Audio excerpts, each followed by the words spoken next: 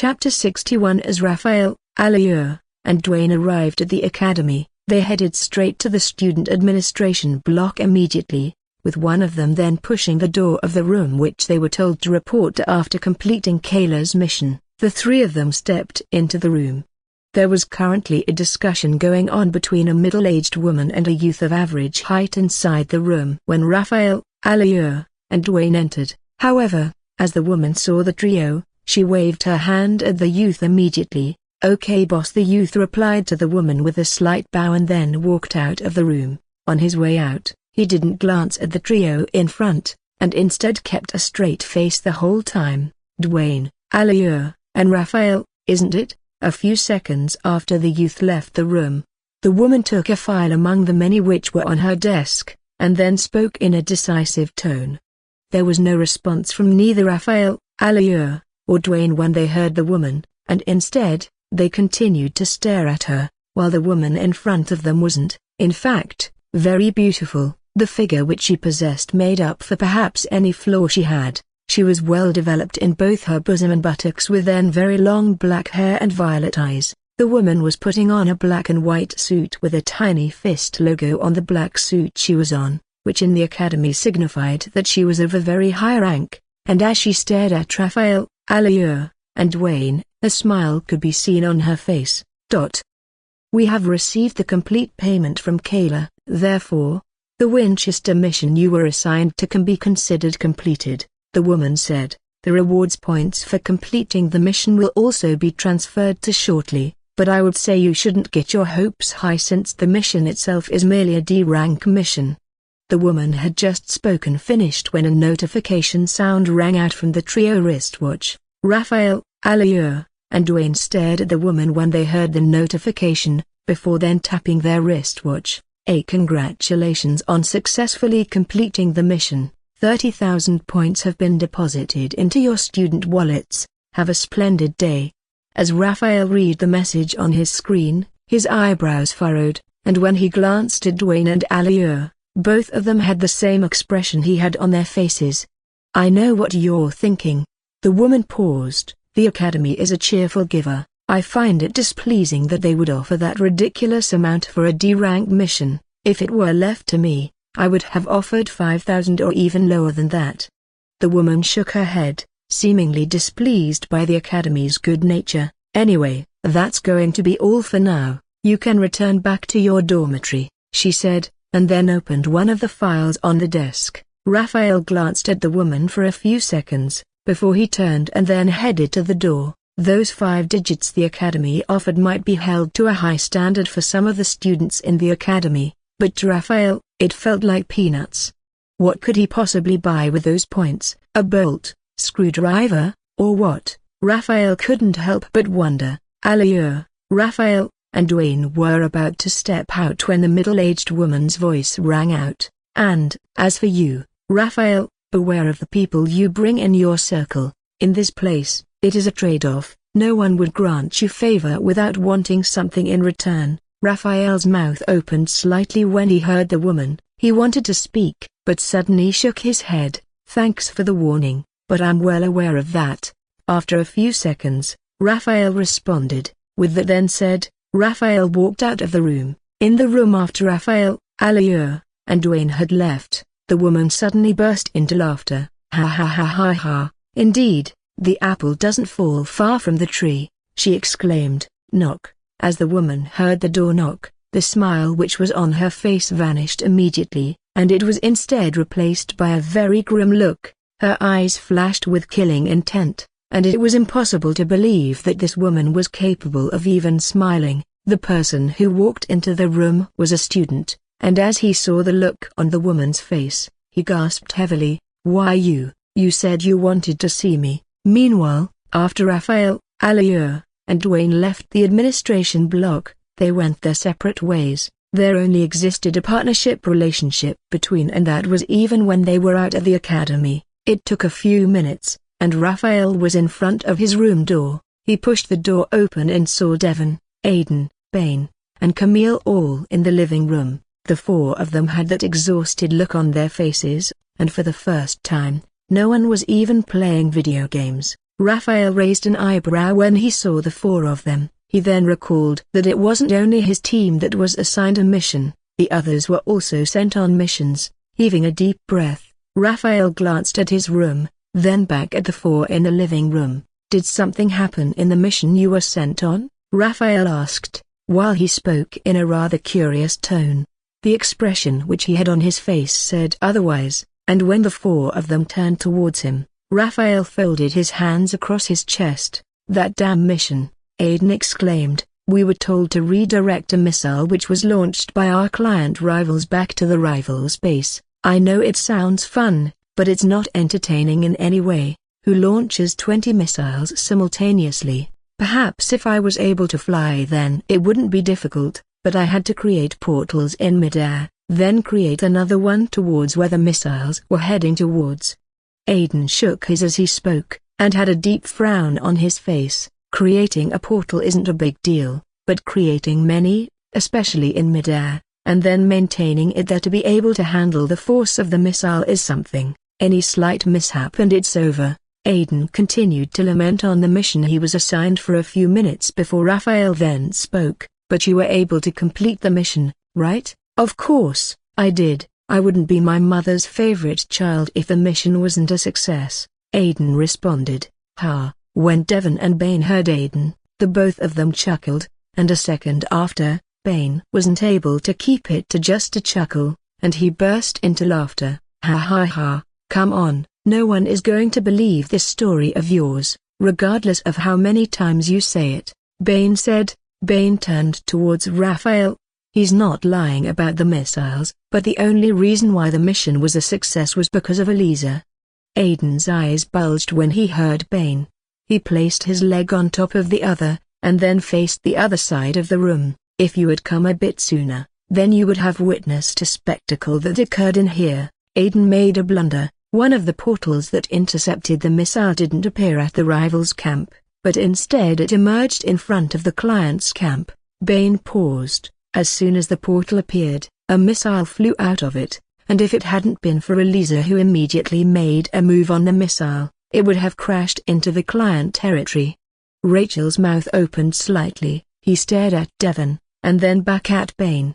"So you see, why the mission wouldn't have been a success if it wasn't for Elisa." One of the members of the Students' Council just finished screaming at Aiden. "When you came in, screw the Students' Council," Aiden exclaimed. "Wasn't it just one little mistake, and besides I can't believe that I had to go through all that to be rewarded with 30,000 points. 30,000 points, for crying out loud. They should in fact all go to hell," Bane stated with a frown on his face. Aiden had just spoken when a creak suddenly sounded from the door. A second after, the door was pushed open, and a woman walked into the room. "Oh really? The Students' Council should go to hell." As Camille, Devon, Aiden, and Bane saw the woman who had just walked in, they sat upright, and as for Aiden, his eyes twitched and his body shook. Though the woman was of petite stature and had an adolescent face, when Aiden came in contact with her emerald green eyes, beads of sweat appeared on his forehead.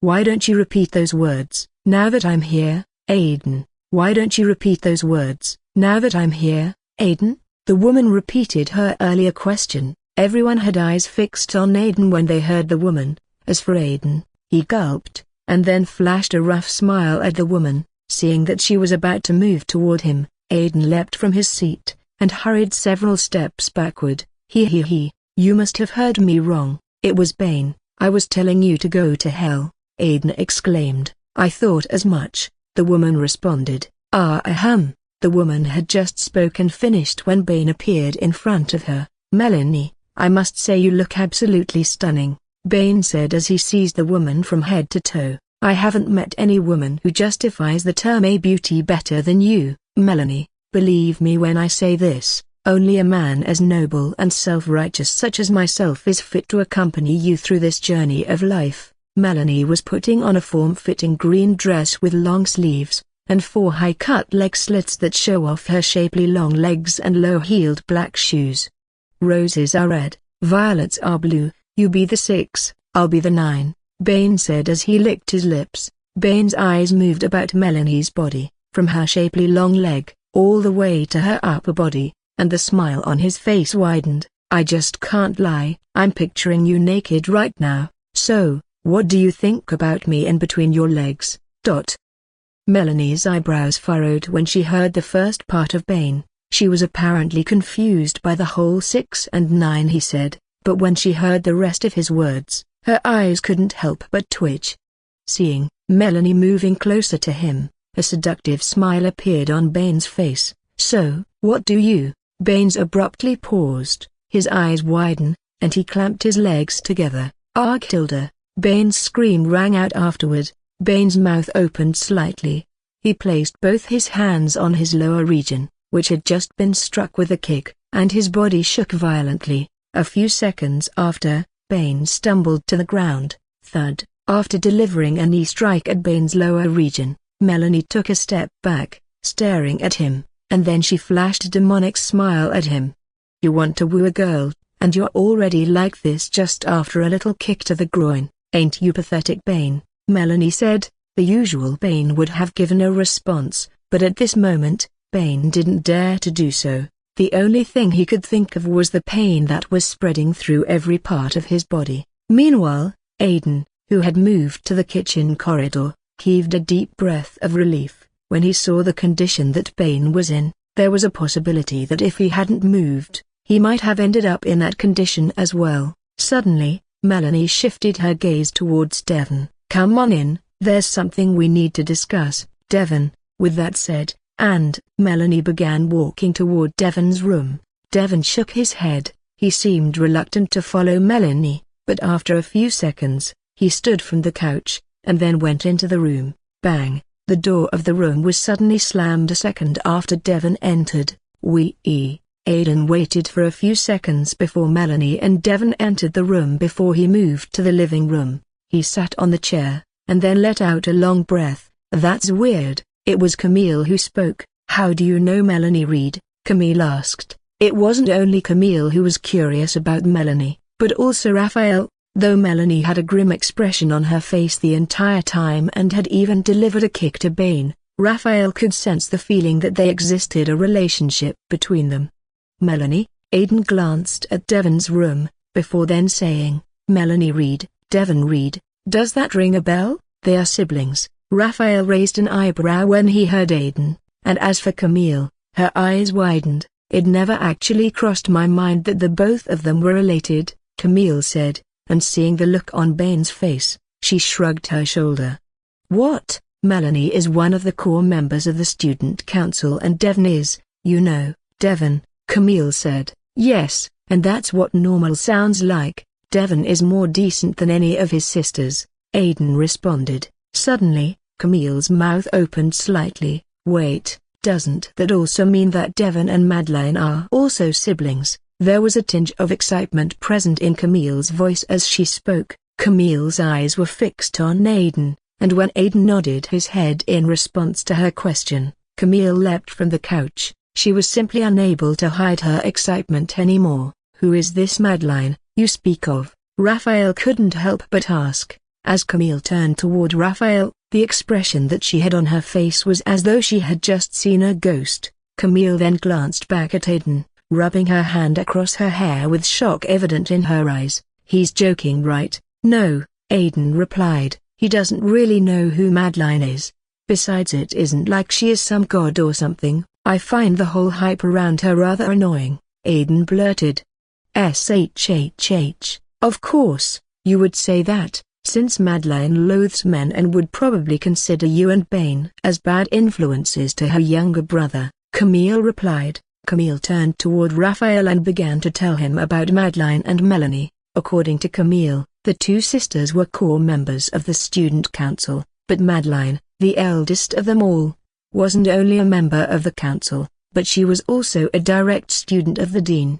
"Now that I think of it, I have always wondered how Devon can remain in this place all this while, considering he is an E-rank meta. It makes perfect sense now," Camille muttered. "Anyway, you know what is insane about the two of them? They have the most insane mission completion rate. In fact, in the academy, there are no one with records like them, not even the dean, or the directors." Camille continued for a few more minutes and only stopped when Aiden waved his hand at her. Blah blah blah, that doesn't change the fact that both of them are psychopaths. I mean, Madeline boldly declared that she would create a world ruled by women, whereas men will become slaves, breeding tools, and that is merely the tip of the iceberg of what that sicko has in mind. She even said that the duration in which men would exist as breeding tools is until they have created a machine or robot that can impregnate women. Once it is created, she would wipe out every male in the world. Camille nodded her head, affirming to what Aiden had just said. As for Raphael, his eyes squinted. What about Devon? Aren't they siblings? What will she do to him? Raphael said with a rather confused look on his face. My thoughts exactly. But you know what this psychopath said. My brother is more of a female than a male, and if he so much as to challenge the women's right and constitution, he won't also be spared. That was the exact speech he gave. Those damn rightist club, Aiden sneered. Now you see why I say that among all of them, Devon is the most decent and most reasonable. Whether it is Madeline or Melanie, they are simply vicious, lunatic, and in fact maniac people, bitches. A second after Aiden spoke, he saw Camille seating abruptly on the couch and then winking at him. What? Is something on my face? Aiden asked, and in response, Camille gulped then shook her head. So, what is? Aiden paused, his eyes widened, and he said, she is at my back, isn't she? This time around, Camille nodded her head. I'm dead. Aiden slowly stood from the couch he was on. He turned towards Melanie and saw the expression she had on her face, and Aiden flashed a smile at her. See ya. Without wasting any time, Aiden dashed out of the room immediately. Aiden mustered all the strength in his body, as he ran, and with determination, he was able to rush out of the room. Melanie shook her head when she saw Aiden fleeing. Pathetic, Melanie muttered. Melanie turned towards Devon who was beside her. This is the sort of people you associate yourself with, Devon. Shame. Suddenly, Melanie appeared in front of Raphael. I hope you're not like those two, because it would really be a shame after all that Serena has said and done on your behalf. Melanie said. Raphael, however, kept a straight face when he heard Melanie. Good. With that said, and Melanie headed straight to the door. She was about to walk out when Bane's voice rang out. You're going to have to be better than that if you want to take me down, and with all due respect, you are a non-stop cock tease. Though Bane's legs were still shivering from that blow, a smile hung on his face as he said those words. As for Melanie, she couldn't help but be disgusted when she heard Bane. You're hopeless, Melanie said, and then left the room. After Melanie left, Bane turned toward Raphael, Camille, and Devon. Impressive, right? There was however no response from any of the three Bane was speaking to, and instead, the three of them shook their head at him, before then going their separate ways. Raphael and Devon went into their separate rooms, and Camille moved to the room across. Inside a huge circular-shaped building in the training ground, the Year 1 Elite Division students gathered in there with their instructors.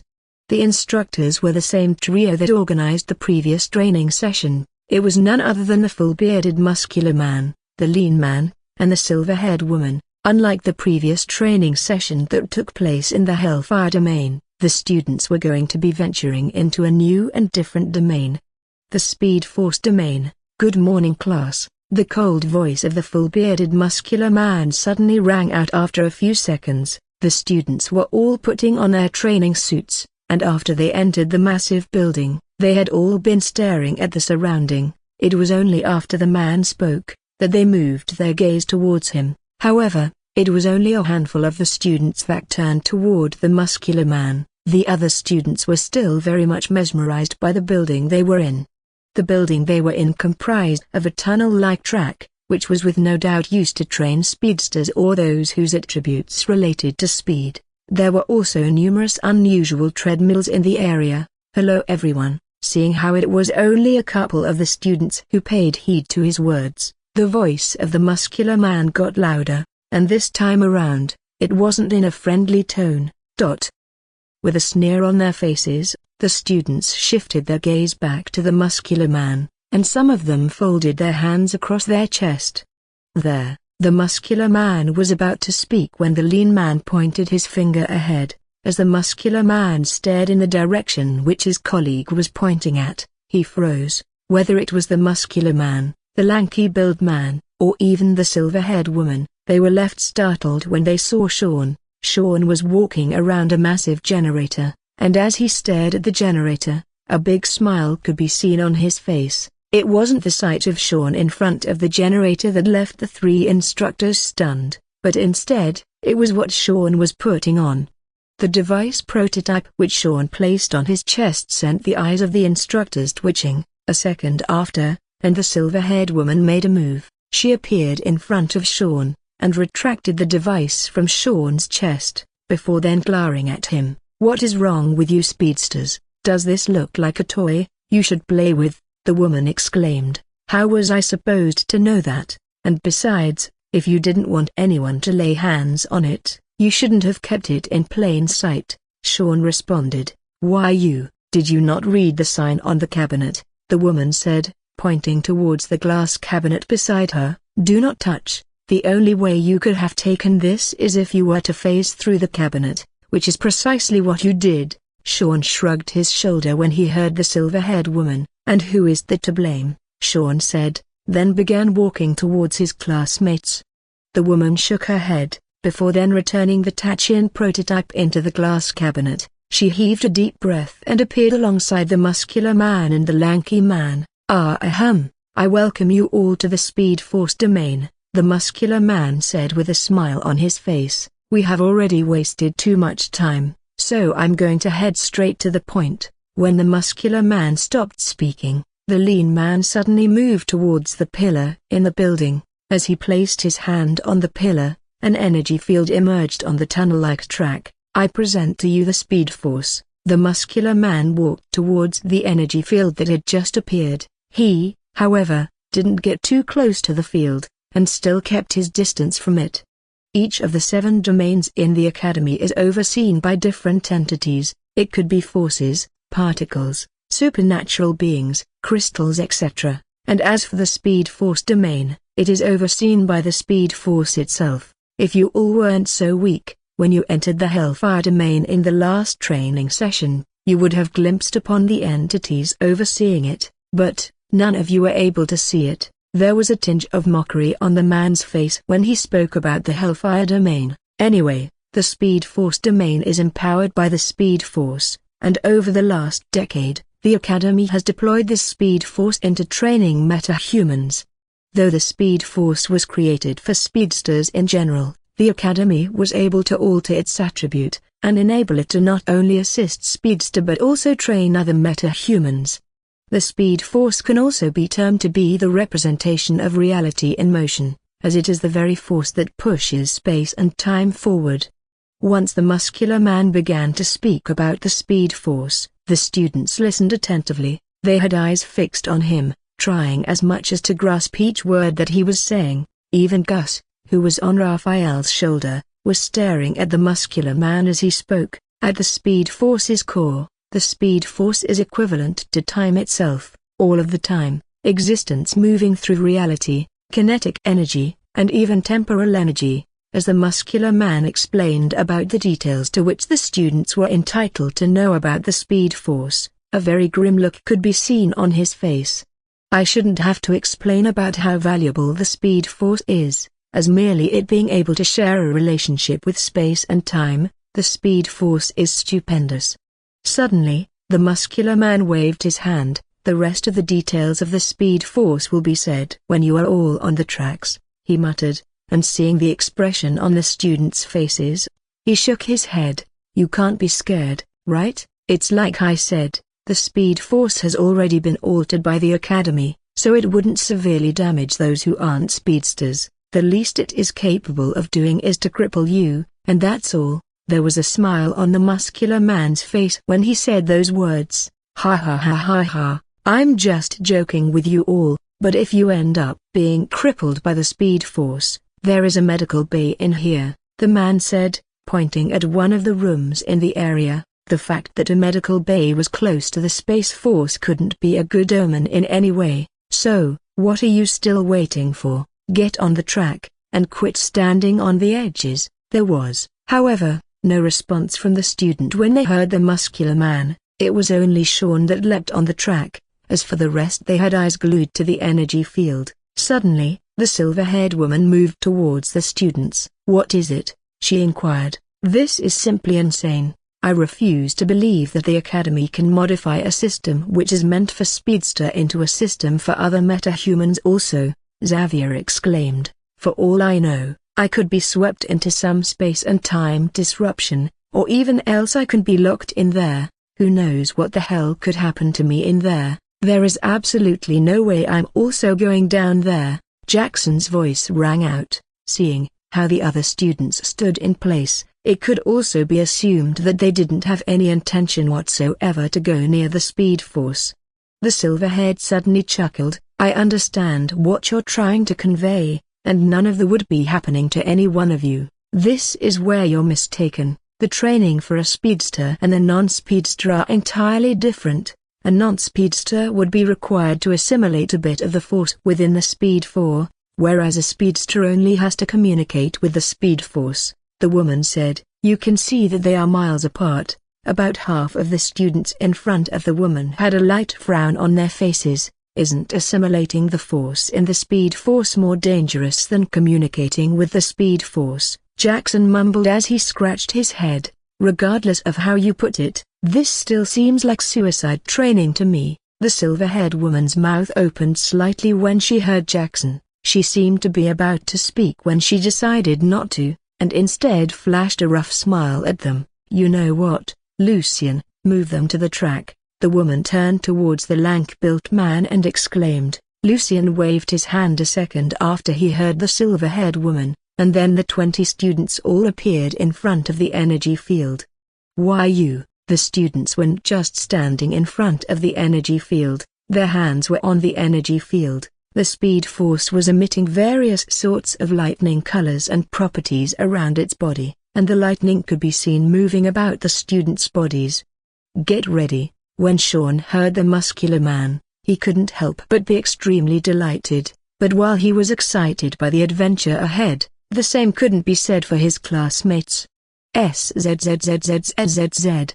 As they came in contact with the lightning around the Speed Force, their bodies trembled violently. While some of the students were able to handle the lightning which was coursing through their bodies, some weren't. Xavier's body throbbed, almost as though he were going through a seizure. The flame attribute in his body rejected the lightning, and as such both forces conflicted with one another. The unsteadiness lasted for a few minutes, and Xavier alongside the others got a firm grip on themselves. They moved several steps away from the Speed Force and then glared at Lucien with killing intent evident in their eyes. "Now that you have consumed a bit of the force into your system, I can assume that you're ready for the Speed Force domain," the muscular man said with a smile on his face. "We have about 30 minutes to go, so this is how it will be. During the next 30 minutes, you all will be running on the track. You will begin from the starting point, and you will only stop when the 30 minutes is complete. It's just as simple as that. It is also impossible to get to the end of the track, so you should try as much as possible to survive the next minutes. Let's not waste any other time," the muscular man exclaimed. "The Speed Force will take care of the rest. You simply have to run like your life depends on it." "Well, to be honest, your life does depend on it. What do you mean by?" Before Melinda could finish her words, the ground began to tremble and a few seconds later, water began appearing a few meters from them. At first, the water appeared very slowly, but within seconds it turned into a scenario that could be said to be a flood. The flood then surged forward at an insane pace, and as the students all stared at the incoming water, fear gripped each one of them. Some of them were having the thought of climbing back up when the whole area was suddenly sealed by glass. "Don't bother," Lucien sneered, "the glass is a level 15 material, you don't stand a chance against it." "And Sean, what the hell are you doing in there? Your training activity is different from the others." As Lucien spoke, he waved his hand towards Sean who was on track, and Sean immediately appeared in front of him. "As a speedster, you should be able to use your speed to manipulate airflow, which you're not able to do well enough. Also your connection with the Speed Force isn't to the level it should be. Except you want to become a worthless speedster, then you might as well stick to what you have presently.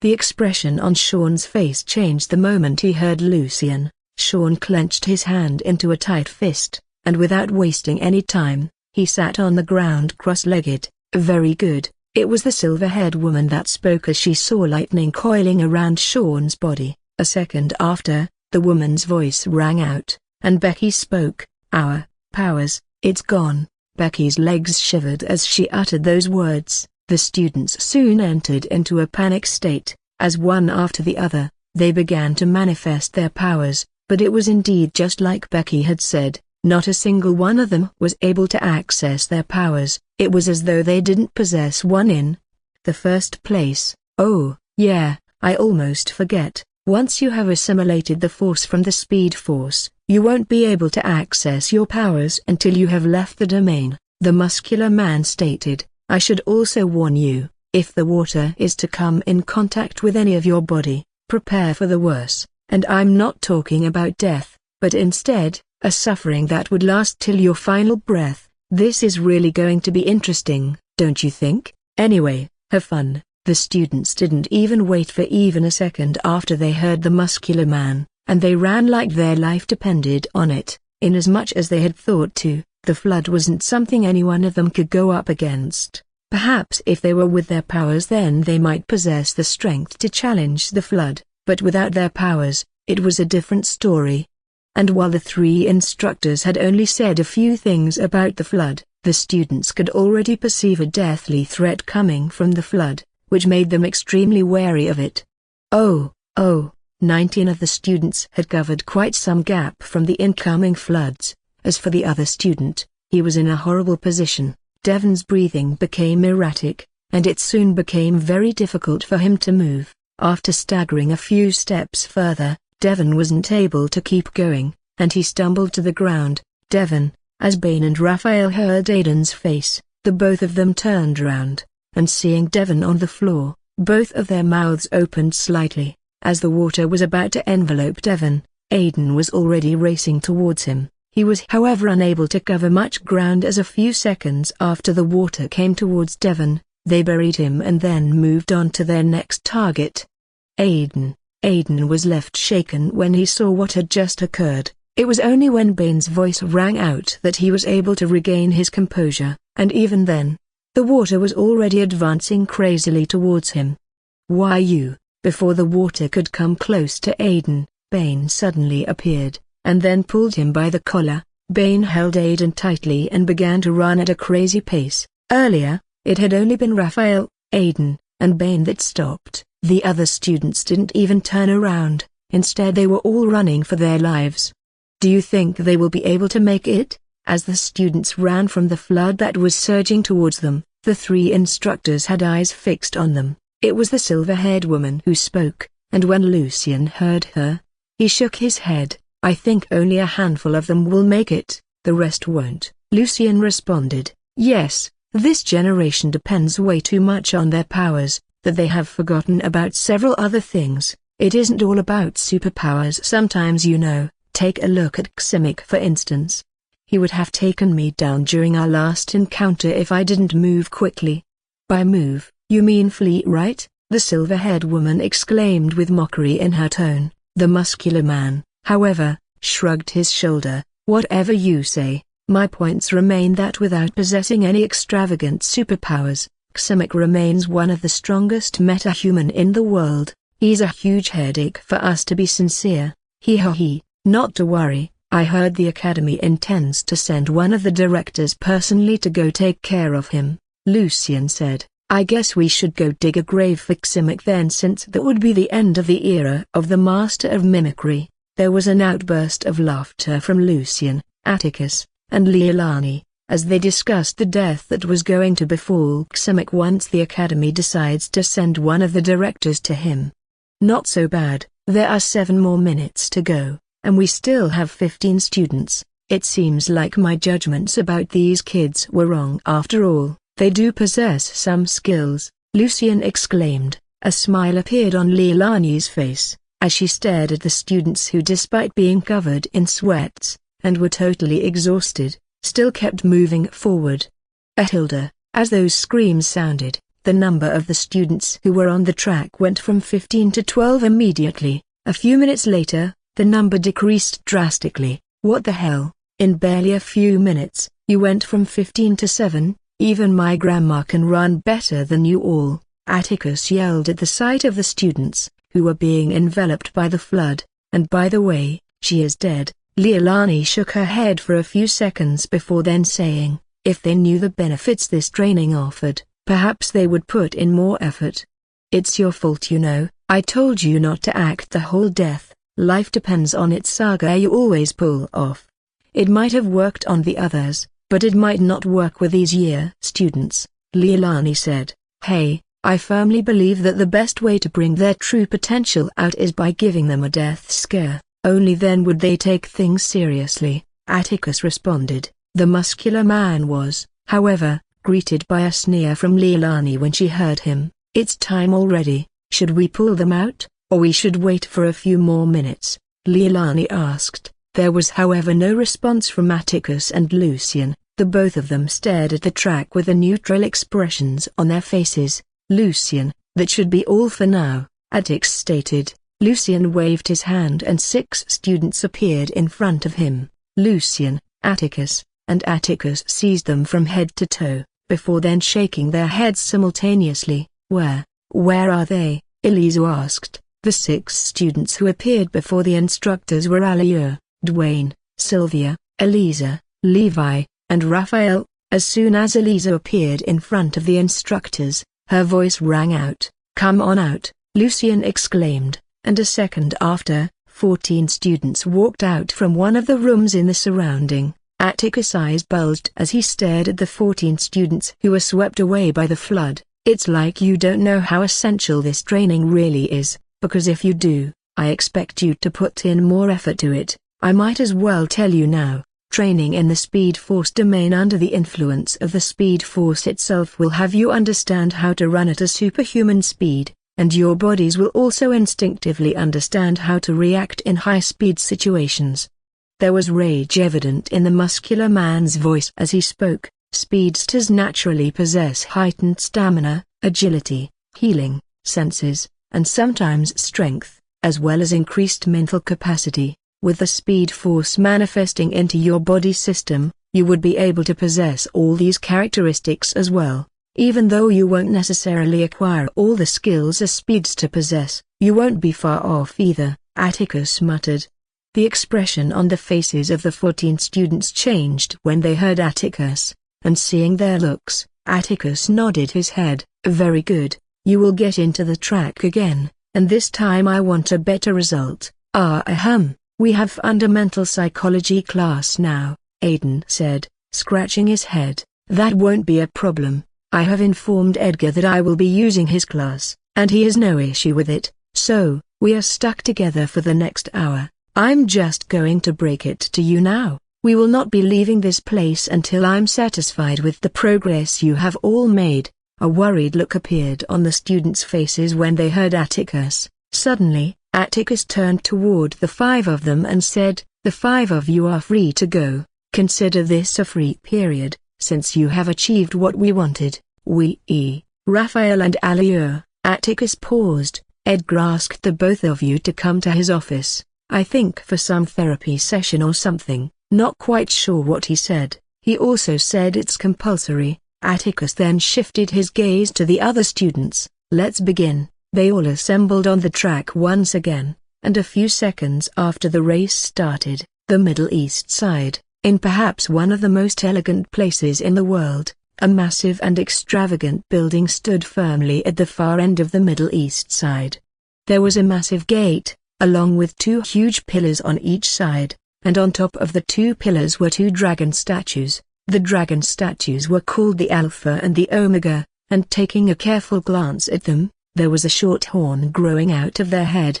The building was the famous Guardian Academy, an academy that was established, owned and operated by an oligarch. The Guardian Academy was one of the Heroes Institutes that came to be after the emergence of superpowers. As an academy established by an oligarch in the United Nations, the Guardian Academy was heavily invested. It wasn't only the inside of the academy that was mesmerizing, the surrounding areas were also glamorous, and about a few meters away from the Guardian Academy, a youngster of average height, shiny red hair, and brown eyes was staring at the gate of the academy, and as soon as he saw a man walking out of the academy, the youngster's eyes lit up.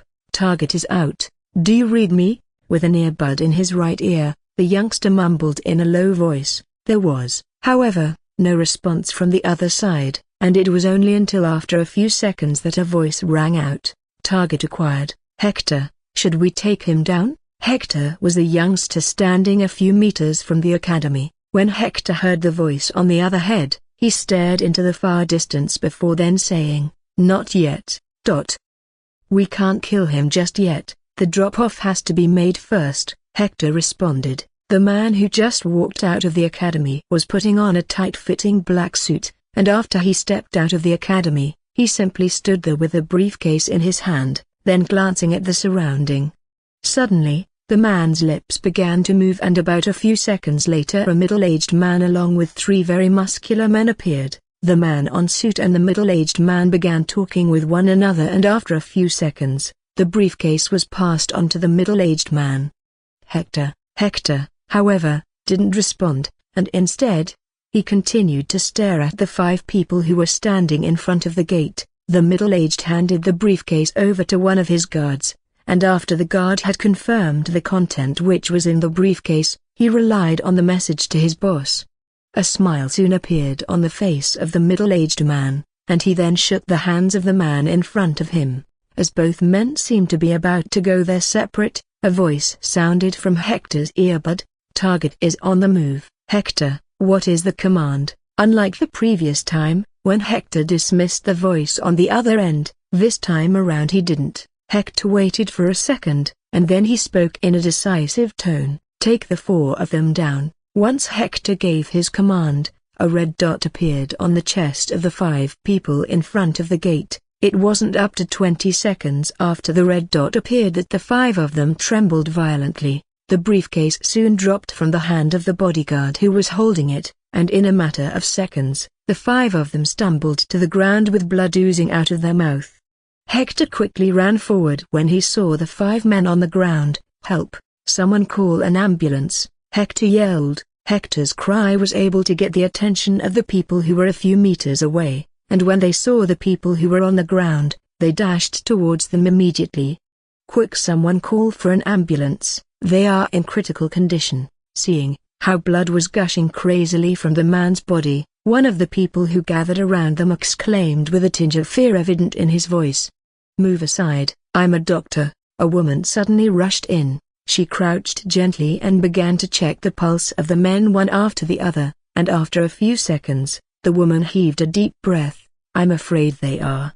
Before the woman could finish her words, a figure appeared in front of her, and seeing the person who was in front of her, she sealed her lips immediately and moved backward. It wasn't only the woman from earlier that moved several steps backward when they saw the figure that just appeared, but it was all the people who were in the surrounding. The person who appeared was a young woman with long aqua blue wavy hair and emerald green eyes. She was putting on a black skirt, white shirt, and a pair of glasses. Gwendolyn. One of the people in the area muttered the woman's name. As she turned toward the person who called her, the man gulped, before lowering his head. Those pair of emerald eyes that the woman gazed at him with evoked and increased the fear the man had for the woman instantly. The man's legs soon began to quiver, and he wasn't the only person who was in that state, though the woman didn't have the slightest bit of killing intent brimming out of her body. Merely being at that close distance with her, they were bound to be overwhelmed with fear. The public opinion was that all heroes and guardians of societies were friendly and sympathetic, but that wasn't the case for this woman, a woman who was possessed the power to evoke extreme fear and horror in others. It was impossible for people to feel peaceful around her, who was the first person to arrive here. Suddenly, Gwendolyn's voice rang out, and it wasn't in a friendly tone. When the people in the surrounding heard Gwendolyn, they gasped heavily, and beads of sweat could be seen all over their foreheads. Their breathing became quite erratic as standing beside Gwendolyn was already an issue, and now that she was glaring at each one of them, it was only a matter of time before they were going to break down. "If none of you come up with an answer right now, I'm going to have you all detained," Gwendolyn said decisively. It was stuttering one after the other from the people in the area, as they were unable to get the words out of their mouths, simply because the woman had eyes fixed on them. "Fine then, you are all under arrest for participating in the murder of Luke, Waylon, Easton, Robert, and Rowan. You have the right to remain silent. Anything you say or do can and will be used against you in court. You have the right to have an attorney, and if you cannot afford an attorney, one will be appointed to you," Gwendolyn said. "Now move." The fear they had all been experiencing was nothing compared to what they were feeling at the moment. It was tenfold, and when Gwendolyn took a step closer to them, fear gripped each one of them so hard that they began walking towards the academy. However, they had only taken a few steps when another woman appeared in front of them. Seeing the woman that just appeared, a smile immediately appeared on their faces. "Gwendolyn, what's going on here?" A second after, and the woman's voice rang out. Gwendolyn, however, shook her head when she heard her colleague from the Guardian Academy. "Gwendolyn, this is improper. We have rules that we follow. You can't take them into your custody without giving any justified reason. If you can't give a valid reason for this, then, I suggest you let them go." Gwendolyn raised an eyebrow. "Have you seen those bodies over there?" Gwendolyn muttered. It was only after Gwendolyn had spoken that the people moved aside, and the woman was able to see the bodies which were on the ground, and as her eyes came in contact with the 5 of them, they bulged instantly. Who did this?" The woman's voice became cold. She clenched her hand into a tight fist and the corner of her lips pointed downward. "That's what I'm about to find out," Gwendolyn said, then pointed her hand towards the far distance. "Once I have them locked up, I will head to that building because that was where the bullet was shot from." The woman swiftly turned towards the direction in which Gwendolyn was pointing at, and when she saw the building Gwendolyn was referring to, her eyebrows furrowed. "Isn't that place too far away for a bullet to be shot from?" the woman inquired with doubt evident in her tone. It was, however, indeed, as the woman had said, the building was meters away from the academy. It was simply because of how tall the building was, that they were even able to get a proper glimpse of it. If the shot was fired from there, then what does this have to do with any of them? The woman exclaimed. "Except one of them possesses a doppelganger or a clone, which isn't so. I don't see how they would be able to attack them from there, and still be here at the same time. It isn't possible. So, you still don't have a justified reason to have them locked up. Release them, and go bring justice to whoever really did this." A smile once again appeared on everyone's faces when they heard the woman. The smile continued to widen, but it was only after Gwendolyn's voice rang out, that it vanished from their faces. "I'm still going to have them in custody. I didn't say it was any of them that killed Luke and the others, or did you hear it from me?" Gwendolyn said, "but, based on the fact I have gathered, I believe it's a teamwork between them. Instead, they were after something. Once the shooter took down Luke and the others from over there, some sort of distraction occurred immediately, and it was during that distraction that they took what they really came for." Gwendolyn stared at the woman, "And in case you haven't realized it, the material which Luke was to hand to the headquarters is no longer here. I'm not saying the killer is among them, but one or two, or perhaps even all of them, share a relationship with the killer. If they don't, then they must have seen something." Gwendolyn spoke with complete confidence. "The cameras outside have already been disabled by the attackers, so whether legal or illegal, I'm going to pull out all the information I can get from them." Puff. A woman was standing on the rooftop of the 12-story building. She had a cigarette held between the second and third knuckles of her index and middle fingers, and as she inhaled the cigarette, she exhaled the smoke out a few seconds after. While the woman worked on the cigarette in her hand, her eyes were fixed on the academy, which was meters away from her, and as she stared at the academy from afar, she had a stern expression on her face. Bang! Suddenly, the door leading to the rooftop was slammed open, and a figure walked out of it. It was a man putting on a blue shirt and black pants, and as soon as he saw the woman, his eyes lit up very quickly. "Gwendolyn, I have been looking all over for you," the man said. "What are you doing in this building?" he inquired. There was however no response from Gwendolyn, and instead of even replying to the man's question, Gwendolyn exhaled another smoke out of her mouth.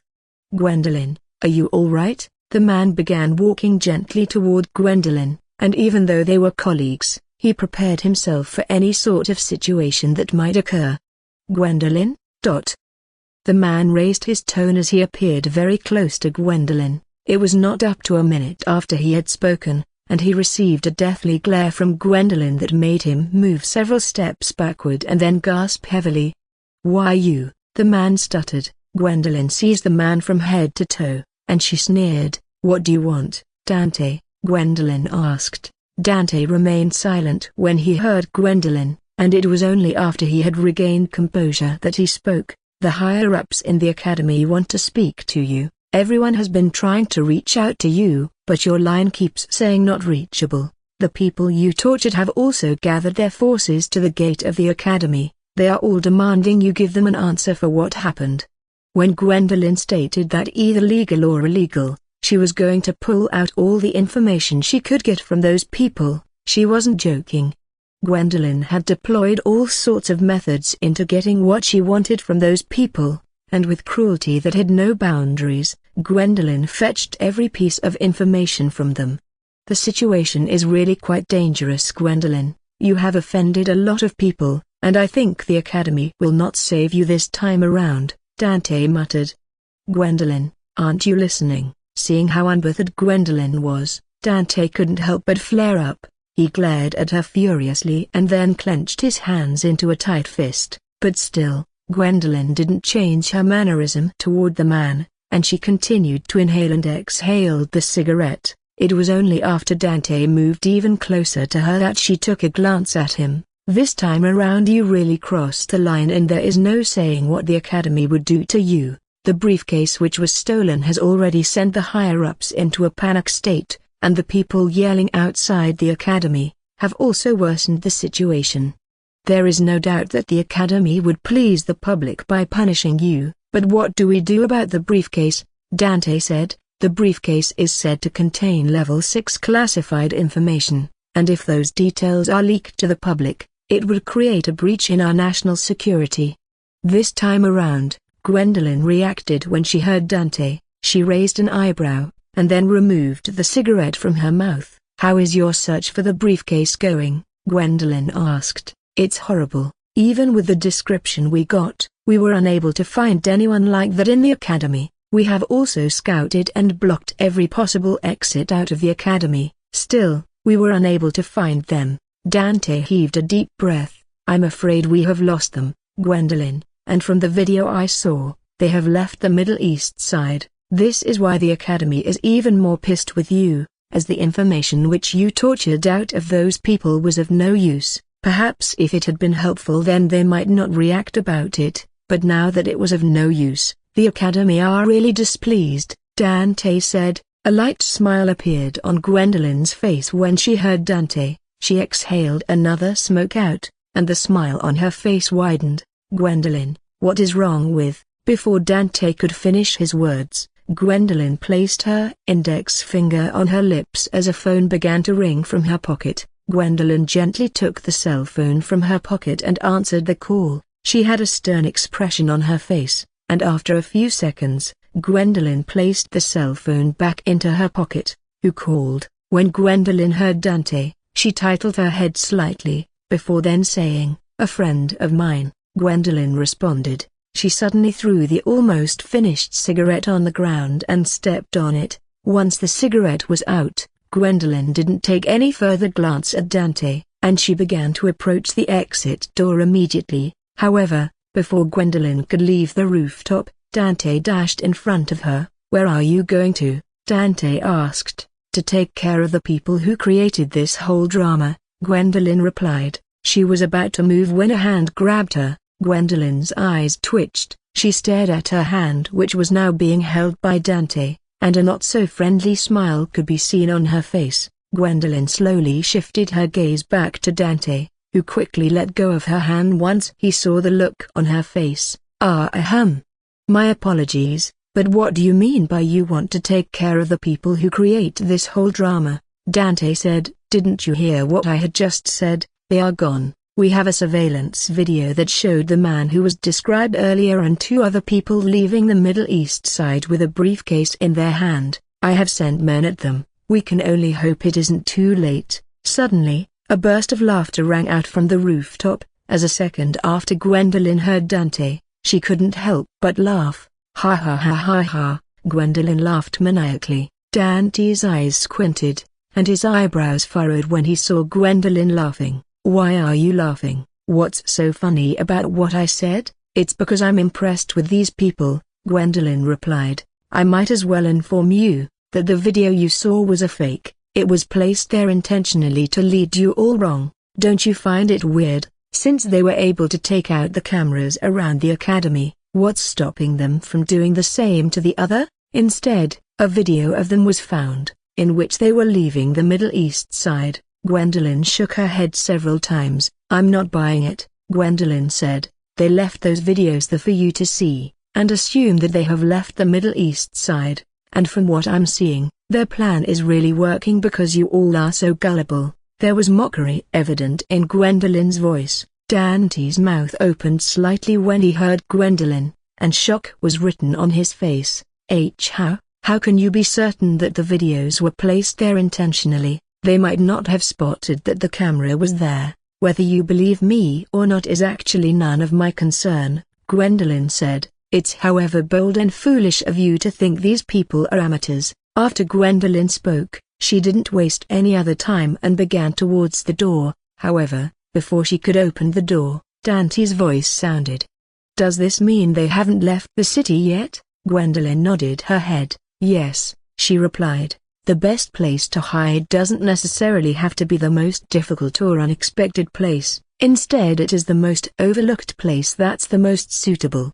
It's a common belief that a robber or murderer would run off after committing a crime, but that's only for a few of them. A mastermind is more likely to stay very close by. With that said, Gwendolyn pulled the door. A criminal mastermind would always be 2 steps ahead of you, but to beat them at their game, you have to think 3 steps ahead, Gwendolyn said and then left the rooftop. 3 steps ahead, Dante mumbled in a low voice.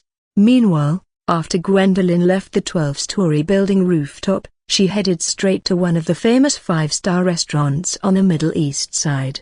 Gwendolyn glanced at the people in the restaurant with a stern expression. Her hands were folded across her chest, and it was only after she saw a young man with shiny red hair along with another lanky-built man and a young woman that a smile appeared on her face. The smile was, however, a burn-chilling smile, and a second after she spotted the 3 of them, Gwendolyn began walking towards them. I believe you have something of mine, Gwendolyn muttered as she stood in front of Hector, Arturo, and Gianna. A few minutes ago, Hector and Arturo joined Gianna at the seat in the restaurant, and as soon as she saw the both of them, a light frown appeared on Gianna's face. How come I was here before the both of you? Gianna asked. I thought we agreed to meet here immediately after we took care of those people, so where did the both of you go to? When Hector heard Gianna, he smiled at her. We had some other matter to attend to in the city, so we settled them first, before coming here, Hector replied. As for Arturo, he simply took a glance at Gianna before seating beside her. Did you perhaps miss me? A second after Hector sat, his voice rang out. He was, however, greeted by a sneer from Gianna, before she then said, You wish, you people from the murderer division really overestimate yourself. You must think the world revolves around you. I rather have someone from his division than be with someone from that pesky place of yours, Gianna blurted. Hector shook his head, as if I would also want to be with someone who plunders for a living. Who knows what could possibly happen? I might as well be selling my soul to the devil. Hector raised his upper lips as he spoke to Gianna.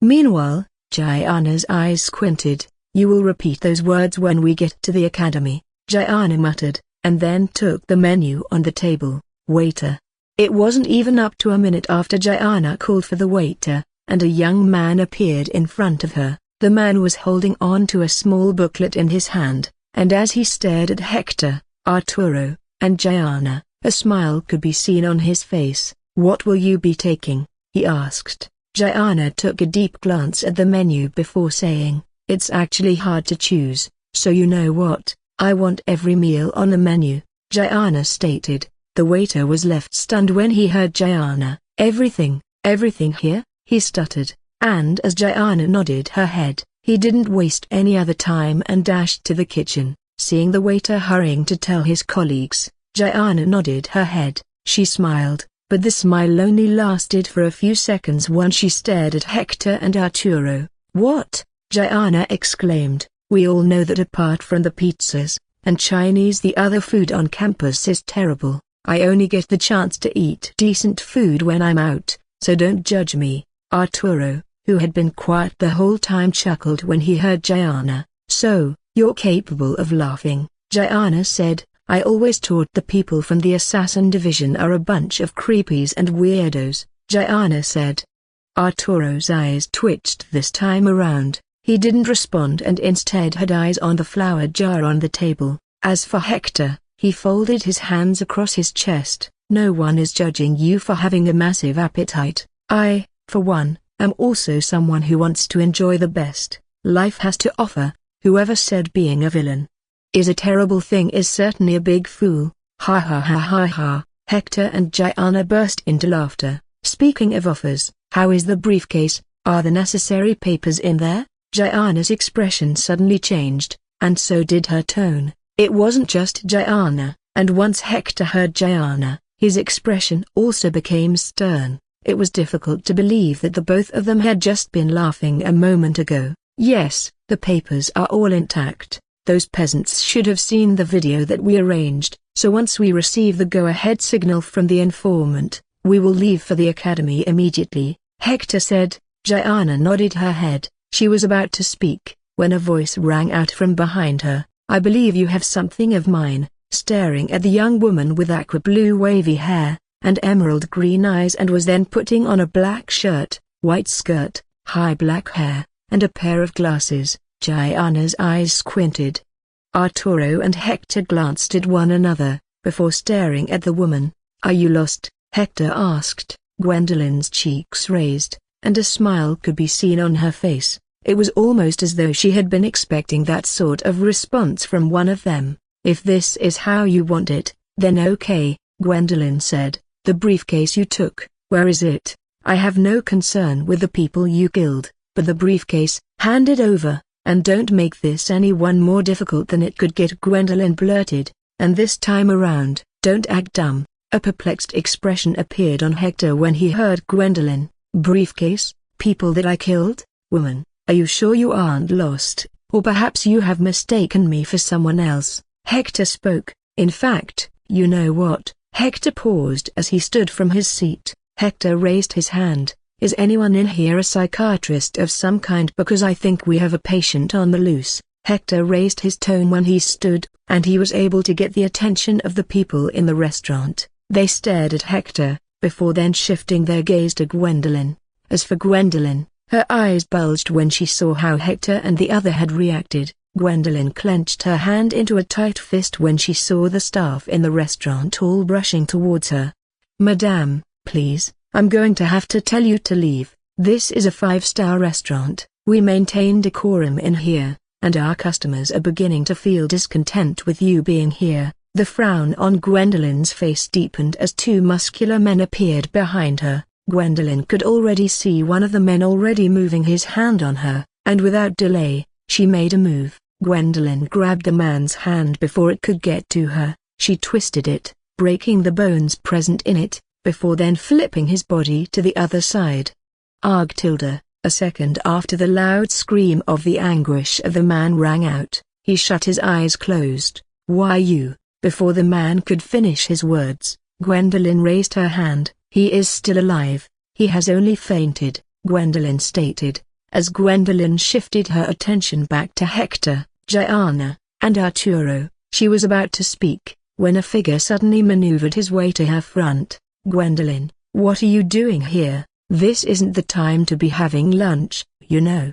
I thought you said you were going to fetch those people you know, the ones who created this whole drama. It was Dante that appeared. Gwendolyn sneered when she saw Dante, and that's precisely what I'm doing. These three other people we are looking for, Gwendolyn uttered with complete assurance. What? Dante's expression became cold when he heard Gwendolyn. Dante stared at Hector, Gianna, and Arturo, before then saying, "Are you sure about this? You already have enough on your plate after what occurred to those people earlier. If you are wrong here, it will be extremely dire for the both of us."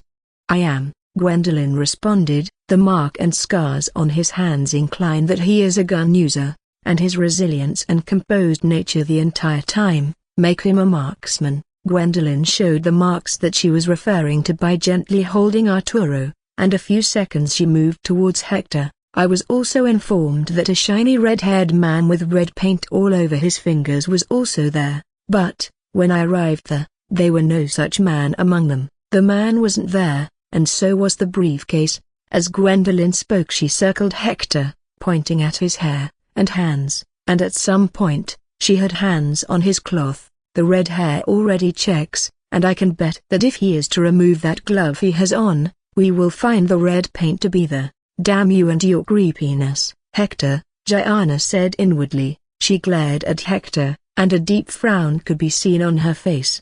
As everyone in the restaurant shifted their gaze to Hector, Hector's eyes twitched. He clenched his hands into a tight fist before saying, "You can't believe this crazy woman's accusation. Your theory is all based on hands and fingers. Do you have some fetishes or what?" As Hector spoke, he began to take off the glove he was putting on. "And which red paint are you speaking of? Do you see any red paint here?" Hector exclaimed. Gwendolyn's eyebrows furrowed when she saw Hector's hands. "Okay, where were you an hour ago?" Gwendolyn asked. However, she had only just spoken when Dante appeared in front of her. "It's enough, Gwendolyn," Dante said. "I apologize for the inconvenience. We will be leaving shortly." "Gwendolyn, let's go," Dante yelled. Gwendolyn ignored Dante and continued to glare at the trio in front of her. The atmosphere was already starting to become intense as after Hector took off the gloves, and there were no red paints, everyone began to think of her differently.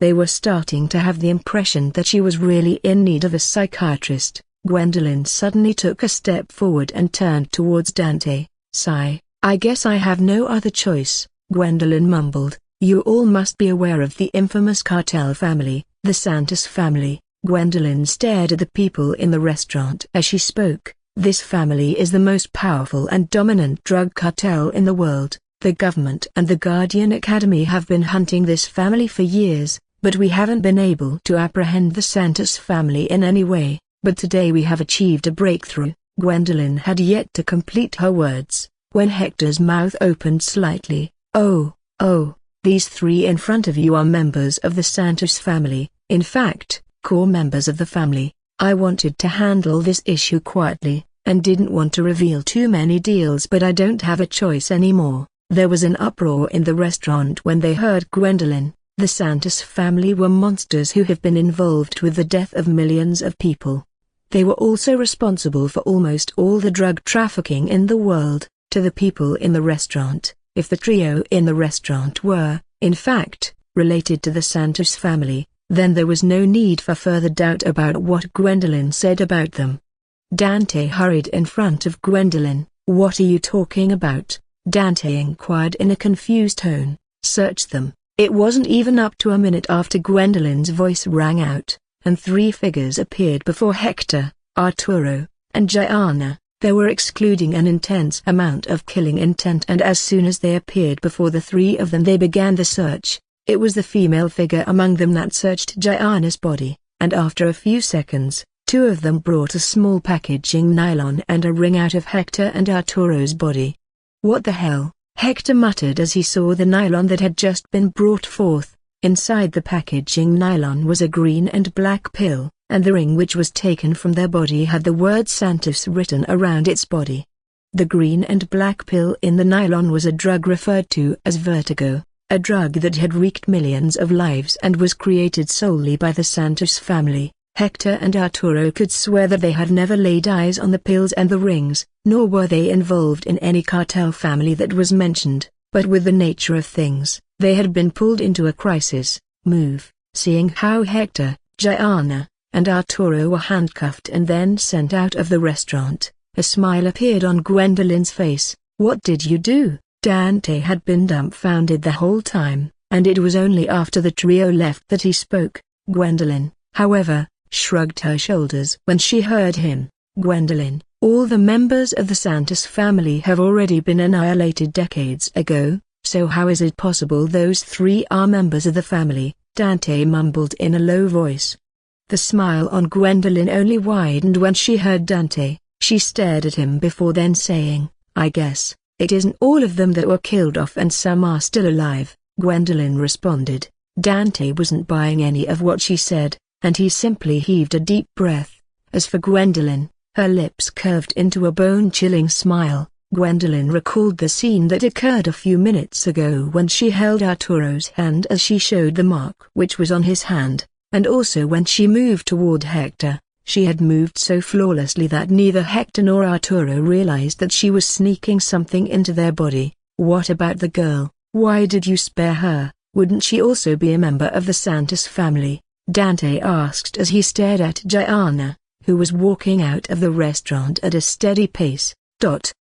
Gwendolyn could sense the sarcasm in Dante's tone. However, she nodded her head. "Yes, she is also a member of the family, but I spared her, so she would lead us to where the others are." Gwendolyn turned towards Dante as she spoke. "Enough, Gwendolyn. We both know the reason you apprehended them is that you believe they are the ones who killed Luke, and the briefcase is also with them," Dante exclaimed. "Your words, not mine," Gwendolyn responded a second after. Gwendolyn was about to move forward when a waiter suddenly appeared in front of her. It was the man who had taken Gianna's order earlier, and as he got to the table, his eyes twitched. Before the man could finish his words, Gwendolyn raised her hand. "Don't worry, I'm going to take care of their bills," Gwendolyn stated. When the man heard Gwendolyn, he brought a receipt out and then passed it over to Gwendolyn. As the man thought about the bonus he was going to get for the food ordered, a smile couldn't help but appear on his face. However, while the waiter had a smile on, Gwendolyn's eyebrows furrowed, and her mouth was wide open. Gwendolyn's body shook as she stared at the total amount which was on the receipt. "What is it, Gwendolyn?" Dante interrupted when he saw how dazed Gwendolyn was when she was given the receipt. Dante grabbed the receipt from Gwendolyn, and as he laid eyes on the ridiculous amount which was on the bottom of the receipt, Dante's body trembled violently. "This is my 8 years of income spent on a meal," Dante muttered. "Gwendolyn, I will see you back in the academy. There are a couple of things I need to take care of," Dante said, and without wasting any time, he dashed out of the restaurant. A few seconds after Dante left the restaurant, the waiter's voice rang out, and while he was able to pull Gwendolyn from her trance state, she still found it impossible to handle the bill which was given to her. Gwendolyn could sense all eyes in the restaurants on her, but where could she see that sort of absurd amount? Even if she were to empty her bank account, and all her assets, she still wouldn't be able to come up with the money that was on the receipt.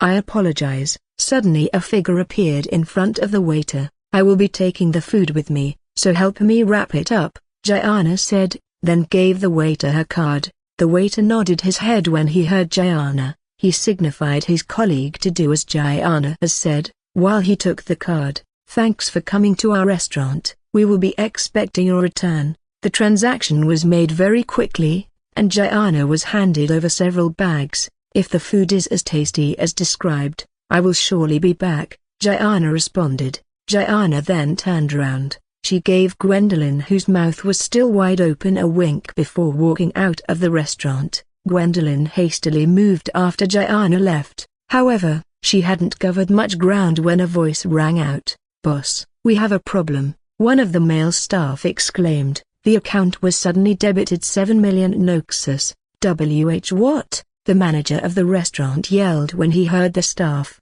7 million noxus. Isn't that the same amount that women paid? The manager asked, and receiving a nod from the staff, he clenched his hand into a tight fist. What are you still waiting for? Hurry outside. She can't have gone far. Gwendolyn didn't even turn around when she heard what just occurred. She pushed the door of the restaurant open and walked out. Meanwhile, in an underground ground bunker in the city, two young men were blindfolded and then tied to a chair, and even though both of the men were already soaked in blood, they were rather calm, and throughout the entire time, they hadn't uttered a single word yet. This isn't the first time the both of you have been in this situation. In front of the two young men were two muscular men and a tall woman. The three of them folded their hands across their chest, and their eyes were fixed on the two young men. But, I can assure you that this will be different from anything you have ever experienced. By the time we are done with you, you'll wish you were dead. The two men were Hector and Arturo, and a second after the man spoke, and he drove a knife through Hector's thigh.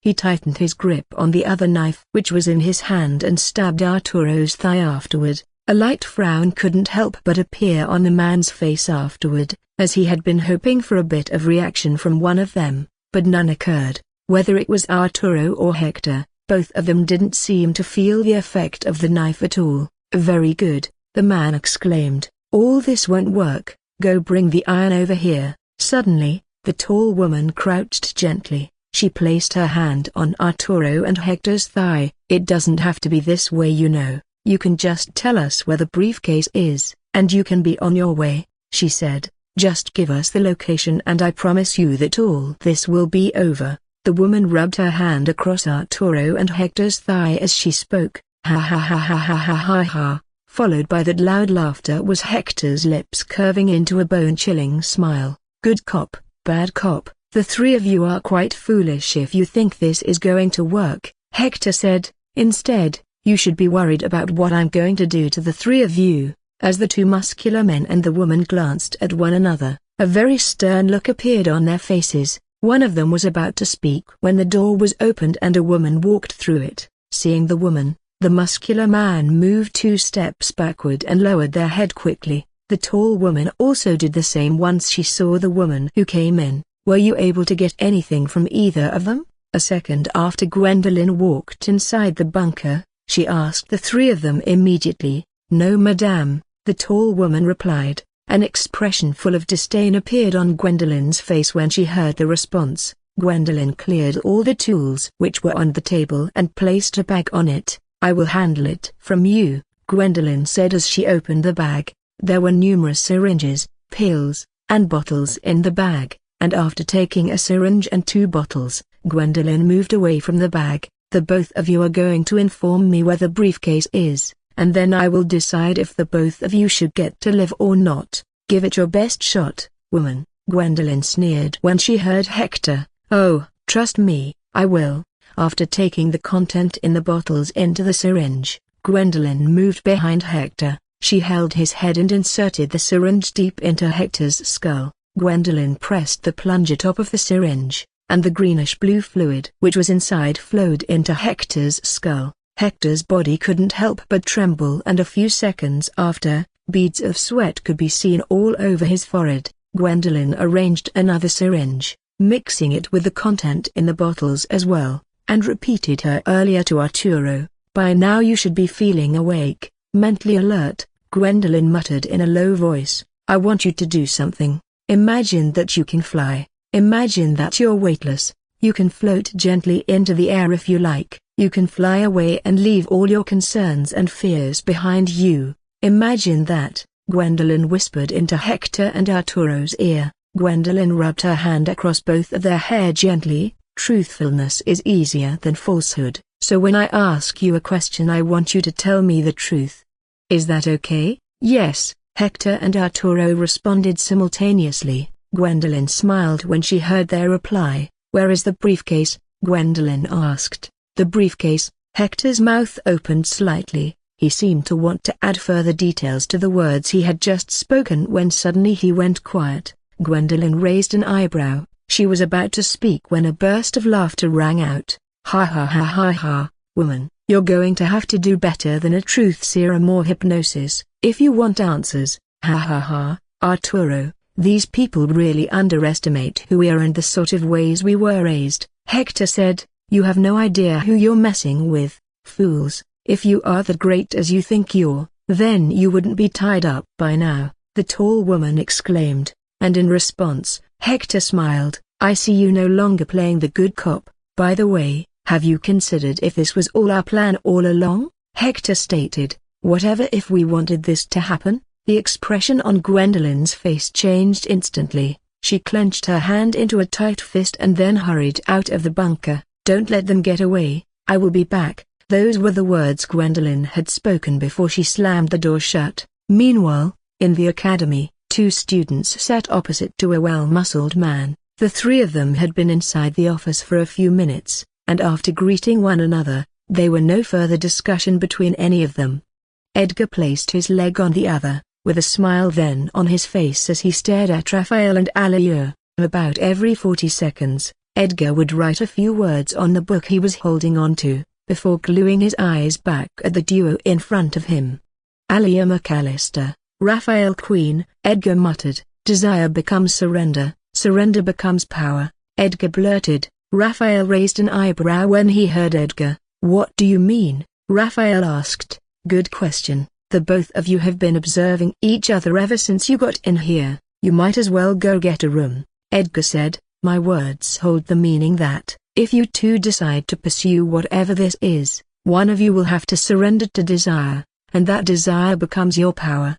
This time around, Raphael and Aliur glanced at one another. Their gaze only lasted for a second before they turned back to Edgar, just saying, I don't see the two of you together anyway. I'm going to start this session with Aliur. The McAllister family was a family with high prestige, and about 15 years ago, they welcomed a girl into the household. The girl was born on the day of the full moon, and that very night, either intentionally or not, she enslaved her mother, auntie, and even the nurses who handed her birth. Aliur's eyes bulged, and she clenched her hand into a tight fist. Let's skip to 5 years later, and she had the whole household under her command. Edgar's eyes were fixed on Aliur. The entire time, Aliur, I want you to tell me how you felt when you ordered your mother, father, sisters, and relatives to kill themselves. There was, however, no response from Aliur, and instead, she was glaring at Edgar. If looks could kill, then there was certainly no doubt that Edgar would have been shredded into pieces. I can boldly tell the both of you that we have all day, and if we don't get this session over with, none of us will be stepping out of this room, Edgar exclaimed. I might as well call it weeks or months if you don't get an answer. The Academy has given me full permission over this session. Aliur dug her nails into her hand so hard that she began to bleed. The glaring continued on, and a few seconds after, there was a tinge of killing intent in Aliur's eyes as she stared at Edgar. When you watched how life slowly slipped away from your parents, how did that make you feel? Edgar was unbothered by any of the changes that occurred in Aliur, and he asked his question. The atmosphere became cold, and it seemed to be as though Aliur was going to make a move on Edgar when she suddenly heaved a deep breath. It felt good. Aliur's voice rang out. I don't regret any of my actions. My father was a cruel, sadistic, lecherous man, and so were my sisters and relatives, Aliur stated. The McAllister is no saint like you consider them to be. It was a family whereby father sired dozens of illegitimate, incestuous children with his own daughters. The male born in the household were killed while the females were wedded to my father at the age of 5. My sisters were sadists who also wanted me to experience the trauma they once faced, and so when I enslaved them and killed them, I took great satisfaction in it. Aliur's eyes glowed. Edgar flashed a smile when he heard Aliur. He wrote a few words into the paper he was holding onto, and then stared back at Aliur. Are you certain that you don't have any regret for what you did to your family? After all, you single-handedly erased every member of your household. Aliur paused. It was either me or them, and I chose myself. The only regret I perhaps have is the fact I didn't properly kill them. I should have ripped out every piece of bones and fleshes in their bodies, blistered their lungs before deciding to end their lives. Alia said in a rather regretful tone. Raphael glanced at Alia when he heard her, and as both of their eyes came in contact with one another, Raphael's lips curved into a smile. Ahem, Edgar's voice rang out, and he pulled the both of them out of their state.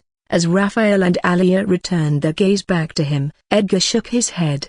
Alia, what do you? Before Edgar could finish his words, Alia interrupted. Enough with me, what about him? Alia said, Edgar's cheeks raised, as he stared at Raphael. Raphael, what do you have to say? I'm also very curious about the skeletons you have in your closet. You know, I have told you so many times, Edgar, there are no skeletons, no abusive childhood or suffering that explains my personality. I am simply who I am. Edgar snorted. Then how did you explain why your eyes are purely and simply full of evil? Edgar asked. Don't you think that it takes one to know one, Edgar? Raphael said with a sneer on his face. Oh really? Edgar shook his head. Okay fine, I'm going to listen to you and assume you really don't have any history that explains your personality. Therefore, I have a question for you. What's your take on good versus evil, and why do you think evil exists? Edgar inquired.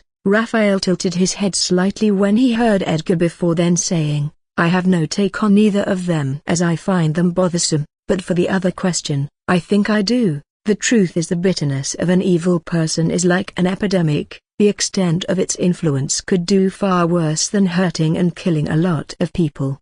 By destroying the innocence of a person, a monster can be birthed. It could be by tormenting or breaking them too far that it simply drove them to madness. And sometimes the victim can turn into a far more horrifying monster than its progenitor. So, to you, humans are the causes of the majority of their problems? Edgar asked, and receiving a slight nod from Raphael, Edgar placed his hand on his chin. All right, but that was rather intense. Raphael, it makes me even more curious about your childhood, Edgar muttered. Anyway, let's move to my next question. Do either of you gain satisfaction in killing others? Does it perhaps make you feel better about yourself?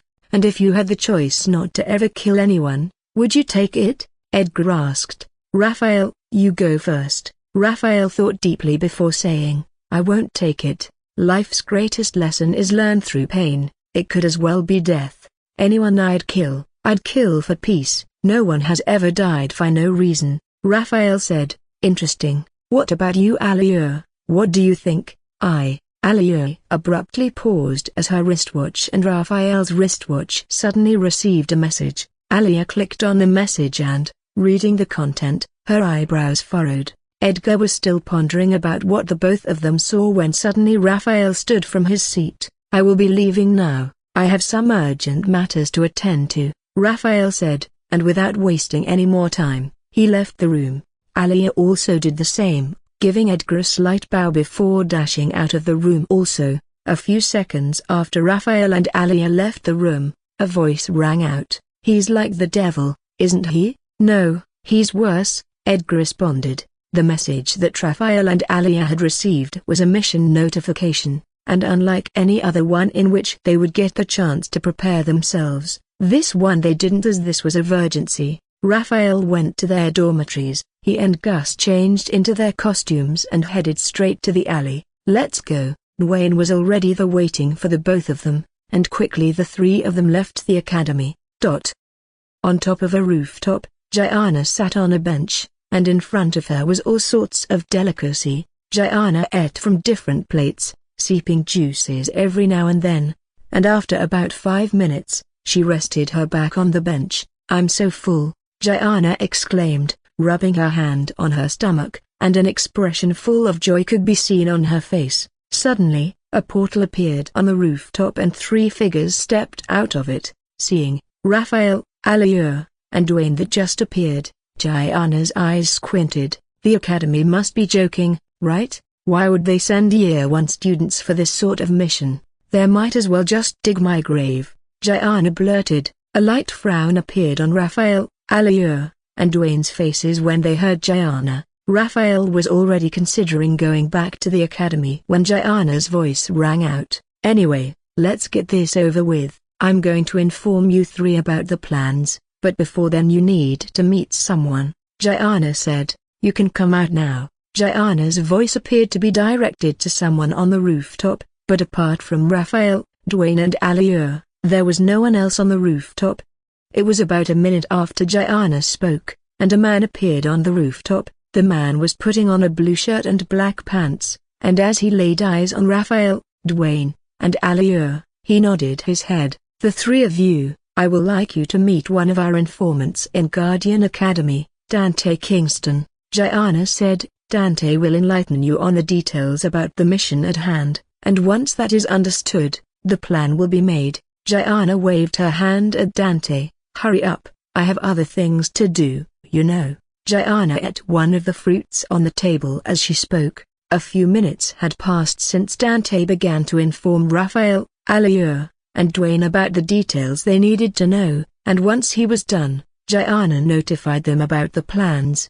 Raphael, Aliur, and Dwayne listened attentively to what Gianna had to say, and they assimilated the information very quickly. "Have I made myself clear, or do I have to repeat myself?" Gianna asked in a not-so-friendly tone, and seeing the look that the three of them had on their faces, Gianna nodded her head. Gianna stared at Dante, who was receiving a phone call, and after about 30 seconds, Dante ended the call. "It's confirmed, she is already in the bunker with them," Dante said. "The security protocol deployed remains the same as the one we have been monitoring. 12 A-rank metahumans are outside the bunker, and an S-rank metahuman lurking around." When Gianna heard Dante, she couldn't help but place her hand on her chin. "How many minutes do we have to complete this mission?" "Less than 5 minutes." Dante stared at his wristwatch and then said. Gianna's eyes twitched. She shook her head, before saying, 5 minutes is far too small considering how weak these three are. Gianna exclaimed, "Is there any way we can make it 10 or 20 minutes? "I don't think so, Gianna. The person we are after is the chairman's daughter. It's already quite remarkable that we can get 5 minutes since the academy will have eyes on her the whole time. But, I will see what I'm able to do. I have some friends in close circles with the people in charge of protecting the chairman's daughter, so that should be useful." "That's good, Dante. Once this mission is over, I might consider putting your request in front of the directors," Gianna stated. Dante's lips parted, exposing his teeth when he heard Gianna. "Thank you so much, Gianna." Dante was so excited that if it wasn't because of the disparity between him and Gianna, he would have hugged her tightly. Gianna shifted her gaze away from Dante and then focused them on Raphael, Aliur, and Dwayne. "We all know what our tasks are, so let's get this done," Gianna said, and without any more delay, the four of them moved. With Dante already giving the location where Hector and Arturo were, they didn't need to search around the city, and they soon made it to the area. Inside the bunker was Gwendolyn, the two muscular men, the tall woman, and a teenage girl. The girl's skin was very pale, and she had a slender build. She was putting on a hospital gown, with her long black untamed hair reaching her upper back, and very unique eyes that are red with an additional ring in them. "It's all right, Ivy, you don't have to be afraid." After injecting both Arturo and Hector with another syringe, Gwendolyn's voice rang out. Gwendolyn had always possessed an air of arrogance around her whenever she stood or spoke to anyone, but when she was in front of this teenage girl, it was like she was an entirely different person. Though Arturo and Hector had been tied around the chair, Ivy couldn't help but be frightened as she stared at them. It was only after Gwendolyn spoke that the shivering stopped. Ivy gulped as she took a step closer to Hector and Arturo. She was about to take another step forward when she abruptly stopped and then broke out in sweats. "You don't have to worry about them, Ivy. The injection they received has made them paralyzed. They can't move a muscle, not to talk of making a move on you," Gwendolyn exclaimed. "Trust me." Ivy glanced at Gwendolyn, before then taking a step forward. Ivy slowly stretched her hand towards Hector and Arturo, and as her hands came in contact with the both of them, Ivy's body shook. A second after Ivy touched both of them, she shut her eyes closed. "Okay, Ivy, what do you see?" Gwendolyn had decided to remain quiet at first, but after Ivy's hands touched Hector and Arturo, Her voice rang out. There was, however, no response from Ivy. She opened her mouth and seemed to be about to speak when she heard Gwendolyn, but when the moment came to let the words out, she wasn't able to. Ivy's body began to tremble violently. She wasn't able to get a grip of herself and was about to stumble to the floor, when Gwendolyn suddenly appeared behind her. "It's all right, Ivy, I'm here," Gwendolyn said. "I want you to take a deep breath and tell me what you saw." "A building, briefcase," Ivy stuttered. It was merely just a few words from Ivy, but when Gwendolyn heard it, her eyes widened and a light smile appeared on her face. She didn't doubt any of the words of Ivy in the slightest, and only hoped there would be more details revealed. Possessing the power that allowed her to see into the past and the future of any entity that she touched, Gwendolyn believed that if there was someone that could shed more details about the briefcase, it would be Ivy. "I see 3 men, and 1 woman on top of a building. Before Ivy could complete her words, the bunker door was suddenly slammed open and 2 figures rushed in. Gwendolyn's body shook when she heard the door slam. She quickly turned towards the door, seeing the 2 people who came into the bunker. Her eyes flashed with killing intent. Ha ha ha ha ha ha ha. Holding onto a bottle firmly, Raphael laughed maniacally. Gulp. It wasn't only Raphael who was holding on to a bottle. Alia also had one in her hand. Her white wavy hair was in a messy state, and as she staggered around the bunker, a smile could be seen on her face. "I'm not that drunk, you know, just a little tipsy, that's all," Raphael exclaimed. "Ugh, what are you doing in my house?" Raphael clenched his hand into a fist, as he moved towards them. Who are you people?" Raphael had only taken a few steps when the 2 muscular men appeared in front of him. "Oh, so it's 4 against 1, Raphael muttered. "Come on, let's go." "What do we do with them?" one of the muscular men asked as he stared at the drunk Raphael and Alia. "Throw them out." Gwendolyn didn't even think about it, and her cold voice rang out a second after. Gwendolyn then stuck a little closer to Ivy. "What else do you see, Ivy?" Meanwhile, during that moment, the looks on Raphael and Alia's faces changed. The both of them glanced at each other, and after confirming the target, they nodded their head. "You can do better than this, drunk bastard, you know. Move," the muscular man yelled, though Gwendolyn had instructed that he was to throw out Raphael and Alia. Seeing how the muscular man seized Alia's body from head to toe, there was absolutely no doubt that he had other ideas. Alia remained neutral, but as the muscular man wanted to lay hands on her, she and Raphael made a move on both men. Raphael slammed his palm at full force to the man's chest, and Alia grabbed the other man's neck. Their movement was so quick and decisive that before any of the people in the room could react, one of the muscular men was down, and the other man went on his knees in front of Alia. "Take Ivy through the back room, I will take care of this," Gwendolyn said, and then walked in front of Raphael and Alia. After the death of the muscular man, Ivy was shivering in fear, and when the tall woman moved toward her, she couldn't help but be more terrified. "Ivy, she won't harm you, she is going to take you back to the academy, so pull yourself together." It was only after Ivy heard Gwendolyn's loud voice that she was able to control herself. The tall woman bent, and Ivy leapt onto her back. She mustered all the strength she had and dashed towards the secret door of the bunker. However, she hadn't covered much ground when a blue owl appeared in front of her. "What the?" The woman's words were left half said as a second after the owl appeared, it launched itself forward. Thud. Ivy, who was on the woman's back, fell to the ground.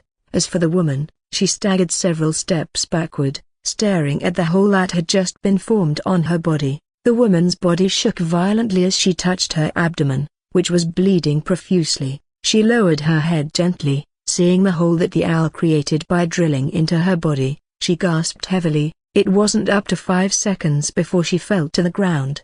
The blood continued to ooze rapidly from her body, and after a short while, she stopped breathing. "Ugh!" Ivy screamed as she saw the body of the woman in front of her. Meanwhile, Gwendolyn's eyes squinted. She took a step and immediately appeared in front of Ivy. "Are you just going to keep hiding until everyone is dead, or will you take care of this quickly?" Gwendolyn said. Sigh. A second after Gwendolyn spoke, and a figure appeared beside her. It was a very tall man with a thin and lanky build. He had grey eyes and long wavy brown hair, that was hanged past his shoulder, concealing the left side of his face, and a large white eye patch with one exposed eye. When Raphael and Alia saw the man that just appeared, the hairs on their body stood on end as they sensed a threat from the man, an S rank. Alia mumbled in a low voice. Raphael's eyebrows furrowed when he saw the tall man who had just appeared, and when he heard Alia, his mouth opened slightly. "Don't move." It wasn't just Raphael who reacted when he saw the tall man, but Gus also reacted. Gus was perhaps about to make a move when Raphael's voice rang out. Meanwhile, after the man appeared, a bone-chilling smile hung on his face. He didn't stare at Gwendolyn or Ivy. Instead, he had eyes fixed on Raphael and Alia. The S rank wasn't lurking around the area. "He is inside the bunker," Raphael muttered. The tall man suddenly took a step forward. He cracked both his knuckles and then said, "I can tell that you have a relationship with these two over there, so, you have the two choices. The first is you tell me where the briefcase is, and who sent you here, and I will reward you with a quick and not painful death," he said. "Second, you still tell me who sent you here, and where the briefcase is, and I will grant you a slow, cruel as well as brutal end. Before you answer, I want you to think very deeply because you won't get any other chance to." When Raphael and Alia heard the man, the both of them couldn't help but glance at one another. There was no exchange of words between the both of them, but the way they stared at one another, it was as though they were communicating telepathically. Suddenly, Raphael nodded his head, and a second after, Alia waved her hand at the muscular man who was still on his knees. "Kill him," Alia stated. As the muscular man heard Alia, he stood from the ground. He turned around, and as he stared at the tall man, his eyes glowed with killing intent. With his hands then clenched into tight fists, he dashed forward. In less than 10 seconds, he had already appeared in front of the tall man and was about to strike a full-force blow to him when he suddenly fell to the ground.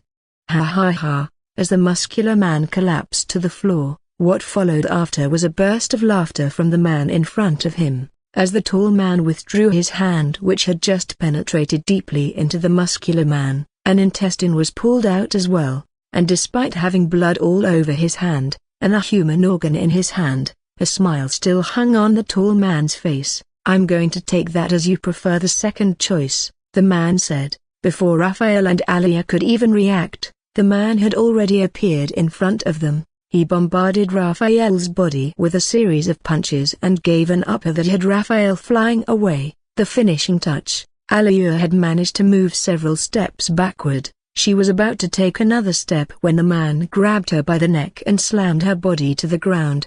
Pffft. Blood flew out from her mouth in an arc manner, and as the man tightened his grip on her neck, the sound of bones cracking could be heard from Alia. Alia attempted to break free from the man's hold, but all her effort were in vain. As he had her locked in tight, Alia's eyes began to twitch, and her hands began to lose their strength. Suddenly, the man pulled Alia from the ground. "I promised you a cruel and brutal end. This isn't it," he said. "I'm just getting stabbed." Before the man could finish his words, his body shook violently and his eyes widened.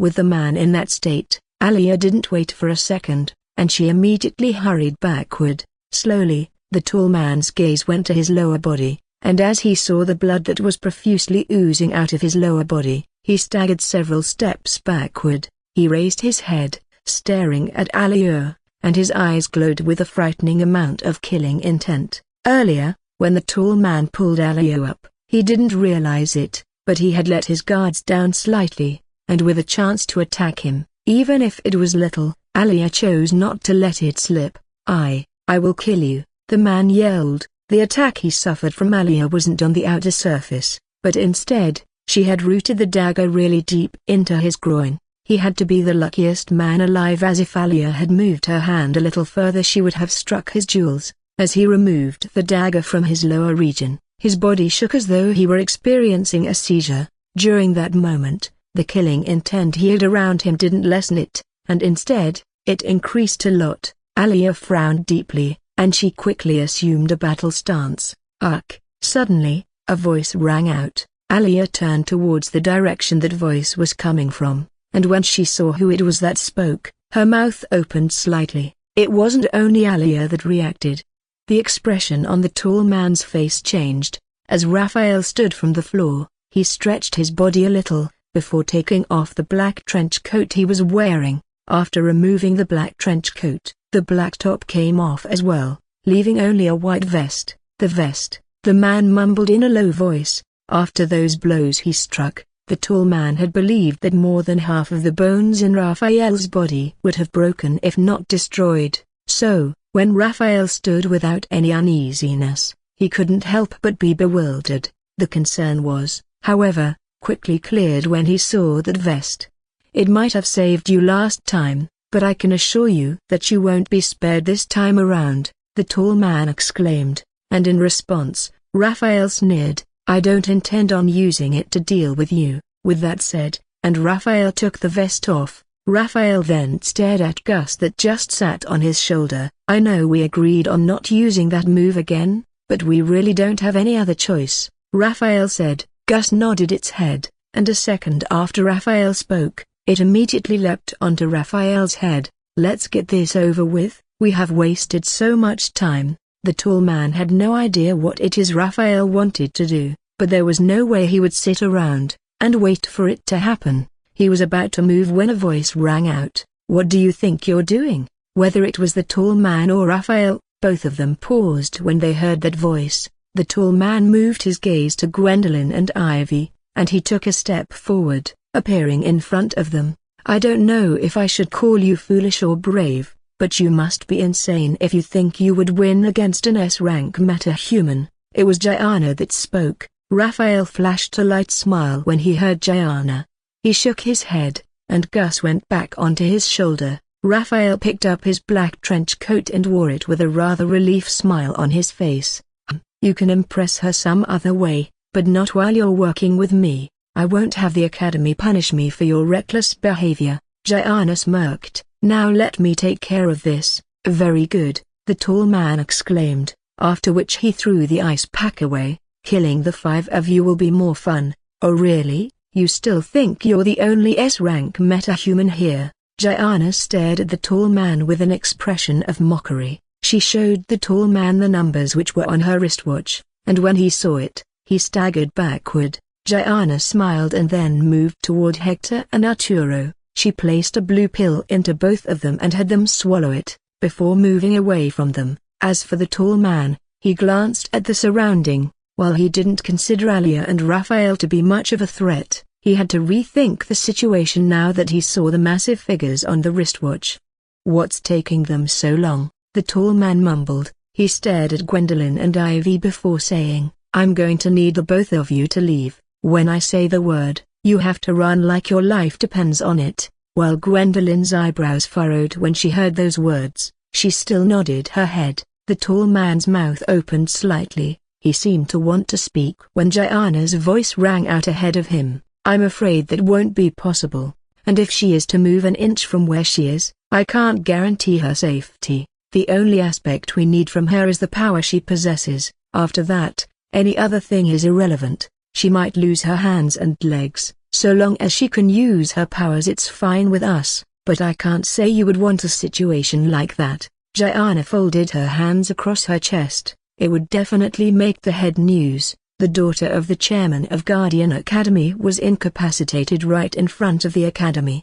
That can never happen, the tall man yelled. Gianna shook her head. If the both of us to fight it out, are you certain that you would be able to protect her from my friends? Gianna asked. You shouldn't have to think about any of these. I'm giving you a solution to this chaos that would befall her if we were to fight. The chairman wouldn't be happy if he were to hear that you could have prevented his daughter from losing both hands and legs, but you didn't.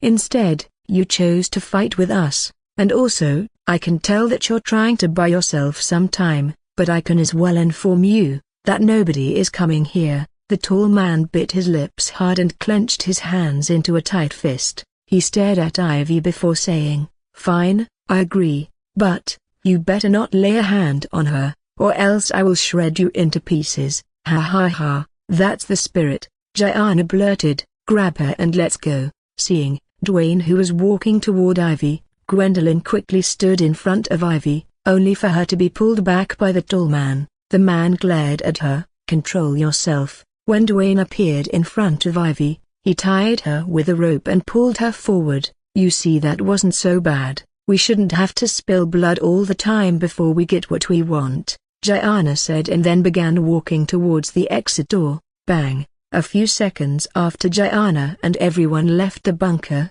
Gwendolyn kicked one of the chairs in the bunker. "What the hell? Are you just going to let them get away with this? We can't let them have her," Gwendolyn exclaimed. "Calm down, Gwendolyn. I have already informed the academy that they won't let them leave the city. I'm certain, if Gianna were here, she would have burst into laughter because of what the man said, as he had no idea that all the messages he had been sending didn't get to the academy. Every one of the messages he sent was intercepted and deleted halfway. A week had passed since Raphael, Dwayne, and Alia helped kidnap the Guardian Academy chairman's daughter. During the past 7 days, none of the teams were assigned missions. Instead, they were having to deal with numerous classes, and at the same time, they were preparing for the famous midterm test. In Raphael and Devon's apartment, 6 students sat in the living room, with a few of them having a stern look on. There were also numerous books all over the room, and the 6 of them were skimming and scanning through each book, trying to assimilate any information that they could. Bang! Suddenly, Bane threw one of the books across the room. "Damn it, I can't do this any longer, it's driving me insane," Bane exclaimed. Among the remaining 5, it was only 2 that raised their heads when they heard Bane, and even then, they only stared at him for a couple of seconds before shifting their gaze back to the books. Bane stood from the couch. "Don't you ever think about it? The teachers themselves spend weeks teaching us about this course, and yet, they expect us to gather all the information and lay it out for them in a single day. That isn't right," Bane said. "I say we head straight to the student council office and complain about it. This is a violation and an atrocious act, and it's terrible that we aren't saying anything about it. So who is with me?" Bane had already opened the room door wide as he spoke. There was, however, no response from the people he was speaking to, and instead, they all had their heads buried in the books they were reading. Bane had to stomp his feet heavily on the ground to get their attention. "So, who is with me?" Bane asked his earlier question, and this time around, he was greeted with an annoyed expression from Melinda and Becky. "All this won't have been a problem for you if you started reading when class started. I read for about 4 to 5 hours daily, so I'm able to cover everything up. All I'm doing now is simply revising." Becky spoke. Bane's eyebrows were pulled down when he heard Melinda. "Becky, you're out. Who else is with me on this?" Bane asked. "I also agree with Becky. If you had been reading all this while, then you won't have any issue with these. It isn't all that hard, you know," Camille said. "And you too." Bane shook his head. "You do know that we are being taught 17 different courses, and we will be doing tests on all of them in just a single day." Bane hadn't even heard their response when he slammed the door shut. "You have all been reading since the beginning of class. Why didn't anyone tell me about this?" Bane scratched his head. "You also, Aiden?" Bane paused. "I didn't have much expectation on Devon, but you, come on, you have to be joking." Aiden shrugged his shoulder when he heard Bane. "It's honestly not as bad as you think. I enjoyed reading." A smile hung on Aiden's face, and for some reason, he was staring at Camille when he spoke. "Like I'm going to believe you. The only reason you would pick a book in the first place is if you want to woo a girl," Bane hissed. Melinda chuckled when she saw how Aiden had reacted to Bane's words. "You should also give it a shot. You might come to enjoy it a lot." "I doubt that. I can't be the only one who doesn't like reading, right?" "What about Eliza? How is she?" "Eliza is even more committed than any of us here," Becky replied. "We are in the 6th week, aren't we?" "What if I told you that Eliza is done with all the syllabus and topics the teachers would be taking us this year?" "Yes, Eliza is a monster when it comes to studying," Melinda exclaimed. Bane's lips curved into a smile when he heard Melinda and Becky. "That's very good. I guess I have to find a way to sit beside her tomorrow. This is an excellent piece of information. It's either Eliza or Devon tomorrow." Speaking of Eliza, Bane shifted his gaze to the door, which was a few meters away, and said, "Can someone tell me what the both of them have been doing in all this while?" Everyone's eyes, whether it was Melinda, Becky, Aiden, Camille, Aiden, or Devon, went to the door, which was a few meters away, when they heard Bane. They were all quiet, but as they stared at the door, their eyes gleamed. Anyone, while it might seem like Bane was talking to everyone in the living room when he spoke, his eyes were fixed on Melinda and Becky. Melinda shook her head and shrugged her shoulder when she saw everyone staring at her. "How am I supposed to know what the both of them are doing in there?" Melinda said. "You saw when she walked in after she greeted you all. She went into the room immediately. She didn't tell me anything." "Or Becky, did Eliza speak to you about it?" Melinda asked. Becky removed the pen which was in her mouth. "No, she didn't tell me anything also," Becky responded. A few seconds after Becky spoke, Bane leapt from the couch, and he hurried straight to the door. Aiden also rushed to the door. "This is completely wrong, you know." Though Melinda seemed to be against Bane and Aiden moving towards the door, her action said otherwise as she began walking towards the door. "Sigh, what is really wrong with you people?" Becky exclaimed, and just like Melinda, she also strolled over to the door. The four of them placed their head on the door, trying as much as to get a bit of whatever it is that was going on in the room. "Can any of you hear anything?" Bane couldn't help but ask, as even after standing in front of the door for a few minutes, he wasn't able to hear a single word from the other end. "No, are you sure they?" Before Becky could finish her words, the door of the room was suddenly pushed open, and two figures appeared in front of Bane: Aiden, Melinda, and Becky. Eliza folded her hands across her chest when she saw the people standing in front of the door. Raphael was standing behind Eliza. He was about to wear a white top when Eliza opened the door. Has anyone seen my key?" Bane's voice suddenly rang out. Bane had only just spoken when Raphael pointed his hand at his shirt pocket. Bane slowly shifted his gaze to his pocket, and as he saw the key hanging there, he flashed a rough smile at Raphael and Aliur, before going back to the couch. Meanwhile, Raphael kept a straight face, seemingly unbothered by their action. Raphael took a glance at the people in the living room, giving them a slight nod before walking into the kitchen. The instant Raphael stepped into the kitchen, Melinda and Becky pulled Eliza closer to them quickly. "Eliza, I want full details of everything that happened in the room," Melinda spoke with a smile on her face. "Yes, Eliza, tell us everything that happened inside the room. Did the both of you kiss and do other silly things?" Becky asked. While it was Becky and Melinda who were asking, Eliza could tell that everyone in the living room was interested in knowing what happened in the room. They all kept staring at her with great interest. "Actually, nothing happened in there," Eliza said. Melinda and Becky raised an eyebrow when they heard Eliza. "What do you mean nothing happened in there? The both of you were in there for a very long time, so how is it that nothing happened, or is there something wrong with him?" Becky exclaimed. Eliza shook her head. "I'm sure nothing is wrong with him. We talked a little, but that's all. He didn't even make a move, and neither did I." Eliza said. She was about to move forward when Melinda held her. "This is really weird, since most guys and even girls would have jumped at the opportunity to be with you in the same room with you alone." Melinda paused. "Anyway, why did you decide to come out all of a sudden? That reminds me, there's someone at the door." Eliza hurried towards the door. She opened the door, and a man putting on delivery clothes was at the door. Eliza then paid the man from her purse and collected the 2 bags which he was holding on to. "Thank you, and keep the change." With that said, and Eliza closed the door. "What are you doing, Eliza?" Melinda asked. "Oh, Raphael was about to order food for everyone, but I told him not to, that I will be cooking," Eliza replied as she walked into the kitchen.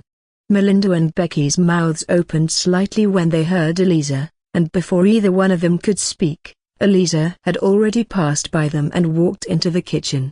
A few seconds after Eliza walked into the kitchen, Raphael stepped out of it. Raphael, if you don't mind, what's your power rank at the moment? As Bane and Aiden appeared in front of Raphael, Bane asked a question that had been on his mind lately. Raphael glanced at his wristwatch before saying, I actually have no idea, I stopped checking it weeks ago. Raphael responded, what about now, can you check it? I'm curious about something, Aiden said. Raphael's eyes squinted, however, he still triple-tapped the wristwatch. Not bad, Raphael mumbled when he saw the figures that were on the screen. Bane and Aiden stared into the screen, and when they saw figures, the both of them glanced at one another, before quietly moving back to their seat.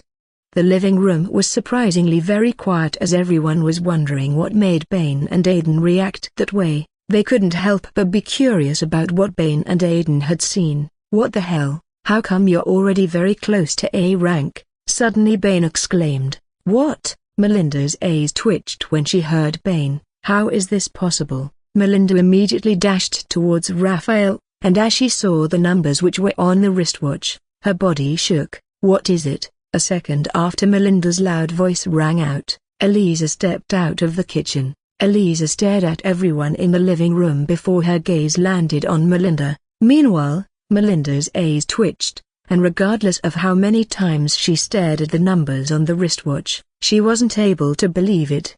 He is a freak, Melinda exclaimed as she pointed her hand at Raphael. When Bane and Aiden heard Melinda, they both nodded their heads simultaneously, agreeing with what she had just said. That was the only explanation they could give to the figures they laid eyes on.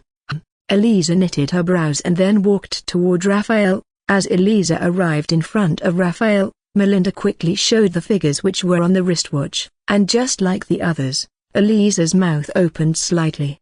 51,390, Eliza mumbled. That's really impressive. Just a little further, and you will become an A-rank meta-human. The startled look she had on her face soon disappeared, and it turned into a smile as she stared at Raphael. I will go get the food ready now. With that said, and Eliza headed back to the kitchen, Melinda and Becky couldn't help but seize Raphael from head to toe before they both headed a deep breath. Their action was in sync with one another, and they both giggled afterward. Raphael strolled over to the living room. He sat on one of the couches and took hold of one of the books in the area. What are the both of you talking about? Suddenly, Becky's voice sounded as she saw Bane and Aiden speaking in a tone that no one apart from the two of them could hear. Bane shook his head. Aiden keeps talking about this weird theory of his, and I have told him so many times that something like that can't possibly exist, but he keeps pestering me about it. Oh, don't bother anymore, Becky blurted, and she and Melinda walked over to the living room. You know what? Here goes nothing, Bane said as he turned towards Raphael. Do you possess a system, Raphael? Bane asked, while Melinda, Becky, and Camille were left confused by Aiden's question. Aiden and Devon had eyes fixed on Raphael after Bane spoke. The both of them didn't even blink and continued to stare at him very much, hoping that they were going to get an answer from him. A look of puzzlement, however, crossed Raphael's face when he heard Bane. What do you mean by system? With an eyebrow raised, Raphael asked. Let me rephrase my word. Perhaps a voice in your head that asks you to perform different tasks and then rewards you in return.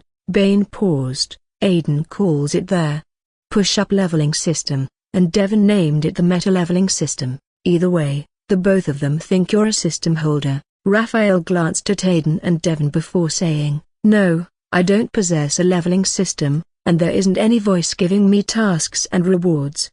Come on, Raphael, you can tell us the truth, Aiden suddenly said, and seeing the expression that Raphael heard on his face when he heard, Aiden shook his head. Then how do you explain all the stunts you've pulled all this while? When you joined the academy you were one of the weakest in class, so how is it possible that in less than 2 months you went from being one of the weakest into becoming one of the strongest?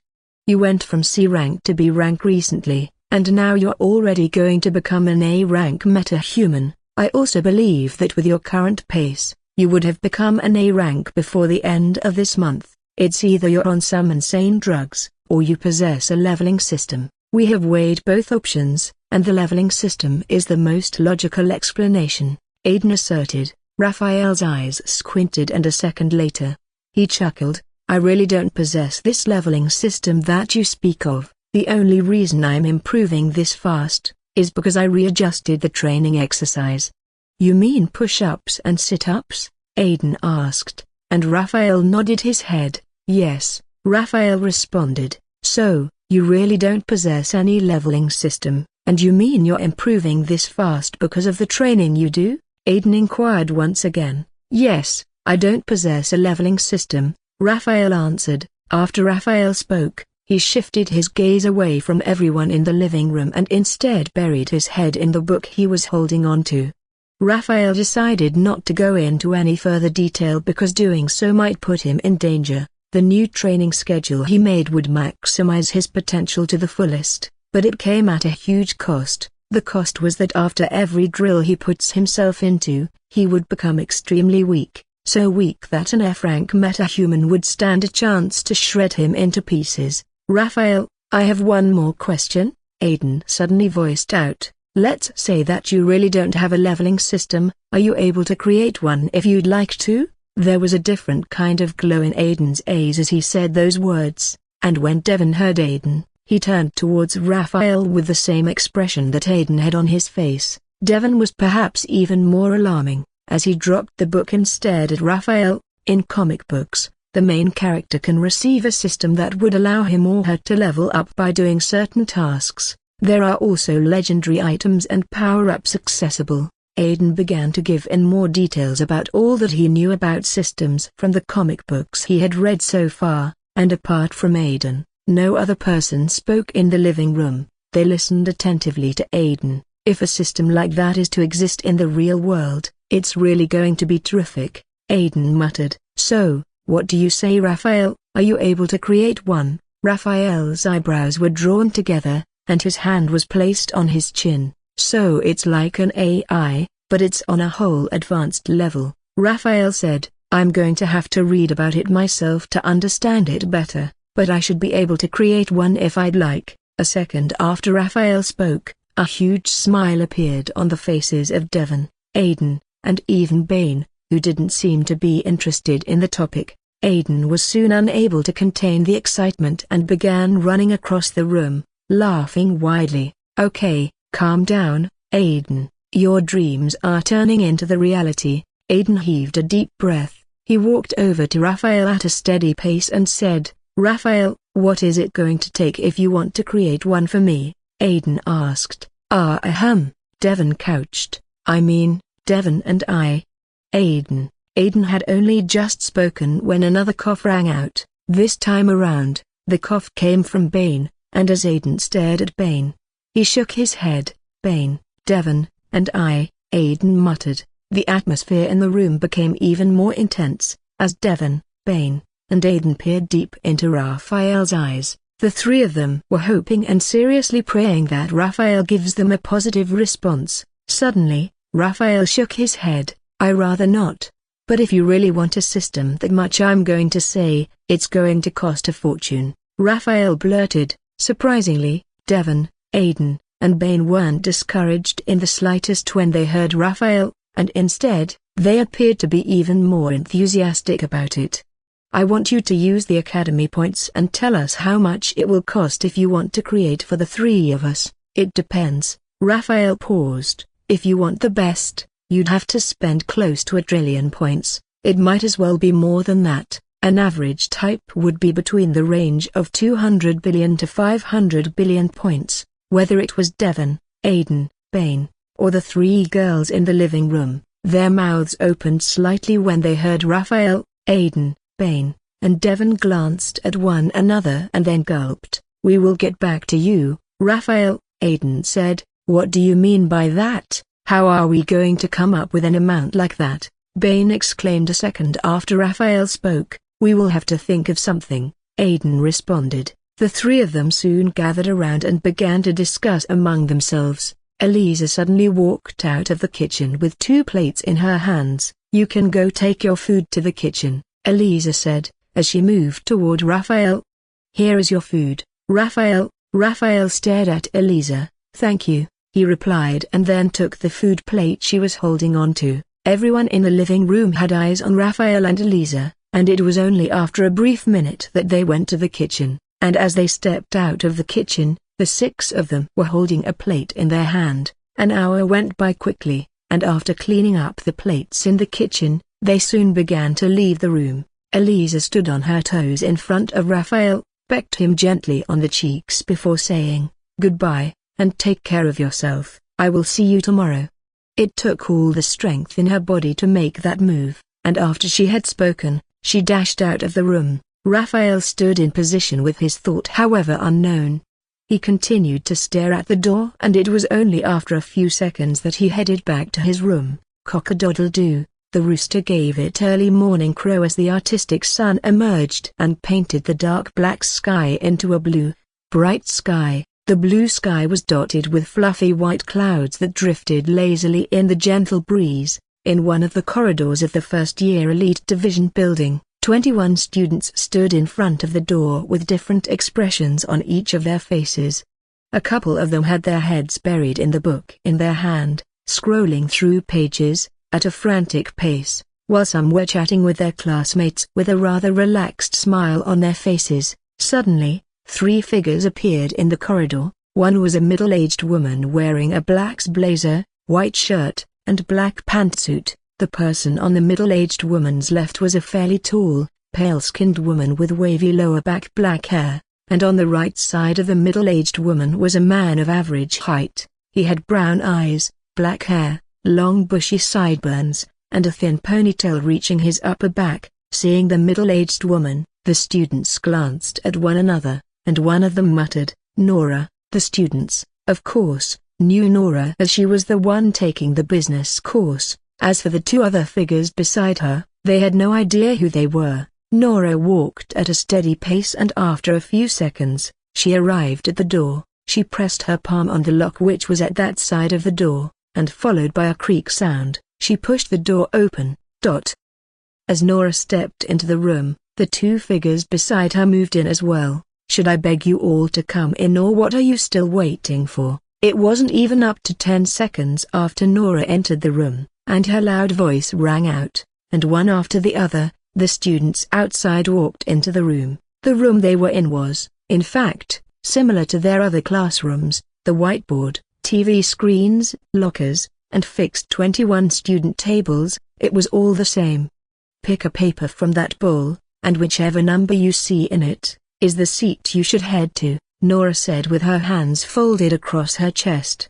As the students heard Nora, a frown appeared on the faces of a couple of them, because before the tests, they had created a sitting arrangement, but Nora had ruined it by having them pick a seat through the bowl. Nora turned towards the woman beside her and then raised an eyebrow at her. The woman immediately understood what Nora was implying, and without wasting time, she moved quickly. She hurried towards one of the tables in front of her, and then placed a bag on it. She took the papers which were in the bag out and passed them to the person in the front seat. "Pass it to the back," the woman said, and after giving the person on the first row the papers, she did the same to the other 3 rows. "Don't open it yet." Seeing that the students were about to look into the content in the paper handed to them, the woman's loud voice sounded. They paused when they heard the woman, and then stared at her with a confused look. "You should count yourself lucky for not opening the paper," Nora blurted as she took a step forward. "If any of you had opened that paper without being told to, that would have as well been the end of your journey in this academy. You'd be expelled immediately," Nora stated. The 3 students who were about to open the paper gulped and then flashed a rough smile when they heard Nora. "Anyway, since you didn't, there's nothing to worry about, at least for now," Nora said. "This is Mackenzie and this is Paul." Nora pointed her hand respectively at the woman in front of the table and the man who was behind her. "The 2 of them will be the invigilator for this midterm assessment. The papers in front of you contain 2 different sections. The objective section, which carries 40 marks, and the theory section, which holds 60 marks. Altogether, that's 100 marks. The Academy expects a score of 60 and above. Anything less than 60 means you have failed these tests." Nora paused, and failure to pass this test means you would be coming back the next year for it. I wish you all good luck. You may now begin the assessment." As the students were about to open the sheet, Nora's voice rang out. "I almost forget. I should tell you that failure is better than cheating in this assessment. If any of you is caught cheating, you will be given a strike. They are the 3 strikes, by the way. The first strike is a 30-point deduction, the second strike is expulsion, the third strike is death." Nora said, "The assessment was supposed to hold for 1 hour, but we have wasted time, so now you have 40 minutes. Good luck." The mouth of the students in the classroom opened slightly, and a dazed and stunned expression appeared on their faces when they heard Nora. They wanted to retort to her words, but doing so would only waste more time, so they all chose to bury their heads in the paper instead. "What the hell?" A few minutes after they took hold of the papers, one of them exclaimed in an appalled tone. It was Xavier, and as he held the papers, his hands shook and his eyes twitched. Xavier wasn't the only person who reacted when he opened the papers, it was all the students. The others didn't just voice out their concerns. "Miss Nora, I think there's a mistake somewhere." A second after Xavier spoke, Bane abruptly stood from his seat with the papers in his hand. Nora frowned deeply when she heard Bane. "First it's not Miss, it's Mrs.," Nora said, "and what is the mistake you speak of?" "Oh, I didn't realize you were married, since there isn't a ring on your hand." Bane's response made the hairs on his body stood on end, as Nora glared at him furiously. Bane then drew a deep breath, before saying, "The papers, both the objective section and the theory section, are ridiculous. The objectives contain 400 questions, and the theory entails 12, of which 11 are compulsory. Merely glancing at the questions, they are already quite absurd, and how do you expect us to answer all the questions within 40 minutes? I mean, look at it, this sheet contains 400 questions." Bane couldn't help but raise his voice a little as he spoke. A few of the students had eyes on Nora, with a rather optimistic look on their faces. Nora, however, suddenly pointed her finger toward the students seating in the 3rd row. "If he can do it, without complaining, then there's no reason why you shouldn't be too," Nora said, and as Bane's eyes shifted to the person on the 3rd row, his eyebrows furrowed, and he clenched his hand into a tight fist. "Damn you, Devon," Bane muttered, "rather than complaining, you should focus on the papers in front of you because you have 35 minutes left." Nora spoke as she stared at the clock in the room. Bane scratched his head and then sat on the chair. He stared hard at the questions, scrolling through pages of the paper, and regardless of how deep he thought, he didn't have a clue about any of the questions. Bane turned towards Aiden, who was sitting beside him, chewing the cover of his pen, and he heaved a deep breath. "This assessment requires you all to perform 2 tasks, thinking and articulation of that thinking," Nora said. "Those questions shouldn't take you less than 20 minutes to answer because you have been taught." Nora turned towards the 2 who was beside her. "It best you do your jobs well, or else don't even bother submitting that emergency request to the academy because it will be rejected." With that said, and Nora walked out of the room. As for Mackenzie and Paul, they instantly broke into sweats when they heard Nora, and the expression on their faces changed quickly. A fierce look appeared on both of them as they stared at the students. Meanwhile, Bane continued to choose the option of his choice when suddenly a dramatic change occurred beside him, and glimpsing upon it, Bane's body shook. Bane had been glad when he saw Sylvia, seating beside him, but he was soon left disappointed as Sylvia didn't write a single word on the paper. She only kept scrolling through pages, and after a while, she stopped. So, when Bane saw Sylvia opening through the pages of the paper ticking answers at a frantic pace, he couldn't help but be surprised. However, it wasn't the sight of seeing her writing that caused his body to tremble. Instead, it was the new sheet that had just emerged on her table. What the? Bane was certain that those papers had just gotten there. He raised his head, wondering who it was that owned the paper on Sylvia's table, and a few seconds after he got the answer, the papers belonged to Devon. There was no paper on Devon's table, and even Devon himself seemed to be searching for where his papers were, as he kept looking around. Bane's eyes bulged, and as he began to stare at his classmates one after the other, His mouth opened slightly. "Why you?" Bane stuttered. Whether it was Mason who had transformed into a titan, staring at the papers in the classroom, before then returning to his original form, or the tiny papers that were moving from Becky's table to Elisa's table back and forth, the classroom was in a wide state, and by the time he stared at Aiden, who had a small dark portal under his table, Bane realized what an idiot he was. "How did I not realize it?" Bane mumbled as he recalled what Nora said earlier. Apart from the unreasonable number of questions on the paper and the time given, the questions which were on it were very difficult. Nora had said that the questions comprised of everything they had been taught in class, but that was a lie. There was not a single question that related to what they did in the classroom. "Is there any problem?" Paul asked, and he began to walk toward Devon. Devon had been searching for where his paper was when he heard Paul. He scratched his head, before saying, I can't find my paper," Devon said. A deep frown appeared on Paul's face when he heard Devon. Paul raised his head. He was about to begin to inspect the class, when Mackenzie's voice rang out. "Paul, look." Mackenzie pointed her hand at Devon's table, and as Paul shifted his gaze back to the table, his mouth opened slightly. The paper that had disappeared a moment ago was now on the table, and seeing the paper, Paul's eyes bulged, the frown on his face deepened, and likewise did the expression on Mackenzie. As for Devon, he turned towards Sylvia, who was now covering her eye with bandages, and he drew a deep breath. "I can promise that whoever did that won't be so lucky next time, and when I find out who it was, I won't be lenient in any way," Paul exclaimed in a displeased tone. It was only a couple of the students who stared at Paul. The others were completely focused on the paper in front of them as the clock was ticking. Suddenly, Aiden's eyebrows furrowed, and a horizontal wrinkle appeared on his forehead. Aiden stared at the insects that were walking around his table, carrying a piece of paper on their back, and after a few seconds, they dropped the paper on the table and began circling his test paper.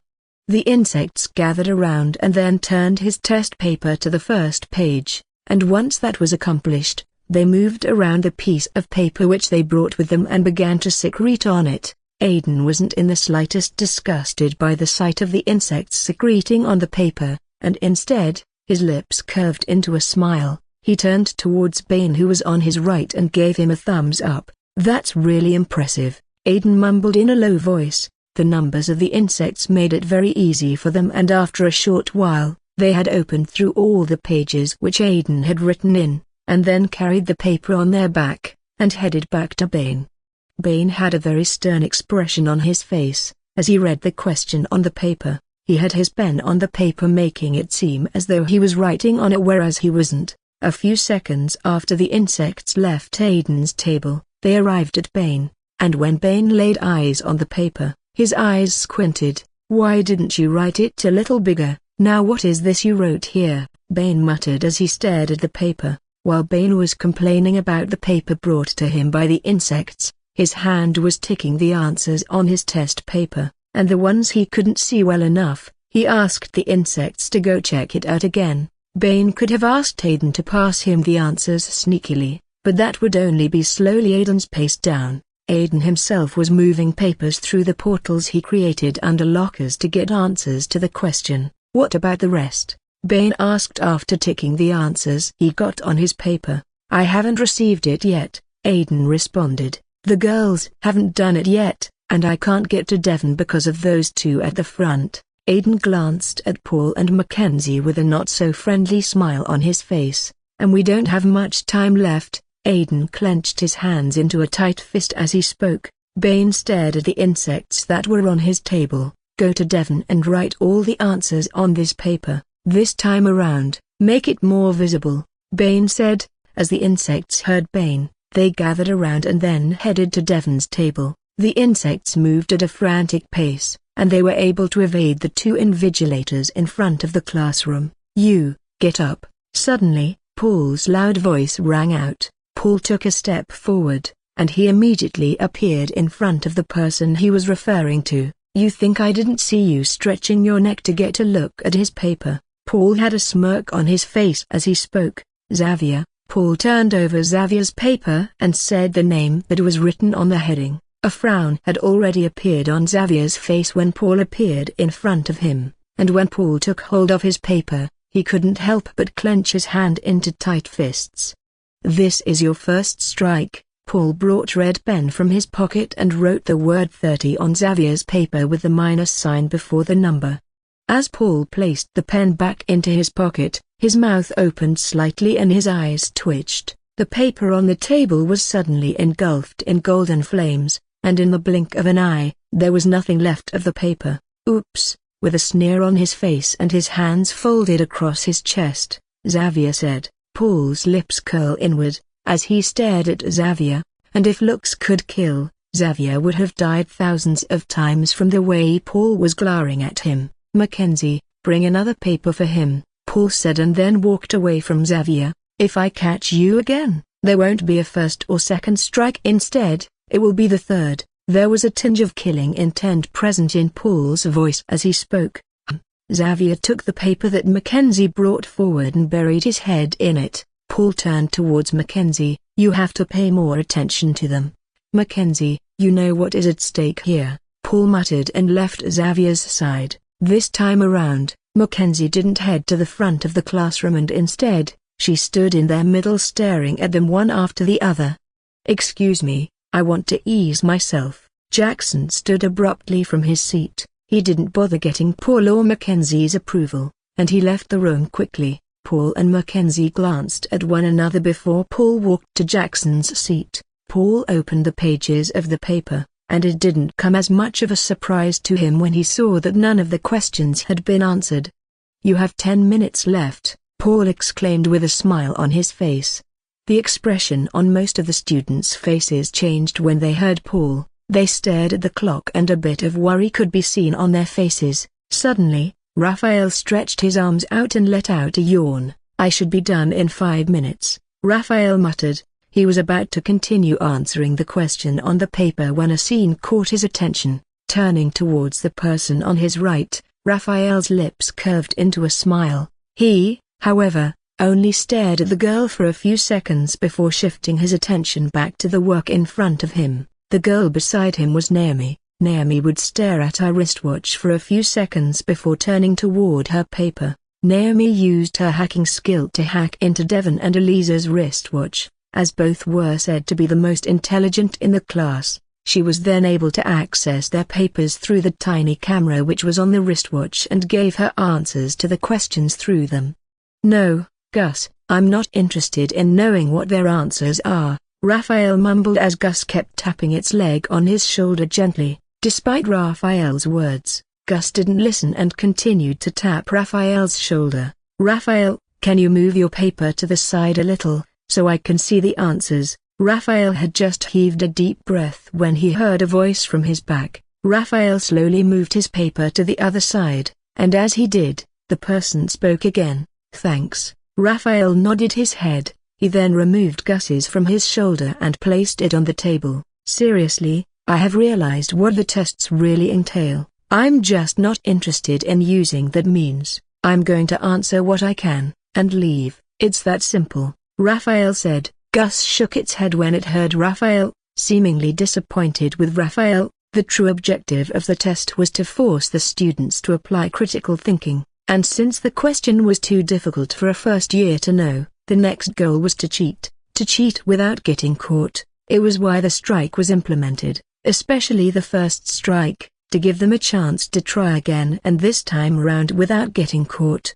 "I also found it weird when she said, hey, if any of you are caught cheating, haha. She might as well just say the words directly. You can cheat, but don't get caught," Raphael mumbled and then shook his head. Not so fast. As Jackson appeared back in the classroom, he was about to head back to his seat when he was intercepted by Paul. "I can't let you go to your seat without searching you," Paul said, and without wasting any more time, he began to search Jackson's body.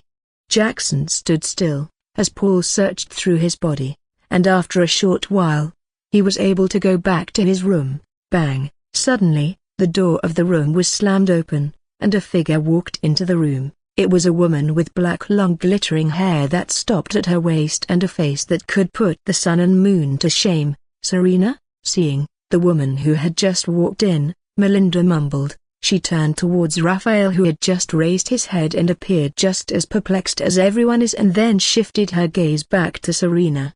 "Lady Serena, how may I help you?" Paul moved towards Serena very quickly when he saw her inside the room with a face simply full of smiles. Serena, however, didn't even glance at Paul. She stared at the students in the room, and after a few seconds her face lit up. "I'm going to need him to come with me." Serena pointed her hand towards Raphael as she spoke. "What is it?" Raphael asked. Raphael had just spoken when Paul waved a hand at him. "I'm afraid I can't let that happen, Lady Serena.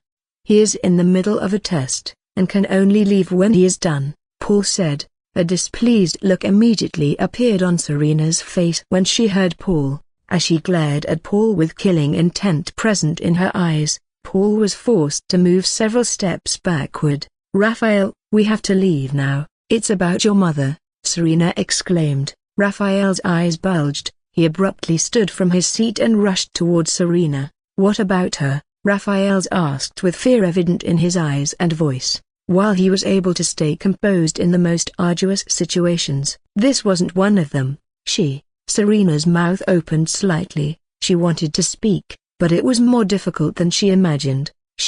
Serena stuttered. Raphael's eyebrows furrowed. He clenched his hand and then drew a deep breath. "What happened to her?" Raphael asked, while Raphael had managed to compose himself better.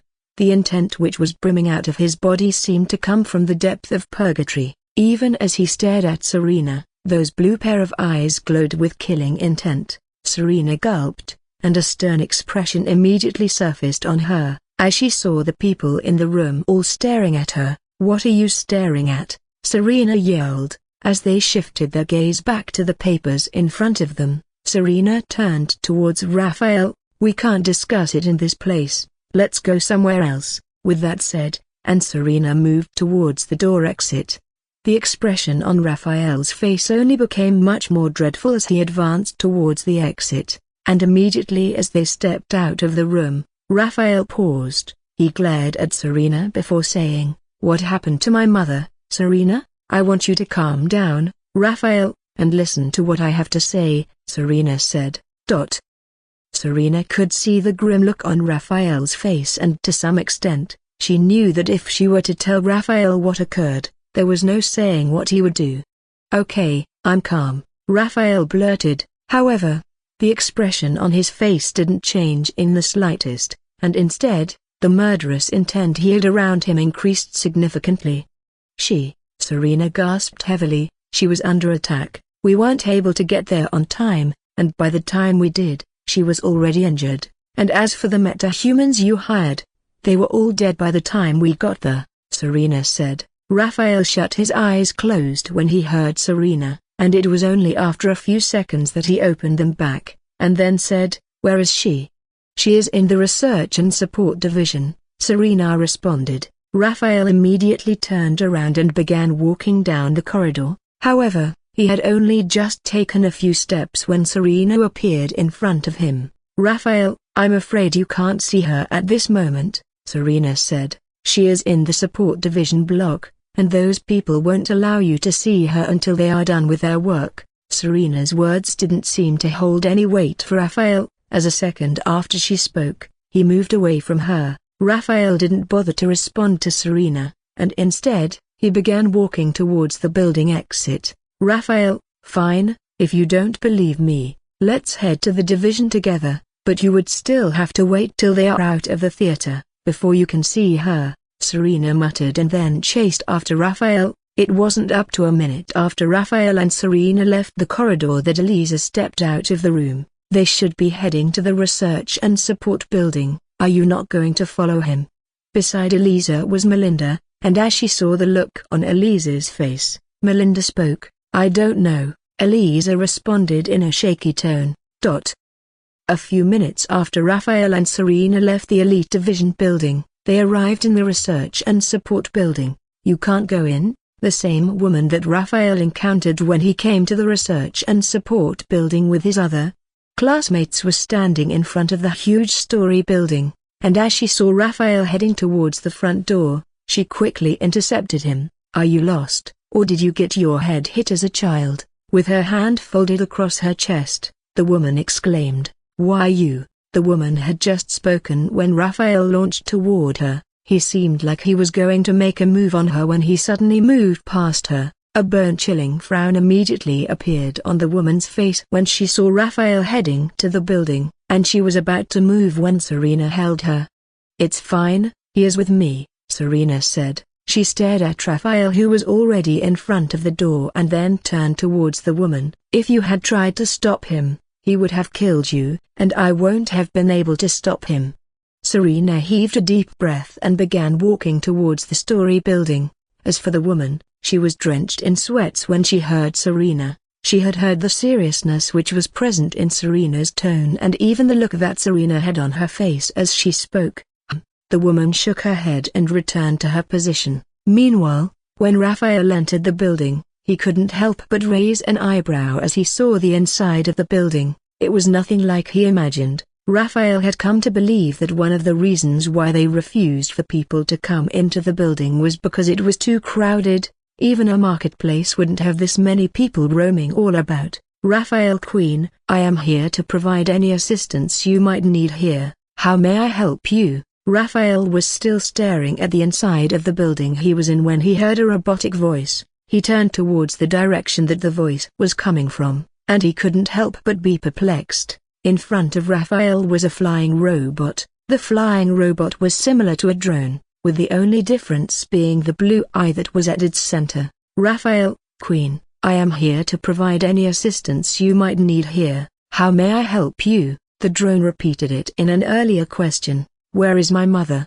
Raphael asked. "Your mother?" The robot paused. "Yvonne Queen is still in the operating theater." The robot responded. "Is there anything you would like to know, Raphael Queen? Can you take me there?" Request denied. "The theater is off-limit to outsiders, and members with low ranking." The robot voice sounded again. "Is there anything else you need, Raphael Queen?" Raphael's hands were clenched into tight fists. He was about to shake his head when his face suddenly lit up. "How is she? Is the situation critical?" Raphael inquired. At this moment, Raphael knew that if there was someone or something that would tell him the truth about what was going on, then it would be the flying robot. If he were to ask Serena how about his mother's condition, there was a high chance that she was going to lie to him or ignore the question.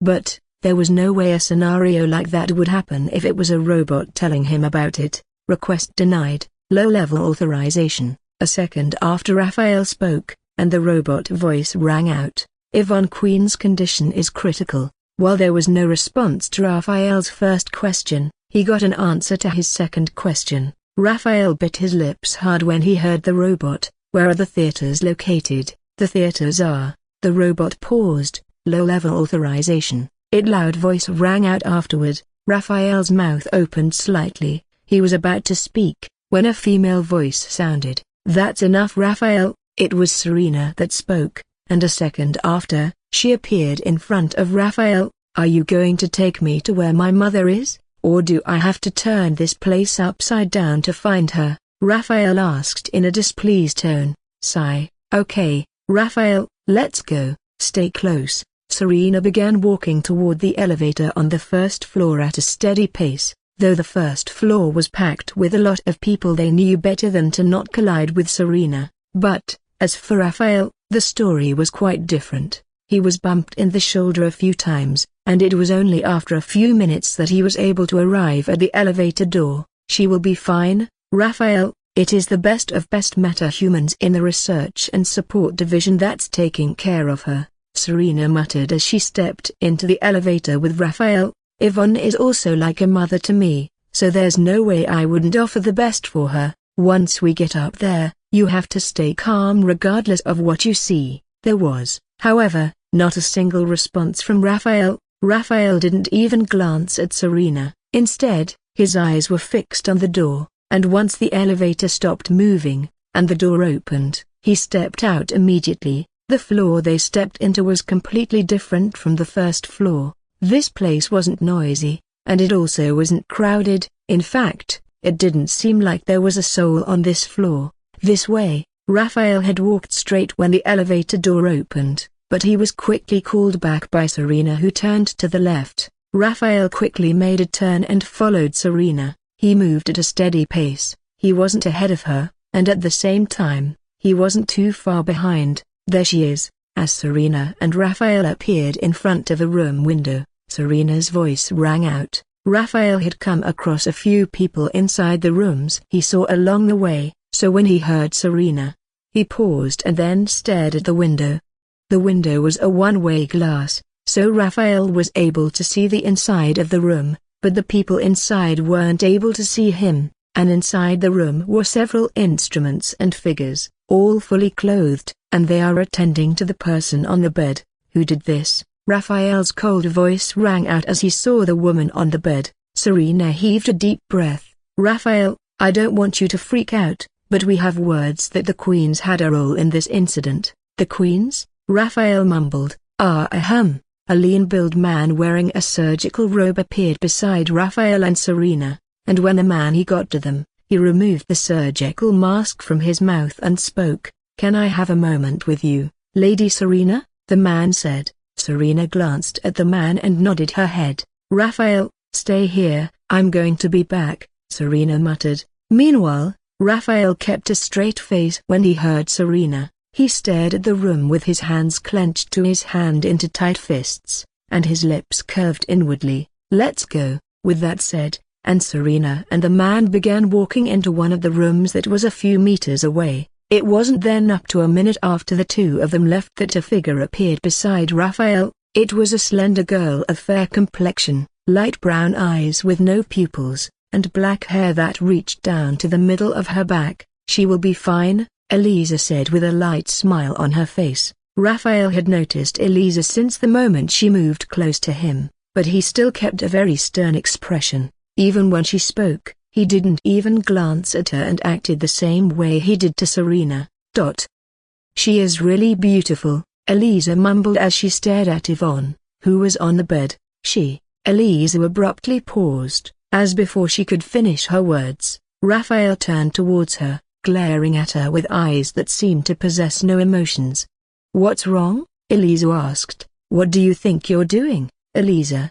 Elisa's eyes squinted when she heard Raphael. She stared at him hard before saying, What do you mean? Elisa inquired in a soft tone. Your behavior, the way you act towards me, the look in your eyes when you stare at me. Raphael paused. This thing you want between us can never happen. I'm not the person you think I am. You having this sort of feelings towards me would do more harm than good to you. You will only be getting yourself hurt. Elisa's mouth opened slightly when Raphael spoke. Her eyes twitched for a second before she then said, Raphael. Elisa mumbled in a low voice, every quality you want in a partner, I don't have it, Raphael declared. There was resoluteness and firmness in Raphael's voice as he spoke, and even as streams of tears emerged from Elisa's eyes, Raphael still kept that grim expression on his face. He didn't seem to be moved in the slightest about Elisa's tears. Okay, Raphael.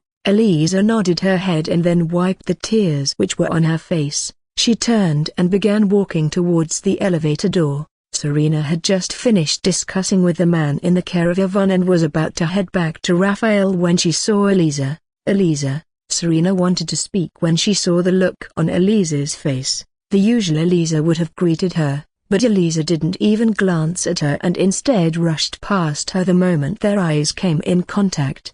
Serena raised an eyebrow and she stared at Raphael. Serena quickened her steps and a few seconds after, she stood in front of Raphael with her hands folded across her chest. What did you do to her? Serena asked in a displeased tone. Elisa is a very nice girl, and yet you made her cry. Forget about it, Raphael responded. What did he say? When Serena heard Raphael, she heaved a deep breath. Have a look at this, Serena said as she handed the yellow file which was in her hand to Raphael. Once Raphael took the yellow file and began to check the content which was inside, Serena's voice rang out. I'm afraid, Yvonne has become paralyzed from the waist down. The injury she suffered rendered her paraplegic. Serena drew a deep breath once again. You can see the bones crack on the spine from here. Serena moved close to Raphael, and pointed her hand towards the bone diagram on the file he was holding onto. Raphael's eyes bulged as he stared at the skeletal frame in front of him. He placed his hand on his chin. Can't the bones be rearranged or perhaps restored by a metahuman with high healing ability? That was also what I thought, but they have tried it out. It wasn't able to be restored or even rearranged. I believe that the people who attacked her didn't want to kill her, but instead, they wanted to render her in this state. Serena's voice rang out. The bleeding has stopped, and she is now in perfect condition. The whole issue at hand is the walking condition. Their words are they have tried everything possible, but they cannot revive that area. Serena could see the frown on Raphael's face and moved a little closer to him. Not to worry, Raphael, I will inform the director of the Research and Support Division about this. He should be able to figure something out, Serena said. That look on your face, you have something in mind, Serena exclaimed, with a smile on her face. Raphael nodded his head. He gave the file back to Serena and said, thank you. With that said, and Raphael moved past Serena. Hold on, where are you going to, and are you not going to see your mother? Serena chased after Raphael quickly. I have seen her already, Raphael responded. You know what I mean, Serena said as she stood in front of Raphael. Not until I'm able to get her on her feet back. Raphael moved past Serena, only for him to be blocked by Serena. Raphael drew a deep breath. A paraplegic state has to do with degenerative nerve damage and paralysis. I'm going to create a technology that can repair degenerative nerve damage and cure paralysis. Serena's mouth opened slightly when she heard Raphael, and a second after Raphael spoke, he didn't waste any more time and immediately walked past Serena. He opened the elevator door, and stepped into it. As Raphael left the Research and Support building, he moved straight to the female dormitory. He moved at an insane pace and within a few minutes, he arrived at the dormitory. Knock, I'm coming. A second after Raphael knocked on the room door, a voice rang out. It wasn't then up to a minute after, and a figure opened the door. A girl of average height with a slender build and short brown hair appeared. The girl was wet, having just gotten out of the bathroom, and a towel was wrapped around her body.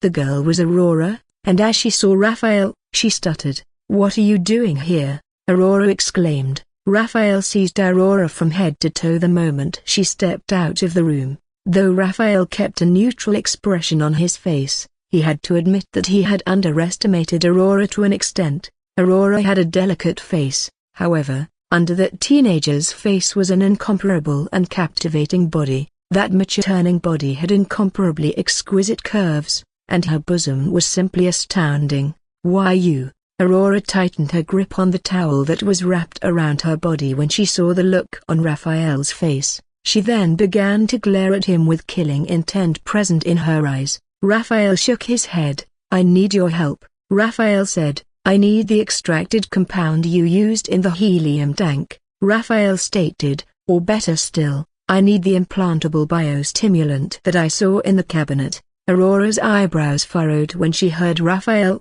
That's impossible. I would have to extract it out of the Tranquilizer 3000, which is something I won't do. And as for the implantable biostimulant, why should I give you, after what you did? There's no way I'm going to hand one of the technology to you or Rennie. In fact, Raphael raised an eyebrow. What do you want in return? You just have to give me the extracted compound or the implantable biostimulants. But, of course, I would prefer the extracted compound to the biostimulants. You just have to state whatever it is you want, and I'm willing to do it. You still don't understand, Raphael. Aurora shook her head. You crushed my best friend's heart into pieces, and yet, you still dare to ask me for a favor. The audacity. Aurora sneered. Raphael folded his hands across his chest. Would you have preferred me to use her to get the items from you? Because I could have done it that way, Raphael said. How dare you? Raphael heaved a deep breath. I'm going to owe you one. This is a one-time opportunity. You won't be getting another. So, What is it going to be, Aurora? Even when you need my help, you're still acting this pompous, Aurora said in a seemingly displeased tone. I'm not supposed to help you with what you did to my friend and me, but you sound so desperate, and my friend would also want me to help you.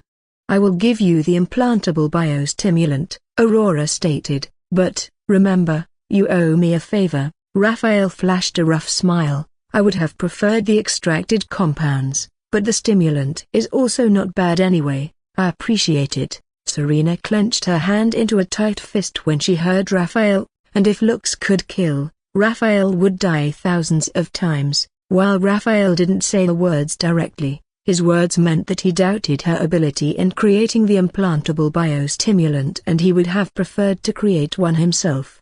Raphael didn't spend too much time in Aurora's room, and after he received the implantable biostimulants from Aurora, he headed back to his dormitory. Even though Aurora was the #1 student in the tech division, Raphael only considered her to be above average, and it would be ridiculous if he were to receive the stimulant for his mother without performing some tests on it. With an apron around his body, Raphael stood in his room in front of the construction table with his hand on his chin. She is not so bad after all, Raphael muttered as he stared at the biostimulant in front of him. It would have been a lot better if I was able to create it myself, though. That damn helium tank, Raphael sneered as he removed the apron from his body. Raphael took the stimulants on the table, and then waved his hand at Gus. Come on, let's go. As Gus landed on his shoulder, Raphael began walking out of the room. Raphael didn't face any problems when he went back into the research and support building. Even the woman at the door didn't hinder his movements. She had only just glanced at him and then moved her eyes a second after. As Raphael stepped onto the 48th floor of the building, he was greeted by the sight of Serena, who was walking around the hallway with a seemingly worried expression on her face. You have created it already. The moment Serena saw Raphael, her eyes lit up, and she rushed toward him. Let me have a look at it. While Serena possessed no skills whatsoever when it came to creating gadgets, she was very enthusiastic about it. One of the most enthusiastic person that Raphael knew. Raphael had always considered it to be because of her business mentality. To Serena, any new invention opened the gate to several business opportunities for her. I didn't create it, Raphael stated as he took out the implantable biostimulant. Raphael, what is this? Serena asked. Would you mind explaining why you're holding a chip, and what does it have to do with making Yvonne walk? The question just kept coming one after the other from Serena. As for Raphael, he shook his head and drew a deep breath. It's not a chip, it's an implantable biostimulant, and this is the piece of technology that's going to make my mother walk again, Raphael replied. Serena raised her eyebrow, but then her lips curved into a smile.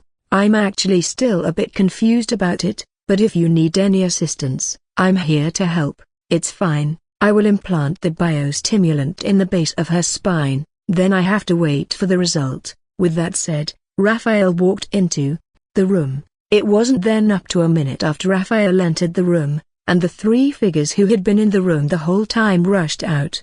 Serena flashed a light smile when she saw the look on their faces as they came out of the room. The three of them were drenched in sweat, and fear and panic were written evidently on their faces. Time went by swiftly, and in the blink of an eye, 2 hours passed by swiftly. Raphael had come out of the room an hour after he went in, and he then sat on the chair in the hallway. His eyes were fixed on the clock that was in front of him, and his hand was placed on his forehead. Though Raphael tried to conceal his emotions, Serena was still able to discern them. She rubbed his back gently. Be calm, okay? She is going to be fine, Serena said in a gentle tone. Her words were however of no effect as Raphael glanced at the room beside him, and then the clock, before heaving a deep breath.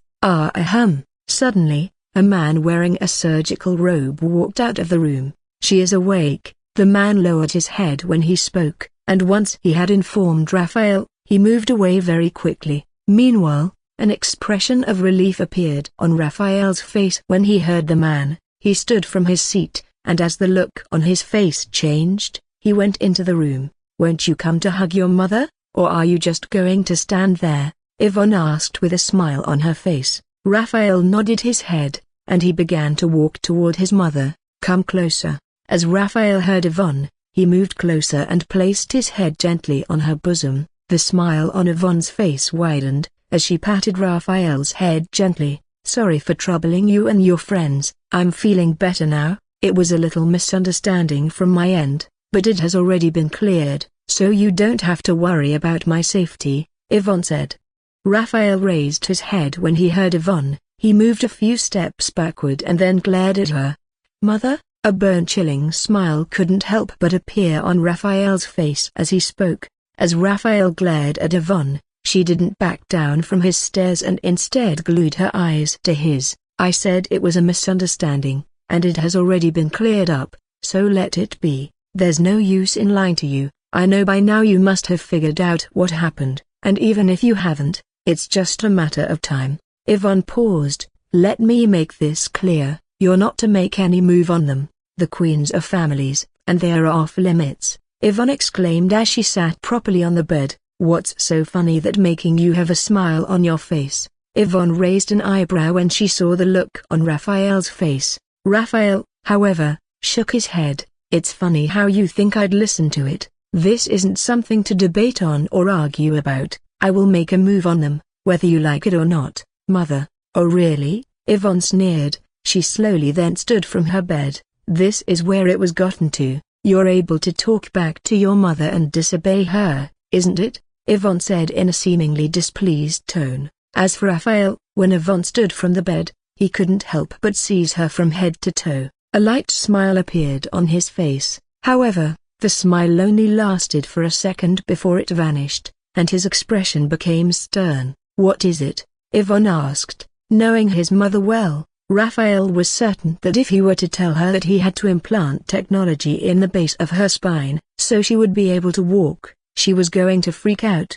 There was no saying what she might do, so when she spoke, Raphael simply shook his head. I want you to promise me that you won't attack the queens. It was a little misunderstanding, and it has already been taken care of now. They won't be bothering us any longer. This time around, Yvonne spoke in a gentle tone. Yvonne took a step closer to Raphael. Even though her legs trembled when she took that step, she didn't think much about it and assumed it was because of the injuries she suffered.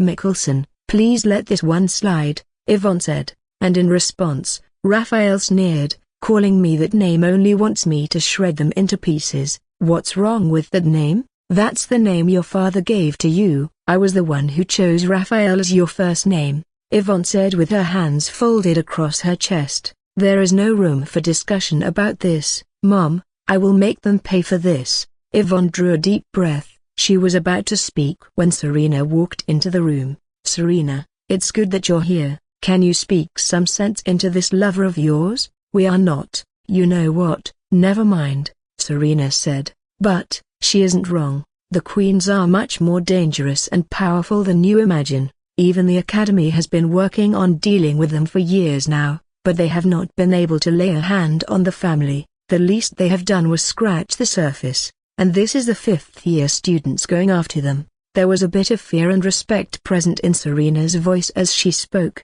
Yvonne nodded her head. She turned towards Raphael and said, What about this, Raphael? You're already close to becoming an A-rank meta-human. When you become an S-rank, you can do whatever it is you want to them. Yes, Raphael, I will also help you when that time comes, Serena exclaimed. Meanwhile, Raphael's eyebrows furrowed. He stared at his wristwatch which wasn't on and peered deep into his mother's eyes. Mom, I don't recall ever mentioning my rank to you, so how come you know about it? Raphael's words brought a reaction from Serena as she recollected what Yvonne said. Serena then stared at Yvonne with a bewildered look on her face. Oh, about that, it isn't hard to figure out. I was the one who gave birth to you, so of course, I'm able to tell the differences, Yvonne responded. Raphael's eyes bulged. He was about to speak when multiple voices rang out. The voice was coming from out of the building, and a second after it emerged, Serena walked towards the window. That was faster than I expected, Serena mumbled. What is that? Raphael asked. Serena turned towards Raphael. "The First Division's war of your set," Serena responded. When Raphael heard Serena, his eyebrows furrowed, and he couldn't help but walk towards the window. The instant Raphael got to the window, and he saw what was occurring outside the building, his mouth opened slightly, and a dumbfounded look appeared on his face immediately.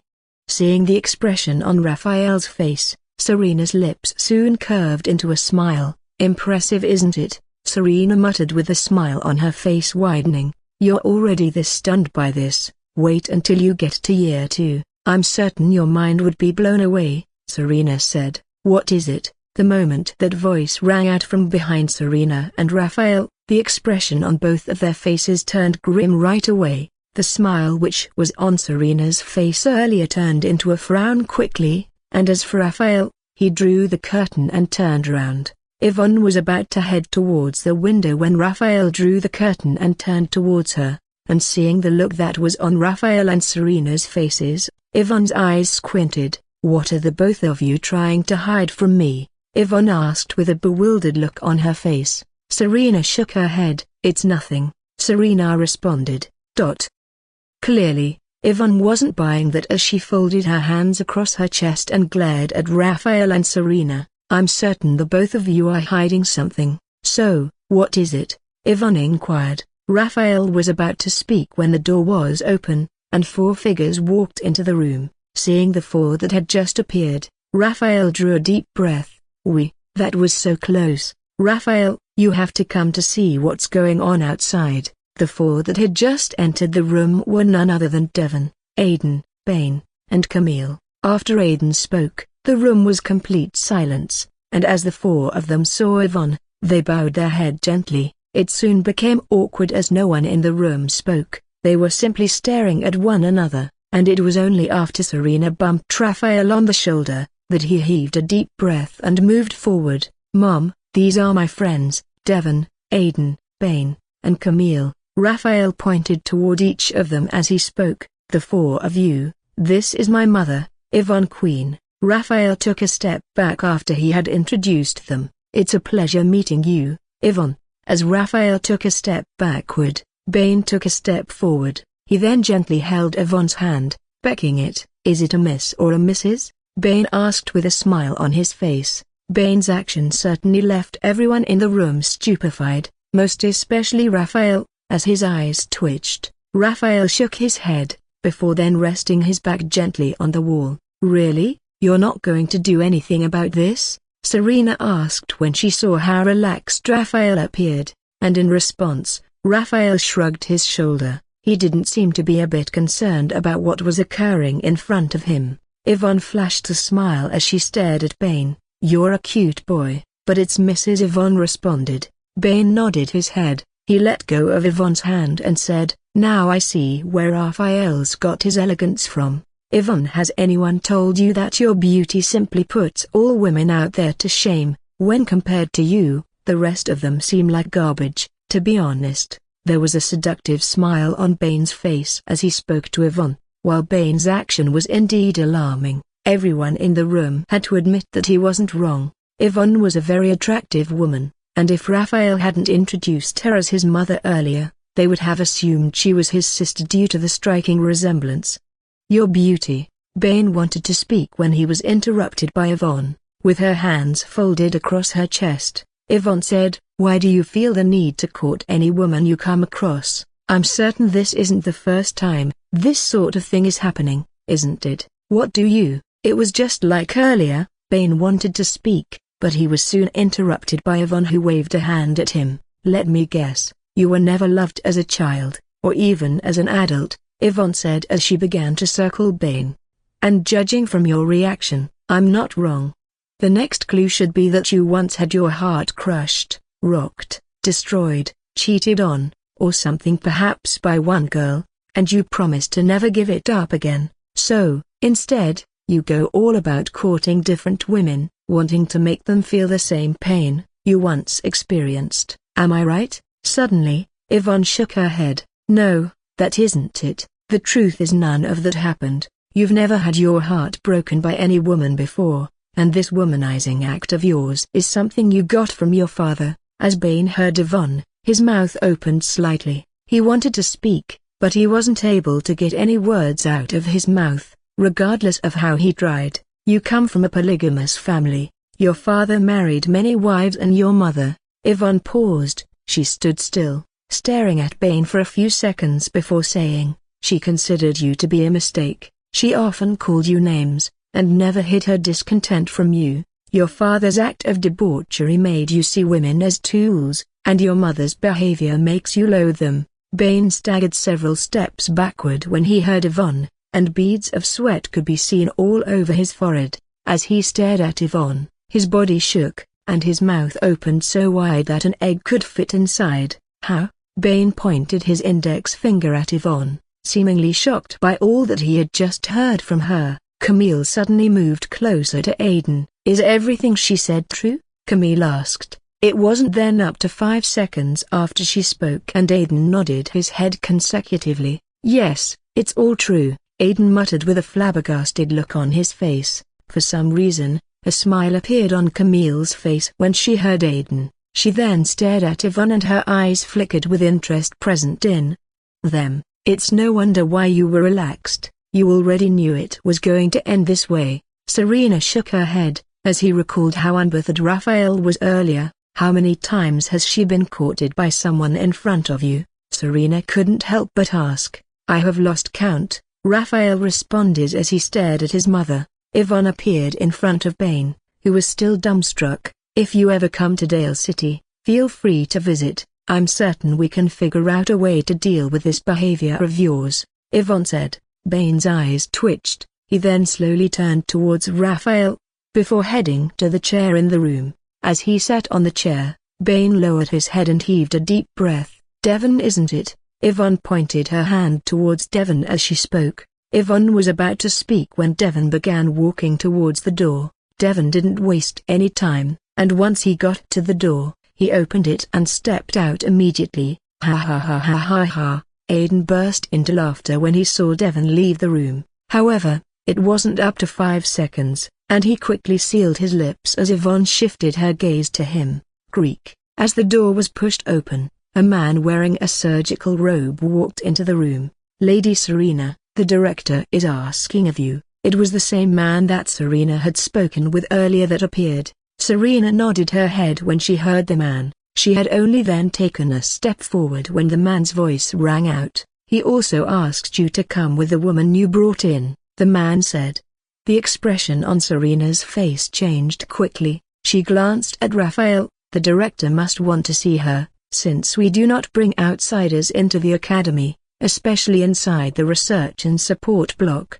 Seeing Raphael was about to move, Serena shook her head. It's fine, you should trust me with this, Serena muttered. Raphael stared at Yvonne, before moving his gaze back to Serena and nodding his head. Yvonne, there's someone who wants to see the both of us. Let's go. With that said, and Yvonne and Serena left the room. A second after Yvonne and Serena left the room, Raphael, Aiden, and Camille had eyes fixed on Bane. It was only after a few minutes that they shifted their gaze away from him and Raphael opened the curtains. Which division is this? Raphael asked as he stared at the outside of the research and support building, which was now dyed in blood. Aiden and Camille moved towards the window. The Bandit and the Norms division. Aiden responded, I didn't expect them to be the first to go into war. I always assumed it was going to be the Assassins and Murderer divisions. Me too, Camille muttered. Who is that? Raphael inquired. When Camille and Aiden heard Raphael, they stared in the direction his hand was pointing at, and as they saw the person,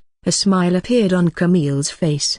As for Aiden, he shook his head, and a light frown appeared on him. The number 1 student in the Bandit division, Victor Silverman aka Killshot. The number 1 student in the Bandit division, Victor Silverman aka Killshot, Camille muttered, starting at the fairly tall, lean-built young man with peach skin, turquoise eyes, and black hair that was swept back with only a strand hanging down his face. A smile appeared on Camille's face.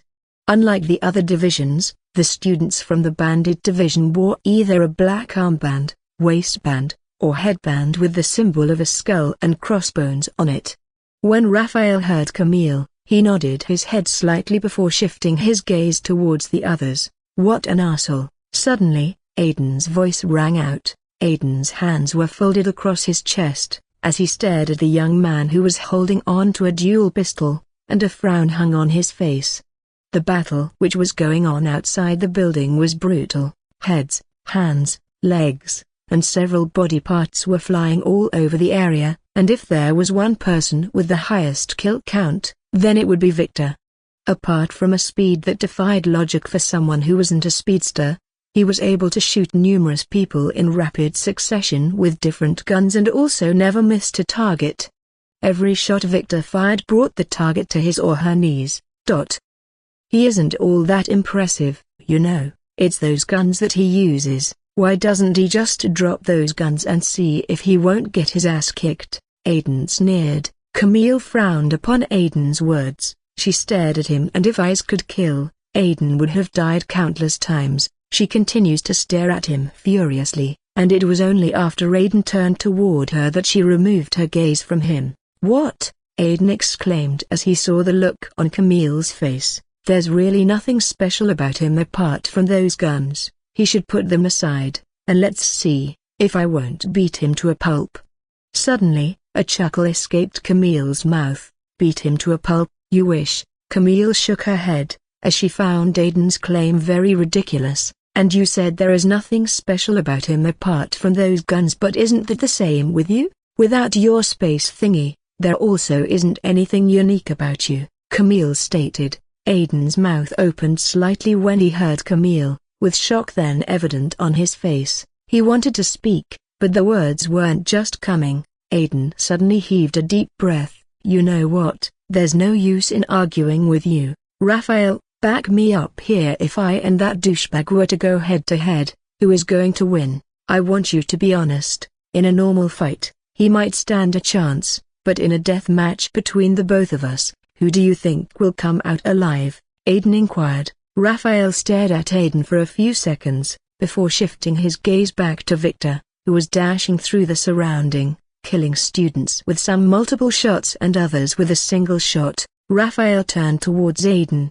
He shook his head and said, "Definitely not you." "Ha ha ha ha ha ha ha." Camille burst into laughter when she heard Raphael. "Yes, Aiden, he will destroy you. In fact, if you're ever looking for the quickest way to die, then go fight with Victor," Camille said. Aiden sneered. His eyebrows were lowered and pulled together when he heard Camille. "I'm not so surprised you would say that about him, since you're clearly infatuated with the douchebag, Camille. But, come on, Raphael, not you too." Aiden shook his head. "For one, you should be on my side here because that asshole has been eyeing your woman since forever." Raphael knitted his brows. He would have asked which woman, but he already knew who Aiden was referring to, so instead, he kept quiet. Camille flashed a rough smile as she stared at Raphael. She seemed to assume that the stern expression on Raphael's face was because he was upset from what he had just heard. "Raphael, there's really nothing to worry about.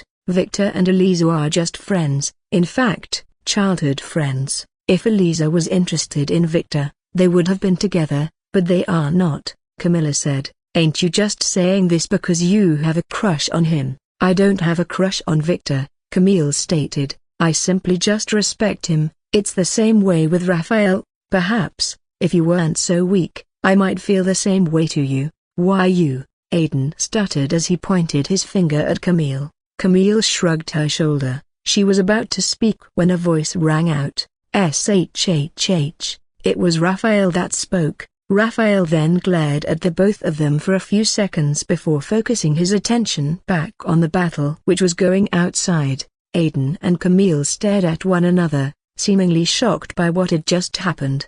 The both of them, however, remained quiet and they stared through the window.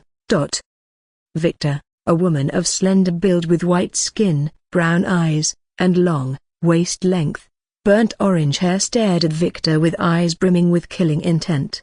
It wasn't just this woman's eyes that excluded killing intent, but her body as well. However, when Victor heard the woman, he smirked and then blew air at the gun muzzle. Victor was holding on to a dual pistol, and after he blew air on both pistols, he pointed them at the woman. "Where do you want it?" Victor inquired as he seized her body from head to toe. Your head, chest, hands, or, Victor paused, do you want it down there? The woman frowned deeply when she saw where Victor was pointing the guns at. I dare you to give it a shot, the woman exclaimed, stretching both hands forward.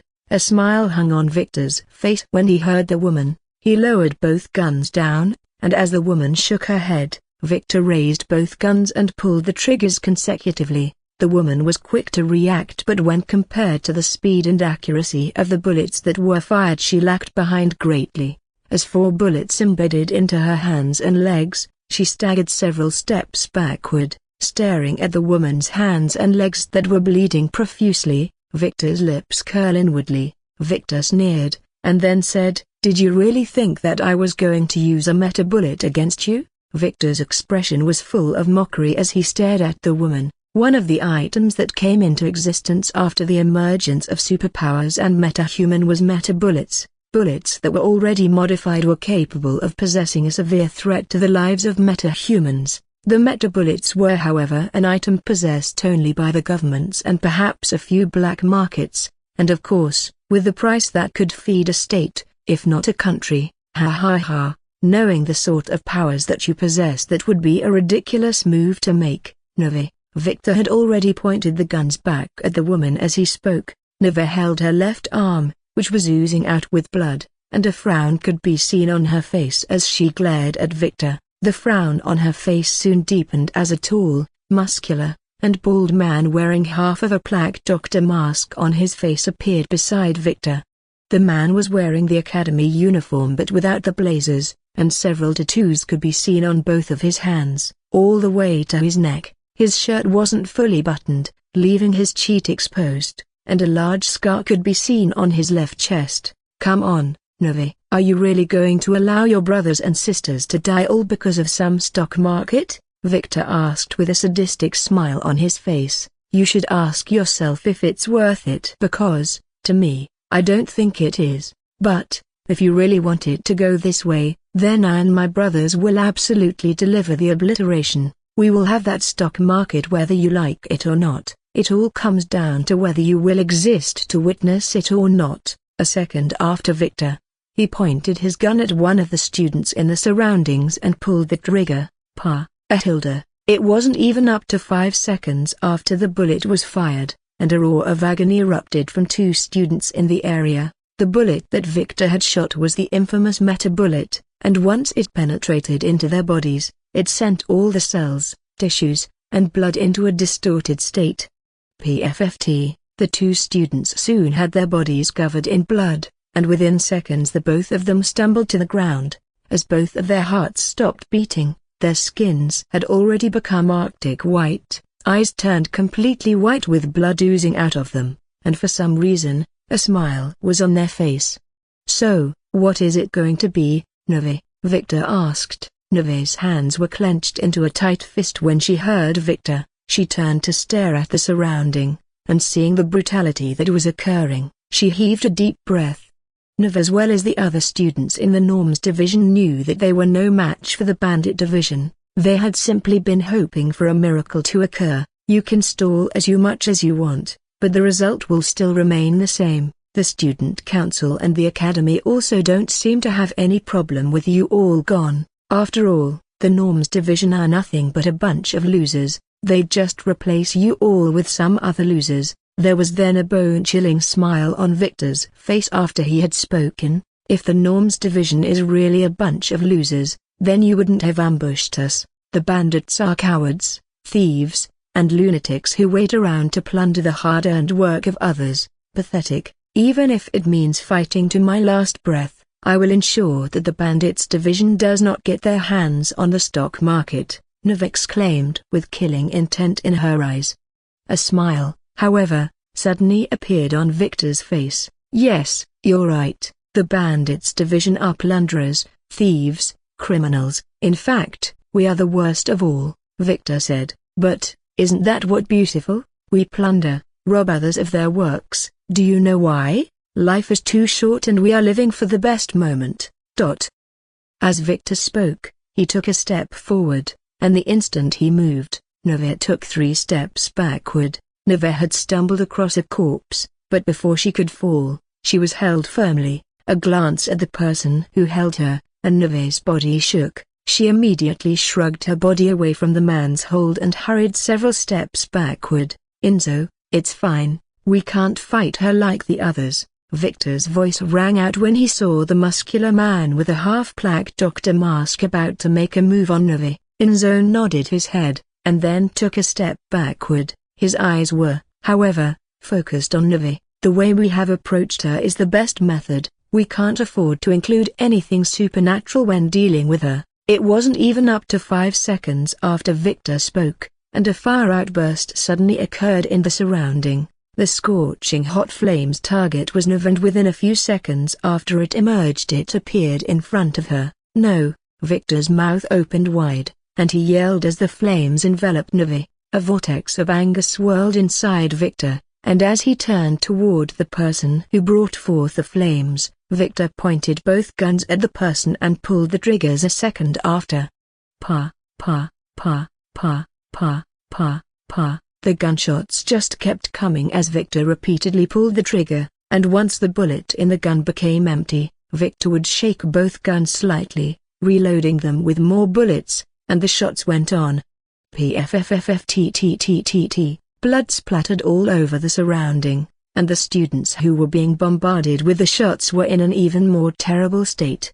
After receiving the first wave of gunshots, he was staggering backward, but when the second came forth, he went to his knees. With so many bullets penetrating into his body, creating holes, he was in a disorganized state, and despite how disfigured the man was, Victor still didn't stop pulling the triggers of the guns. Both gunshots were in sync with one another, and Victor was about to let out another when Enzo held his hand. "That's enough, Victor," Enzo muttered in an icy voice. Victor, however, shook Enzo's hands off him and was about to aim them at the students who had just stumbled to the ground when Enzo grabbed the guns. "Why you?" Victor stuttered. Enzo didn't respond, and instead, he pointed his hand at the figure in front of him. When Victor turned toward the person that Enzo was pointing at, the expression on his face changed quickly. "Idiots!" Aiden, who was watching from the research and support building, exclaimed. The bandits division already had the upper hand with the way they handled the battle, but now it will change. Camille, who was beside Aiden, nodded her head. Yes, I won't be surprised if the Norms division ends up winning this battle." Meanwhile, Raphael stared at Camille and Aiden, seemingly confused about what they meant. Why was Victor infuriated when the flames enveloped Neve, and what did Camille and Aiden mean when they said the battle was going to change? Those were the two questions Raphael was pondering about. He, however, didn't voice this question out, and instead, he kept quiet. Neve cracked her knuckles, and took a step forward. The Norms division suffered greatly because of the ambush you all delivered, but now it's our turn. Neve spoke in a rather loud voice. "It's only one of you, whereas there's many of us. I doubt you would even make a difference in this battle." Victor sneered. "We will see about that." A second after Neve spoke, and she disappeared from the surrounding. There was no sign of her, regardless of how hard Victor and Enzo looked around. The both of them had already assumed a battle stance, preparing for any sort of attack that might occur, but a few seconds passed, and there was no movement. Arg. Suddenly, multiple screams of agony rang out in the area. It wasn't from 1, 2, or even 3 students. The number of students that screamed in pain was numerous as a purple rod punctured deeply into their bodies. The purple rods went after 6 parts of their bodies, their heads, shoulders, left chest, and thighs, and once the purple rod punctured through them, it will drill until it was appearing on the other side of their bodies. "Help me." It wasn't even up to a minute after 5 students from the bandits division collapsed, and another 3 went down. These 3 had also been dealt with the same way the 5 students were taken care of. 6 purple rods were deeply rooted into their bodies. "Oh shit, this is what I was worried about," Victor mumbled in a low. His eyes were scanning the whole surrounding, leaving no area untouched, but even then, there was still no sign of what he was searching for. Suddenly, Enzo's voice rang out. "The shears." With that said, and Enzo dashed forward immediately. Victor was able to locate the person through Enzo's movement, and as he saw a figure at the microscopic level, his eyes lit up. He quickly then waved his hand and a black sniper gun appeared in front of him. Don't use any supernatural attack on her. You can either run for your lives or... Victor paused. In fact nothing. Run for your lives and do not use supernatural attacks or moves of any kind on her. When the members of the bandits division heard Victor, they didn't doubt any of the words he had spoken, and without wasting any time, they all fled.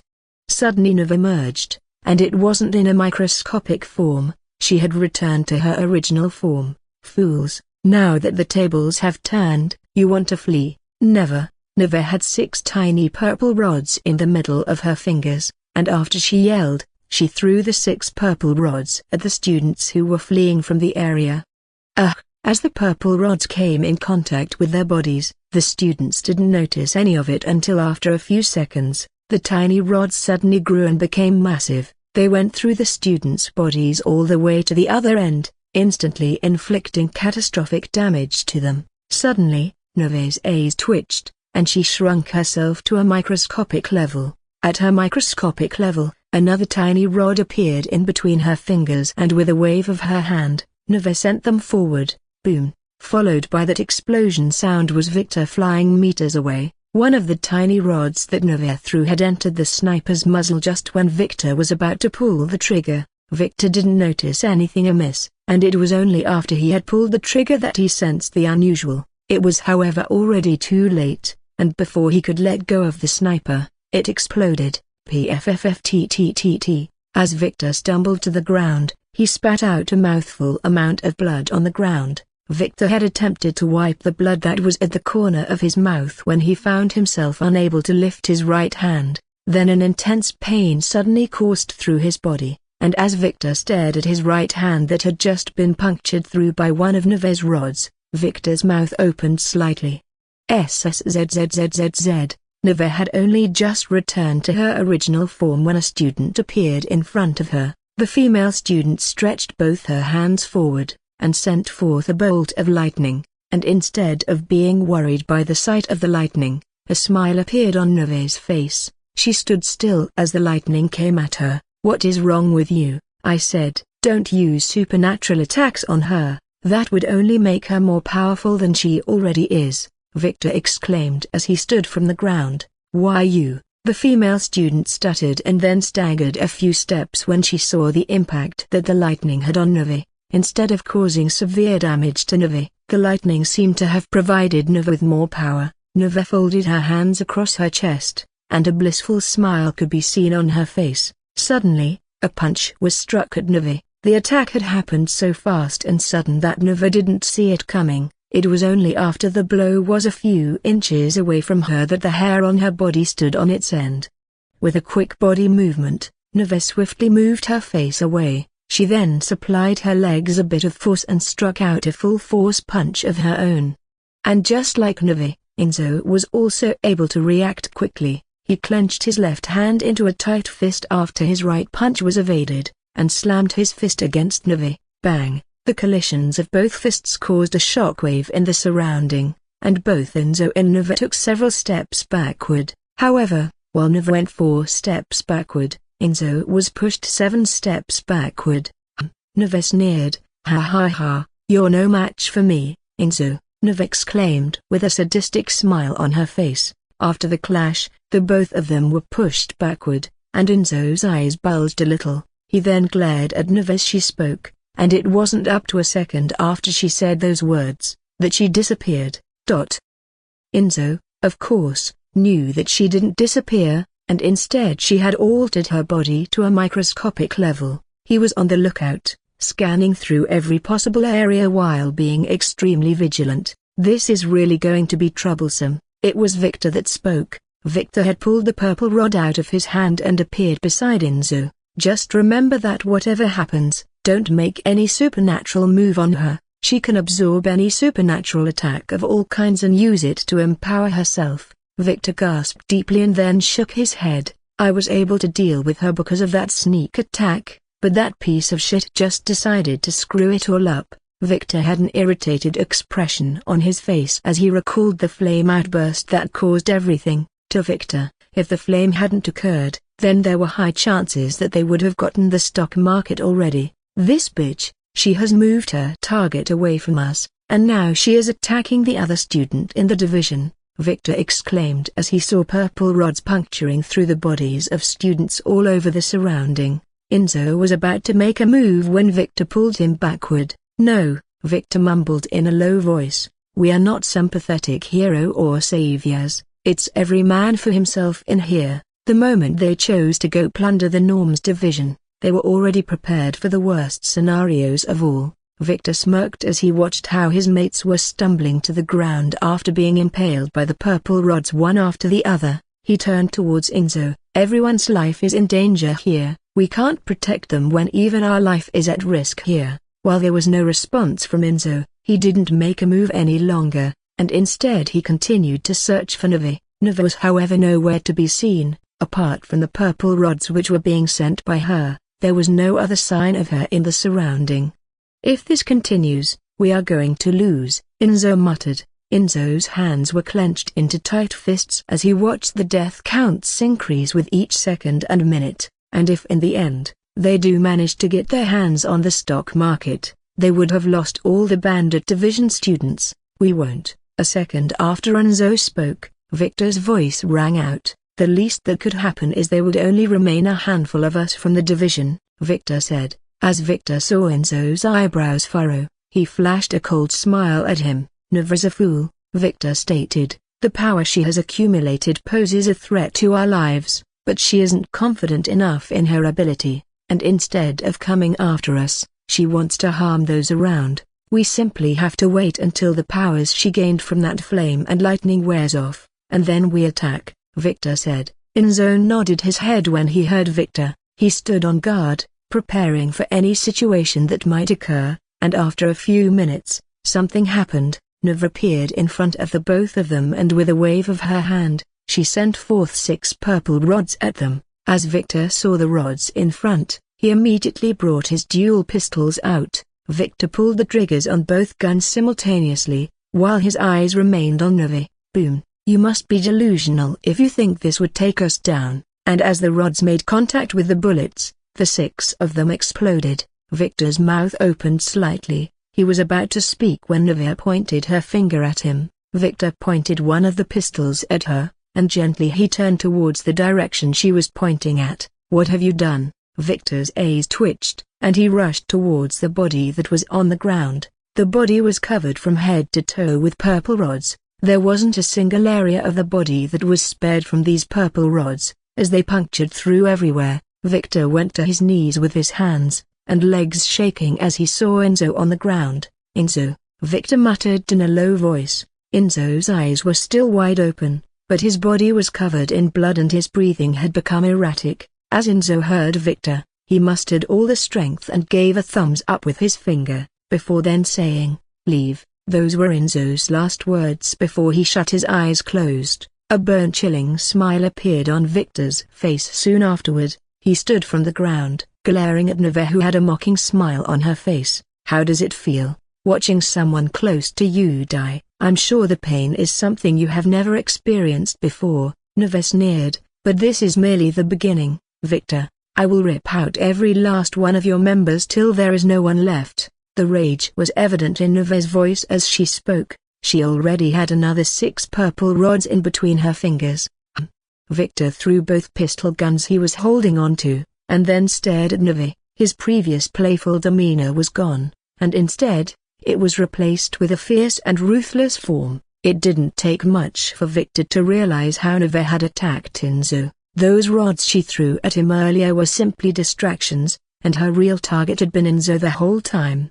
Possessing the ability to shape those purple rods at will, Neve must have made those rods extremely tiny, so tiny that Enzo didn't even notice any of it. It was only after she altered their size that he realized the danger he was in, and of course, it was too late at that moment. The stock market was earned by our hard work, but you animals from the Bandits division want to reap our success like it's nothing. The Academy might deploy the law of the jungle, But that doesn't give you the right to step over others just because you can, Neve exclaimed. Victor smirked when he heard Neve. When you own something precious, and you don't possess the power to protect it, it is bound to become others, Victor said. I will demonstrate that to you. A second after Victor spoke, he dashed forward. Neve also didn't waste any time, and she moved as well. She was about to assume her tiny form when a machine gun appeared on Victor. Ka, ka, ka, ka, ka, ka, ka,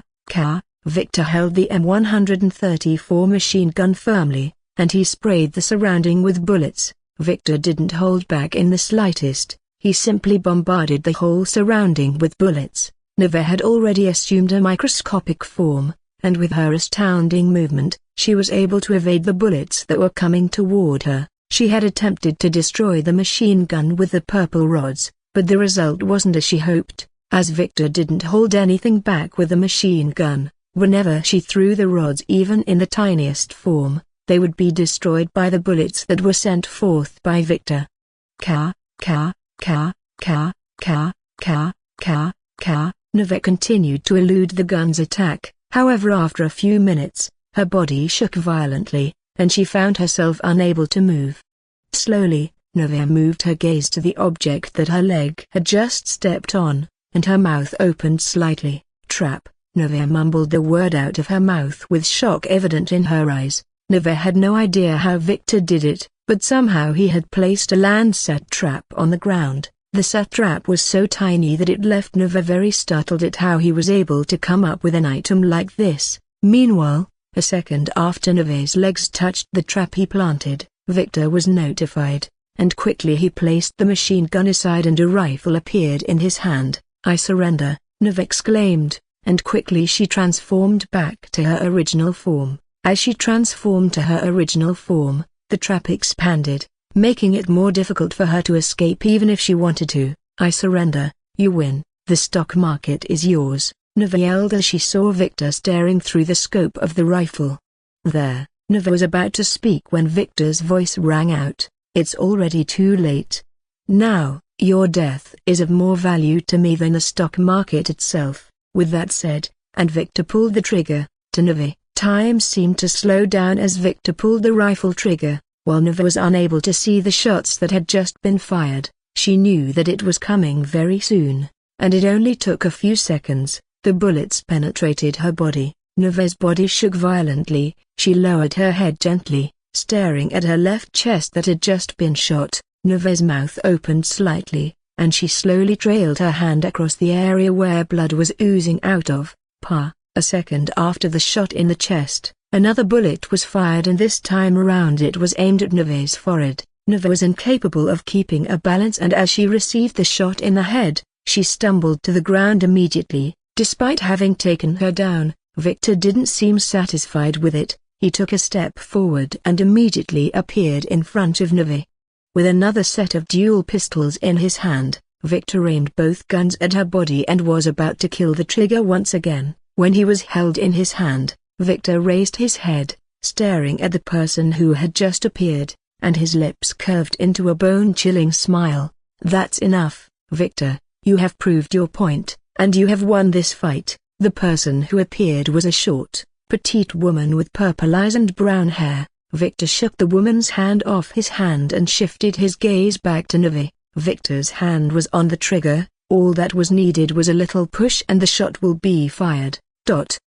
However, before Victor could apply that force, the petite woman immediately slapped the gun away from his hand. What is wrong with you? She yelled. I said you've done enough. She is dead already, the woman exclaimed. Victor suddenly sneered after the woman spoke, and so, I just want to see her body covered in bullets. When she had impaled Enzo with those rods, you weren't here, but now that I want to do the same, you come here acting all shitty.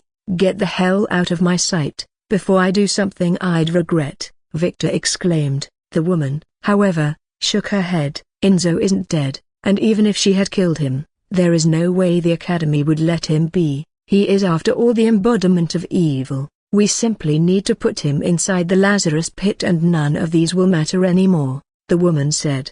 The expression on Victor's face gave the assumption that he was aware of the Lazarus Pit capability and the Enzo's status, and when Victor spoke, it became certain that he was indeed aware of it. He changes any time he comes back from the Lazarus Pit, Victor mumbled. The petite woman also seemed to be aware of this. She wanted to speak, but the words weren't just coming. She stared at Victor and then took a deep breath. Okay, now that the Norms division has been defeated, I expect the Academy to involve the Rule 135 on us, right? Victor inquired, and in response, the petite woman nodded her head. Yes, the stock market and any other available item owned by the Norms division will now belong to the Bandits division. There was a smile on the woman's face as she spoke. When Victor and the remaining Bandits division students heard the woman, their faces lit up immediately, and they began to hug one another for the success they had just achieved.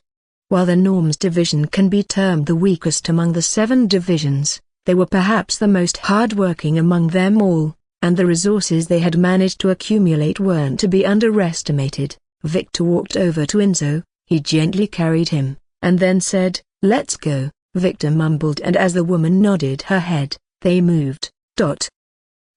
I feel really bad for them. Aiden spoke a second after Victor and the woman left the surrounding. They worked really hard for everything, and in the blink of an eye, they lost everything, including their lives. So pitiful. Aiden shook his head with a tinge of unhappiness on his face. However, when Camille saw that look on his face, she smirked and shook her head. No one is buying that from you. What really hurts you is the fact that the Bandits division would be getting all the items and resources owned by the Norms division, not the Elite division, Camille stated. Aiden's eyebrows furrowed when he heard Camille. You make it seem like I'm some vile person. Aiden paused. But, yes, you're right, it should be the Elite division getting those assert. Aiden suddenly turned towards Raphael, who had turned around once the fight was over. Raphael, what do you think of the fight? The Norms division working so hard for everything and at the end, they lost it all. It isn't just about working hard, it's about working smart, Raphael responded. A smile immediately appeared on Camille's face after Raphael spoke. There was a certain confidence, nobility, and pride present in Raphael's voice that when Camille heard him, it put a smile on her face.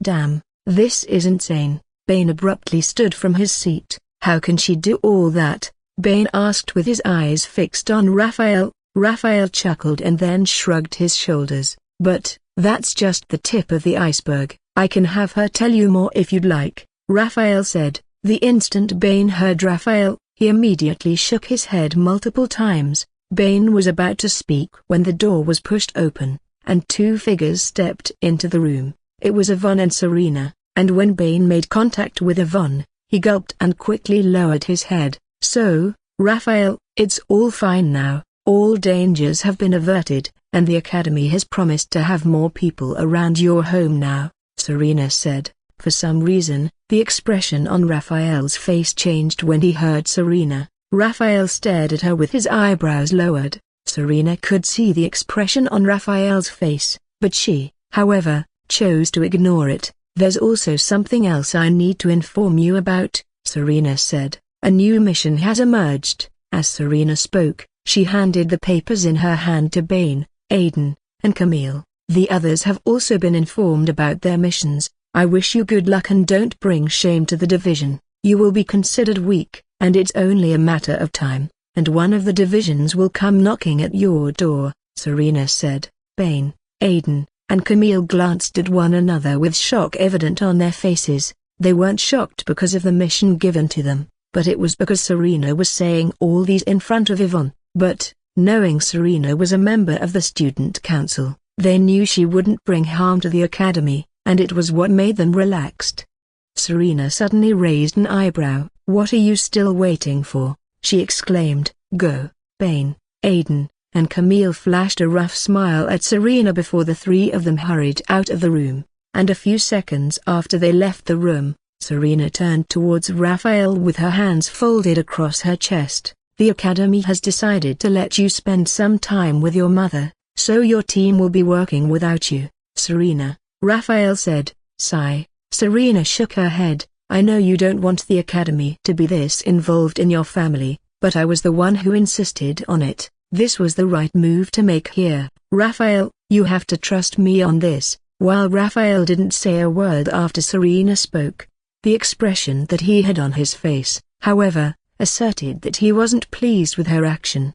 I also asked for protection from the agency you use. Serena paused. Instead of S ranks, they will be offering SS ranks around your house. A second after Serena spoke, and Raphael appeared in front of her. Raphael stared at her, before stretching his hands out, and hugging her tightly. Thank you, Raphael said. Serena's lips curved into a smile. She wrapped her hands around Raphael's body and placed her head gently on his chest. It's okay, Raphael, Serena mumbled.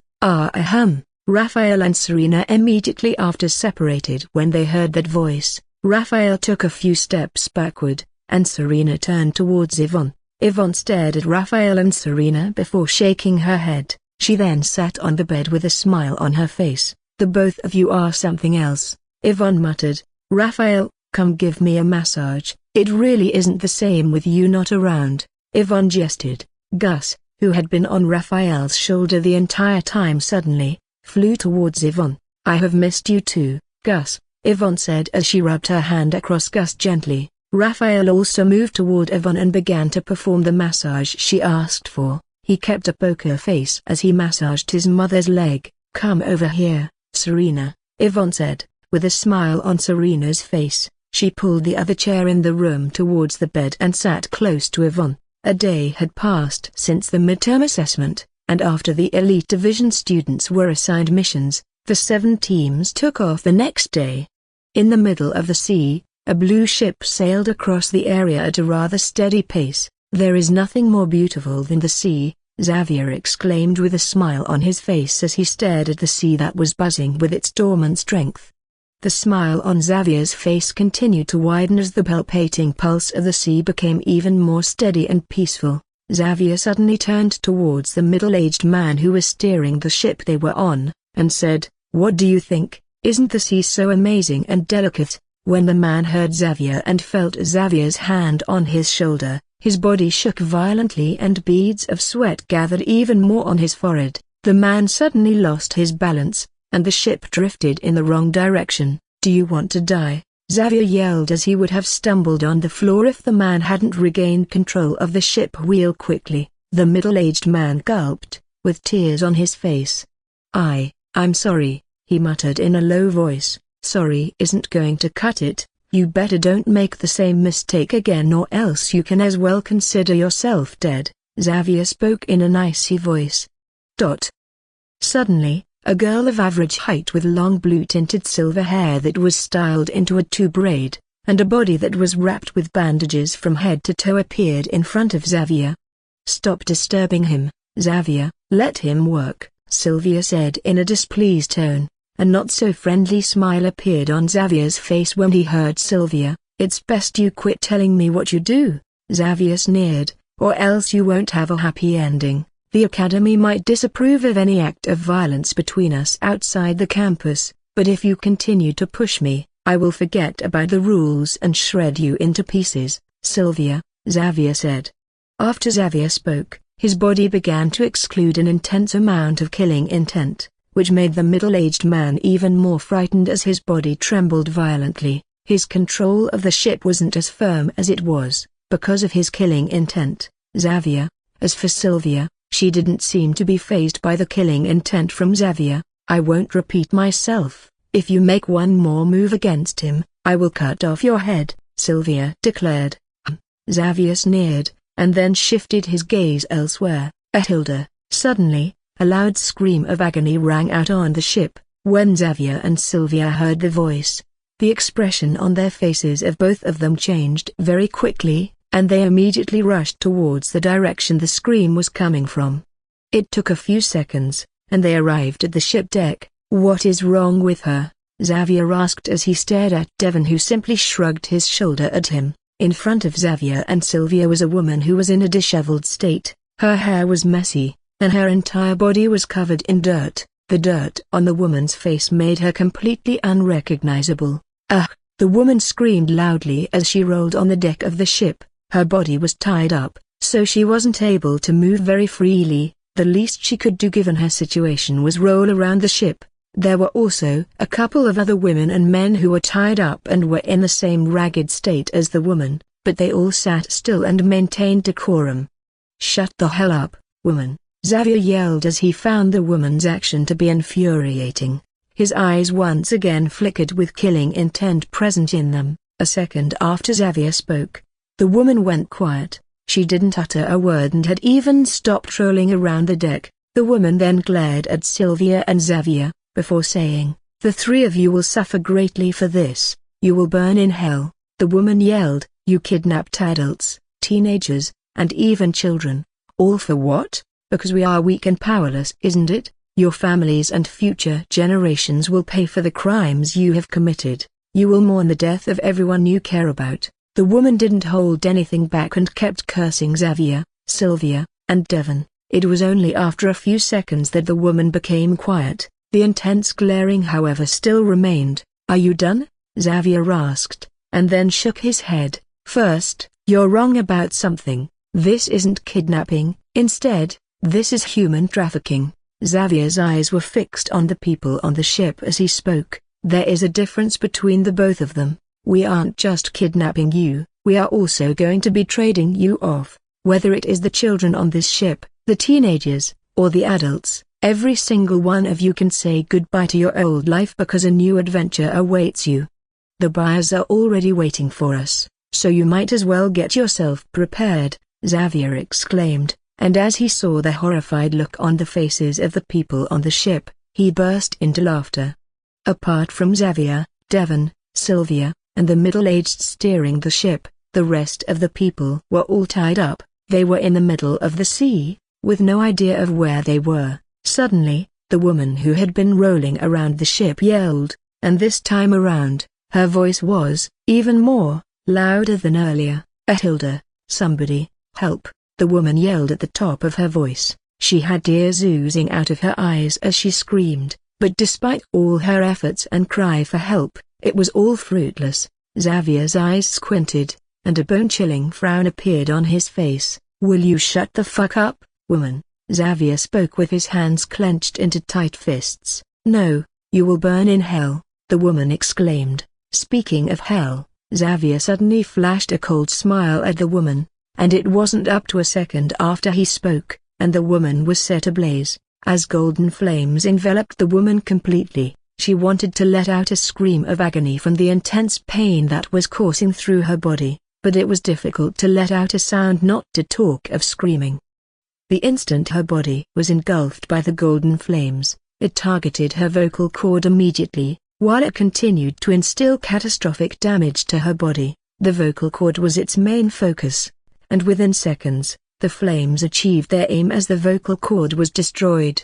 "Are you insane?" Sylvia exclaimed as she saw the woman's state. Sylvia was left startled by Xavier's action, and before she could regain composure and react, what was left of the woman was her ashes. There weren't even any skeletal bones that were left of the woman. After the woman's obliteration, Xavier smirked, and he stared at the remaining people on the ship. She died because she refused to accept her fate, and was also too noisy. If any of you decide to act foolish, your ending would be even more dramatic than hers, I can assure you of that, Xavier stated.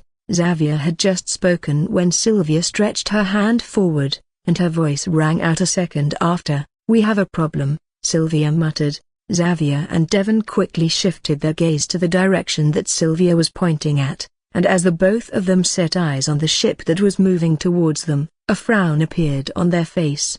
The ship that Xavier, Devon, and Sylvia were on wasn't particularly huge, and neither was it small. It was moderate at best, but when compared to the ship that was heading towards them, the disparity was massive. The ship was huge. "What are they doing here?" Xavier mumbled with his eyes glued to the ship in front. "Didn't the Academy say that they are going to be taken care of?" There was a tinge of rage in Xavier's voice as he spoke. He had already clenched his hands into a tight fist, as the appearance of the white ship in front of them changed the whole dynamics of their mission. And because of the bandages which were wrapped around her body, Sylvia's expression couldn't be seen, but from the way she placed her hand on the katana beside her, it was obvious that she was also displeased by the arrival of the ship. "I say, we turn back while we still can, or better still, we forfeit this mission. We can't go into battle with these people, they are going to shred us into pieces," Xavier blurted. Xavier turned towards Sylvia. "As long as we are alive, we can make the setup some other time. Even the Academy will agree with us on this decision. We can't deal with them. What are you still waiting for?" Xavier exclaimed when he saw that Sylvia hadn't moved from where she was. "I will inform the Academy about this, so I won't have to suffer for your death." With that said, and Xavier turned around, he was about to move when Sylvia's voice rang out. "It's already too late." Sylvia paused. "They are already here, they are already here." It wasn't up to a second after Sylvia spoke, and 3 men jumped out of the water and stepped onto the ship. Sylvia took a step backward when she saw the 3 men who had just appeared. She then immediately took out the katana from its sheath and assumed a battle stance. It wasn't just Sylvia that assumed a battle stance when she saw the 3 men. Xavier also steadied himself. He had eyes on the 3 men with his hands clenched into a tight fist.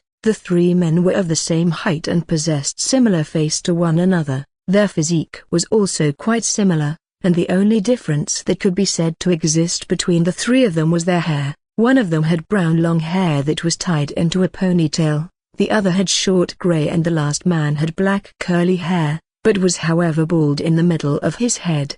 "They are stalling," Sylvia mumbled, while the 3 men didn't say a word since they come on the ship. Their stance asserted what Sylvia had just said, and as Sylvia stared at the 3 of them, she couldn't help but get the feeling that even if she wanted to flee, she wouldn't be able to. Though the 3 of them weren't excluding any unfathomable power, Sylvia could sense danger coming from them.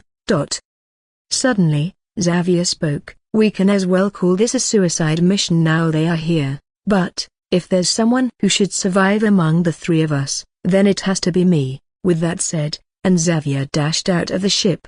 Xavier moved extremely fast, and within a few seconds, he had activated the emergency drive he arranged just in case the situation were to fall out of hand. The drive had already appeared beside the ship, and Xavier was about to jump out of the ship when a fist that was made of steel struck him in the abdomen at full force. Blood flew out of his mouth as he was sent flying backward from the blow. His body hadn't even touched the deck of the ship when he received another strike on his back. Xavier's body curved into an arc from that blow he received, and before his body could even hit the ground once, a figure appeared in front of him and slammed his body right on the deck of the ship. Pfffttt. Xavier vomited a mouthful amount of blood from those waves of attack. The attack came so fast and unpredictable that he wasn't even able to spot the person who was hitting him and not to take off using his golden flames of hell on the person.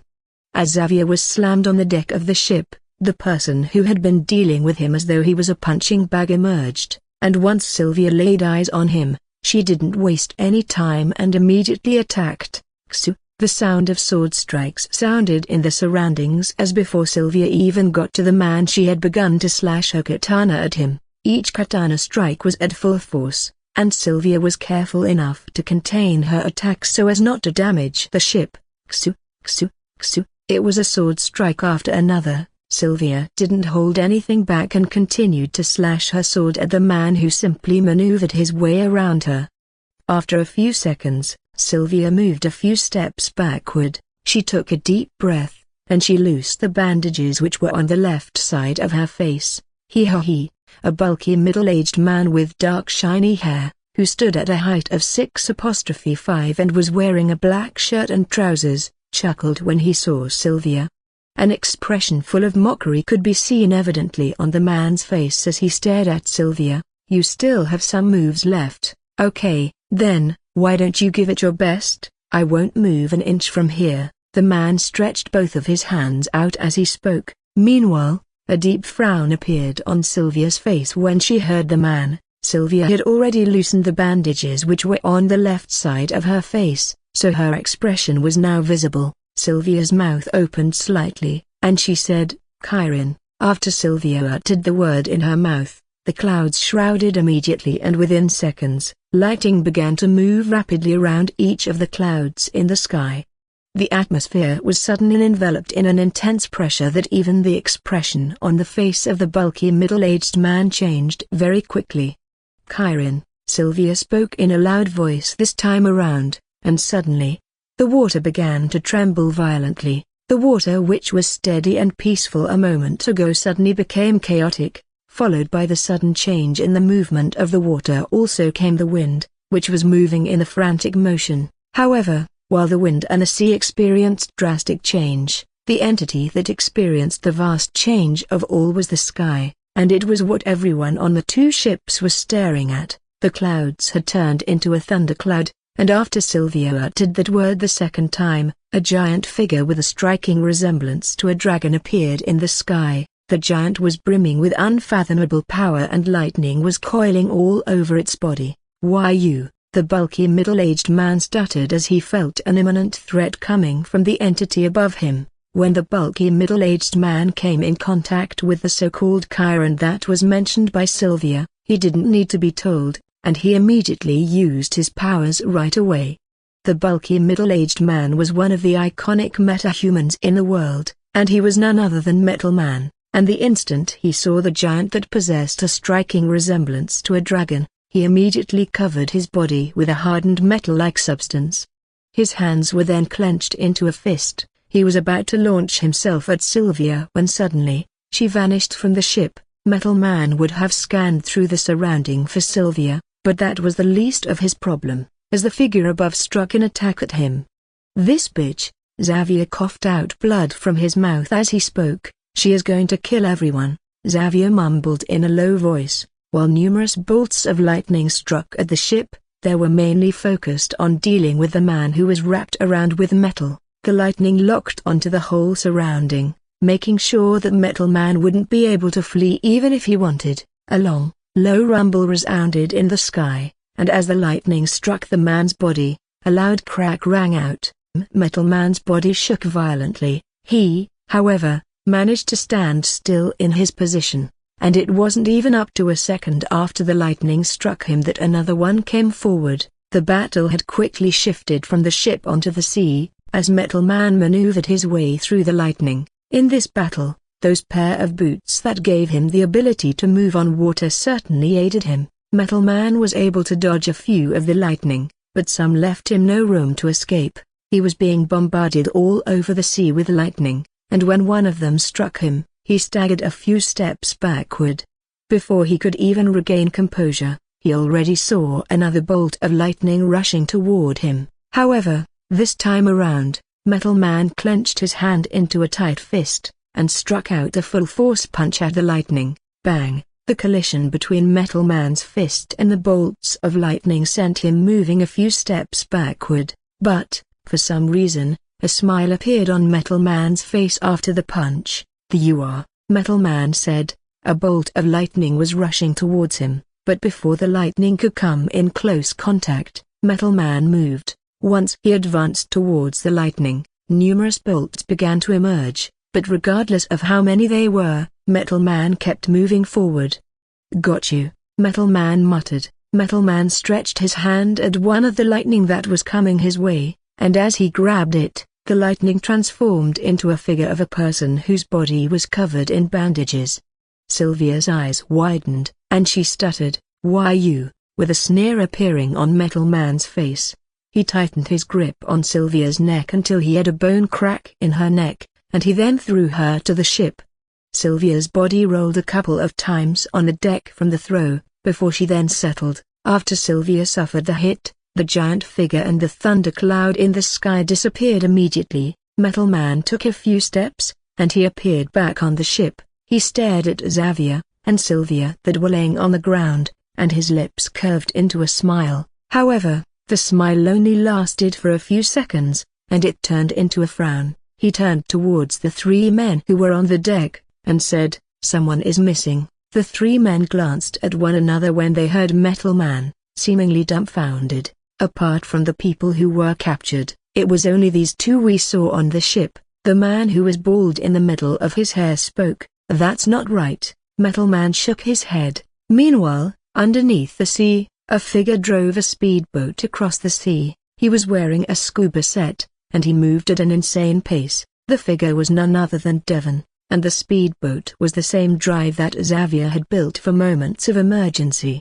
a boat that was capable of moving underwater. Devon had been able to evade the detection of the three men, as he acted like one of the people who were captured on the ship. He sat on the ship in the same manner as them, and when everyone's attention was on the battle between Metal Man and Sylvia, he moved immediately, and since the speedboat was able to avoid detection, he could move unhindered. Boss, the man with the dark curly hair suddenly appeared behind Metal Man. We have questioned the people who were captured, and apart from those two, there was also one person. We have performed a full round check at the sea, and also interrogated the traffickers, but we weren't able to get an answer from them. Even the search around the sea didn't yield any result. The man took a deep breath. What do we do, boss? He inquired in a soft tone, and in response, Metal Man shook his head. We do nothing, he responded. He must have gone to call for help, so we wait for them to arrive.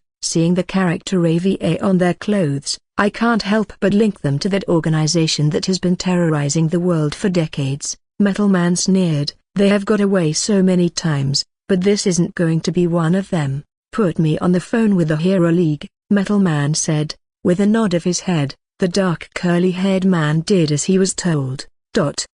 Meanwhile, Devon continued to accelerate forward. He didn't take a break and only kept dashing, and after several hours of moving, he arrived at a beach. The speedboat emerged out of the sea after Devon got to the beach. He then immediately leapt out of the boat and rushed towards the rocks which were on the other side of the beach. Devon's eyes scanned through the rocks in front of him, and after a few seconds, his face suddenly lit up. He took the rock that had the character VA on it, and mumbled, "The Students' Council." Devon spoke in a low tone. It was then up to a second after he uttered those words, and he disappeared. The rock he was holding on to dropped to the ground and then hid under the surrounding rocks. Mom, come look, I saw someone. After Devon disappeared, a boy who appeared to be at the age of 5 appeared. He pulled a middle-aged woman and pointed his hand at where Devon had been standing. There is no one here, Julius, the middle-aged woman spoke.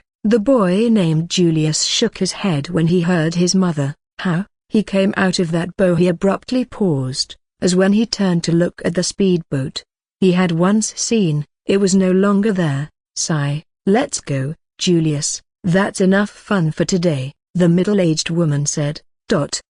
Meanwhile, when Devon disappeared from the beach, he appeared in the academy, specifically at the front of the Student Council building. Once Devon arrived at the building, he didn't waste any time whatsoever and went inside quickly. The Student Council building wasn't a crowded place, but there were several people moving back and forth. After a few minutes of elevator rides and stair climbing, Devon arrived in front of the door. The instant he got to the door, he pushed it open and hurried straight inside. Why you? Who do you think you are? Followed by Devon's action was a loud and furious voice from one of the students in the meeting room. Devon, however, didn't glance at the person who spoke, and instead, his eyes went to the person seating at the other side of the table. Devon's mouth opened slightly. He was about to speak when Melanie rushed toward him. Melanie held his body, which was apparently shaking, and said, "What is it, Devon? I want you to calm down and talk to me," Melanie said in a soft voice. Melanie was wearing a fitting long-sleeves green dress, with high-cut leg slits that showed off her shapely legs and low-heeled back heel. She stared at Devon with an expression simply full of worry and concern. When Devon heard his elder sister, he took a deep breath. "Sylvia and Xavier have been apprehended," Devon exclaimed. "I want full details of everything that happened." Devon gasped. "We already captured the people we were asked to. We wanted to find a suitable location and create the setup for the family we were told to plot against when a ship came toward us." As Devon continued to give in more details about the event that occurred, Melanie placed her hand on her chin. "Did you see any item, print, or logo on the ship?" Devon abruptly paused for a few seconds before then nodding his head. "Yes, they had a freedom flag on the ship," Devon muttered and then described the ship and the flag. As the people in the room, including Melanie, heard Devon, the expression on their faces changed quickly. They glanced at one another before they shifted their gaze back to Devon. Devon was oblivious to what had just occurred, as he focused on explaining everything that happened to his sister. He didn't leave any part of the event out and explained it exactly how it happened. When I left the ship, Sylvia was fighting with the man covered in metal, and from my calculations and the brief exchange I saw between the both of them, there's no way Sylvia can defeat that man. Why are you people staring at me? Exclamation mark. Ain't you going to do something about it, or will you just sit there and watch as some people rip us apart? Devon yelled, and it came as a shock to him that there was not a bit of response from the people in the room. They didn't seem to be concerned about what happened, and when one of them spoke, Devon glared at him with killing intent. So, in other words, the mission was a failure. You were not only able to frame the family you were to frame, but you also got yourself apprehended, and now that it has all gone bad, you come screaming for us to help you. Tell me a reason why we should do something like that. It was the same youth that yelled when Devon barged into the room that spoke. Devon flashed an irritated look at the youth and then said, I wasn't talking to you, I was speaking to my sister and the sensible ones, so, it best you mind your business. Devon said, Why you? The youth abruptly stood from his seat and pointed his finger at Devon. There was rage written all over his face, and the only reason he hadn't advanced to Devon was because of the woman before him. Suddenly, Melanie's voice rang out, Shut the fuck up, Ethan, before I shut you up myself. The youth named Ethan frowned deeply when he heard Melanie. He balled his hands into a fist and was about to speak when he saw that grim look that Melanie had on her face. Devon, I will handle this issue, you can leave. Melanie turned towards Devon and spoke. Devon, however, didn't seem to be at peace with her words, as he shook his head multiple times. You're able to save them, so why don't you just go? I can take you there, Melanie, Devon exclaimed. Devon, a second after Devon spoke, Melanie's voice rang out. Melanie glared at her younger brother. She wanted to speak harshly to him, but seeing the expression which he had on his, she heaved a deep breath. It's not as easy as you think. Melanie paused. The freedom flag you described belongs to an agency referred to as WAPTIP. Melanie could see the bewildered expression on her brother's face, and she said, WAPTIP is an acronym for World Agency for Prohibition of Trafficking in a Person.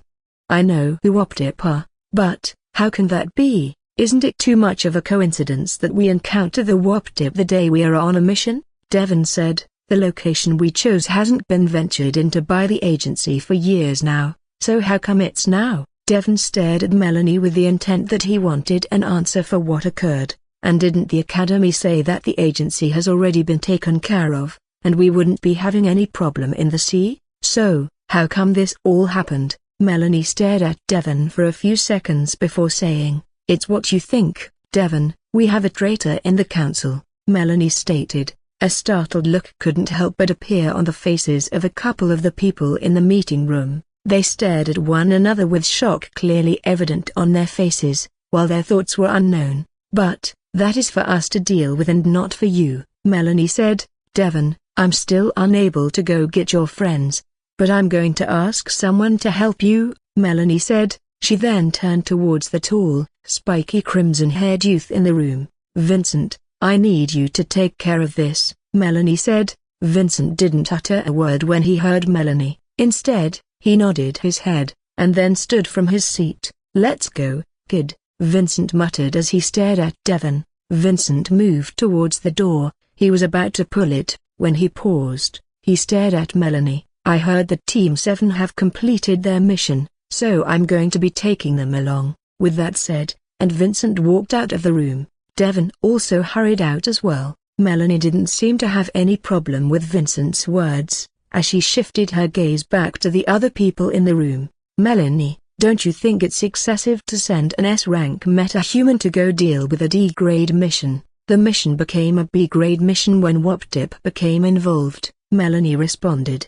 Are you certain this is the route? In the middle of the sea, a blue ship could be seen moving at a steady pace, and inside the blue ship were 5 figures. The 5 people were Devon, Vincent, Aliur, Dwayne, and Raphael. When Devon heard Vincent, he nodded his head a couple of times and heaved a deep breath. "I say we turn back. We have been moving for hours, and there has not been any trace of ship or people around. This seems like a waste of time to be sincere." Dwayne's voice suddenly rang out. Dwayne could see the change in Devon's expression after he spoke, and he shook his head. "How are we so certain that they haven't moved away from the sea? We have just been moving blindly the entire time, which is quite annoying." Dwayne paused. "We were meant to make inquiries on this before even moving." While Devon was discontented with the words which were spoken by Dwayne, he knew that Dwayne wasn't entirely wrong. They had been moving for a very long time, and they hadn't seen anyone yet.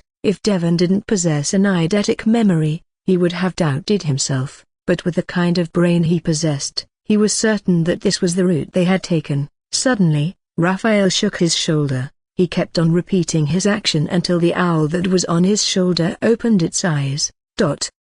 Gus stared at Raphael seemingly displeased, and after a few seconds of the both of them staring at one another, and a little of head shaking from Raphael, Gus flew from his shoulder.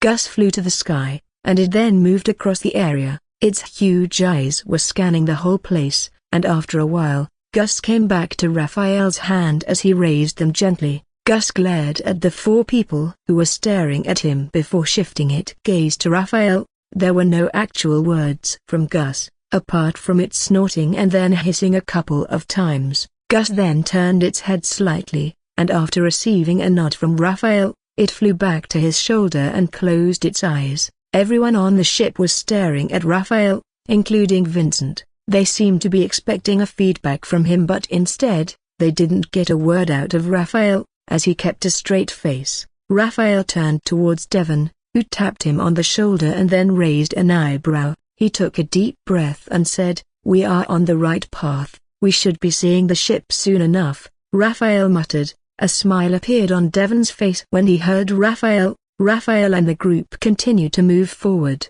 and throughout the entire time, Raphael couldn't help but notice Vincent staring at him. While there was no dubious intent in his gaze, Raphael still remained extremely vigilant. He was already prepared for any sort of scenario that might occur, and even Gus, who was on his shoulder, was just as ready. "That is the ship," Devon suddenly yelled as he saw the ship a few meters away from him, and a second after Devon spoke, he quickly covered his mouth with his hand. Devon stared at Aliur, with panic written all over his face, and then quickly moved his gaze from her. "No one is to make a move unless I ask you to do so. Is that clear?" Vincent glanced at the 4 on the ship when he spoke. While there was no response from any of them, there were a nod of head from one of them. Vincent then cracked his knuckles and increased the acceleration of the ship. "Boss, we have the curly-haired man," wasn't able to complete his words as the man in front of him waved his hand at him. "I have seen them already." Metal Man lowered the telescope in his hand, and a smile appeared on his face. He turned towards the curly-haired man and said, "Have you been able to contact the Heroes League?" The curly-haired man shook his head when he heard Metal Man. "It's still unreachable. I can't also reach anyone, both in the Academy and the Heroes League," he said. "I'm afraid we are going to deal with this on our own." There was a bit of worry on his face when he thought of going to combat with those people. Even though the government had sealed any details of that organization from the public, the people who had been around for a long time knew of their existence. A force that does not adhere to any limits or ethics when executing their atrocious acts. The power they were also said to possess was unfathomable, to the extent that they were able to have the entire world on their toes. As for Metal Man, a light frown appeared on his face when he heard that they weren't able to contact the League and the Academy. However, the frown soon turned into a smile after a few seconds. "Go bring those 2 forward, and have everyone on the ship prepared," Metal Man said. With a nod of his head, the man went over to the people on the ship. He spoke a few words to them, and without any delay, everyone assumed position both in and out of the ship. It only then took a few minutes and a ship appeared close to them. Both parties stared at one another, with a few of them excluding killing intent from their bodies. Once the ship was close to one another, Vincent moved. He took a step forward, and he appeared on the ship immediately. Raphael, Devon, Aliur, and Dwayne also moved a few seconds after. When the 5 of them stepped on the white ship, about 5 men immediately sealed off the entrance.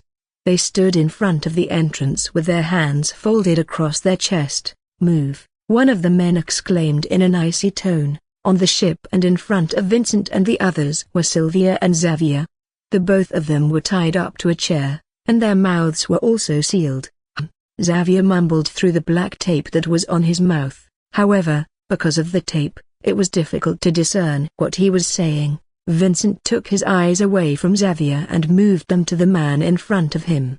The both of them seized each other for a few seconds, and after a brief moment, Vincent spoke. "I have heard a lot about you, Metal Man." Vincent paused. "Or should I say, Luther Fernandez," Vincent said. Luther's mouth opened slightly. Clearly, he hadn't been expecting Vincent knew his real name and surname, and when Vincent spoke, he seemed to place more emphasis on his surname, so Luther very much got the message. "I see that you are going straight to threat." It's before Luther could complete his words, Vincent's voice rang out. "Yes, I am. I'm not one to beat around the bush. Look, this is how it will go. If you want a battle, then a battle you will get," Vincent said, "but if I were I would avoid that because you would only be ending your legacy that way. There's a way we can settle this fairly, and everybody will get what they want," Vincent mumbled. "There's a way we can settle this fairly, and everybody will get what they want," Vincent stated. "Oh really?" When Luther heard Vincent, he sneered and then folded his hands across his chest. "Why don't you enlighten me on this settle you're referring to? This too, and those other people come with me, and you and your group of minions can leave without any bloodshed occurring," Vincent responded. "Ha ha ha ha ha." Luther aka Metal Man burst into laughter when he heard Vincent. Seeing the expression on Vincent's face, Luther paused. "So you were not fooling around? This was really what you meant by settling this?" Luther said. The look on Vincent didn't change, and Luther said, "Don't you think it's quite absurd and also ridiculous? First, you kidnap innocent people to trade them out to fill your own pockets, and now that they have been taken away, you still demand for them again. With all the crimes you and those people behind you have committed, it's very foolish of you to think that I'm going to let you go after all that you have done," Luther blurted. Luther took a step forward. "The Heroes League wrath on that organization you come from will start from you, and I can assure you that it's only a matter of time before we have you all locked up." A chuckle couldn't help but escape Vincent's lips when he heard Luther. "You know what?" Vincent paused. "I have changed my mind. I thought we could settle the issue as men, but it's clear that you aren't one, so I'm going to be dealing with you the way species of your kind should be dealt with." Luther immediately moved a few steps backward when he felt a change in the surrounding. He immediately covered himself with metal and assumed a battle stance. "Attack!" As Luther's voice sounded, Vincent and the others were quickly surrounded. There were people all over the ship, and every single one of them was dashing toward Vincent. Their numbers were so astonishing that even if Vincent, Raphael, Aliur, Dwayne, and Devon wanted to escape now they wouldn't be able to. "If you think these will give you the upper hand, then you're wrong. What is quantity before quality?" Vincent gestured. Suddenly, 10 tentacles appeared on Vincent's back. The tentacles were made from dark particles, and as the 10 of them hovered behind Vincent, they excluded a frightening amount of killing intent. While the appearance of the tentacles came as a shock for Luther and the others, it didn't stop them from charging forward. They moved rapidly and within seconds they appeared beside Vincent. A second after Vincent was surrounded, and they were about to begin to launch their attacks at him, a scream of anguish rang out on the ship. Hilda, the screams only got louder and louder, and followed by each loud scream was someone being thrown to the sea. "What the hell are those things?" It was the dark, curly-haired man that spoke, and as he stared at the tentacles which were ripping through the body of his mates one after the other, shock and fear were written on his face. It wasn't just the man who was left stupefied by those tentacles. Luther was also dumbfounded. He stopped moving immediately as he saw those tentacles appear, and when they began to attack his men, he was left startled. The tentacles were extremely fast and accompanied by the monstrous strength to penetrate deeply into the bodies of their victims at one strike. They were simply unstoppable. "Boss, if this continues, we are all going to die," the curly head mumbled. There was absolutely no doubt about what the man was saying, as with the scene occurring, it was only a matter of time, and there wouldn't be anyone on the ship. Luther bit his lips hand and then clenched his hand into tight fists. He stared at Vincent, who seemed to be relishing in the massacre that was happening beside him. Throughout the entire time, Vincent didn't move an inch from where he was. His hands were folded across his chest, and it was as though he were able to control, manipulate and command those tentacles at will. "Stop!" Luther's loud voice sounded. While Vincent heard Luther loud and clear, the killing didn't stop, and each tentacle continued to hack the bodies of the people on the ship. "It's enough. You have proved your point," Luther exclaimed with a very displeased look on his face. Vincent sneered, and with a thought, the tentacles withdrew themselves from the people on the ship. They gathered and assumed a defense as well as an attack stance around him. "You have already taken those two, so there's no reason why this should go on any longer. We will depart and act like this didn't happen." Once the tentacles around Vincent went on a killing spree, Dwayne had pulled Sylvia and Xavier with a grabbing arrow, while Raphael had a stern expression on his face. After Luther spoke, he didn't waste any other time and moved quickly. He completely disregarded the huge ship he was on and settled for the smaller one instead. However, Luther hadn't covered much ground when he was stopped. Luther's eyes squinted as he stared at the two tentacles that obstructed his path. If Luther was confident in being able to deal with these tentacles, then he would have gone all out and fought with Vincent. But Luther wasn't. In fact, he knew that if he were to engage in a squabble with Vincent, there was a high chance that he was going to perish. With a frown on his face, Luther turned towards Vincent. "What is this?"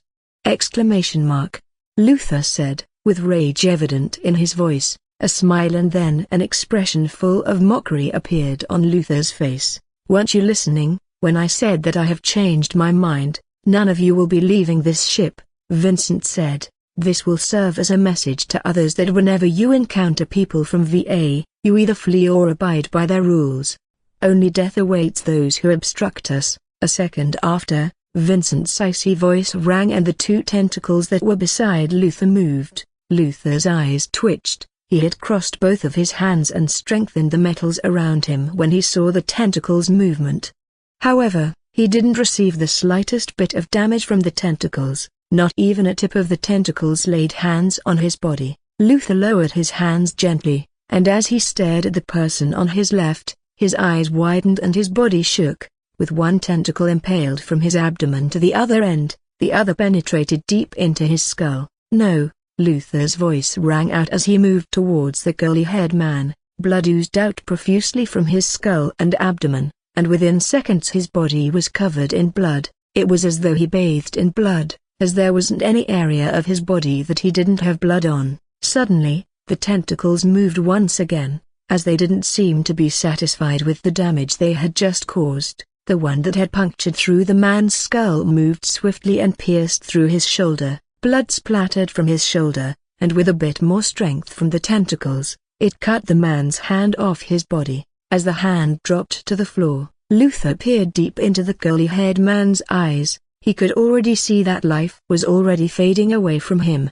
and he turned toward Vincent with rage evident in his eyes. It wasn't just the curly-haired man that suffered the attacks of the tentacles, but the others around. This time around, the tentacles were even more brutal with their attacks, and within the blink of an eye, there was only a handful of Luther's men around. If because I retreated made you conclude that I'm powerless against you, then you're completely wrong. I will make you pay dearly for this, Luther exclaimed. A smile, however, appeared on Vincent's face after Luther spoke. The tentacles immediately gathered behind him, as Luther seemed to want to launch an attack. The glaring soon began, and just when it seemed to be like a fight was going to break out between the both of them, a stunning scene occurred.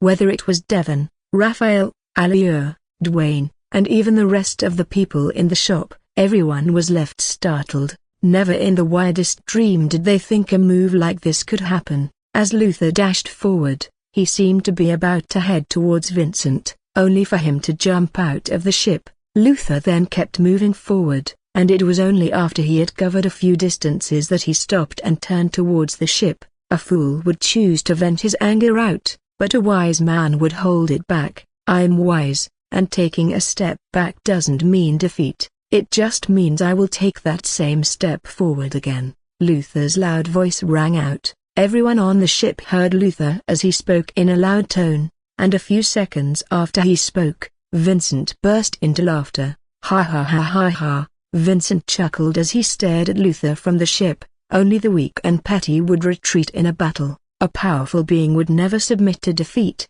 and regardless of how arduous the situation is, he would continue to strive forward, Vincent stated. At this point, I don't know who is the hero and the villain. I chose to come to rescue my people from you, but you on the other end chose to abandon yours, Vincent mocked. There was an expression full of mockery on the faces of the men who were left from Luther's group. They stared at Luther, seemingly disgusted. Though Luther was a few meters away from the ship, he was still able to see the expression that they had on their faces. I know I have failed you all, but I promise that I'm going to get your revenge, Luther exclaimed. Luther had just spoken when Vincent waved his hand and the tentacles moved. The tentacles hacked deep into Luther's men's bodies, ripping out organs and intestines out of their bodies.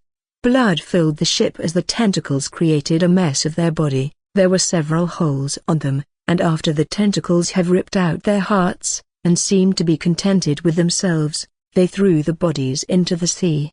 The direction that the bodies were thrown was where Luther was. Thud. Luther was quick to move away when he saw the bodies thrown over. He was however able to lay eyes on the bodies of his mates, and as he saw the state they were all in, Luther bit his lips hard. I will accept today's defeat, but this isn't over. I won't rest until I see to it that I have ruined you and those people behind you. With that said, and Luther turned around. While his decision was absurd, Luther was very resolved about his stance. It could take days, weeks, or even months, but he was going to see to it that he arrived at the other end. Are you really going to let him go?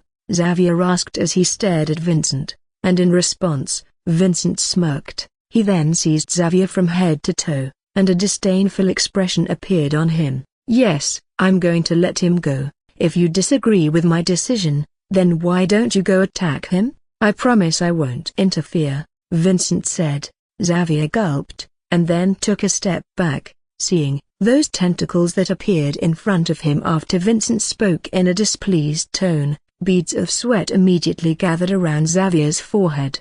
Suddenly, the tentacle moved. They didn't advance towards Xavier or the others on top of the ship. Instead, the 10 of them went into the ship. Hilda. It wasn't then up to a minute after those screams rang out and the tentacles appeared. This time around, the 10 tentacles have transformed into 10 hands, and wrapped around them were several humans. They all had a frightened and horrified expressions on their faces, and as they laid eyes on Xavier and Sylvia, their bodies trembled violently.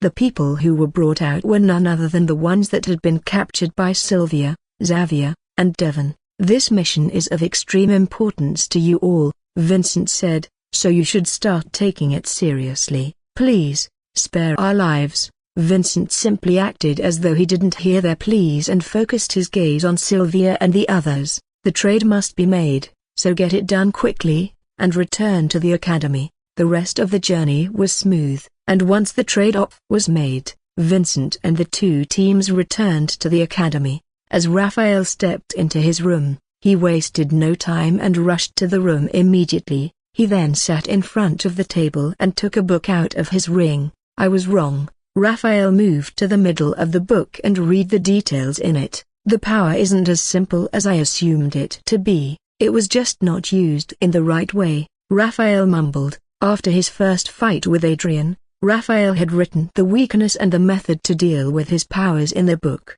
but he failed to access the power totally.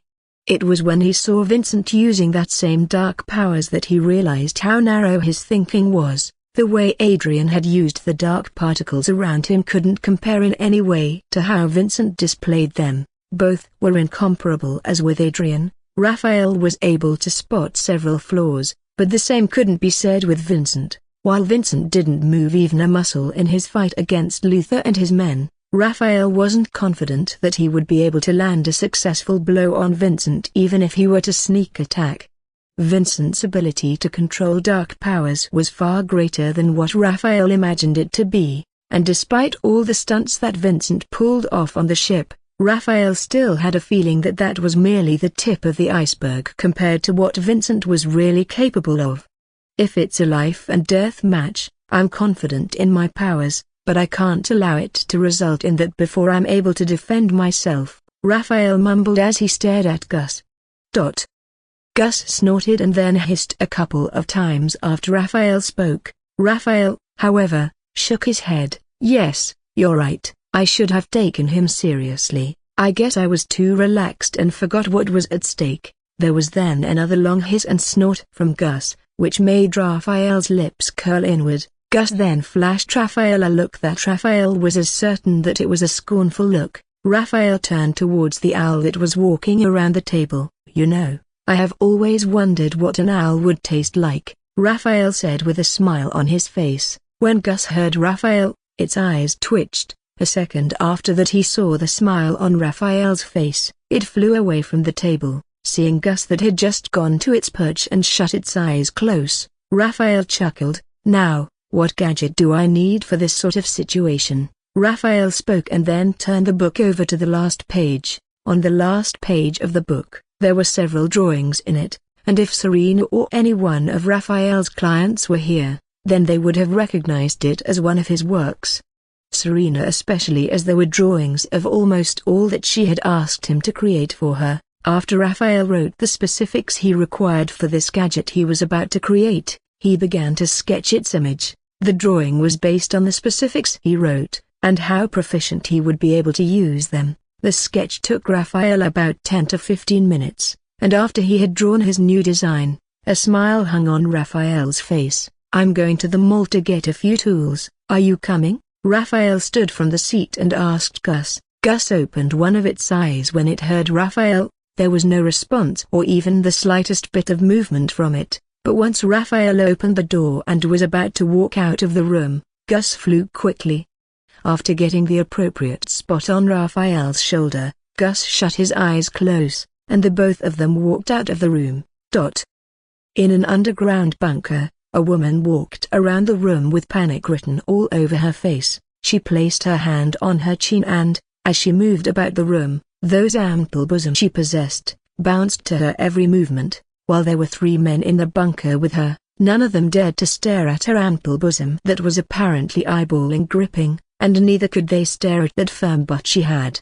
Sonia, it's going to be all right, we simply have to bury this, just like we have done to the rest, and it's all going to be fine, one of the men in the bunker muttered, trying to comfort the woman. Sonia's eyebrows furrowed when she heard the man. She then stared at him with a very deadly gaze that instantly brought sweats to appear on his forehead. Suddenly, the door of the bunker was opened, and a man stepped into the bunker. The man had brown hair, a short red beard, and was of medium stature. When he saw Sonia walking about the room, before pausing when she saw him, the man took a deep breath. How was it? Did you manage to figure out what exactly happened and who is behind this? As Sonia rushed towards the man, the question just kept coming out of her mouth. Say something, Sonia yelled. A second after Sonia's loud voice rang out, the man shook his head. I'm afraid we are unable to do anything about it, Sonia. The public has gotten wind of the matter before our team could do anything about it, the government and the Hero League as well, and as we speak they are already working on it, the man said. Sonia rubbed her hand across her long flaxen hair, and vertical wrinkles appeared between her eyebrows. She bit her red, soft lips and clenched her hands into a fist. This can't be right, who can be doing all this? Sonia exclaimed. First it was the Base family, then we lost the Burger Queen Corporation, the Garcia household, and several other groups, and now the Miller family is gone, Sonia stated. It is clearly obvious that we are being targeted because these are people on the list, Sonia said. Sonia, you're thinking a little too far, the man spoke. The Base family and the Miller family have made enemies all over the world, so it isn't quite surprising that someone would go after them. And as for the Burger Queen, it was a change of ownership, nothing more. Sonia sneered when she heard the man who had just been spoken by the man. The Burger Queen was a change of ownership, but we lost a source of income. Don't you think that was to cut off our hands? Sonia said, and the Miller family were framed for human trafficking. Human trafficking. The government and the Heroes League would obliterate them, that I can assure you, and yet, you say someone isn't targeting us, Sonia blurted. The man's mouth opened slightly, he seemed to want to speak, but after giving it another thought, he kept quiet about it. Sonia had noticed the man's change, and she said, "What is it?" Sonia asked right away and then took a step closer to the man. When the man heard Sonia, he gulped. He lowered his head but was soon raised by Sonia's hand. "Talk, what else? Have I not been informed?" Sonia inquired. The Miller family weren't just accused of human trafficking. The man paused. They are also being accused of murder. Sonia's eyes twitched. She was about to speak when the man's voice rang out. A massacre occurred in the Port Sea, involving several metahumans from the governments, and I'm also been told that someone from the Heroes League was among. The man said, the Miller family is being linked with the massacre that occurred. The governments and the Heroes League are already investigating the family deeply, and now the whole member of the Miller family are in custody. Everything they own, business, properties, have all been seized, the man muttered. The corner of Sonia's lips pointed downward as the man spoke. She was lost for words, as never in her wildest dream did she expect a scenario like this to occur. Ring. As the man heard the phone ringing in his pocket, his mouth opened slightly, and he stared at Sonia. "What are you waiting for? Answer the call." The man took a deep breath when he heard Sonia and then brought the phone out of his pocket. Sonia's eyes were fixed on the man as he spoke to the person on the other side. She didn't utter a word and simply listened attentively to the words of the man, and after a few minutes, the phone call ended, and the man placed his phone back into his pocket. "We have another problem," the man said. "The person who was mentioned earlier from the Heroes League is Luther Fernandez. He was with the group that was involved in the massacre," the man said. "The government and the Heroes League are already heading towards the Port Sea as we speak. If they can find the Miller family's involvements in the sea, then I'm afraid they are going to be sentenced to death," the man muttered. Sonia raised her eyebrow and then shook her head. "It's not an A if I'm certain they will find evidence of the Miller family involvement in the sea," Sonia responded. "Before it's too late, I need you to erase all details of our involvement with the Miller family. The government and the Heroes League will look into those who are in a relationship with the Miller family, and we can't be among." Sonia's voice rang out. The man nodded his head when he heard Sonia. He hurried towards the exit door and was about to leave the bunker when he suddenly turned towards Sonia. "Sonia, what are you going to do about VA?" he asked. "We can choose to ignore it, but how long are we going to act like we aren't aware of their advance on us? I'm not quite sure who is targeting us this way, but if someone is topping the list among the rest, then it's going to them," the man said. The frown on Sonia's face deepened after the man spoke. Her eyes bulged, and she said, "I will handle them. You go deal with the task handed to you." With a nod of his head, the man walked out of the bunker. After the man left the bunker, Sonia covered her face with her hands and then heaved a deep breath. The truth was, she had no idea how she was going to deal with VA. She had tried every means of any necessary to find them, but it was all in vain. There was no record of them, and it was as though they didn't exist. While Sonia continued to ponder on how she was going to handle the problem ahead, she was oblivious to the fact that throughout the entire time, the three men who were in the bunker had eyes on her. Sonia was wearing very little clothing that revealed her exquisite curves, and as the three of them seized those elegant legs all the way to the top, they licked their lips with a tinge of lust on their faces. Meanwhile, in the male dormitory, Devon, Aidan, and Bain gathered in the living room, with each of them holding on to a paper. Their eyes were glued to the papers in there, and the three of them had different expressions on their faces. Aidan and Bane's eyes flickered with joy and excitement evident, and as for Devon, a light frown appeared was on his face. Yes, suddenly, Aidan yelled and then burst into laughter. It wasn't just Aidan who was laughing, and a second after, Bane also erupted into one as well. The both of them danced around the living room, and it was only after they saw Devon that they paused. Aidan and Bane stared at one another, wondering why he had that grim expression appeared on. The papers they had just received were the midterm assessments they worked on a few days ago. Bane and Aidan had been excited because not only did they do exceedingly well in the assessment, but the Academy was also going to reward them for their performance. So, when they saw Devon staring at the paper with that look on his face, they couldn't help but be perplexed. "What do you think happened?" Bane asked in a soft tone. "Could it perhaps be that he didn't do well in the test?" Bane said. When Aidan heard Bane, he shook his head several times and said, "That isn't possible. We copied from his paper, so how is it possible that we did well, and he didn't?" "Devon, what's wrong?" Aidan asked as he walked toward Devon. Devon didn't respond to Aidan, but when Aidan arrived close to him, he showed him the papers with a disappointed and sad look on his face. "Why you?" Aidan's eyes twitched when he saw the score that was written on the paper. He turned towards Bane, and as the both of them stared at Devon, they wished they could strangle him. "You scored this, and you're sad." Bane paused. "Then I might as well go commit suicide for the score I got," Bane blurted. Aidan chuckled. "But yes, you did very well. I see no reason why you should be sad," Aidan said. "The both of you still don't understand," Devon spoke. "I missed 12 questions. Even though I got 94 out of 100, it doesn't really matter. What matters is how could I have gotten 4 questions wrong?" Devon exclaimed. Devon shook his head, and as he stared at Devon and Bane, who was glowering at him, he flashed a rough smile at the both of them. "What?" Devon asked. Bane and Aidan glanced at their papers, and as they saw the score that was on their paper, they shook their head. "The both of you scored 65, not bad."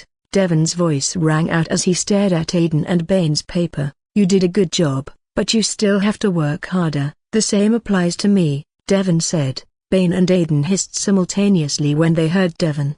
The both of them knew that he was making jests of them, but who could possibly blame him? This was his time to make fun of them. "Well, that is that about that." Aidan abruptly sat on the chair. "Thank goodness we don't have any activities again," Bane muttered as he took the gamepad on the table in front of him. Bane nodded his head. He was about to sit on the chair when his gaze suddenly went to the paper on the table. He glanced at the paper before moving his gaze to Devon and Aidan. "Where is Raphael?" Bane inquired. "He went out not too long ago," Devon responded. When Bane heard Devon, he grabbed the paper and wanted to look into it when Devon's voice rang out. "What do you think you're doing?" Bane shrugged his shoulder. "It's not like he is going to know that I checked it," Bane said, and despite Devon's look of disapproval, he turned to the middle of the paper, and as Bane saw the score that was written on the top of the paper, his mouth opened slightly. He placed the paper back on the table and stared at Aidan and Devon with shock evident in his eyes.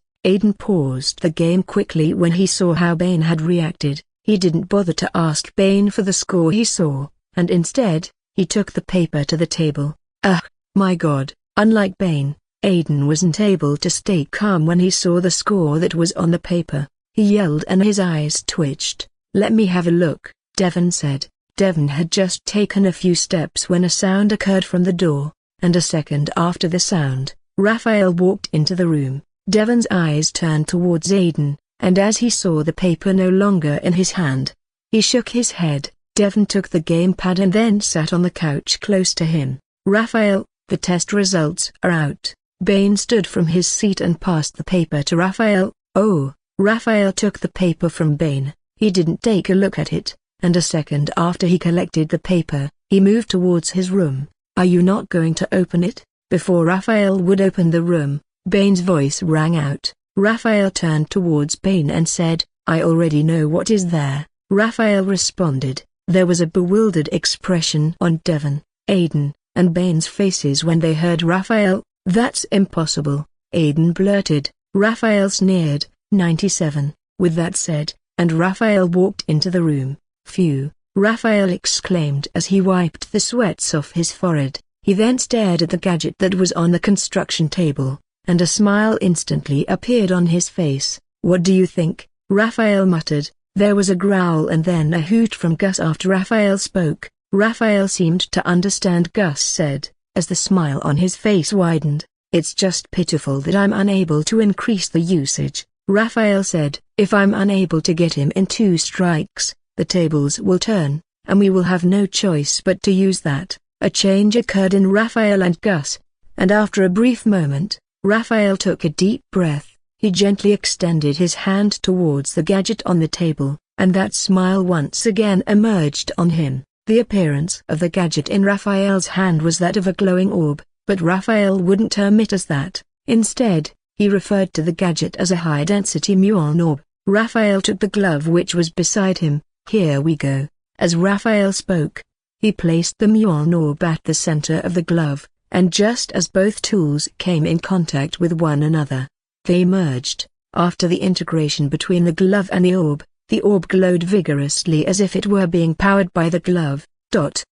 Raphael stared at the gloves for a few seconds before wearing them, and then stretched his hand out gently. "It really looks amazing." The orb was created by taking excess electrons and turning them into muons with its particle beam, capable of incredible concussive power. Even though I know about its ability, I can help but want to test its destructive properties. Gus shook its head several times when it heard Raphael. Gus completely disagreed with Raphael's idea of wanting to test the destructive properties of the glove because it was more than certain that it was going to destroy the dormitory, and perhaps everyone in it. "I'm just joking." While Raphael said he was simply joking, the expression on his face said otherwise. Raphael very much had a sadistic smile on his face that seemed to be like he wanted to put the words he spoke earlier into action.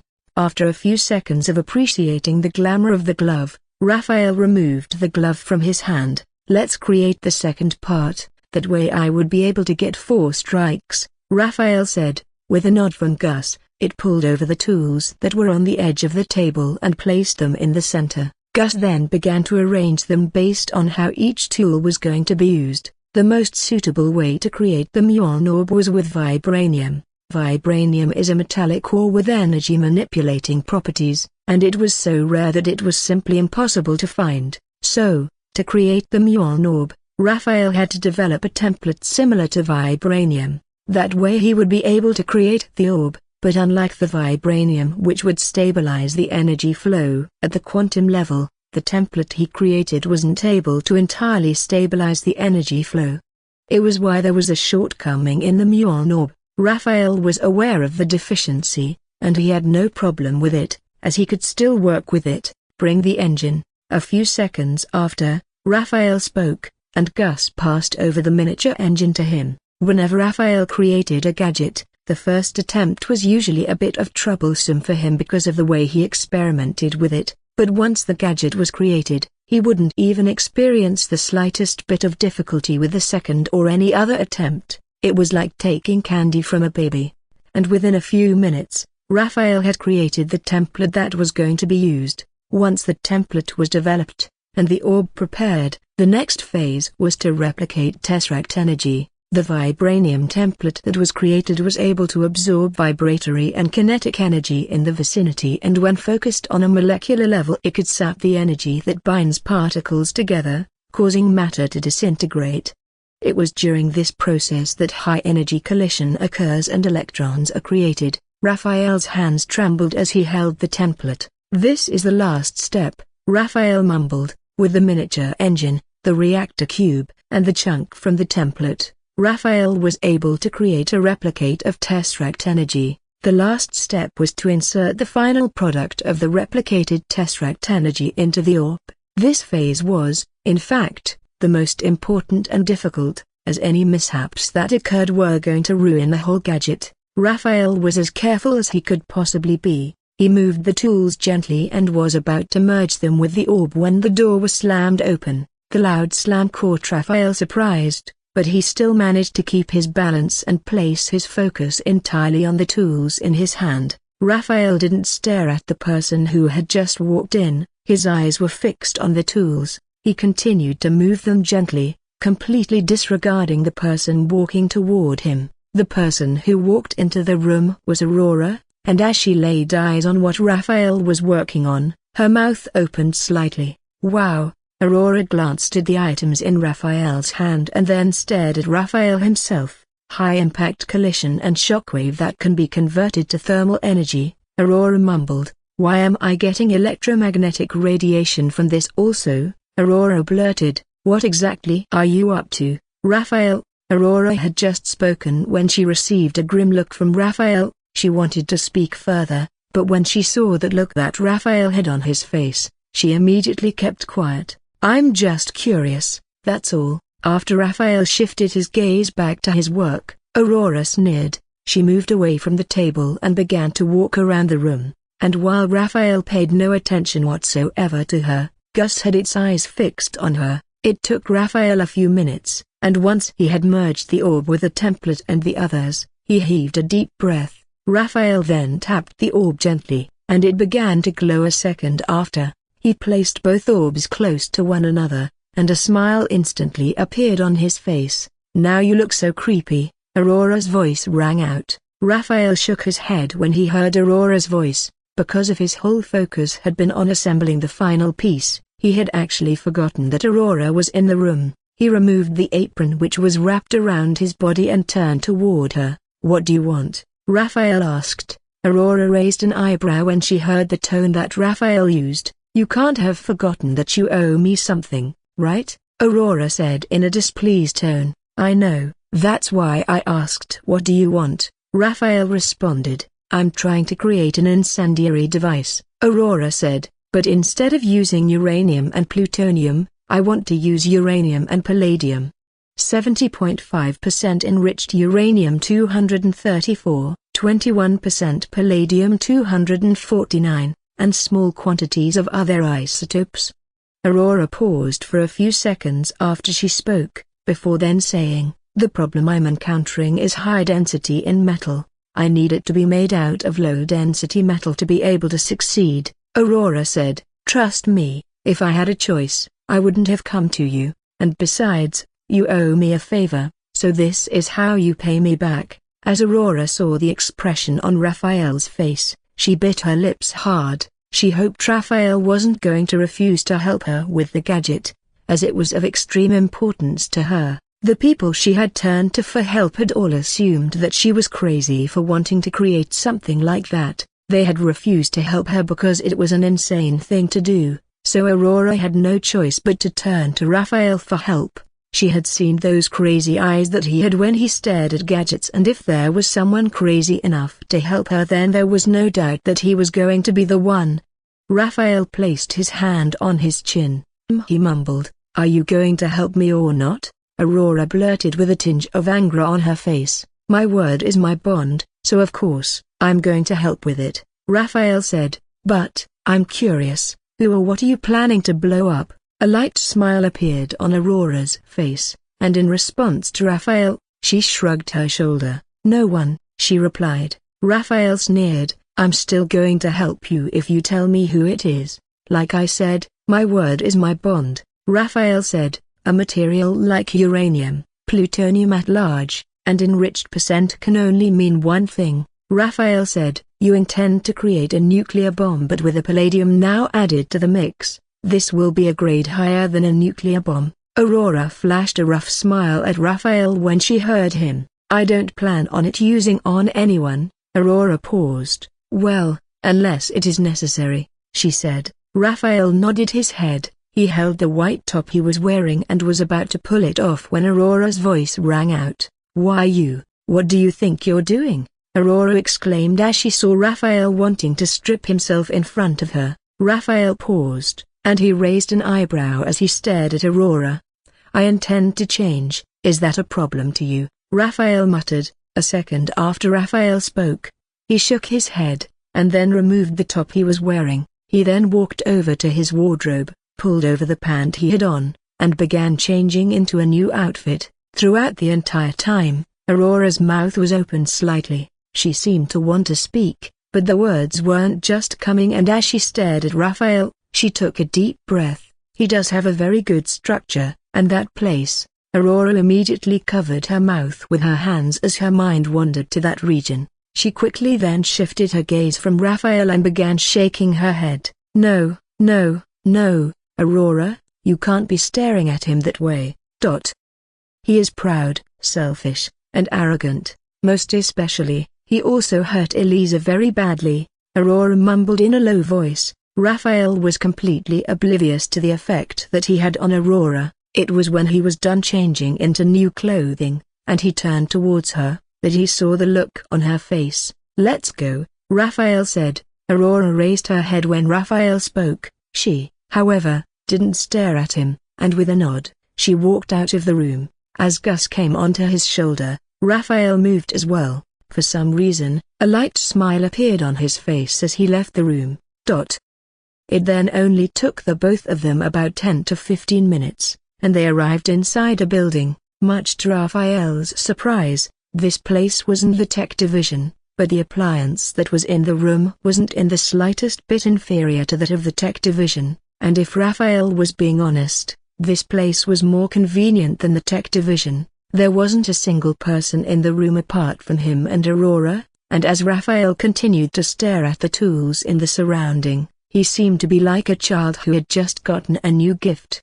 As Aurora saw the look on Raphael's face, she couldn't help but let out a smile. This is my personal building space, she said. I asked the academy for one, as some of the gadgets I work on are classified. Anyway, they immediately agreed and gave me my own space with all these machines, and I didn't even have to pay a diner, Aurora blurted. While Raphael was like a kid who had just received a new toy, Aurora was like a child who had been wanting to brag about her toys but had never gotten the chance to do so.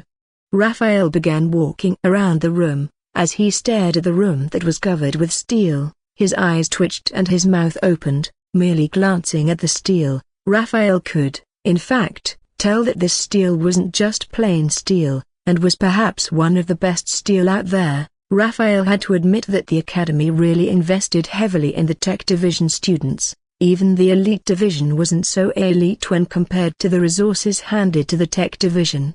It would be a lie to say that Aurora didn't find the expression that Raphael had on his face amusing. She had a prideful demeanor around her, as well as a smile on her face. Suddenly, Raphael turned toward Aurora and said, I still find it very strange. Raphael blurted, What is it? Aurora asked. You have all these machines and appliances in here, and you can request for any items you want, so how come is it that you still can't make anything useful with it? Raphael said, It's really bizarre, don't you think? If stairs could kill, then Raphael would have died numerous times. Aurora stared at him, as though she wanted to rip him apart, but was apparently holding herself back from launching at him. It then took a few rounds of words from Raphael and Aurora was unable to contain the rage any longer, and she lashed out, Well, it's not like I can't blame them. You're the only decent person they have in the tech division, so they would try to please you in any way, Raphael said. Aurora's eyes squinted. Why you, arrogant bastard, Aurora yelled, I'm going to show you something, and let's see if you're still going to act this pompous, or if you still think you're better than I. As Aurora spoke, she walked over to the door and placed her palm on the plain steel close to the door. Raphael was about to retort to Aurora's words, by saying, he didn't think he was better than her. He knew he was better than her when a strange scene suddenly occurred in the surrounding. A form of life appeared in the middle of the room. The entity that just emerged had no organic body, but as Raphael stared at the form of life, he could instantly tell that its consciousness was preserved through the processor and the memories about any device in the surrounding.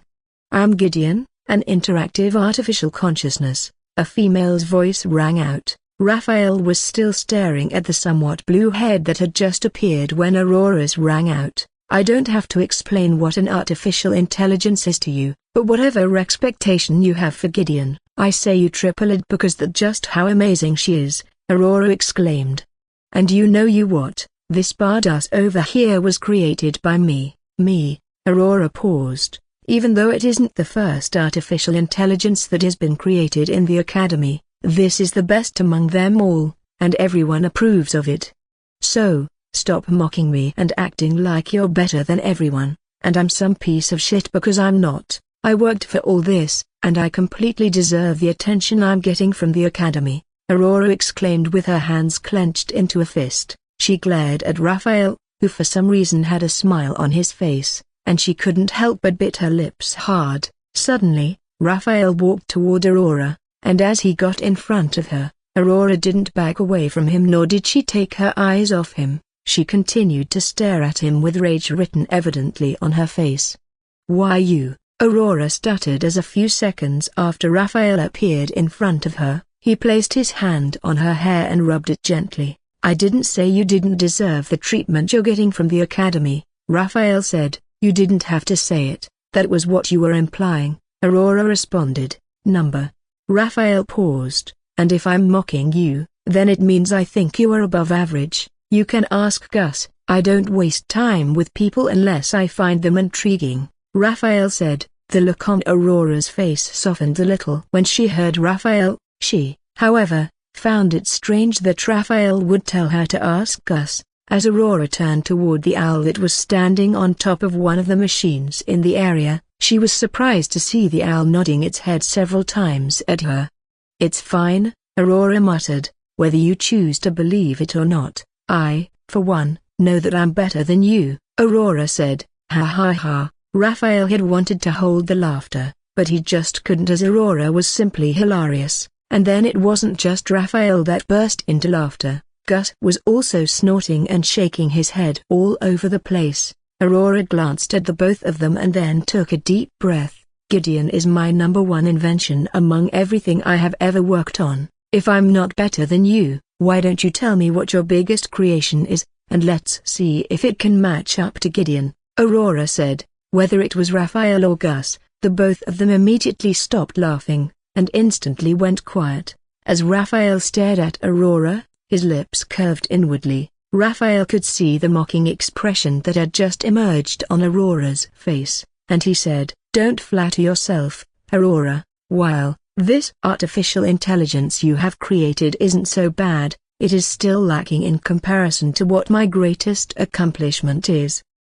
Aurora wasn't displeased by Raphael's words. "These are merely just words. You have to prove it if you want me to believe you, and if you can't, then stop assuming that you're better than me," Aurora said with a smile on her face. Raphael shook his head. "It's not that I don't want to show you," Raphael paused. "It's that I can't show you. My biggest creation is a piece that will forever change the dynamics of the world, and perhaps even give hope of immortality. So, how can a trivial artificial intelligence compare to that? An invention that would change the dynamics and even birth hope of immortality to exist in the world." It would be a lie to say that Aurora wasn't left shaken from what she had just been told. She wanted to assume Raphael was bluffing, but that belittling look he had on his face made her think otherwise. Aurora's mouth opened slightly. She wanted to speak but it was soon interrupted by Raphael's voice. "Don't bother asking because I'm not going to tell you anything about it again.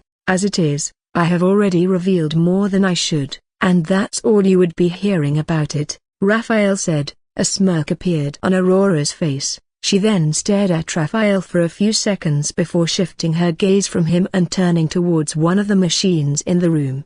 "All right then, let's get down to business," Aurora said, and walked towards the machine. Raphael also moved as well with his hands placed inside his pocket. When Raphael said that the Academy invested massively in Aurora and the tech division, he meant those words, as the machine that was in front of him was a manufacturing machine. Unlike any other manufacturing machine, this was specifically created for the purpose of nuclear weapons. A machine like this only existed in the core military zone, and outsiders were oblivious to its existence. Even Raphael only knew the machine because of the research he had once made on them. "I have already informed you about the problem I'm having with the incendiary weapon. So how are we going to fix it and make it work?" Aurora muttered as she stared at the machine. When Raphael heard Aurora, He circled the machine and stared at the materials that were being brought out of the machine.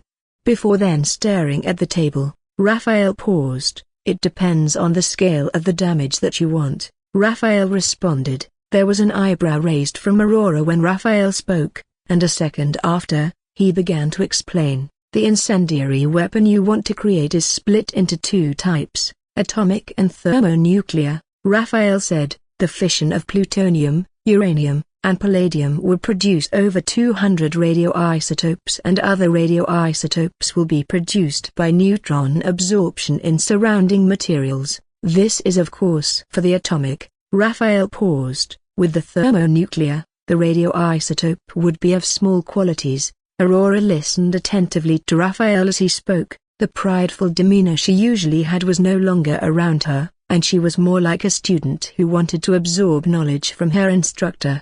"The damage level of the device we are about to create, should it be able to take down an entire city, a state, country, nation, or even the world, what degree of destruction do you want?" Raphael asked. Aurora didn't respond to Raphael immediately. She thought about the question very deeply before then saying, "A city should do, and I want a complete wipeout," Aurora responded. "Then this should be an atomic device," Raphael said. "We will be dealing with fission, so there is also no need for palladium." "Why?" Aurora exclaimed. "Palladium should only be used on a larger scale, and an explosion in a city isn't one of them," Raphael replied. "You simply have to minimize the use of uranium, and you'd be able to get what you want." Aurora scratched her head. "I'm still going to need your help. I'm not entirely good at creating nuclear weapons, but you can create the weapon, and I would assist you in creating it." A second after Aurora spoke and Raphael's voice rang out, "I already have Gus to assist me, so you can just watch. I consider this as repaying the favor that I owe you, and once I'm done, there shouldn't be any other business between the both of us," Raphael blurted. A light frown appeared on Aurora's face when she heard Raphael. She, however, nodded her head and glanced at Gus. While Aurora didn't want to admit it, it was still embarrassing as well as humiliating that Raphael would prefer an owl to assist him rather than her. She was after all the #1 student in the tech division, so how could he possibly choose an owl over her? "Gus, you know what we are dealing with, isn't it?" Raphael asked, and immediately after he spoke, Gus nodded his head. "Gather the necessary tools and equipment we would be needing, and let's get this done quickly." After Gus flew towards the room and pulled the items that would be needed for the incendiary device, Raphael's voice rang out, "I'm a little hungry, what about you?"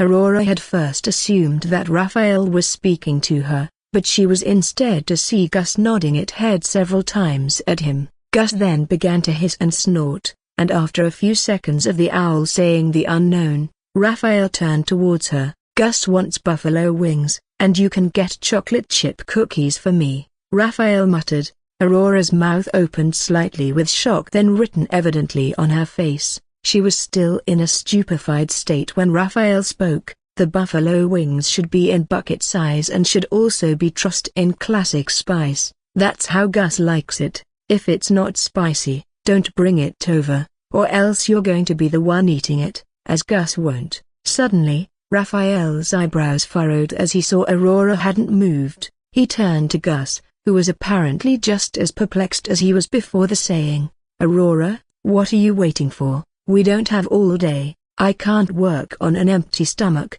and the same goes for Gus." Aurora shook her head, and with her hands then clenched into a fist, she walked towards the exit door. Aurora paused when she got in front of the door. She turned towards Raphael. Seeing that look he had on his face, she bit her lips hard and then left the room.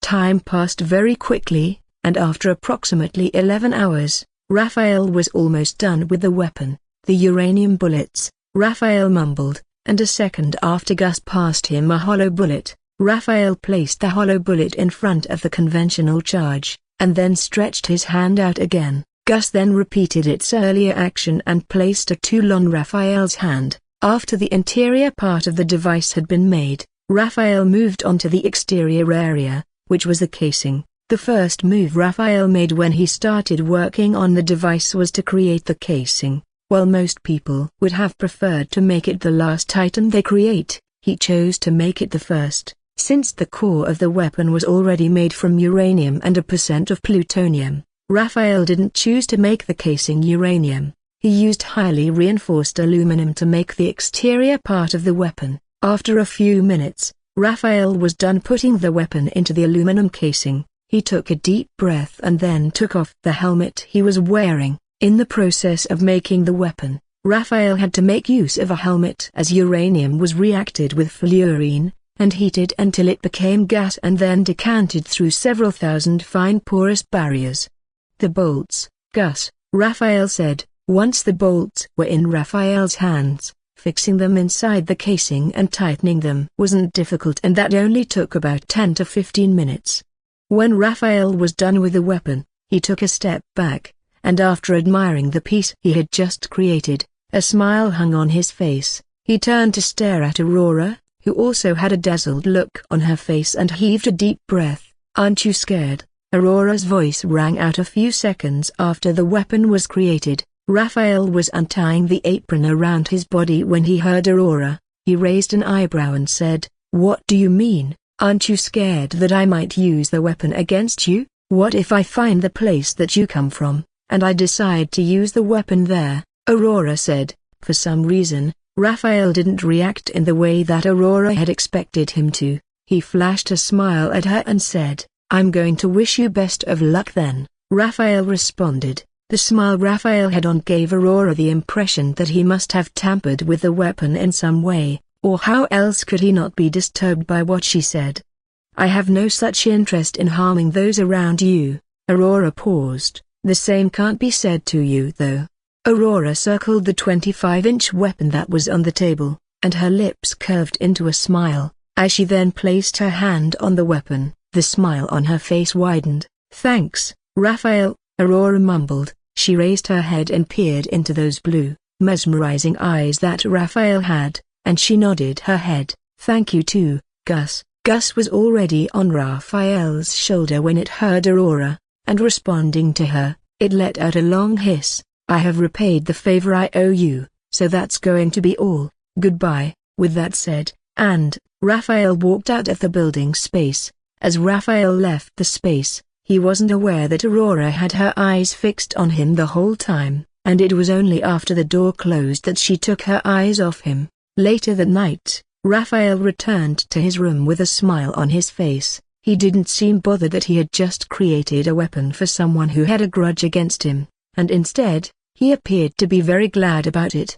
What was Serena thinking? With his back resting on the bed, Raphael muttered, "The tech is really a decent place to be. I need to discuss the terms we spoke about when I agreed to join the academy." While Raphael was reading the book in his hands, he couldn't help but voice out his complaint, and truthfully, he couldn't be blamed for having the thoughts he was having at the moment. The academy took proper care of the students in the tech division, especially the astounding ones among them, and with his skills and intellect, Raphael felt that he could be getting all those resources from the academy without paying a penny for it. Of course, a nuclear weapon would take me at least 6 to 11 days to properly create, but with the machines involved it took me less than 12 hours to create. Raphael blurted, "The difference is really vast. Now, think of the amount of invention we could make. We have been able to achieve what the lame call impossible without using these machines. I say imagine what we can create when we have those tools in our control." There was a tinge of excitement in Raphael's voice as he spoke. Even Gus, who was on his shoulder, reading the book in Raphael's hand, also paused. Gus's eyes twitched, and then it let out a long hiss that indicated its excitement at what had just been saying. Suddenly, Raphael raised an eyebrow. "World domination?" Raphael shook his head after he spoke those words.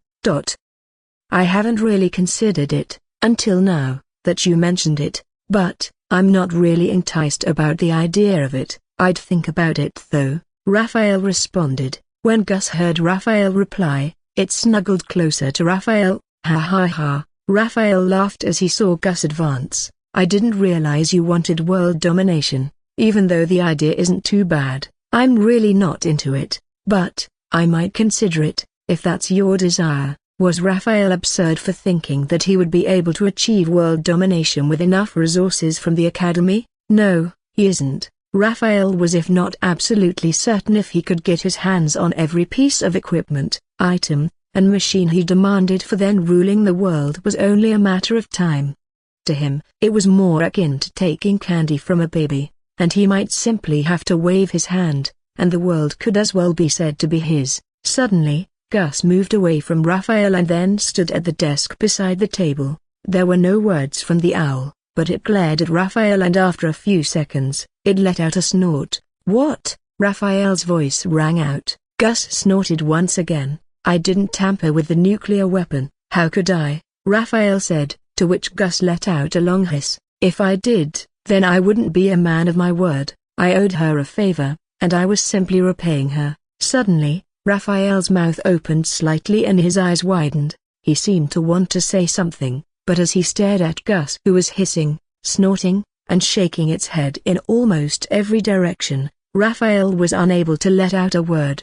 Raphael's eyes squinted. "So, now it has gotten to cursing. The good thing is it's my father that you're cursing, and I'm not really concerned about that son of a bitch, but how did it get to this extent?" Raphael muttered. There was then another hiss from Gus that made Raphael say, "Of course, just because I owe her a favor doesn't mean I'm going to put myself at risk for her." I, Raphael stuttered, "I could have tampered with it, but I chose not to." "And why is it that you're complaining about it now? You didn't seem to have any problem with it when we were creating the nuclear weapon," Raphael exclaimed. "And what do you mean you thought I would mess with the weapon?" "I didn't because I'm a man of my word," Raphael responded to Gus's screech that came after she spoke. The argument went on between Raphael and Gus for quite a long time, and after a while, Raphael heaved a deep breath and waved his hand at the owl. "Here we go again, the cursing continues. You really have to learn more curse words apart from those 3 words you use. I'm starting to become tolerant of the insults now that I have heard them so many times," Raphael said. Suddenly, Raphael burst into laughter. He shook his head and then stood from the bed. Raphael walked over to the table in the room, and then took the wristwatch that was on it. He turned towards him, and a smile appeared on his face a second after. "I might have not tampered with the nuclear weapon, but I'm able to know of its location, status, movements, and lastly, I can also control it if I like," Raphael said. As Raphael spoke, Gus's eyes flickered with joy, and from the look that Raphael had on his face, it could tell that there was still more information that was yet to be revealed. "I'm of course not going to mess with the weapon, since I created it for her, but if let's say I wanted to, then I could, and to end it all, the control that I have over the nuclear weapon far outweighs Aurora." Gus flapped its wings and then flew around the room. As for Raphael, he shook his head, and let out a smile. He stared at the wristwatch in his hand before placing his hand on his chin. If it had been any other tool or gadget that Aurora wanted them, then Raphael might not have pulled any string, but when it was a nuclear weapon he had no other choice. Raphael, of course, wouldn't make use of the nuclear weapon in any way. Whatever bold move Aurora wanted to make with a nuclear weapon, he was going to let her do so, as long as he nor the people he cares about will be affected. Even for the other weapons he had created in the past for clients, Raphael had always created a suitable method to deal with them in advance. It would be extremely insulting and ridiculous if he were to suffer in the hands of one of his creations after all. "I thought about it thoroughly before taking that step, you know." As Raphael placed the wristwatch back on the table, his voice rang out. This time around, Gus nodded its head and a look of approval could be seen on its face. Suddenly, Raphael's eyebrows furrowed. He stared at the window and then looked around the room. "Did you hear that?" Raphael asked. Gus stared at the room before then shaking his head. Thud. It wasn't even up to a second after Raphael spoke, and the books on his shelf and other equipment around the table began to fall to the ground. What then followed was the ground shaking, and the glasses shattering, and the table falling. Raphael glanced at Gus, and said, "An earthquake." Immediately after, Raphael spoke and his room door was slammed open. Raphael, we have to hurry out quickly, this place is going to be destroyed. It was Bane that spoke. As Bane spoke, he turned around and was about to rush out of the room when he realized that Raphael hadn't moved from his room. What are you still waiting for? Bane yelled. Raphael raised his hand and then stared at Bane. We are not going to make it in time, Raphael blurted. What about Aiden? Where is he? Raphael inquired. Bane was drenched in cold sweats after Raphael spoke. His body shook, and then he gulped before he was actually able to respond to Raphael. Aiden isn't around. He and Devon went to the party at the second block. Bane paused, and for a matter of fact, it isn't just Devon and Aiden who are not around. The entire student in the dormitory are all there. It's just the both of us here. We are dead, Bane exclaimed. Raphael's brows were pulled together when he heard Bane. He knew about the party that was occurring at the second block, as Aiden had informed him about it, but he immediately turned it down. Oh. While an earthquake was termed as a natural phenomenon, Raphael refused to believe that this was one. It was quite absurd that an earthquake would occur on the same day that everyone except himself was out of the building. However, this wasn't the time to ponder who was behind this, as the surrounding was already starting to fall apart. Raphael turned towards the window. Follow me, he muttered. It wasn't then up to a second after Raphael and the quake occurred fully. Rumble. The quake took place for about 10 seconds, but that duration was more than enough for it to completely disassemble the male dormitory building. From the top floor to the last floor, every piece of the building was destroyed by the quake, and to make the situation even more astonishing was the fact that there were several buildings in the surroundings, but not a single one of them suffered from the quake. It was only the male dormitory building, almost as though the building was the specific target. Oh my God. A few meters away was a group of individuals, both male and female appeared. They were all wearing different outfits, and as they saw the building that had just collapsed in front of them, their eyes widened. They all glanced at one another, seemingly perplexed about what had just happened. A scenario like this had never occurred on campus, and as it was only the dormitory building that was affected, they couldn't help but be very wary about the situation. Who could have done this? One of the male students exclaimed. Who knows? Another male student responded. At least, we weren't in the building when it occurred, or else we would have been crushed. No doubt about that. Aiden and Devon were among the group that was outside the building, and as they heard the two students' words, their eyes twitched.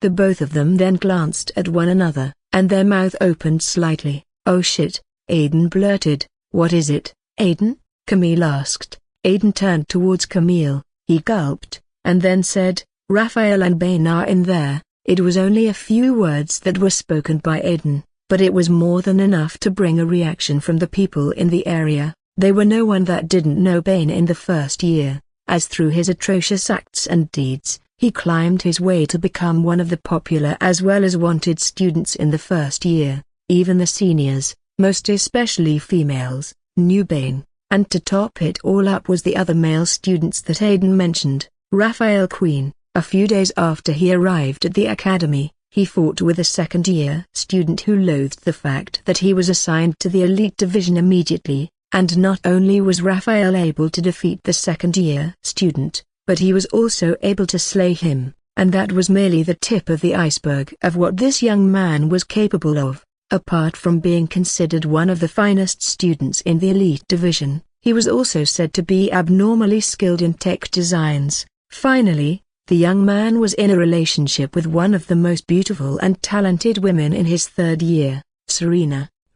Raphael is in there, Elisa stuttered when she heard Aiden. Aiden nodded his head repeatedly, and then took a deep breath. There was concern all over his face, as the damage that occurred was too severe for there to be a survival. Elisa hurriedly moved forward, and as she appeared a few meters away from what was left of the building, a tear dropped out of her eyes. No, this can't happen, Elisa mumbled. Melinda and Becky were also part of the people who went to the party at the second block, and when the both of them saw Elisa, they couldn't help but be saddened by what had just happened. The both of them hurried towards Elisa and then crouched gently towards Elisa, who had just abruptly sat on the ground. Elisa, You shouldn't feel this way towards him," Melinda exclaimed. "He said he would rather not have anything to do with you, so I also think you shouldn't have a thing to do with him also. His well-being shouldn't be any of your concern." "Yes, Eliza," Becky's voice rang out. "This might as well be said to be a wonderful turn of events. How dare he turn you down?" There was an irritated look on Becky's face as she spoke. Melinda nodded her head, and then moved closer to Eliza. "Have you forgotten what he said to you? I see no reason why you should still bother yourself with that scumbag. Aurora was right about him all along, and for hurting you that way, I believe he deserves every bit of crisis that comes his way," Melinda blurted. Eliza clenched her hand into a fist. She stared at the duo beside her, and then shifted her gaze to the ruins that were a few meters away from her. "No, it was my fault," Eliza mumbled. "He doesn't deserve this sort of ending." "Raphael!" Eliza yelled. Eliza stood from the floor and yelled once again. She stared at the surrounding, then back at the ruins, and tears oozed out of her eyes. Eliza gasped heavily, as she wiped the tears that were on her face. However, as she cleaned the tears more came forth, and Eliza was about to wipe those tears off when a hand wiped those tears on her face. "How?" Eliza stammered. Eliza took a step forward and said, "Raphael." Raphael didn't utter a word when Eliza spoke. He simply just stared at her, with his thoughts rather unknown. However, when he turned toward Aidan and Devon, who had a relieved expression on their face, a light smile appeared on his face. "Ha ha ha ha ha," Bane laughed maniacally. "Have you gotten that I am the great Bane of Exodus? How can I, minor Quake, take yours truly down? I have fought and conquered warriors all over the world. I have unraveled the secret of the world, and let me tell you, the only reason why you all exist is that yours truly wants you to." Bane placed his hand behind his back as he spoke, an arrogant air exuded from his body. "There's no way that a Quake can take yours truly down. No way," Bane exclaimed. Bane's words were greeted with all sorts of expressions from the people in the surrounding. Some rolled their eyes at him, and others shook their head. They, however, didn't find his action unusual, as if there were one aspect that Bane was good at, then it was bluffing. They had all learned not to take him seriously, and after a few seconds, they shifted their gaze to Raphael. "Raphael," Eliza mumbled as she took a step closer to Raphael. She peered her eyes deep into his, and even though he was standing in front of her with no bruise or injury on him, Eliza was still unable to control the tears in her eyes. Eliza's feelings towards Raphael were one that she herself was dumbfounded about. She felt in tune the moment she laid eyes on him, and there was this flutter of excitement she experienced whenever she was with him, and as she saw him in a good condition, she felt a euphoric sense of relaxation and warmth. Eliza cleaned the tears that were on her face, and a smile appeared on her. "I shouldn't have pushed myself to you like that. I'm really sorry for the way I acted towards you," Eliza said. "It's good that you weren't hurt. I'm going to..." Before Eliza could get the rest of the words out of her mouth, her lips were immediately sealed. Eliza's eyes twitched with shock, then written all over her face. She stared at the person who had just pressed his lips to hers, and even though the scene was happening in front of her, she still found it impossible to believe. Raphael opened his eyes, and as he came in contact with Eliza, she quickly shut her eyes close.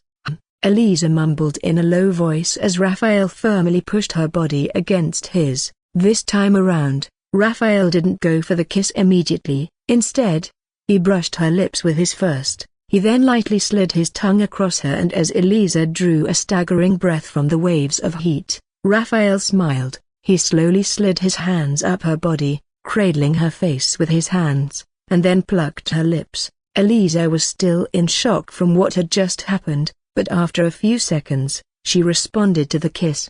The both of them sucked and nibbled each other's lips, and as their hot breath mingled together, Eliza let out a low moan. "Ah!" She stuck her body closer to Raphael, but as she felt Raphael's tongue caressing hers and the change that occurred in his body, she moved a step backward. Raphael scratched his head. He stared at Eliza, who lowered her head as soon as the both of their eyes came in contact, and his lips curved inwardly. "Why you? The both of you?" Suddenly, Melinda's loud voice rang out. She pointed her hands at Raphael and Eliza with shock written all over her face. It wasn't just Melinda that was left stunned. The people who were in the surroundings were also in the same state. Their mouth was wide open as they saw Raphael and Eliza sucking each other lips. I thought he was in a relationship with Serena, so how come is it that he is kissing Eliza? They had their eyes glued to Aidan and Devon as they were the ones who were close with Raphael, so if they were someone who knew the answer to that, then it was going to be them. However, there was no response from either Aidan or Devon. Both of them were just as dumbfounded as the rest. Becky's cheeks were raised and the corner of her mouth moved up at a diagonal, widening her mouth. So, what does this mean? I believe your exact words were, I'm not the person you think I am. You're going to get yourself hurt.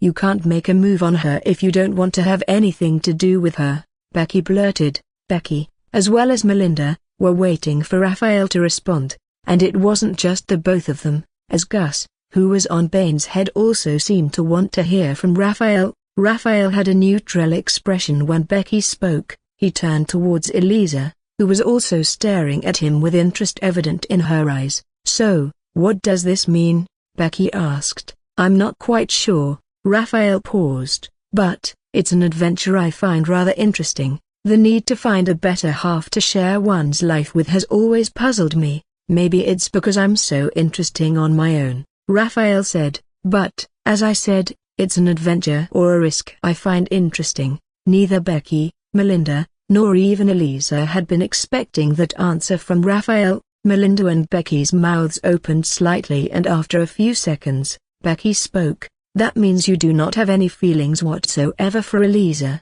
and you're only giving this a shot because you find the idea intriguing, Becky blurted. Raphael was about to nod his head when he abruptly paused. He stared at Eliza, before then shifting his gaze back to Becky, and was about to speak when he was interrupted by Melinda. It's fine, if Eliza doesn't have any problem with it, then we can only choose to support her and make sure she doesn't get hurt, Melinda said. The atmosphere was then tense as Melinda and Becky were glaring at Raphael. Clearly, neither of them was delighted with the words he spoke.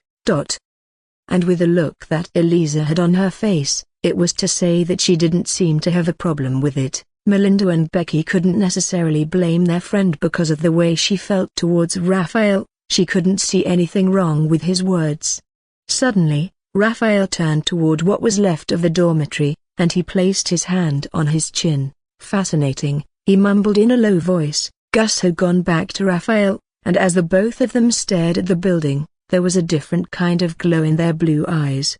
After a few seconds, Gus let out a loud screech, and in response, Raphael nodded his head several times. Of course, there's no way this occurred with a second party not involved. Whoever did it know about the situation in the house, and except Bane has made enemies on campus. I think the attack was meant for me, Raphael said in a rather calm tone.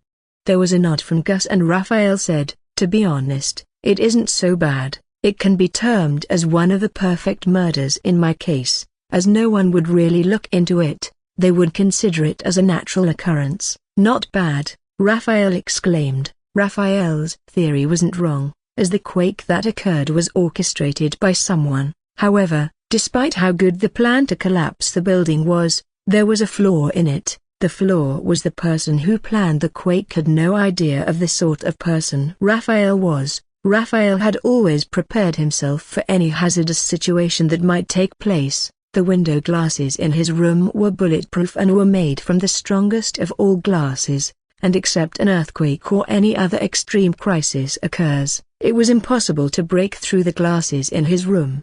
As the glasses were taken care of, and other preparations such as taking care of an assassination attempt on his life was made, Raphael readied himself in case of an emergency situation. He secured a route to escape out of the dormitory when necessary. How's your feather? Raphael asked the owl that was on his shoulder. Gus flapped its wings when it heard Raphael. It then let out a long hiss, which for some reason brought a light smile to appear on Raphael's face. I haven't forgotten your request. I still haven't received the materials I need yet, Raphael said, and a screech rang out from Gus. Ugh, didn't the both of us go to the mall together? They don't have it. Once they get it, I have asked them to inform me about it, so we can start working on it," Raphael muttered. Gus let out a loud cawing sound, and an expression that Raphael recognized to be a smile appeared on his face afterward. While Raphael and Gus continued to stare at the building, the other students had gone to inform the student council about the incident that happened. As for Melinda, Becky, and Eliza, they were discussing among themselves. "Eliza, are you sure about this?" Melinda asked. "Don't let your emotions get the best of you. This is more like a beta test to him. He simply wants to see what is so interesting about the idea. I want you to think about this very deeply, Eliza, because, in the long run, it's you who will bear most of the pain," Melinda said. Becky nodded her head repeatedly as Melinda spoke, and a second after Melinda went quiet, her voice rang out, "Yes, Eliza, is this the sort of relationship you want with him?" Becky asked. "We are, of course, going to support you, and be with you through every moment, regardless of the decision you make." Eliza took a deep breath. She stared at Raphael, whose eyes were still fixed on the ruins, and she nodded her head. "Yes, I also want to give it a try. My feelings for him are something I have never experienced with someone before, and I wish to know what this means. Is this simply infatuation, or am I in love with him? I need to know the answer," Eliza said. "If my feelings towards him aren't what I expect them to be, then I'm going to take a step back, but if they are, I will do everything in my power to make him fall in love with me." There was resolution and firmness in Eliza's voice. Her eyes were also filled with determination. "What is he doing here?" Becky muttered and then pointed her to the lean man who had just appeared. Though the man was a familiar face, Becky still found it surprising that the student council chose to send one of the instructors in the academy over. The lean man who was speaking with the students a few meters away from Becky was Lucien. Lucien was one of the three figures that focused on dealing with the training domains of the elite division. A few seconds after the students briefed Lucien about what occurred, he walked over to the ruins, and while he was standing close to Raphael, Raphael didn't even glance at him for a second, and instead, his eyes were glued to the ruins. Lucien suddenly stretched both of his hands at the ruins. He then shut his eyes closed and clawed both hands afterward. As Lucien opened his eyes, a strange spectacle occurred. The ruins that were left of the building began to collide and then merge with one another, and after a short while, it grew back to its former height. Once the height was attained, Lucien waved his hand at the building, and several materials joined with the building. They soon merged with it, and after the merging, Lucien waved his hand at the building again. It didn't take any less than 3 more minutes and the dormitory was fully restored. The building even appeared sturdier than the rest, and it was difficult to believe that this building had just collapsed a while ago. "That's going to be all, goodbye." With that said, and Lucien walked away. It would be a facade to say that Lucien's stunt didn't get Raphael's attention. Raphael had eyes fixed on Lucien as he rebuilt the dormitory, and even after he was done, Raphael continued to stare at him. Raphael had only removed his gaze away from Lucien when he was no longer able to see him. "It isn't creation," Raphael responded to the owl on his shoulder. "It's more like manipulation. He has the power to manipulate creation, control and shape matters, energy, objects, systems and perhaps even reality," Raphael said, "though I am not quite sure about the reality aspect of it. The power is really not that bad." Gus stared into the long instance after Raphael spoke, and after a few moments, he turned towards Raphael and let out a hiss. "Ha ha ha ha ha." Raphael laughed. "It's almost like you can read my mind," Raphael said. As Raphael turned toward Melinda, Eliza and Becky, he raised an eyebrow and then said, "What is it?" Raphael asked as the three of them were staring at him as though he were a freak. "How can you hear what it's saying? Do you have some powers or gadget that allows you to speak to animals?" The question just kept coming from Becky, and in response, Raphael shook his head. "While I do have that sort of gadget, that isn't it. I can listen to Gus, and so can you," Raphael said. "What? How is that possible? The both of you have been going all about for quite some minutes, and I'm unable to understand a thing from him," Becky blurted.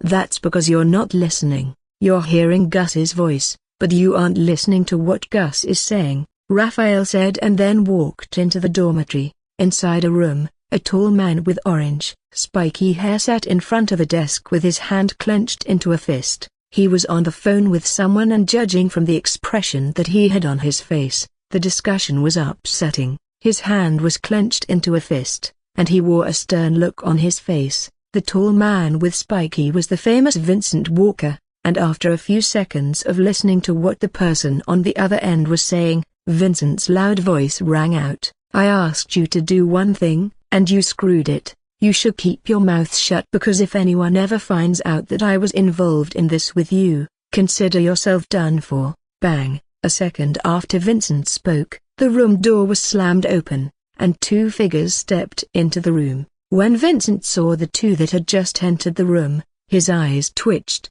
and he abruptly stood from his seat. He flashed a rough smile at the three of them and then said, "To what do I owe this pleasure?" Vincent said, and the smile on his widened. The pale teenager with light hair and pinkish eyes stared at the young man beside him, and as he shifted his gaze to Vincent, his lips curved inwardly. "Nothing much," Glenn responded. "We just came to meet the young man who didn't heed our warnings, and perhaps our existence itself means nothing to him," Glenn said. Vincent's mouth opened loosely, and a horizontal wrinkle appeared on his forehead. He stared at Glenn and the man with black straggly hair and maniac red eyes that was beside him and said, "I believe there is some misunderstanding." Vincent blurted, "I don't think I have crossed paths with the cabal or any of you before. Whatever it is that occurred that made you have this impression of me, it is false, so, please kindly walk yourself out of my room. I won't be entertaining either of you," Vincent said. For some reason, when Glenn and the young man beside him heard Vincent, an expression full of mockery appeared on both of their faces. "Didn't I make myself clear?" Vincent raised his voice, and he then excluded a bit of killing intent from his body. However, his killing intent was soon dismissed by a casual wave of hand from the young man with straggly hair. The man then took a step forward, and while Vincent didn't move from where he was, the look on his face became grim. "Vincent, we know about what you did, and whether you choose to accept it or not, you're going to face the consequence of your actions," Glenn said. "I have no idea what you're talking about, but if it's a battle you want, then I won't back out from that." As Vincent spoke, several tentacles appeared behind him, with each one of them looking extremely ferocious. He assumed a battle stance quickly, and after glaring at Glenn and the young man, he said, "You should think carefully about what you're about to do. You'd be attacking a core member of the council, and even though an agreement exists between the cabal and the student council, I'm certain it wouldn't hold a thing if one of their members is attacked," Vincent blurted. Glenn raised an eyebrow, and a second after he burst into laughter. "Ha ha ha ha ha." He continued to laugh, and it was only after a few seconds that he stopped laughing. "Fool," Glenn exclaimed. "One would think the older you become, the wiser you would become, but that isn't true in your case. You're just becoming more foolish as the days goes on." "Why you?" Vincent stuttered. He wanted to speak, but it was soon interrupted by Glenn's voice that rang out. Glenn sneered, "The Students' Council must have made you assume that the cabal gives a shit about the agreement. We simply went quiet because we wanted to lie low, and not because of that agreement that was made. We would have not acted against any of you if you had simply listened to us, but you didn't, and you will pay for the consequences of your action," Glenn said. While it was Glenn's voice that rang out, he wasn't the one who made a move. Instead, it was the young man beside him. Vincent was already prepared, and as soon as the man dashed towards him, the tentacles that were behind him moved quickly. They moved in different directions, but their target was the same. Despite being in the face of the tentacles, the young man didn't back down, and he continued to charge forward. Both of his hands had transformed, and a razor-sharp claw appeared on the tip of his finger. It wasn't then just his hands that changed, and as he opened his mouth slightly, sharp fangs had emerged. Vincent's eyes twitched, and he moved a step backward. He knew his opponent was extremely powerful, but seeing how the tentacles were being chopped into pieces, he realized that he had underestimated the man. and before the situation would even become dangerous for him, Vincent immediately gathered more dark forces around him. He went offensive without holding anything back, and at the same time, he was on his guard. "We don't want him entirely dead, just both of his hands and legs would do." Glenn spoke. When Vincent heard Glenn, he gasped heavily, and he was soon drenched in sweat. He stared at the person who was destroying every tentacle that came his way, and after giving it a thought, Vincent shifted his gaze to the room window. "I can't go all out because of this confined space. I'm going to have to flee," Vincent said inwardly. Once that decision was made, he didn't waste any more time and immediately moved. As one of the tentacles broke the window, Vincent hurried out quickly. However, Vincent had only taken one foot out of the room and was about to move the other, when he was suddenly held. Panic instantly swept through Vincent's body when he felt that hand on his leg. He quickly sent the tentacles around him towards the young man that just held him, but similar to his other attacks, the tentacles' efforts were all fruitless. As they came in contact with the young man, they broke down. The man didn't even have to lift his hand, as merely brushing through his body was enough to destroy them. Thud. With a bit of force added, the man pulled Vincent back and then slammed him heavily to the floor. Cracks formed all over the floor, and blood flew out of Vincent's mouth in an arc manner. The slam hit Vincent so hard that he wasn't able to lift a muscle around his body. Arg tilde. The attack didn't just end there for Vincent, and what followed after his body was slammed on the floor came a full force kick right at his ribcage. Vincent's body hit the wall in the room, and before his body could even hit the floor, he was raised by the young man and then given a powerful choke slam. Pfffttt. Blood was oozing profusely out of Vincent's mouth. Every attack was brutal, and before he could recover from the pain that was coursing through his body when he felt a leg placed on his abdomen, he was able to open his eyes, and as he saw that same straggly-haired man in front of him, his mouth opened slightly. He wanted to speak, but when the words left his words, it wasn't what was expected. "Ugh!" Vincent screamed loudly as his right hand was being pulled by the man in front of him. The sound of bones cracking rang out, and Vincent could also feel his shoulder tissue tearing apart. Vincent's scream only got louder and louder than his hand was being torn apart. There was absolutely no remorse or pity on the young man's face, and in order not to let Vincent break free from his grasp, he applied more force to his leg. Not only was Vincent finding it difficult to breathe, but he was also dealing with the pain of his hand being pulled apart. Vincent's body suddenly trembled violently, almost as though he were having a seizure. Arg tilde, and followed by another loud scream of agony. Vincent's arm was yanked off his body. As blood gushed out of his hand, a sadistic smile appeared on the young man's face. The cries of anguish from Vincent seemed to be completely irrelevant to him, and a few seconds after the right arm was gone, he moved to the left hand. Crush. The man stomped his leg on Vincent's left hand, crushing every piece that was present there, and once the bones were crushed, he pulled out the hand at full force. Vincent's body shook, his body was covered in blood, and his breathing only became rougher with each second that passed. Despite the brutal state that Vincent was rendered in, there still wasn't any expression of pity on the young man's face, and instead, he appeared to be disgusted by the way Vincent was screaming. "Please," Vincent spoke in a low voice. His words, however, didn't hold any weight, as after the young man referred to as the Ripper seized him up, he shifted his gaze to Vincent's leg. The young man was about to make a move on the leg when Glenn's voice rang out. "That's enough, Ripper," Glenn said. "I'm certain he wouldn't dare make the same mistake again." With a bone-chilling smile on his face, Glenn said, "Inform the council that this is merely a tip of the iceberg, and if any of you try to make a move on Raphael again, the Cabal would be waging war on the council." With that said, Glenn and the Ripper walked out of the room. The following morning, the first-year Elite Division students received a notification, and they immediately gathered at the location given. Raphael, Aliur, and Dwayne were in a meeting room with the three of them, eyes fixed on the long rectangular table. They moved their gaze from the table to the people inside the room. "Juliana, that's enough," Victor sneered. "This is a complete waste of time. They don't have to do anything. It's already annoying that we are being told to take care of this mission with them as it is, Victor said. Juliana was a woman nearing her 20s with black hair and a slender frame. When she heard Victor, she shook her head at him and then said, I also think the same, Victor, but we have no other choice than to take them with us. For some reason, the Academy thinks that we can't get the job done, and we will be needing this pesky little creature from the elite division to help with it. There was a mockery evident on Juliana's face as she spoke.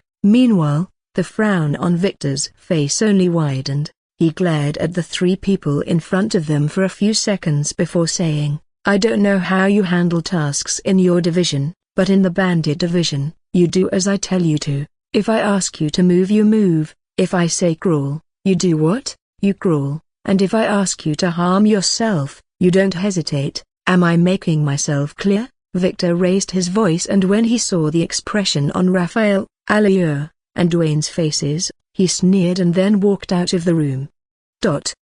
Juliana also glared at the three of them before leaving the meeting room, and Enzo followed behind her. A second after the team from the Bandits division left the meeting room, Aliur and Dwayne moved. As for Raphael, his eyes were glued to the blueprint that was on the table, and it was only after a while that he began walking towards the exit door. They all headed to the alley, and once they all arrived there, the transportation device was already installed for them, and one after the other, the six of them were transported out of the academy. In one of the undeveloped communities, a group of muscular men was moving in and out of the old factory that existed in the community. The factory was also heavily guarded by full-armed individuals. They had eyes all over the place, and because of the activities that were being done in the factory, they prohibited dwelling of any kind besides the factory. A few efforts were made to resist the people working in the factory, but the town members stood no chance of dealing with a group of meta-humans. They had no choice but to submit to them, and little by little, the whole community soon began theirs. We aren't too late. A few meters away from the old factory, Victor and the other team members stood on top of a building. Victor stared at the men moving in and out of the factory and said, they are going to be making the shipment anytime soon. We have to be fast. There will be a change of plan, Victor said. Enzo, I'm going to need you to handle the cargo that is to be delivered, and also deal with that mission that we spoke on. And Juliana, your mission is still the same. You have to figure out how many people are both in and out of the factory, and I will take care of the rest. Juliana nodded her head when she heard Victor. She was about to move when Victor's voice rang out. Remember, no death must occur. Much to my disappointment, the Academy doesn't want blood spilling on the ground in this mission, Victor blurted. If any fatality is to occur, the mission might as well be considered failed. There was a bit of unhappiness on Juliana's face when she heard the no-killing part, but after receiving the go-ahead message from Victor, she moved. As for the three of you, you're not to move from here. It's our mission, and we won't be needing your help with it, Victor exclaimed. I say you watch and learn how the best division in the academy operates. With that said, Victor and Enzo disappeared from the building. Throughout the entire time, Raphael had his eyes fixed on Enzo. He couldn't help but be fascinated by the fact that a few days ago he had watched as Enzo was executed, and now he was on his feet like nothing happened to him in the first place.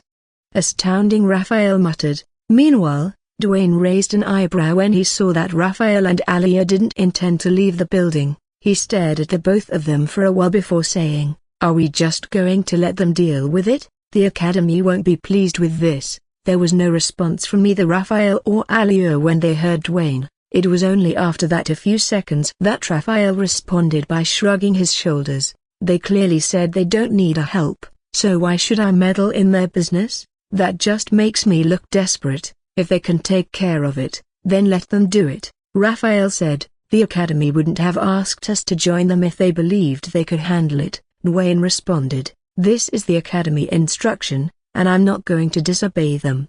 Are the both of you coming or not? Dwayne asked, and as there were no response from either Raphael or Alia, he left the building. Followed by Dwayne's movement was a long hiss from Gus. Raphael chuckled when Gus spoke. He then stared in the direction that Dwayne was heading before shaking his head. "I don't think busybody is the right word to use here, Gus," Raphael replied, and as Gus let out a hiss, he took a deep breath. "SHHH, let's watch the show. I have heard a couple of things about the Bandit Division, and I'm really curious about how they work," Raphael said, with his hands folded across his chest, and his eyes fixed on the factory in front. Once Victor was informed about the number of people who were in the factory by Juliana, he made his move immediately. With a dual pistol in his hand, Victor was all over the place. He was both quick and decisive, and because the Academy had insisted that they didn't want any fatality in this mission,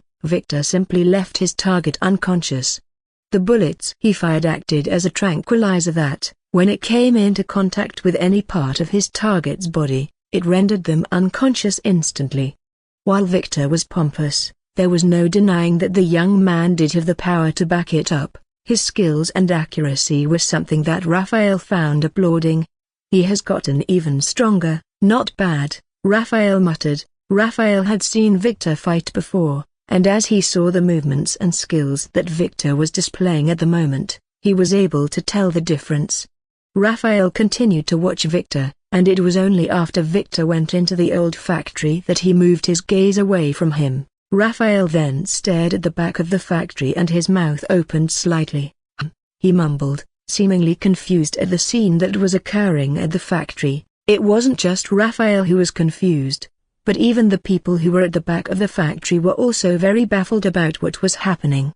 And before they could even understand it, they had all stumbled to the ground. There were no sign of them being attacked. It was as though they had fallen asleep instead. A second after all of them were on the ground, a woman appeared. The woman was Juliana, and as she stared at the people on the ground, her lips curved inwardly. She then sneered and vanished from the surrounding. Meanwhile, Raphael's hand was placed on his chin. "This is strange, seems like multitasking, but rather on an advanced level," Raphael said. Raphael was oblivious to the fact that a light smile appeared on the face of the woman who was beside him. The smile had appeared when he analyzed what Juliana's powers might be. Hiss. As Gus let out a hiss, Raphael nodded his head several times. "Yes, Dwayne isn't so bad, and to be honest, Victor's accuracy isn't that much better than his," Raphael said as he stared at Dwayne, who was using what was called the flechette tranquilizer on the people in the surrounding.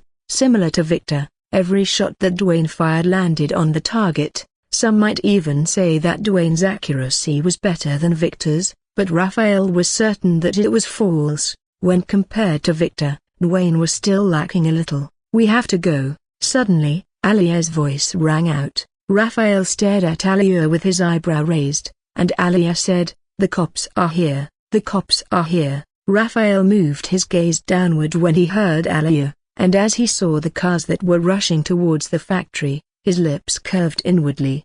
"I will deal with the cops and inform the others about it. They need to hurry up. The vertigo is a must-have," Alia said, and without any delay, she hurried out of the building. While Raphael heard the urgency that was contained in Alia's voice, he still didn't move from where he was. He stood on top of the building with his hands folded across his chest. He watched as Alia intercepted the cop's car, and launched herself at them. Just like the others, Alia didn't also let blood spill when she advanced toward them.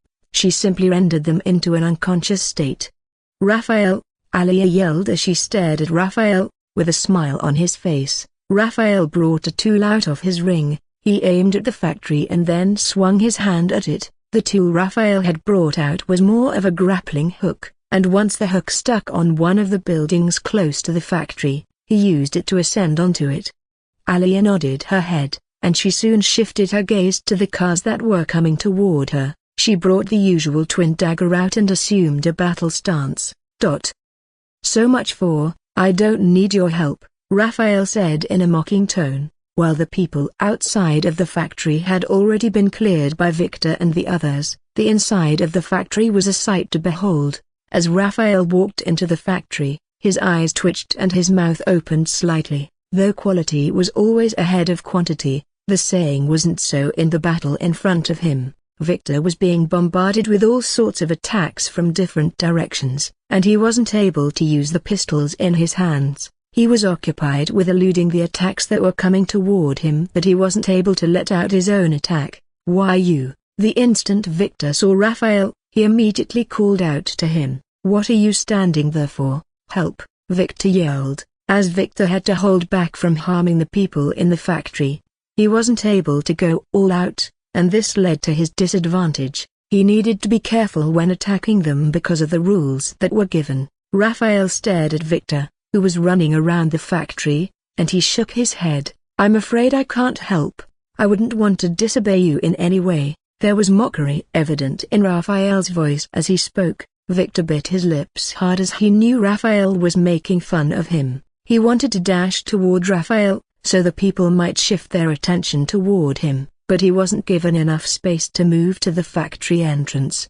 "If anything happens to me, the Academy won't spare you," Victor exclaimed, and in response, Raphael nodded his head and then flashed a smile at Victor. "Then, you better don't let anything happen to you." With that said, and Raphael moved away from the factory. "I will make you pay for this." Victor's loud voice rang out. Raphael had heard the threat that Victor, but that didn't make him turn around and chose to help him. Even if the Academy themselves were to instruct Raphael to assist Victor, he still wouldn't help him. As Gus let out a screech, Raphael spoke. "I know, even I am just as disappointed. Well, I guess it's because my expectation for them was a little high. The battle with the Norms division made me assume they were worth spending my time on, but they are not," Raphael muttered. There was a nod from Gus, and Raphael said, "Anyway, let's get this mission over with." Raphael soon arrived at the area where Enzo was,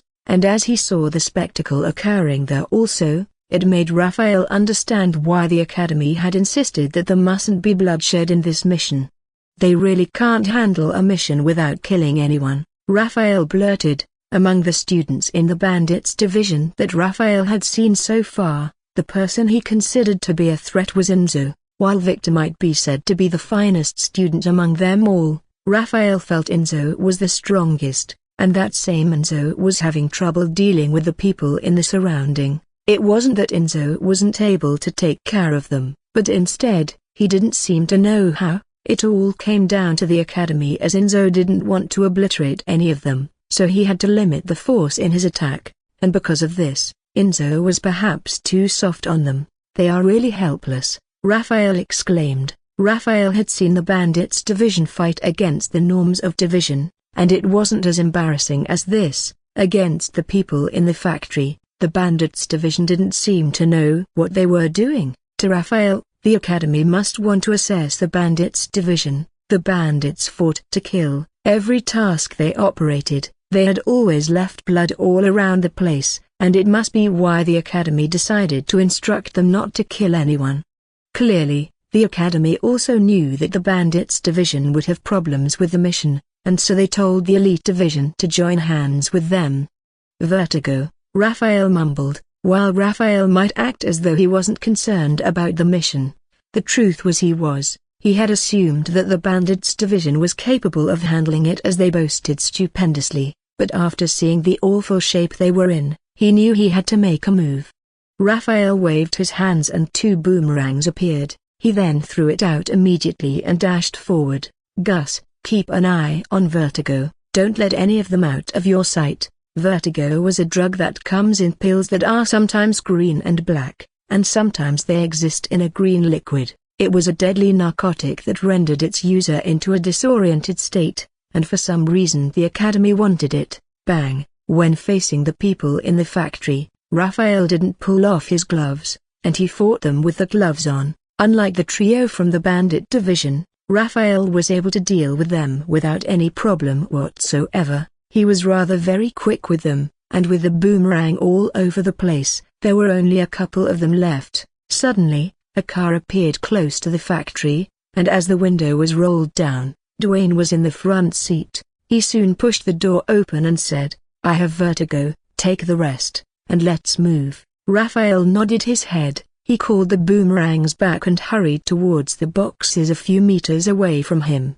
He placed his hands on the boxes, and as the 12 of them disappeared, Raphael moved away. While Enzo found it difficult to fight against the people in the area, they also weren't able to lift a finger on his body, and when Enzo saw the boxes disappear all of a sudden, he couldn't help but be startled. The black mask that he had on hid most of his expression, but the wrinkles that appeared on his forehead, and his eyebrows that were drawn together inferred that he was confused. Dwayne drove the car closer to Raphael, and Raphael wasted no time. He rushed into the car. Dwayne had questions to ask, as he had also seen the boxes disappear, but he chose to keep quiet. He was about to turn the car around when a loud voice rang out, "Hey, wait." As Dwayne stared at the front mirror, he saw Victor and Juliana. The both of them placed their hands on the other shoulder and walked forward at a rather slow pace. Beep.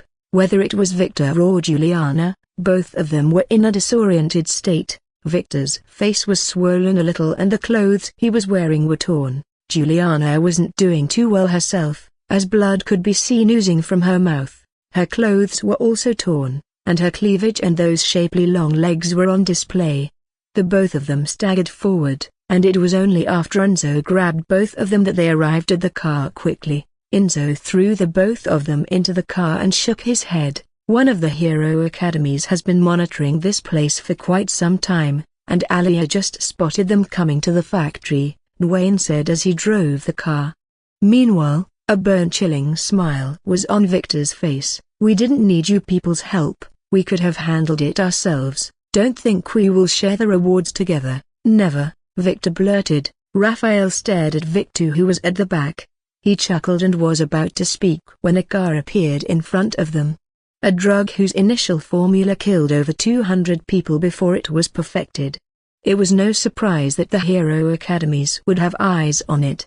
It was however absurd that they hadn't made a move on the factory all this while and chose to wait this long before they advanced towards them. The 5 students in the car stared at the car in front of them, before glancing at one another, and a few seconds after the car blocked its way, 2 figures stepped out of the car. It was a middle-aged man and woman. Both of them were holding on to a black pistol and were wearing a blue and gray uniform.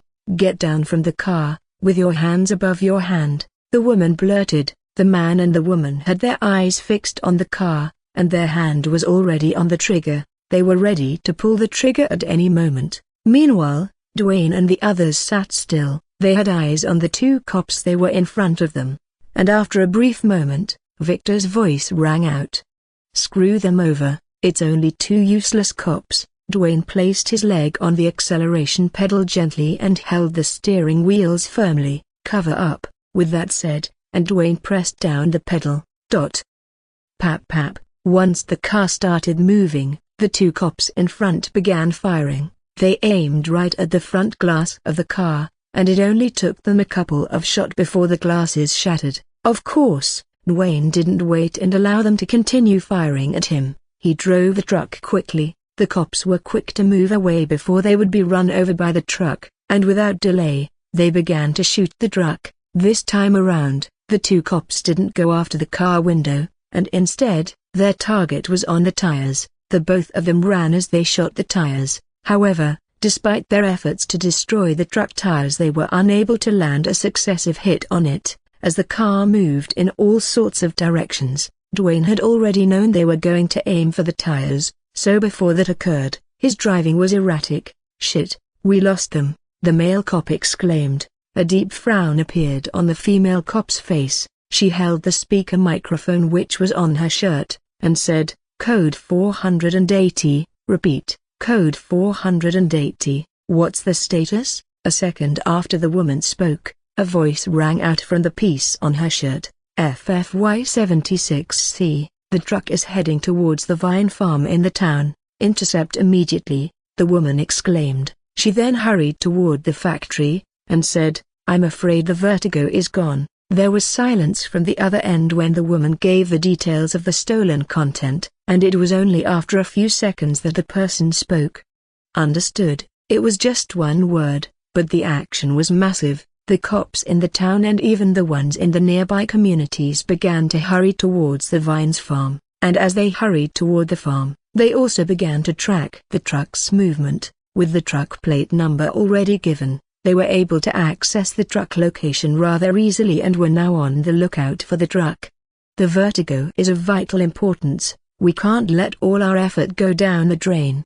Get them at all cost. Those were the instruction given to the cops by their head commander as they chased down the truck. Dwayne continued to accelerate forward, and after about 5 minutes he pressed down the brake. As Dwayne saw the cops that were stopping all the cars in front, he turned towards Raphael and stared at him, seemingly wanting to speak to him.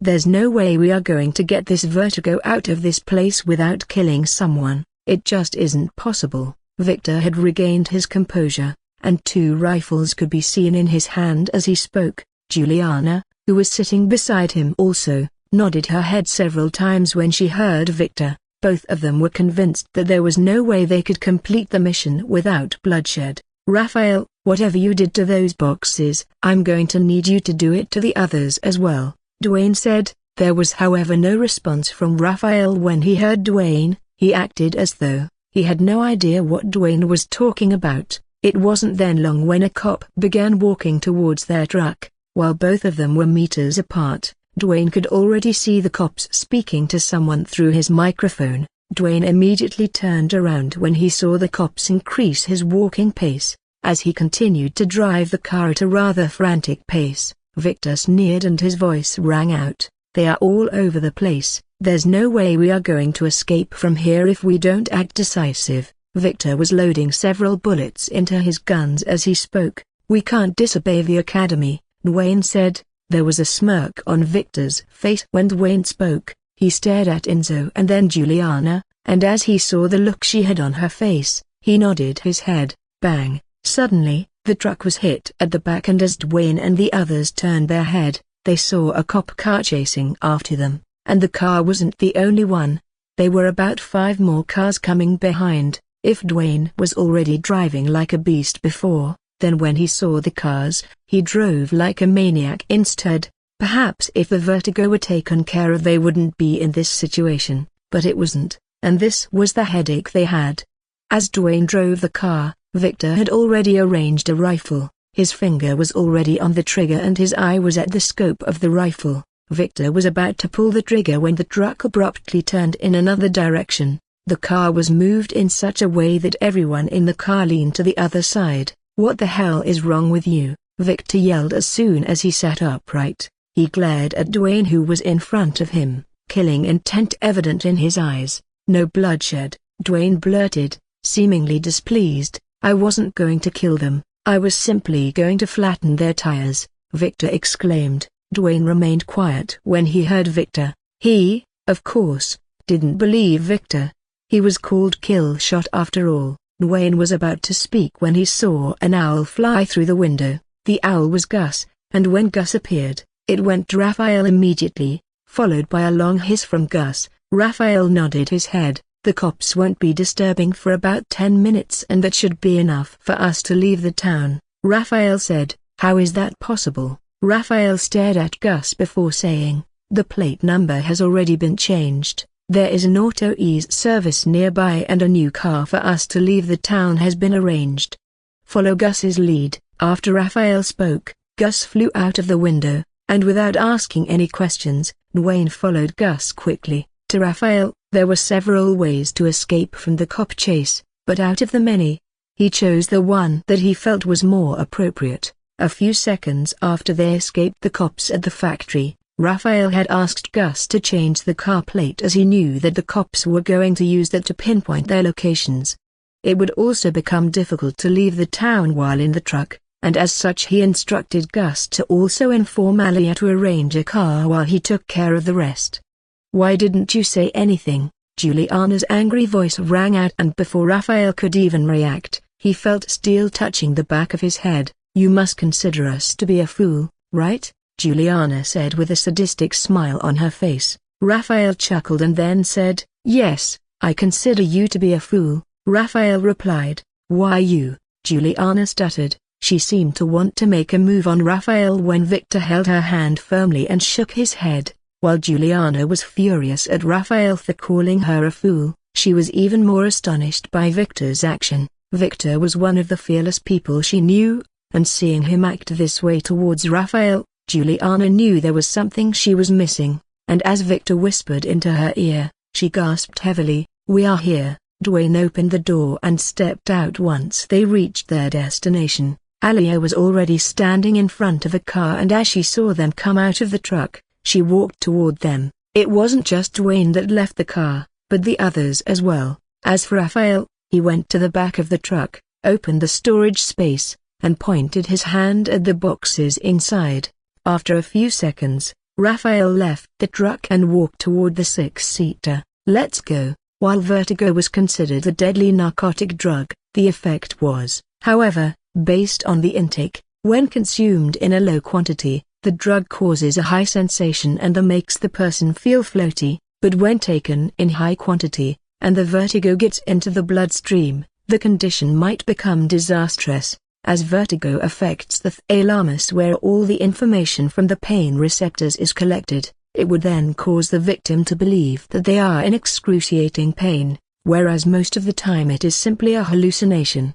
The effect of the drug could last for days, and only until the hearts give out and stop beating, would the pain no longer be felt. After the change of car and the boxes were gone, the teams didn't encounter any problems along the way, and within a few minutes, they were out of the town. They headed straight to the transportation device and appeared at the academy immediately, and while Team 7 of the Elite Division worked with Team 5 of the Bandits Division, another mission was occurring on the Middle East side.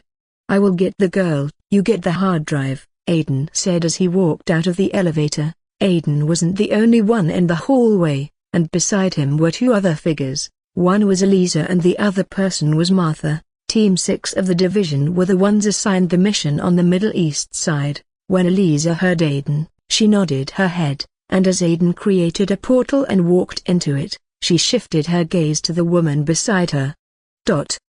"Martha, I'm going to need you to stay here, it will be dangerous in there," Eliza said. "Today isn't the day I'm going to perish, so I'm not worried." It wasn't even up to a second after Eliza spoke, and Martha responded. Eliza stared at Martha for a few seconds before nodding her head and moving toward the room that was a few meters away from her. She pushed the door open with both hands, and as she stared into the room, a sneer appeared on her face. The room which had just been opened was filled with oversized servers, computers, monitors, and other equipment, and apart from the equipment that was in the room, there were also several people in the room. Their eyes were glued to the system in front of them and their attention was placed on it solely. Even when Eliza opened the room, they didn't react, and it was only after one of them yelled that the others turned their attention to the person at the door.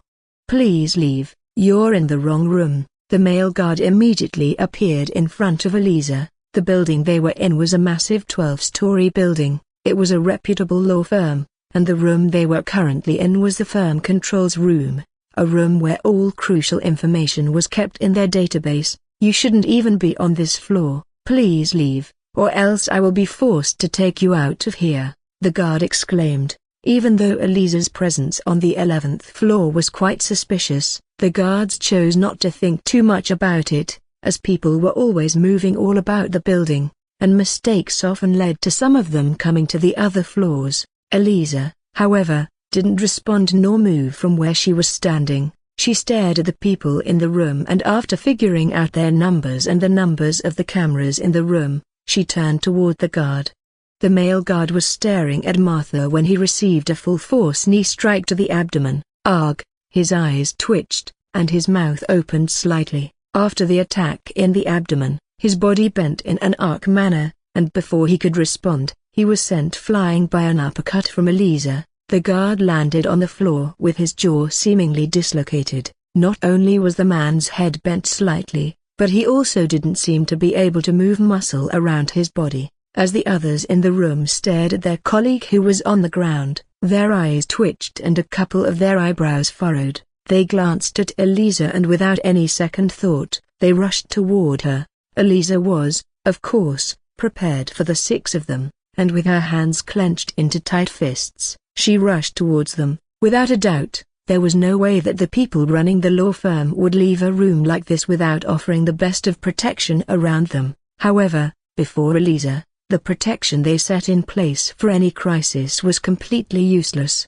What the hell, my powers? One of the guards that were coming toward Elisa stammered as she wanted to use her powers on her, only to realize that she wasn't able to. The guard could still sense the presence of the powers, but regardless of how hard she tried, she wasn't able to utilize it. It wasn't just the female guard that was in this perplexed state, but the others as well. They were deeply astounded by the fact that they weren't able to use their powers. Seeing the expression on their faces, a bone-chilling smile appeared on Elisa's face. She moved to the two guards who were close to her, punching both of them simultaneously at full force. Bang! Elisa wasn't referred to as the unarmed combatant queen for nuts, and when it came to hand-to-hand combat, she was exceptionally skillful.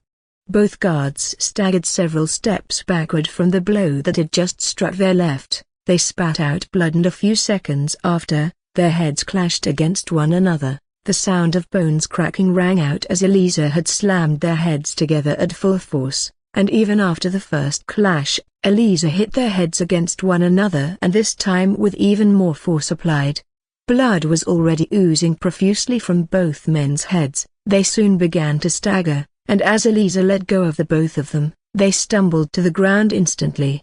"Why you?" Followed by those words was a tornado kick that caused blood to spurt in an arc manner, and as the fourth guard was taken care of, Elisa shifted her gaze to the remaining three. The three of them gulped when they saw Elisa looking at them, and even though they had requested for backup already, the three of them still pressed the emergency button on their shirts. A second after their movement, Elisa appeared in front of them, with a speed that defied. Considering that she wasn't a speedster, the three guards were left shaken by her sudden movement, and perhaps because of the shock of not being able to utilize their powers, the three guards were incapable of making a move. The three of them stood still, trembling violently while their body was soaked in sweat. It seemed to be as though Elisa was going to make a move of them, but after seizing the three of them for a brief moment, she shook her head and then grabbed the hard drive that was close to them. Wee woo, wee woo, wee woo. Once the hard drive was taken from the stand, the alarm immediately set off. The three guards had been expecting Elisa to perhaps be worried by the alarm, but instead, they were brought even more shock when they saw that she appeared to be even more relaxed. Suddenly, Elisa turned towards Martha, and as she did, Martha threw her what seemed to be a torch. When Elisa caught the tool, she pointed it at the camera that was in front of her, and a red light appeared from the torch a second after. After a short while, Elisa pointed the tool to the other cameras in the room, and after about 20 seconds she lowered the torch. As the cameras were taken care of, Elisa shifted her target to the systems in the room. She pointed the torch at them one after the other, and when the red light in the torch went dim, she lowered it. "Have a wonderful day," Elisa said as she appeared beside Martha. Followed by those words was a cylindrical device thrown into the room, and as Elisa and Martha closed the doors, the room was enveloped in purple smoke. The people who were in the room screamed loudly when the smoke appeared, and after a few seconds they soon began to feel dizzy, and one after the other they fell unconscious. After Elisa pointed the tool at the cameras in the hallway, she and Martha began walking toward the elevator door. The both of them had only just taken a few steps to the door when a dark, spiraling portal emerged in front of them. A head soon popped out of the portal. "I have the girl, what about you? Do you have the hard drive?" It was Aiden that appeared from the portal, and when he did, he quickly asked Elisa and Martha about the drive. Elisa nodded her head and showed Aiden the hard drive. "Good, let's go. I'm quite hungry as it is." With that said, and Aiden disappeared, Elisa and Martha also walked into the portal afterward, and a few seconds after the dark portal disappeared from the hallway, the elevator door opened, and 12 figures stepped out the door. "Hurry, there's an emergency call from the storage room." A few days had passed since Team 7 worked with the Bandits Division, and Team 6 infiltrated Potter's consortium law firm. The two teams had reported as well as submitted the items that were gotten to the council, and after the rewards were collected, they went their separate ways. Inside a room in the male dormitory, 8 people were in the living room, with each one of them having a different expression and look on their faces. The Hellfire Domain training was better than I expected. I thought we wouldn't even stand a chance against that beast, but who knew it would be that easy, Bane blurted. When the remaining 7 in the living room heard Bane, they stared at him, and a couple of them shook their heads. It was too easy. In fact, Bane ate the food from the plate he was holding on to as he spoke. "Of course, you're going to say that you didn't do anything after all," Becky exclaimed with a sneer on her face. Bane raised an eyebrow. He wanted to speak when he was interrupted by Becky. "You didn't contribute a single thing to the battle and even the task you were to handle. You fled when the dragon was coming after you." "Oh, so, I should stay and get cooked by the dragon," Bane sneered. After the 7 teams in the division returned from their mission, they all headed to the training ground the following day, and along with the 3 instructors, the doors of the Hellfire Domain were open to them. The last time the teams were in the domain, they had fought against several Gillums, from 1-headed to 3-headed, but this time around they didn't go against Gillums. Instead, it was a huge dragon that they were up against, and just like the Gillums that were created from the flames in the domain, the dragon was also made from these bizarre flames. However, the power that was possessed by the dragon was something that the Gillums couldn't compare it. Even the 3-headed Gillum certainly wasn't a match for the dragon. There was a plan made to deal with the dragon. You just had to play your own part in it, which you didn't, and instead, you ran like a bitch. So much for the mighty Bane of Exodus. Becky ridiculed Bane as she recalled how he had reacted against the dragon. "The truth is I wanted to avoid taking all glory away, because if I were to make a move on the dragon it's over. The rest of you won't have gotten the chance to show your skills," Bane stated, and as he saw the look he received from everyone in the living room, he nodded his head several times. I know, I'm a very humble and selfless person," he said. "Ha ha ha ha ha." Becky burst into laughter a second after Bane spoke. "I always knew you were hit in the head as a child. I just didn't think it was that deep," Becky exclaimed. Bane's eyes twitched, and his lips curled inward as he stared at Becky, who was still laughing. "What are you laughing at? All you did was create a paper dragon, and a water spray gun."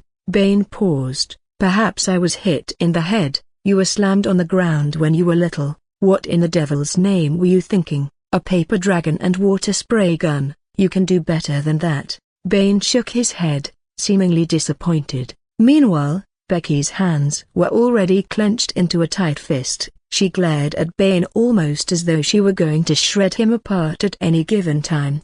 "I was under a lot of pressure from the dragon. I just created anything that came to me," Becky stated as she stared at the people in the room. Her gaze soon moved to Bane and she said, "At least I didn't run away. I was brave enough to make a move, unlike you." When Bane heard Becky, he chuckled. "Well, you made a dumb move back there. Your attack was akin to throwing an egg at a rock, and then you come crying out, 'At least I made a move.'"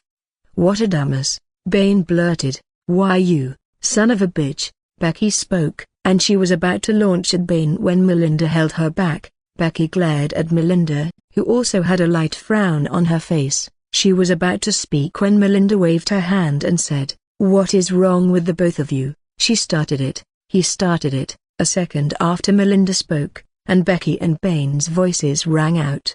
The both of them were staring at one another with a rather complicated expression on their face. "Well, it's okay, we defeated the dragon, end of discussion," Melinda said. "Now, let's talk about the new couples among us." When Melinda spoke, her gaze was already on the duo that was seating close to one another. They were none other than Raphael and Eliza. Raphael was wearing a white shirt and black pants, and Eliza was wearing a deep blue sweater and blue jeans. And when Eliza heard Melinda, she raised her head and flashed a light smile at Melinda. "You know, I'm certainly impressed. The both of you have been together for a while now, and it seemed to be going quite well," Melinda said with a smile on her face. When the conversation switched to Raphael and Eliza, everyone in the room had their eyes fixed on both of them. At first, none of them believed that Raphael and Eliza were together, but when they saw the frequent visits, the discussions, and sometimes goodbye kisses and pecks. They began to accept it gradually. Becky, who was furious a moment ago, now had a smile on her face. Both of them were initially scared because of what Raphael said a few days ago, but seeing how he treated their friend, the worries they had lessened. Who could have imagined that the both of you will be in a relationship, and the first among all of us, Melinda said. Raphael had only spoken a few words since he joined them in the living room. His attention was mostly on the meal in front of him and the television screen. However, when he heard Melinda, he couldn't help but turn toward her. Melinda noticed Raphael staring at her, and she said, "I bet you didn't see it coming. I always thought the first will be Ethan or Edward. Those two." "That isn't possible," Bane responded. "I know what everyone is really thinking." Bane paused. "You were expecting yours truly to be the first to be in a relationship.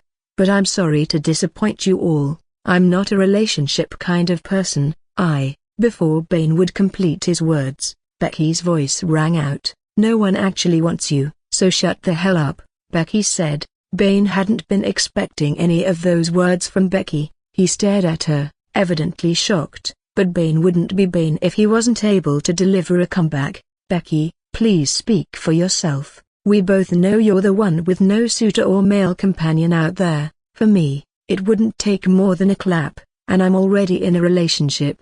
I won't spare you." This time around, Becky launched herself at Bane, and no one in the living room stopped her from going after him. Meanwhile, in one of the most prestigious cities in the world, Taurus City, and often regarded as the home of Holy Savior Academy, a man drenched in sweat ran into the academy. He ran with all the strength he could muster, taking all the short routes that he was aware of, and within a few minutes, he arrived in front of a house.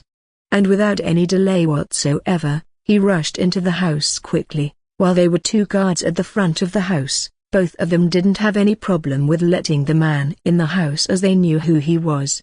The man was none other than Luther Fernandez, aka Metal Man. Even though there were words that Metal Man and the rest of his teams had suffered tragically in the hands of the Miller family, there was no proof of his demise, whereas, the bodies of his crew were found. So, Holy Savior Academy still stuck with the hope that Luther was still alive. After all, he is an S-rank metahuman and a very powerful one at that. When Luther entered the duplex, he rushed to the staircase immediately. He soon made his way to the second unit of the house, and as he saw the room at the left corner of the house, his eyes lit up. Bang!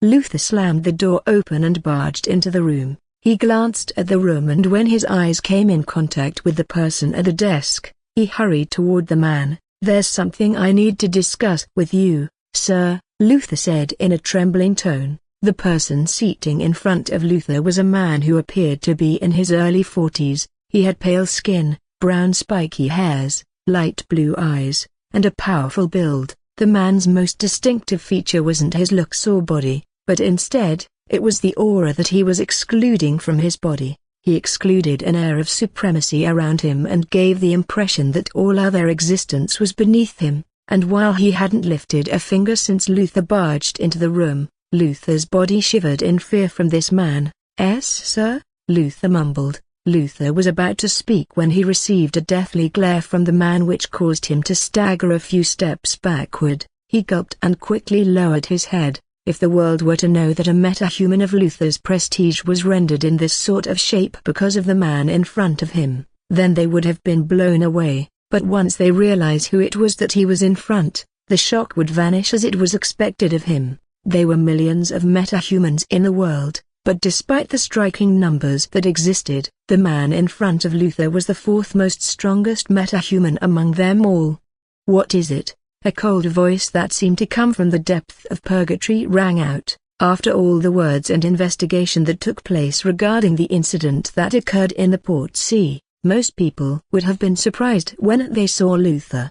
It was after all speculated that he was dead, and his body must have been swept away in the sea, which was why they couldn't find him. So, seeing Luther would have brought a bit of reaction from them, but that wasn't the case for this man. Instead of being delighted that one of their own wasn't dead, he seemed to be frustrated by Luther's presence in the room. While we were scouring the sea from the information received, we encountered a VA, Luther said. This time around, there was a change in the man's expression when Luther spoke. Luther sensed the change. He took a deep breath and began to narrate the whole event that happened in the sea. Luther didn't beat around the bush, and he went straight to the point as he spoke. He also didn't leave any details out of it, except for the part where he jumped off the ship and allowed his colleague to face those people.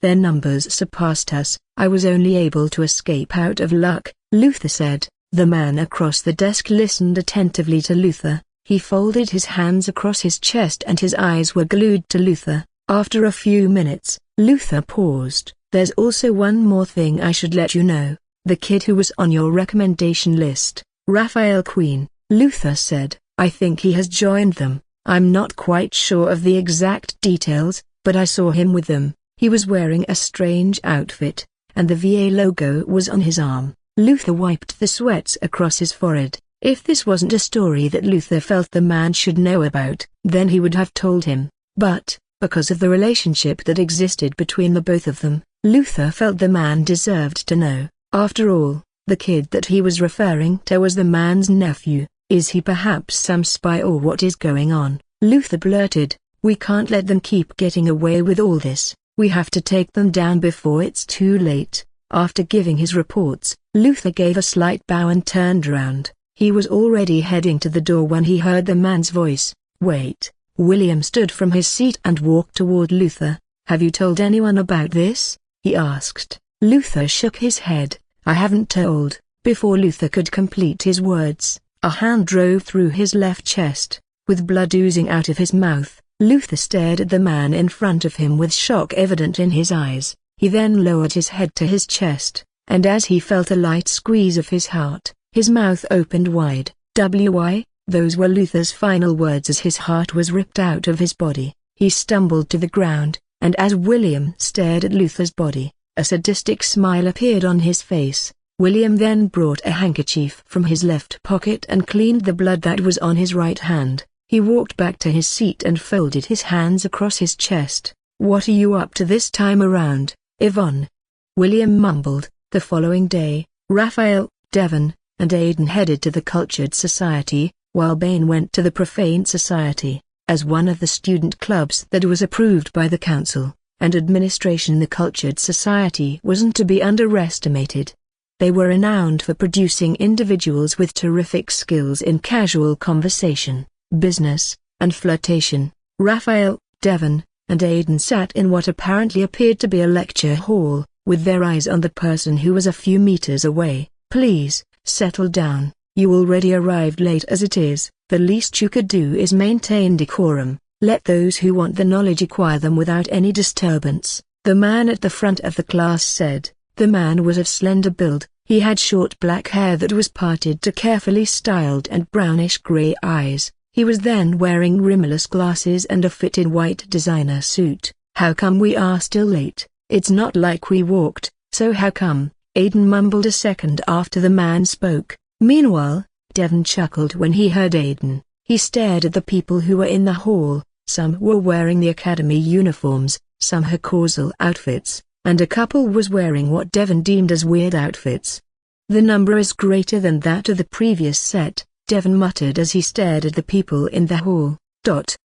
SHH, the lecture has started. You don't want to miss any of what he is saying. As Devon heard Aidan, he nodded his head and opened the book in his hand. He took out the pen from his shirt pocket and focused his gaze on the man at the front of the class. It wasn't just Devon who opened the book in his hand, Aidan as well, and as Raphael stared at the people in the room, he also found each one of them holding onto a book and pen. For the latecomers, I'm Reynold Patterson. I'm a student of the Tech Division and also a proud member of the Cultured Society, Reynolds said. Now where did I stop? Reynolds said, taking a step forward. There are 3 things you need to learn in either a casual conversation, filtration, or even a relationship. Reynolds paused. First, the power of a relationship lies to whoever cares the less. One day, you might be with a chick, or perhaps you aren't even with one, but then you end up thinking about love. Perhaps, the time you've spent together and the memories.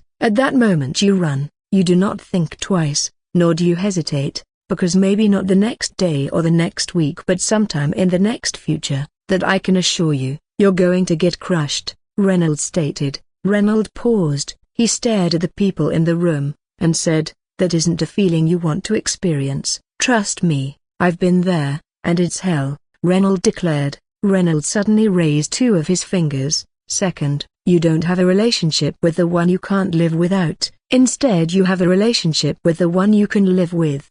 The moment you go for the first choice and the power of the relationship isn't in your hand, then trust me, it's only a matter of time before you're crushed. The last one, Reynolds raised 3 fingers as he spoke. I know you've probably heard that communication, selflessness, forgiveness, and focusing on the present and not the past, is the key to a healthy relationship, but let me be frank with you, those are all wrong, Reynolds exclaimed. The moment you have that concept, and you stick to them, and you find yourself drawn, attached to someone, nothing good could even come out of that. The world is a crazy place, and to survive in this sort of place, you have to be just as crazy as it is. Every word that came out of Reynolds' mouth was akin to gold before the people in front of him. They jotted down everything he said, and as they stared at him, their eyes flickered with joy and excitement. A smile hung on Reynolds' face as he saw the looks on their faces. Suddenly, one of the people in the hall raised a hand, and as Reynolds saw the person, he spoke. Do you have a question? Yes, it was a teenager wearing the academy uniform. We have heard and assimilated all that you have said so far, but, how do we prevent all this situation? How do we not get attached? How do we make the power of the relationship into our hands? What are the steps or actions we must take? The question was just kept from the teenager, and it was only after a few seconds that he stopped. There's only one answer to all that you've asked, Reynolds responded. You forget her or him, whoever it is you feel this way for, you simply forget them. How can I ignore or forget someone I'm attached to? The teenager blurted a second after he heard Reynolds' response. Reynolds suddenly chuckled, a smile then appeared on his face. However, the smile only lasted for a moment, and it soon turned into a bone-chilling frown. Do you want to have your heart crushed, destroyed, rocked? Do you want to be laughed at, insulted, humiliated, cheated on? Reynolds said as he turned toward the teenager. As Reynolds had spoken in a cold and displeased tone, beads of sweat appeared on the teenager. He flashed a rough smile at Reynolds before then shaking his head. I don't, he stuttered. Good, Reynolds replied. There's no fun or joy in that, and if that's what you want or perhaps anyone in this room wants, then please leave the hall. The cultured society is to raise individuals with prestige and not some losers, Reynolds declared. The teenager could see the glares he was getting from the people in the hall, and he quickly sat on his seat and lowered his head. He had no idea that the question he asked would make him an enemy to everyone in the hall. Feelings don't just occur out of nowhere, there are signs, and before that warning becomes dire, I say you put an end to it, Reynolds said. You might as well erase the existence of whosoever is making you feel that way.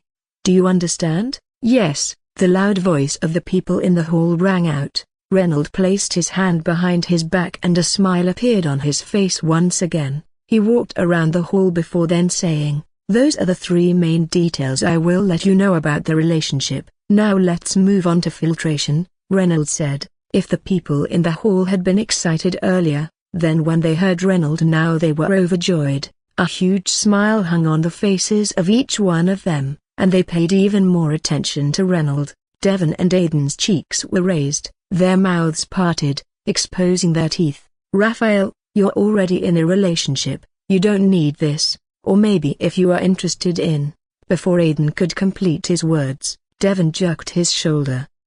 I didn't say he has to, Aiden exclaimed. Devon shook his head and then focused his attention on Reynolds, who had started talking. Meanwhile, Raphael's eyebrows furrowed as he listened to Reynolds. He was trying to discern what was intriguing about what Reynolds was saying that everyone including the 2 beside him was so excited about, but regardless of how concentrated he was, he still couldn't figure it out. Raphael didn't consider himself a guru in all aspects, but he knew he wasn't far from being one. and to Raphael, everyone in the hall was simply scared of letting their hearts out, but it wasn't like he could blame them. It was crazy out there. Reynolds walked around the hall. When you first meet a girl that you're interested in, or maybe you simply want to woo her, the first thing you need to do is compliment her. Above the neck, Reynolds said, not below the neck but above. Could be she has great lips, beautiful faces, eyes, cheeks, whatever lines you can come up with.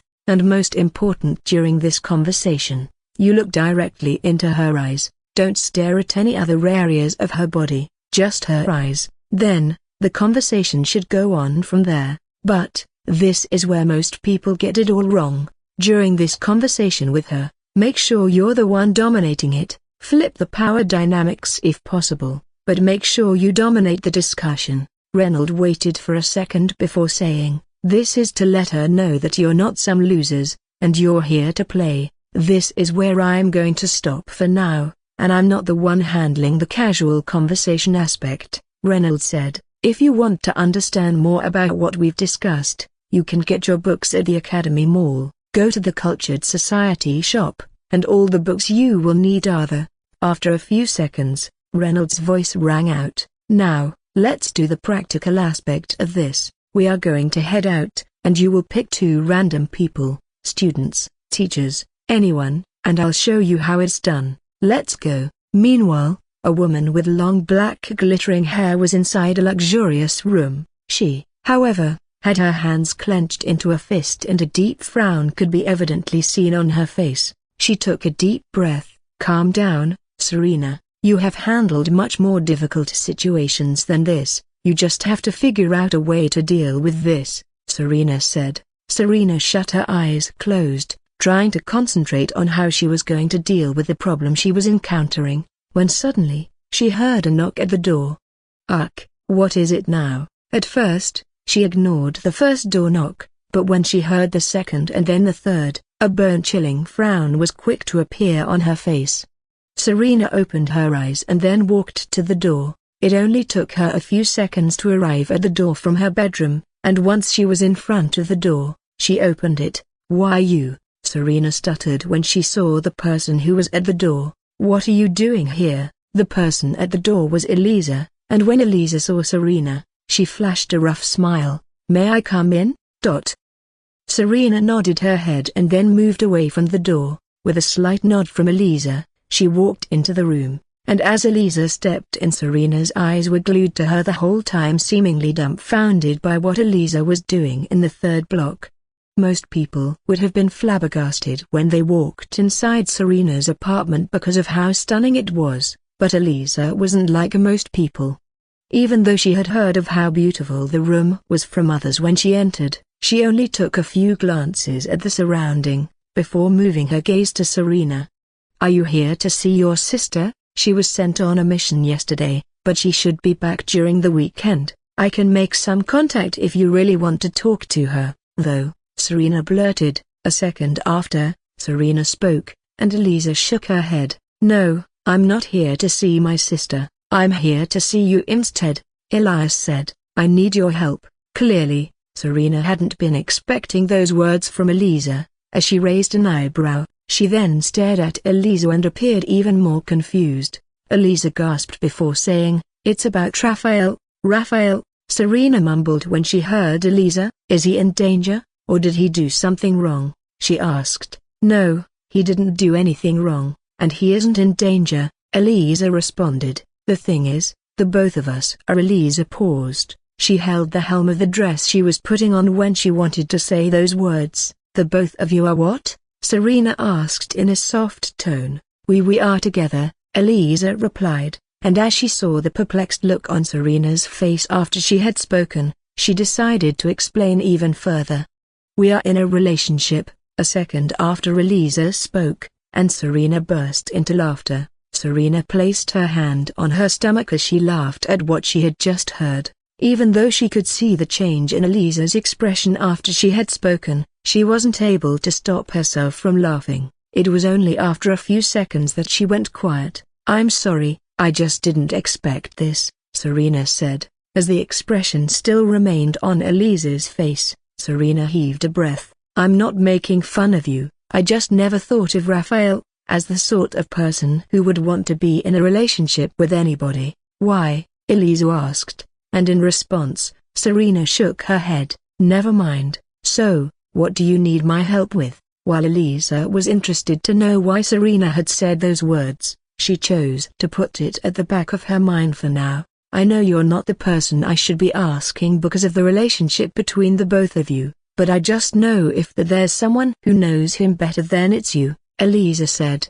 As Serena nodded her head, Elisa's cheeks raised, and she said, "Raphael is a nice person and I do like him. I want to know what you think about him. Should I be scared, and what am I getting myself into?" Elisa asked with a worried look on her face. For the first few seconds after Elisa spoke, there was no response from Serena. She had her eyes fixed on Elisa and for some reason, a smile appeared on her face. "You shouldn't be scared, Raphael won't hurt you," Serena said, and as she saw the anxious look on Elisa's face, she moved a bit closer to her. "You've known me for a very long time, haven't you?" Serena paused. "Raphael won't hurt you in any way, and the fact that he's even in this with you means he really thinks highly of you. Trust me, I have met a lot of women who wanted to have a relationship with Raphael, people who are far older and even more powerful than he is, but he turned them all down. You're different from him, so there's no reason why you should be scared." This time around, the worried look on Elisa's face lessened. "You just have to trust the process, is that okay?" Serena said, and as Elisa nodded their other head, a smile appeared on both of their faces. "Serena, there's one more thing," Elisa said. "I'm aware of my feelings for him, but I'm not so sure that he likes me the way that I do for him. Even when he said he was going to give us a try I was very shocked. To be honest, I didn't see any of it coming. I still shouldn't be asking you this, but do you know any way that I can use to perhaps win Raphael over?" Elisa asked. When Serena heard Elisa, she raised an eyebrow before then placing her hand on her chin. "Actually, I do," Serena replied.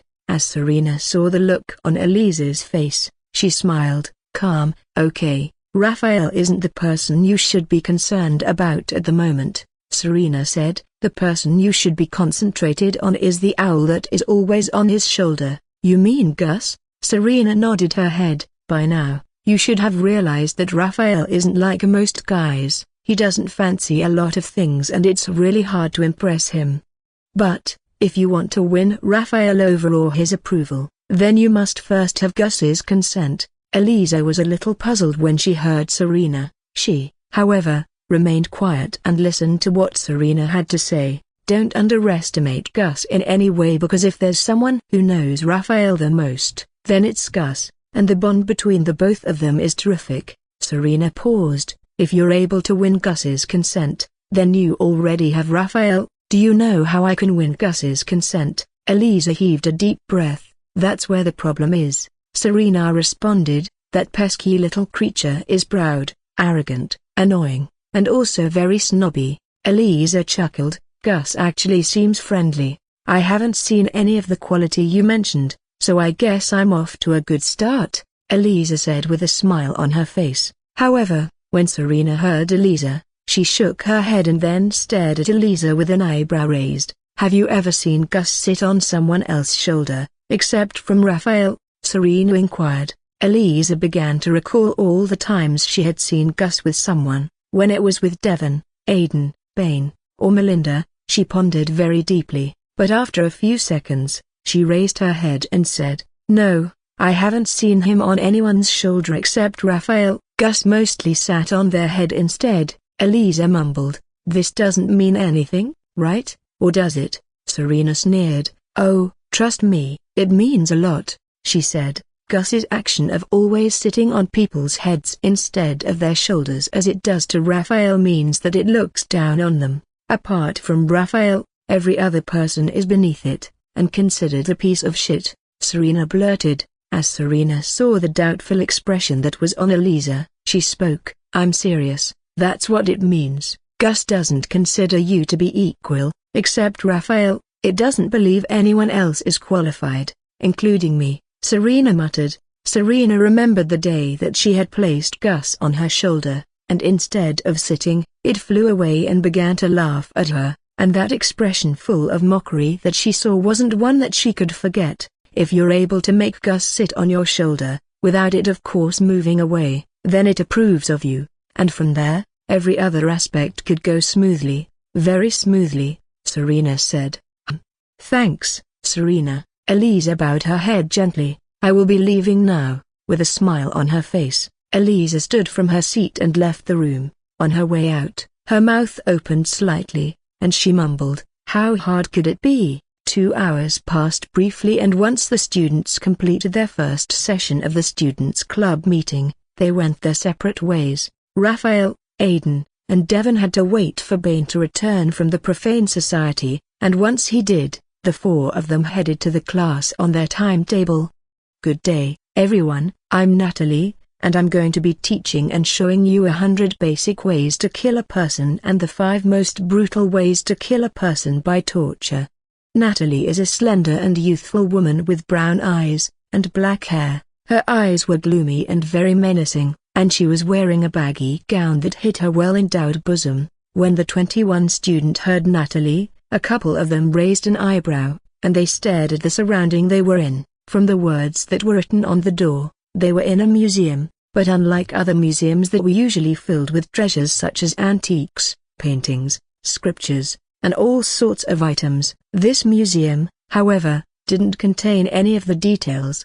Instead, the museum was filled with glass cages of very different sizes, and in those cages were corpses. The corpse wasn't of different species, but the number of humans surpassed the rest. Some of the corpses you see here have been in this place for hundreds of years, some are even far above that, Natalie said. All this preservation wouldn't have been possible if it wasn't for the Academy. The cage is created to permanently avoid decomposition of a body after death, so, if any of your relatives or loved ones die, you don't have to worry about not seeing them again, because once they enter these cages, decomposition would never occur.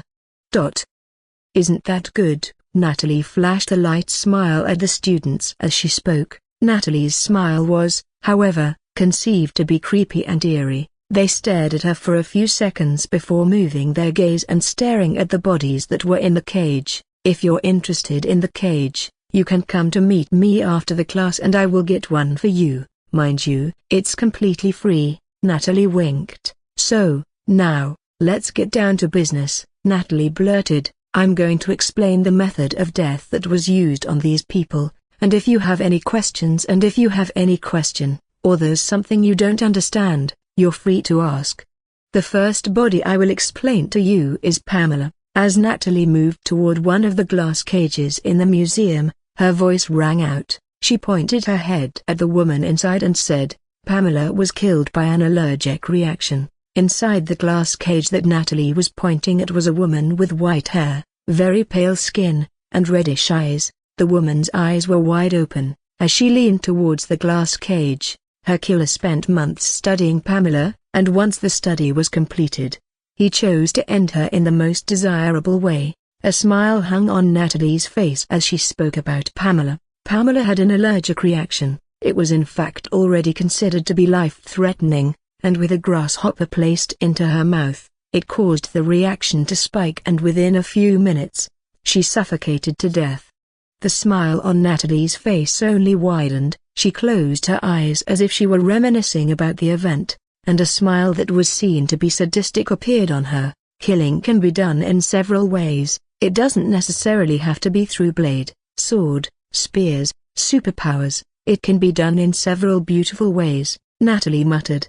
The world has just been so advanced that we have all forgotten that killing is supposed to be an artwork. Anyway, let's move on to the next person, Natalie said as she walked over to the glass cage beside her. This is one of my favorites. A second after Natalie appeared in front of the glass cage, her voice rang out, and while she had a blissful expression on her face, the same couldn't be said for others. How could they have that same expression on their faces, when in front of them was a body split into two, just like the woman from earlier? The man's skin had become very pale, but his body was divided into two. The two bodies were placed side by side with their eye wide open. The victim was killed inside an elevator. and to be more precise, his body was also chopped off in the elevator. Pamela blurted a second after, "I can see the confused and interesting looks on your faces, so I'm going to into more details." He tried to climb out of a stuck elevator. Unbeknownst to him, someone was monitoring his every moment, and when the right time came, the person turned on the elevator, and the man was sliced into two. Pamela turned toward the students and stared at each one of them with her hands folded across her chest. She seized them from head to toe one after the other with her thought unknown. Even though the student in the division had seen corpses several times, they still found it strange that the academy would choose to adopt this sort of method into persevering them. And to make it even more unusual was that the woman in front of them seemed to take great satisfaction in seeing the corpses. "When I said the killing was meant to be an artwork, this is what I meant," Natalie exclaimed as she stood in front of a glass cage. As she stared at the cage, joy, as well as excitement, was contained in her brown eyes. "What the hell is that?" Xavier blurted when he saw the person inside the cage. A disgusted look soon appeared on Xavier's face, and he wasn't just the one. Whether it was Xavier or the rest of the students, every one of them stared at the glass, seemingly stupefied. Inside the cage was an oddly shaped man. The man was stark naked, his upper body was without flesh, leaving only his skeletal frame, while both of his legs were facing the other side. "You must have heard of the Santos family, the family of the drug baron. This man over here is Gaminto Santos, the head of the Santos family," Natalie stated. "It's with great pride and pleasure to tell you that this man was killed by the academy," Natalie said. "Do you want to know how?" While there was no response from any of the students in front of her, Natalie said, "Of course, you would. I can already see the interesting looks on your faces." The students were once again left dumbfounded by the way Natalie thought of things. This wasn't an interesting look, this was "What the heck is wrong with you? How can you be excited over situations like this?" "He was killed by tapeworm," she said. "Tapeworm?" Raphael mumbled in a low voice. Though Raphael heard spoken in a soft and low tone, Natalie heard him, and she nodded her head several times at him. There was an agreement between the Santos family and the academy a long time ago, but the Santos family chose not to fulfill their end of the bargain, and this led to the dispute between the academy and the family. "I'm going to skip all the rest. If you want to look into this, go to the library and read more on this," Natalie said. "So, anyway, the academy chased down the Santos family for years, and when they caught them, we chose to make a masterpiece of them. Some of them were ripped apart by rats, termites, snakes, even deadly toxins, but we will get there. Gaminto was killed by a tapeworm instead. I can still remember, vividly, that about 5,000 tapeworms were placed into his mouth, and when the tapeworm was swallowed, they did the jobs they were trained to do. They ate the organs that were present in his body. Some also attacked fleshes. It was a terrible thing." Gaminto died quickly. "Why was it a terrible thing?" When one of the students asked Natalie, she shook her head. "The tapeworm lost interest very quickly. It's why the body is in this sort of shape. The tapeworm should have eaten him completely, and only his skeletal body would be left, but they got bored when there wasn't any struggle from Gaminto anymore," Natalie said with a sneer on his face. "Oh, why are his legs bent that way?" Xavier asked. "He tried to escape, and that happened," Natalie responded. Natalie soon walked over to another glass cage in the museum. "This is also one of my favorites." Natalia spoke as she got in front of the cage. Inside the glass cage was a bald woman with a distorted face. Some part of her skin was black while others were bright red and also very swollen. The woman was unrecognizable as her body was swollen and filled with blister. There were blackened chunks of flesh inside the cage she was in, and with her eyes wide open, she appeared even more frightening. The victim was burned alive with a string that was covered in a flammable solvent, Natalie said. "This is also one of my favorites." A few minutes had passed since the students were in the museum, and when they heard Natalie talk about another body being her favorite, a couple of them rolled their eyes at her. During the past minutes, Natalie had shown them a lot of bodies, all of which were her favorite. "I know I have spoken about a lot of death and how they are set up, but among them, "This is the one that I find to be completely ridiculous," Natalie stated. "The victim was killed by water," Natalie blurted a second after. "Water? Was she drowned or how did it happen?" one of the 21 students asked, and in response, Natalie shook her head several times. "No, she didn't. Everything has its own disadvantage or rather flaws, so when you take too much of something, it might result in a catastrophic scenario sometimes." Excluding the people who were without flesh around their bodies, everyone else that was inside the glass cage had a very pale skin, and this was including the woman that Natalie and the others were standing in front of. She was killed after she drank an excessive amount of water that caused her brain to swell, and within a few seconds it resulted in seizure and brain damage, Natalie muttered. Ha ha ha. Suddenly, Natalie burst into laughter. "You should have seen how huge the brain became. You would have laughed really hard, I'm certain of that," Natalie exclaimed. Natalie had been expecting some reaction from the students when she spoke about the ridiculous way that the woman had died, but she was left disappointed when she saw that none of the 21 students had a smile on his or her face.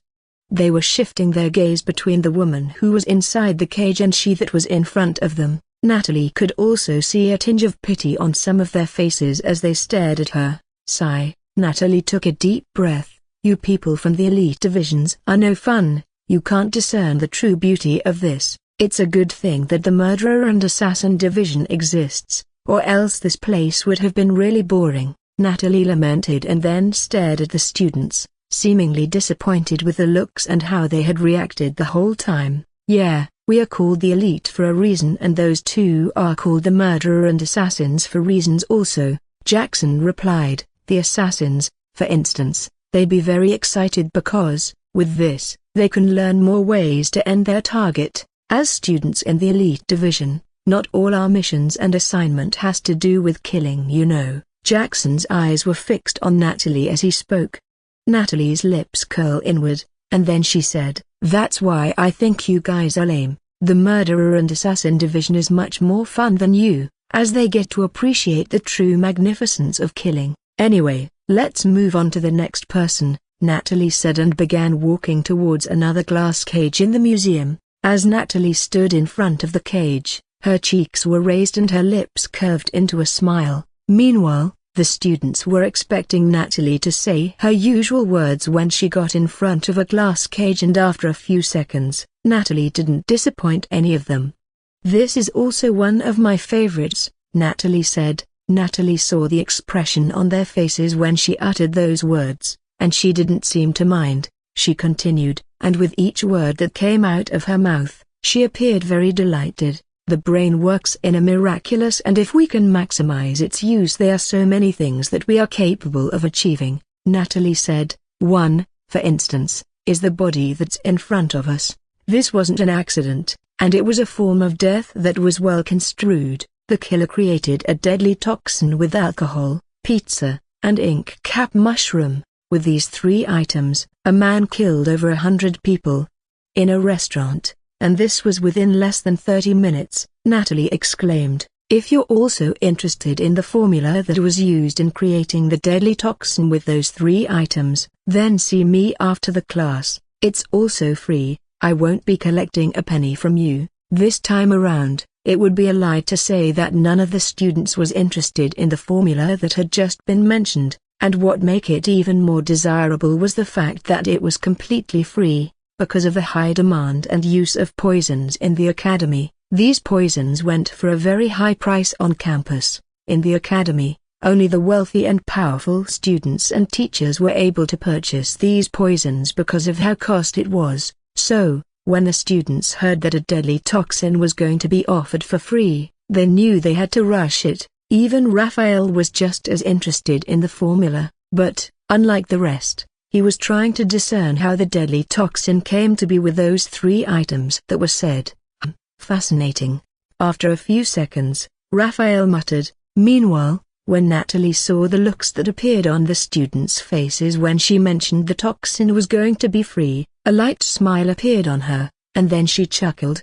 "Now, let's move on to some of the brutal ways to end someone's life," The museum was divided into two sections. Natalie and the students had been in their section all this while, but when Natalie spoke, she began walking over to the second section. Natalie opened the red curtains that separated the two areas, and after waving her hand at the student, she walked into the second section. The students were quick to follow suit, and one after the other, they all moved away from the museum's first section and stepped into the second section. "You have got to be kidding me." As they stepped into the museum's second section, a few of the students were left dumbfounded by the sight of it. Even though the first and second sections of the museum were a lot similar, the number of glass cages in the first section couldn't be compared to half of what was inside the second section. The second section was a lot wider and more massive than the first section, and the number of cages that were in it appeared to even be uncountable. The cages were of different sizes, and inside the cages weren't just humans but also, how is this possible? One of the students stuttered with shock evident in his eyes, and even though the others had remained quiet, they were also experiencing the same shock as him.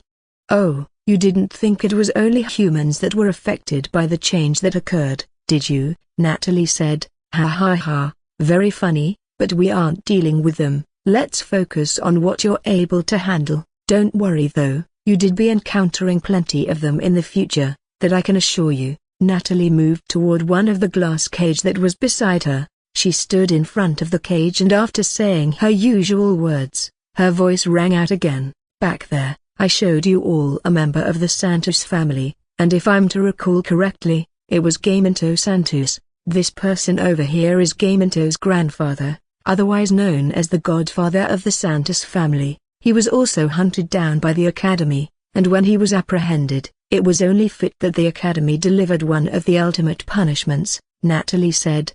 As Natalie spoke about Santos's family and how they were gotten rid of, there was this air of arrogance that her body excluded, almost as though killing them was one of her greatest achievements.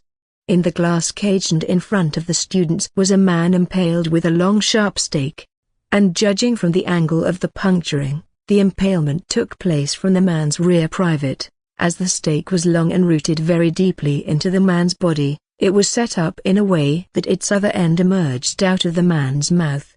The beauty of this work is that he wouldn't die right away. As the stake was run through his body, it avoided all major organs that could cause severe damage to his body, and as such he would be able to live for some few days.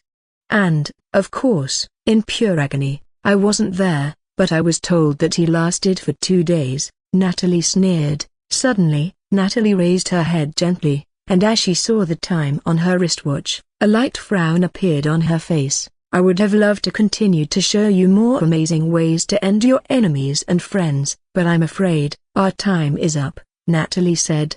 "During our next class, we will continue from where we stopped. I'm sure you would love to see and hear about the man who was killed with molten gold. A heated gold was poured down his throat. Ha ha ha. So hilarious. I want to avoid giving any more spoilers, so wait until our next class, and you will learn about this." After the class that took place in the museum, the students didn't have any activities for the rest of the day. They disbanded very quickly, with each person going their separate ways. However, while the majority of them were free from any meeting or class whatsoever, the same couldn't be said about Raphael and Aliur.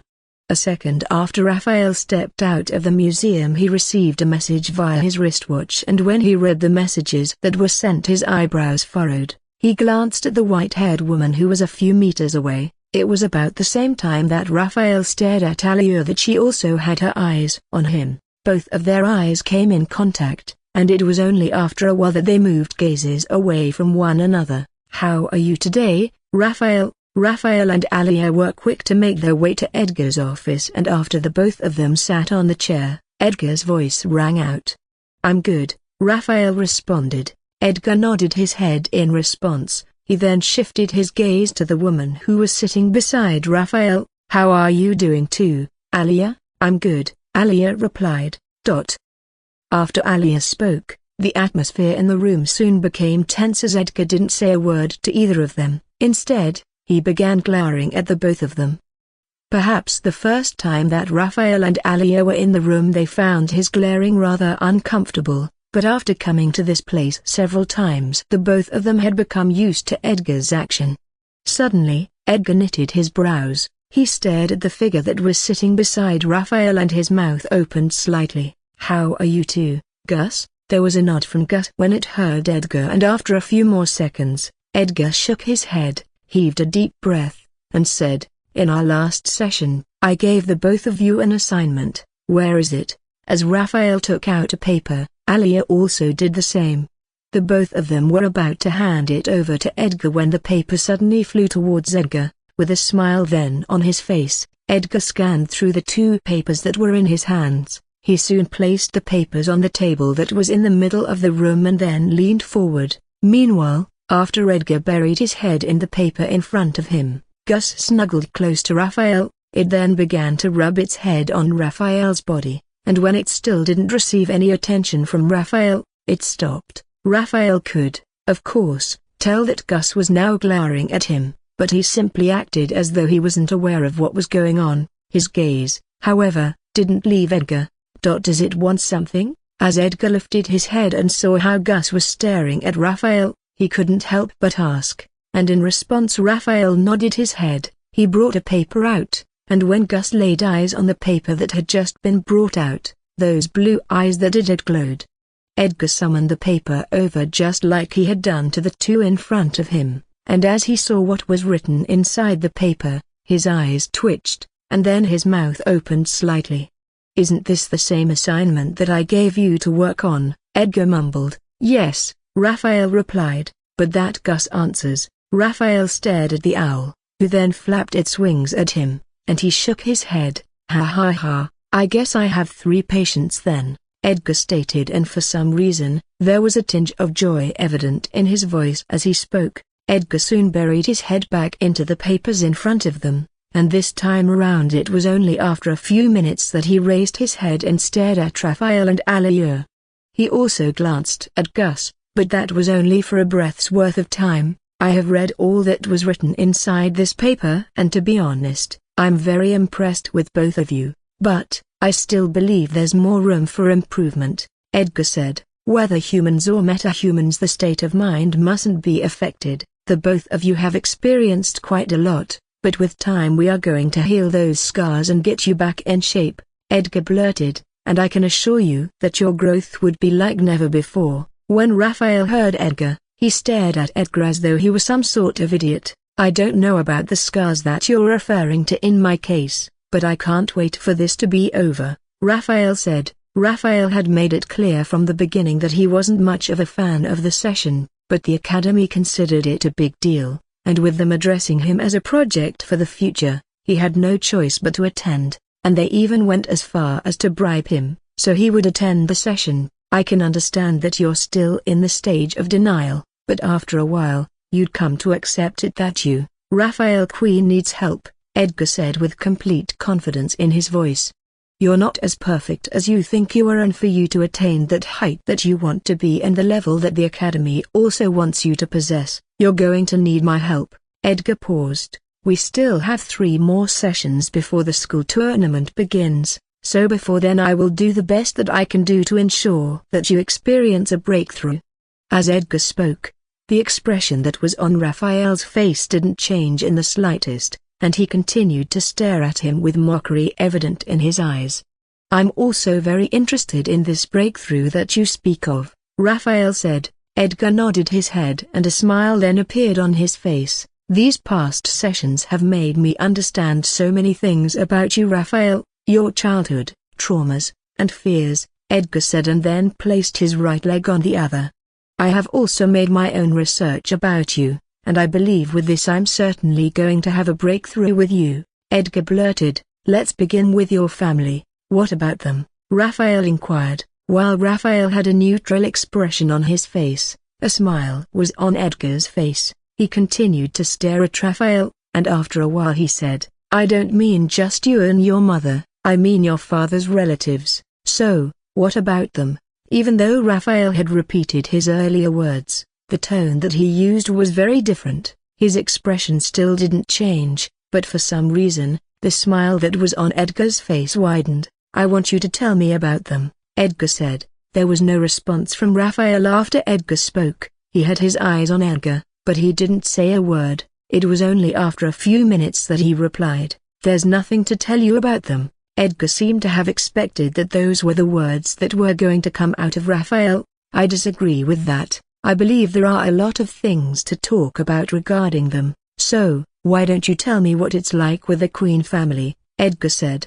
"You said you have made your research, right?" Raphael spoke. When Edgar heard Raphael, he nodded his head several times and was about to speak, when Raphael abruptly stood from his seat. "Since you have made your research, then there's really no need for me to tell you about them anymore." With that said, and Raphael walked towards the door. Before Edgar could even respond to Raphael, the door slam rang out. His eyes twitched, and he stared at Aliyah before then shifting his gaze to the owl that was beside her. "Gus," a loud voice suddenly rang out, and followed by that voice was Gus strolling out of the room. It was evident that Gus was very reluctant to leave the room, as instead of flying out, it jumped to the floor and began walking out of the room. The pace at which it walked with made it even more obvious. Edgar took a deep breath after Gus left. He is battling a lot of demons, if only he can give someone the chance to help him. "Anyway, Aliyah, I have read the paper you submitted and this is what I think about it." After Raphael left Edgar's office, he headed straight to the dormitory, where he put himself into an intensive training drill. Raphael's training was always scheduled in the morning as he believed that was the most ideal time, but to get his mind off what happened earlier, he brought his training tools out and began working on it.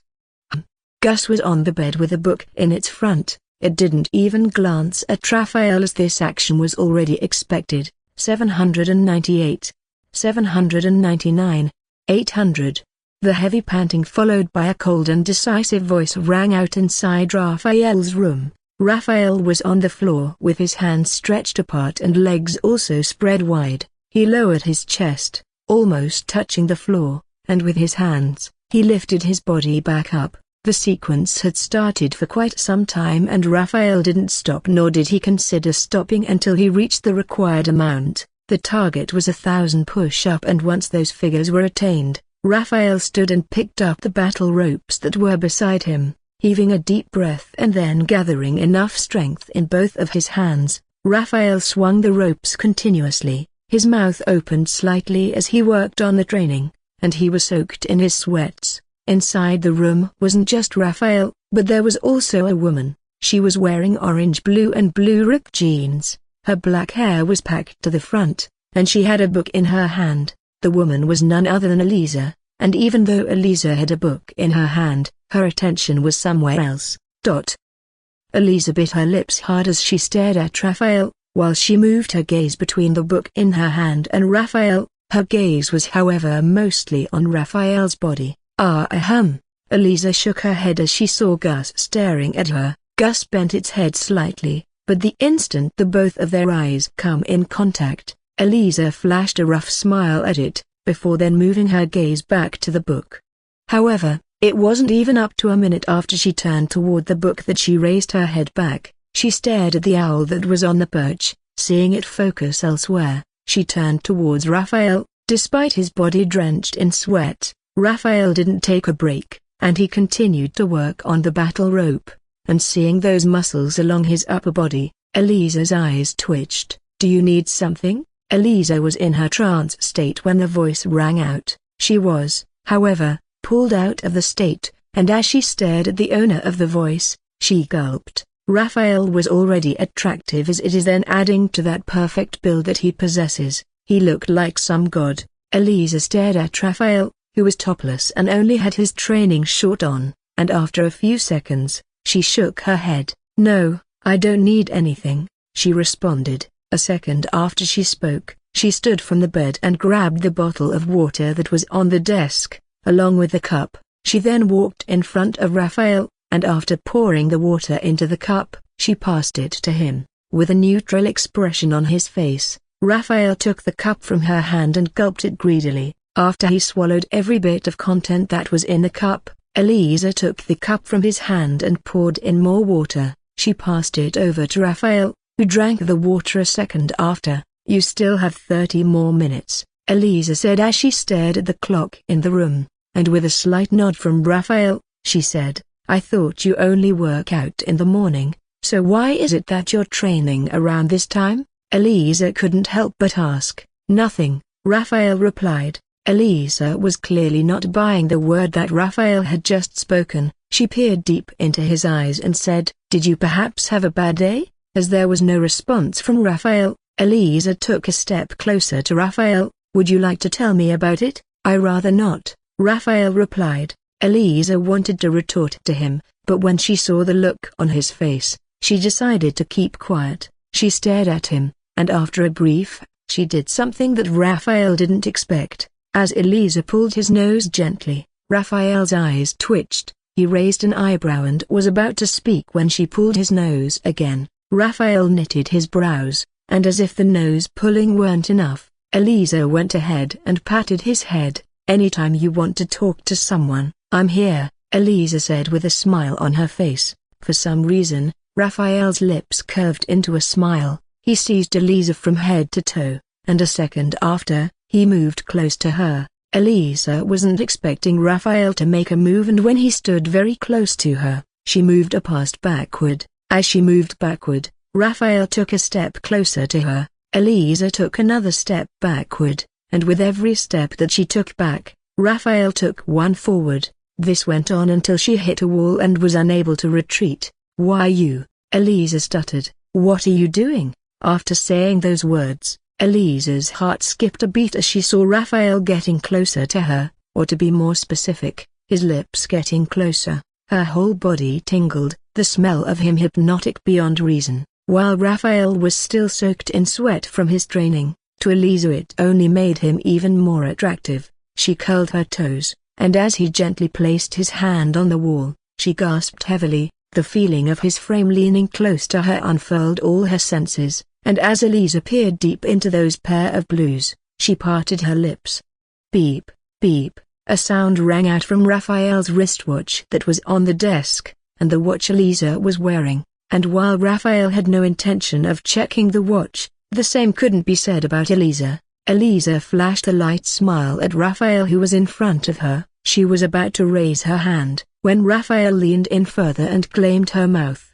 The kiss wasn't a hungry or intense kiss, instead, it was a slow yet passionate kiss. Raphael savored the taste of Elisa's lips. Their bodies were pressed heatedly against the wall, and the both of them gasped heavily as their lips were pressed together. After a few seconds, Elisa pulled away from the kiss. She placed her hand on Raphael's chest as she brought her breath under control. "I know you're trying to use this to get over what's bothering you," Elisa said, and seeing the look that was on Raphael's face when she spoke, Elisa placed her hand gently on his face. "It's fine." Elisa paused. "Anytime you want to talk, I'm always going to be here to listen." Raphael didn't say a word, nor did he react when he heard Elisa. He stared at her for a while before moving backward. He had only just taken a few steps backward when he felt someone's hand on his. Raphael turned towards Elisa, staring at her hand and then her face, with a questioning look on his face. "What are you going to eat? Should I order or do you want homemade?" Elisa asked. "Certainly." The mention of food picked Gus's ear, and it immediately flew toward Raphael and Elisa. "Buffalo wings for you, isn't it?" With a smile on her face, Elisa turned towards the owl beside her, and when Gus heard her mention those two words, it flapped its wing and nodded its head at her. Meanwhile, Raphael's eyebrows furrowed, and he stared at Gus and Elisa, who were smiling at one another, before shaking his head. "Gus will eat something else. Enough of buffalo wings for today," Raphael blurted. Whether it was Elisa or Gus, both of them didn't seem excited by Raphael's words, most especially Gus. Gus stared at Raphael, almost as though it was going to launch at him anytime soon. "Why don't you want it to have buffalo wings?" Elisa inquired. Elisa had just spoken when a loud hiss and then a snort came out from Gus. Raphael ignored the insult that Gus had just thrown at him and said, "It would create a mess of this place. If you're able to take care of the mess, then I won't have any problem, but you can't." and I would rather not deal with the chaos it would create, Raphael stated. Followed by Raphael's words was a hiss from Gus, and as it received an intense glare from Raphael, Gus flew back to its perch and shut its eyes closed. Meanwhile, a light smile hung on Elise's face. After her discussion with Serena, she had learned to take Gus very seriously and had been pondering ways to have Gus by her side. So, when a chance to please the owl came up, Elisa wasn't going to let it slip past her. "What about this, Raphael?" Elisa said, as she took a step closer to Raphael. "Gus can have the buffalo wings, and I'm going to take care of the mess." Raphael stared at Elisa weirdly. "You can't do it," he responded. "Of course, I can. You just have to show me how, and I will get it done." Elisa wasn't shy or nervous around Raphael like before, as after spending a lot of time with him, she had gotten to know him better, and as she spoke, she had her hands wrapped around his neck and a seductive smile on her face. Raphael's eyes were on Elisa, who was in front of him, but after a few seconds, he moved his gaze to Gus. "Come on, Raphael, you already said if I'm able to take care of the mess, then there's no problem." Raphael took a deep breath and after a brief moment, he spoke. "All right then, I hope you don't back out when you know what you're going to be dealing with." The smile on Elisa's face widened. She stood on her toes and was about to move her lips towards Raphael when a knock sounded from the door. Followed by the door knock was Melinda's loud voice. "What are the both of you still doing in there? Didn't you receive the council message?" "We have a mission," Melinda exclaimed. "Everyone is waiting for you." When Raphael and Alia heard Melinda, they recalled the beep they received from the wristwatch earlier, and even though they sensed the urgency that was contained in Melinda's voice, they didn't separate. It was only after a few seconds that Elisa removed her hands from Raphael. She was about to move backward when she saw that expression on Raphael's face. "No, not now," Elisa exclaimed. She then shook her head repeatedly. "You should go freshen up, everyone is waiting for us." Raphael didn't move from where he was standing when Elisa spoke. He seized her from head to toe and then flashed a bewitching smile at her.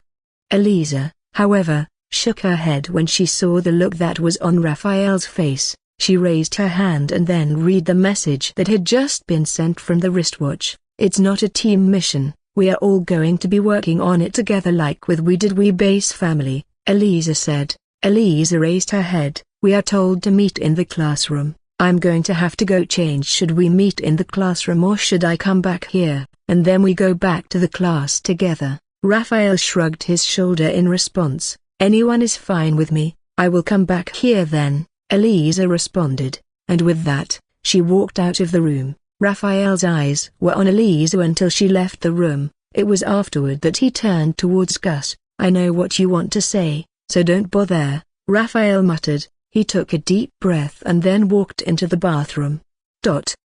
A few minutes passed briefly and Raphael and Elisa were in the classroom. The both of them had walked inside the classroom holding hands, but once the discussion started, they let go of each other's hands and placed their attention solely on the task ahead. "I guess the rumors were true after all.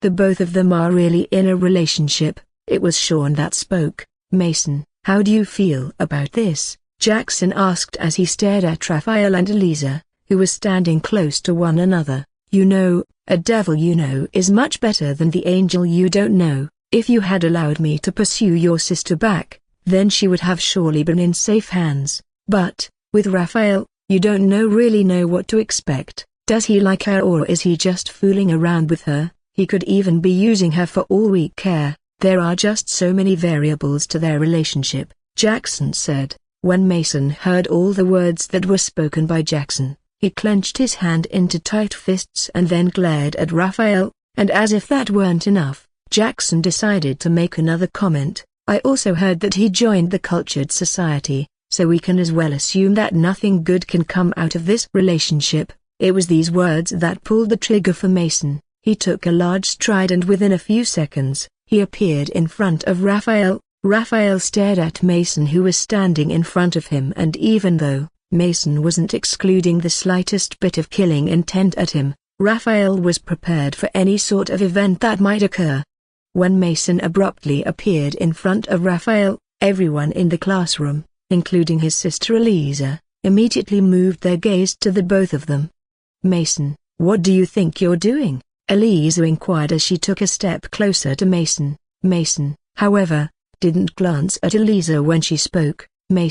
Eliza couldn't help but raise her voice. "This is between men, Eliza, stay out of this," Mason blurted. Raphael's hands were placed inside his pocket. As he stared back at Mason, he didn't back down from Mason's ferocious gaze, and as the atmosphere heated up, Raphael appeared to be even more relaxed. The people in the classroom continued to move their eyes between Raphael and Mason, and just when it seemed to be like a battle was going to break out between the both of them, something strange occurred. As Mason stretched his hand wide and gave Raphael a big hug, everyone in the classroom was left stupefied. "Ha ha ha ha," Mason laughed. "I was already considering setting the both of you up because let's face it, only a man of your status is fit to accompany my younger sister through the journey of life." Before Eliza could complete her words, Mason's voice rang out. "I trust you wouldn't do anything to hurt her. After all, you wouldn't want to experience my wrath." With a devilish grin on his face, Mason said, "It would be a lie to say that Raphael didn't hear the threat that was contained in Mason's voice. Besides, it wasn't like Mason was hiding it, as he excluded killing intent from his body when he spoke." "Enough staring, let's get down to business," Mason exclaimed. Mason patted Raphael gently on the shoulder. "We will continue with this discussion when this is over." With that said, and Mason went back to his position. As the mission at hand was deemed as important by the council, they quickly put what had just occurred behind them, and everyone stared at the television screen in the classroom. Jersey Saint Hospital. Jersey Saint Hospital is a large public hospital that existed before the emergence of superpowers, and even after the rise, the hospital still remained, unlike the rest. It was located in Pisces City, and the popularity of the hospital was always on the increase because of its large percentage of pro bono treatment. Naomi stood beside the television screen in the classroom, while her eyes were glued to the people in front of her. "The mission is we destroy Jersey Saint Hospital before next week," Naomi said. There was a nod from a few of the students when they heard Naomi, as they had been informed about the mission. "There's really no need to formulate any plan. I say we kill every single person in the hospital. It's not something to ponder about," Xavier blurted. "Xavier is right." A second after Xavier spoke, Levi's voice rang out. "The Academy said to destroy the hospital, and I can't think of a better way to destroy them than annihilating every person in the hospital," Levi said. It wasn't only Levi and Xavier that thought the best way to get the mission done was through murdering everyone in the hospital. The twins, and a few of the others believed the same. Naomi, however, shook her head. "There are innocent people, we can't kill them," Naomi said. A sneer appeared on Levi's face when Naomi spoke. "We aren't some goody two-shoes. The mission is to destroy Jersey Saint Hospital, and that's what we will be doing. Be it children, adults, or even animals, we shouldn't spare any of them. That's how we are to take care of this mission," Levi exclaimed. "No, if you want to go ahead with the mission, then please feel free to, but we wouldn't be accompanying you on your death escapade," Naomi said.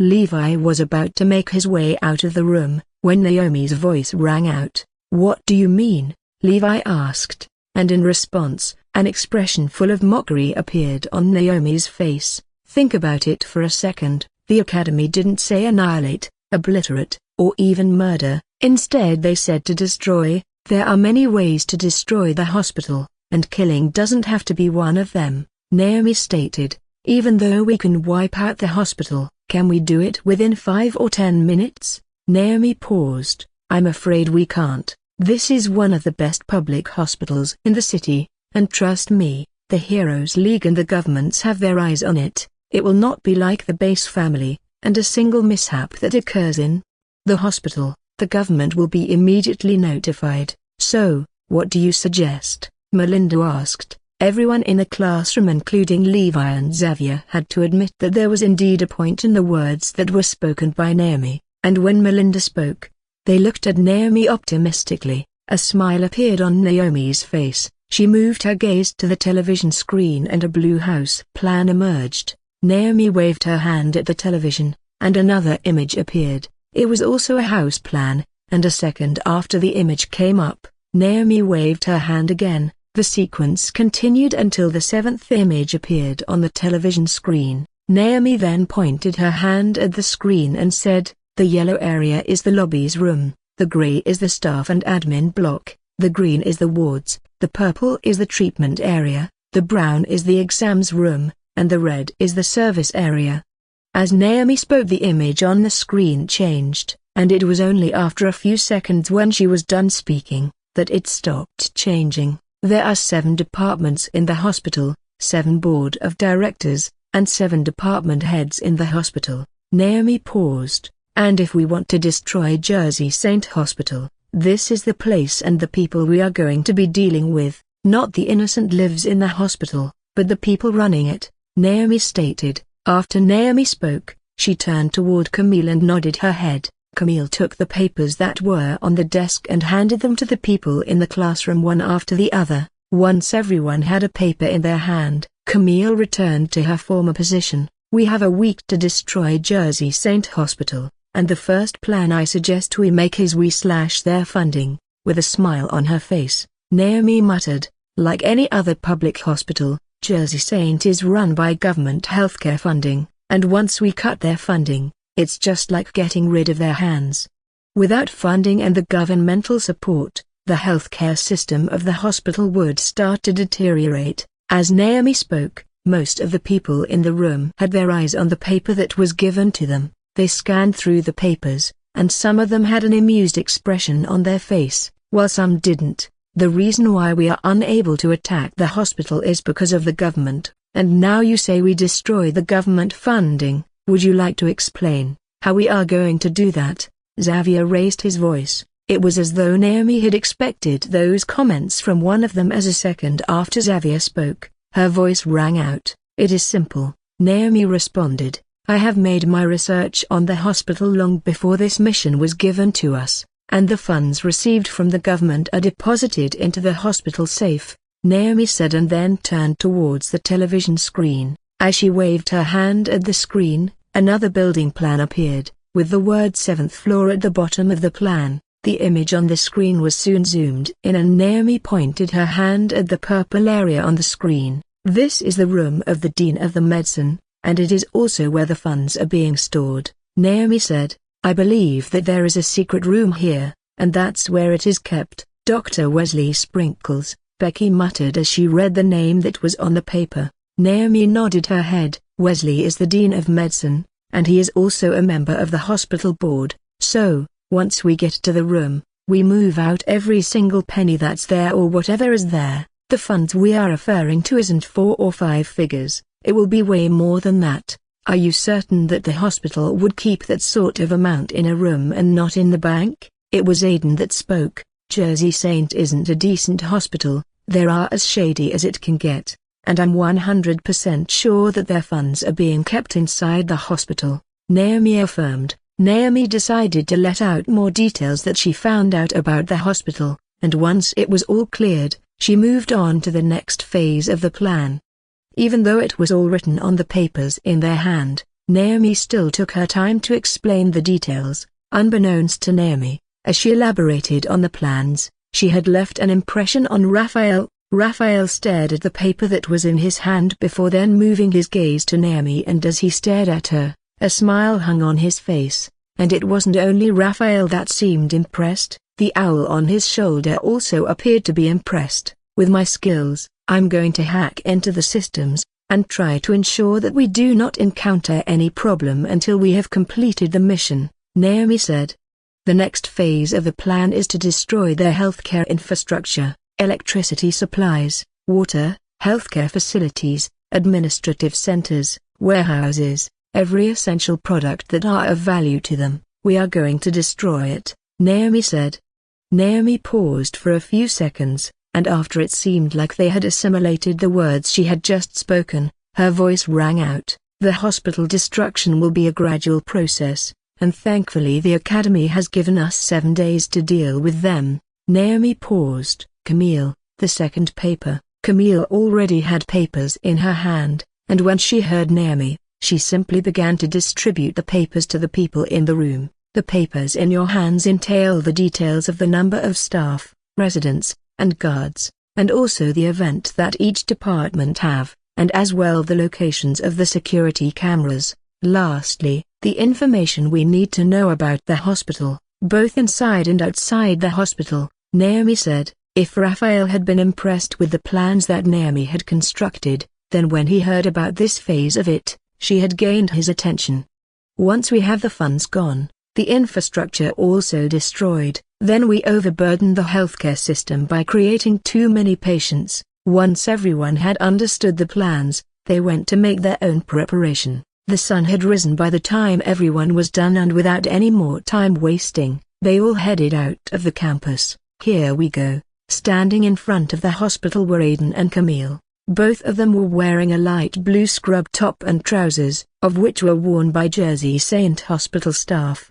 After heaving a deep breath, Aiden and Camille walked into the hospital. It was well known that the building of a hospital is one of the complex types, having composed of a wide range of service and functional units. And a few seconds after Aiden and Camille walked into the hospital, Aiden's voice rang out, "We are in." It wasn't up to a second after Aiden spoke, and a voice sounded from the piece that he had behind his scrub top. "I know," Naomi responded. "You're currently on the first floor of the hospital, whereas the 7th floor is where you should be.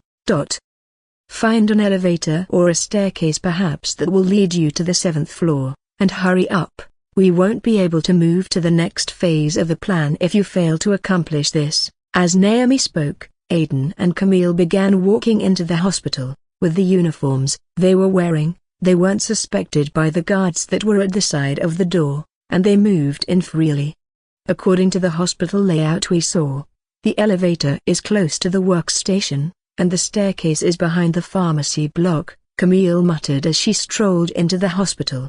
As one of the best and the most renowned public hospitals in the city, Jersey Saint was packed with a lot of people. There were several individuals moving in and out of the hospital, with each of them having different expressions on their faces. When Aiden heard Camille, he didn't even think twice about it, and he said, "The elevator is where we should head to. The hospital is quite huge, you know. Who knows when we are going to get to the 7th floor if we take the staircase." Even if Aiden hadn't spoken, it would have been very ridiculous if both of them were to go through the staircase when the elevator existed.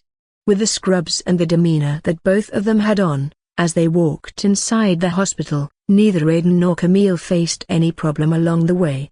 And even the staff who encountered them gave them a slight nod. A few minutes after Aiden and Camille moved from the waiting room, they soon arrived at the workstation, and as they saw the elevator nearby, both of them kept a neutral expression and walked towards it.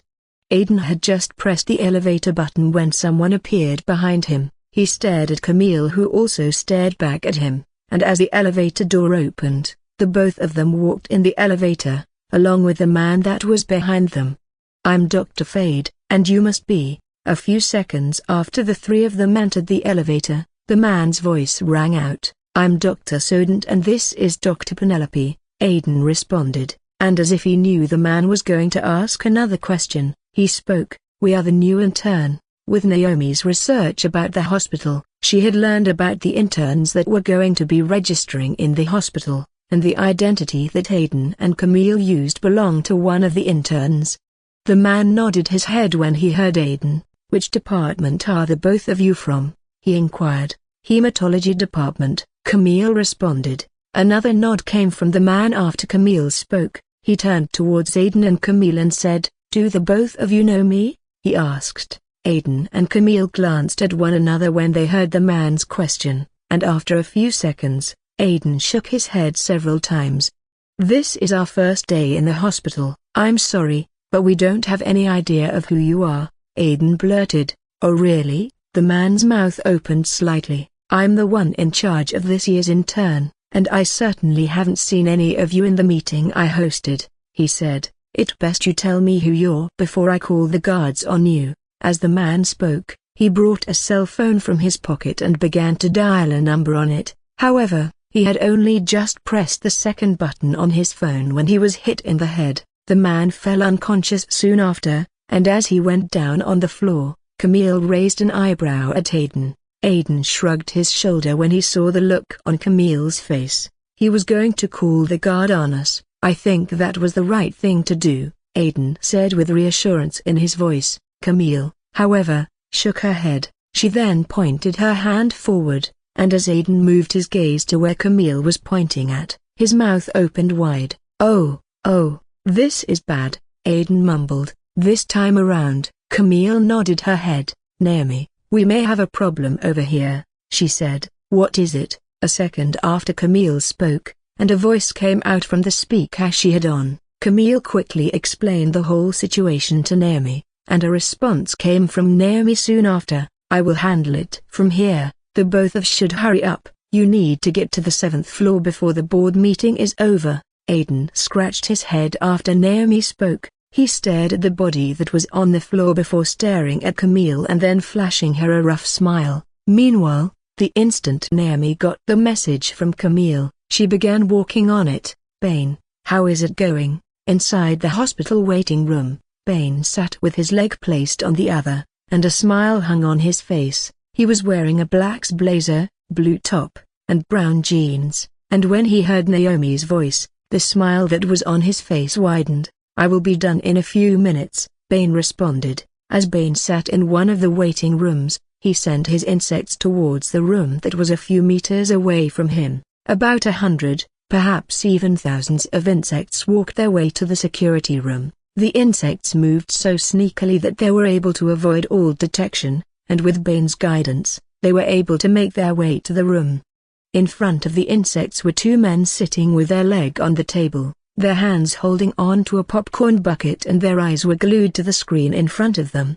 Both of them were middle-aged men and were wearing their guard uniforms. Hold on, what is that? One of the guards suddenly said, and then sat properly quickly. The guard placed his hand on the mouse and zoomed in. It was inside of the elevator that was shown, and Aiden, Camille, and the man on the floor were apparent. As soon as the second guard saw that screen, he immediately grabbed the mic and was about to speak when something crawled into his trouser. The guard's body trembled violently. He began to shake his legs, and as he did, an intense pain coursed through his body. Followed by that excruciating pain was an insect appearing from his clothes. Ugh! As the guard saw the insect, he let out a loud scream. Fear swept all over his body, and before he could even get a grip of himself, he felt his flesh bitten. He shifted his gaze to his partner, and as he laid eyes on him, he lowered his head, seeing all sorts of insects covering his partner's body from head to toe. The man realized that he was even in much more better shape. Thud. It wasn't however up to 5 seconds after he saw insects coming towards him. The guard was about to let out a scream when an insect slipped through his mouth, and within seconds, his vocal cord was destroyed. The insects soon gathered all over his body, and before he could even realize what was going on, he stumbled to the floor. It was only after he was on the floor that the insect left his body. The guard's eyes were wide open, staring at his partner that was beside him. It was however unknown whether he was alive or not. We have taken over the security room. Once the two guards were down, Bane's voice rang out, as he received a response from Naomi. He placed the magazine he was reading aside and stood from his seat, with a neutral expression then on his face. He walked out of the waiting room. Naomi, I'm afraid we have another problem. The board meeting is over. The board meeting is over. Elisa stared at the meeting room from afar and exclaimed. She waited for a few seconds, and as there was no response from the person she was talking to, her voice rang out again. Are you there, Naomi? It was only after Elisa spoke that Naomi responded. I was taking care of something. You said the meeting is over. Naomi paused. Elisa and Levi, I will need the both of you to do whatever it is necessary to stall everyone from leaving that room until Aiden and Camille are in there.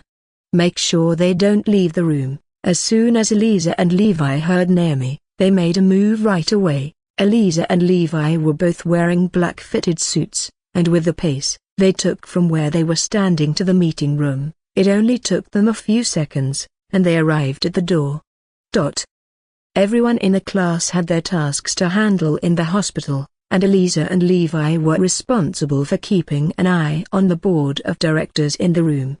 Creak. The door was soon pushed open, and Eliza and Levi walked into the room. Despite the looks they were getting from the 7 people in the room, a smile hung on Eliza and Levi's faces. "Who are you?" A cold and yet decisive voice rang out a second after Eliza and Levi were in the room. The 7 directors of the hospital stared at one another, seemingly confused, before then shifting their gaze to the 2 in front of them. Eliza bowed her head gently when the man's cold voice rang out. "I apologize for the disturbance, Dr. Riley. There is just a pressing matter my partner and I need to discuss with you." Dr. Riley Man was a man in his mid-40s, he had black hair, and sharp brown eyes, and was also one of the board members of the hospital. "If there's anything you want to discuss you would have to arrange for it first. We have plenty of things to do, and not all of us have the time to waste around." It was another member of the board of directors, and as the gray-haired man spoke, he had his eyes on the woman who was sitting across from him.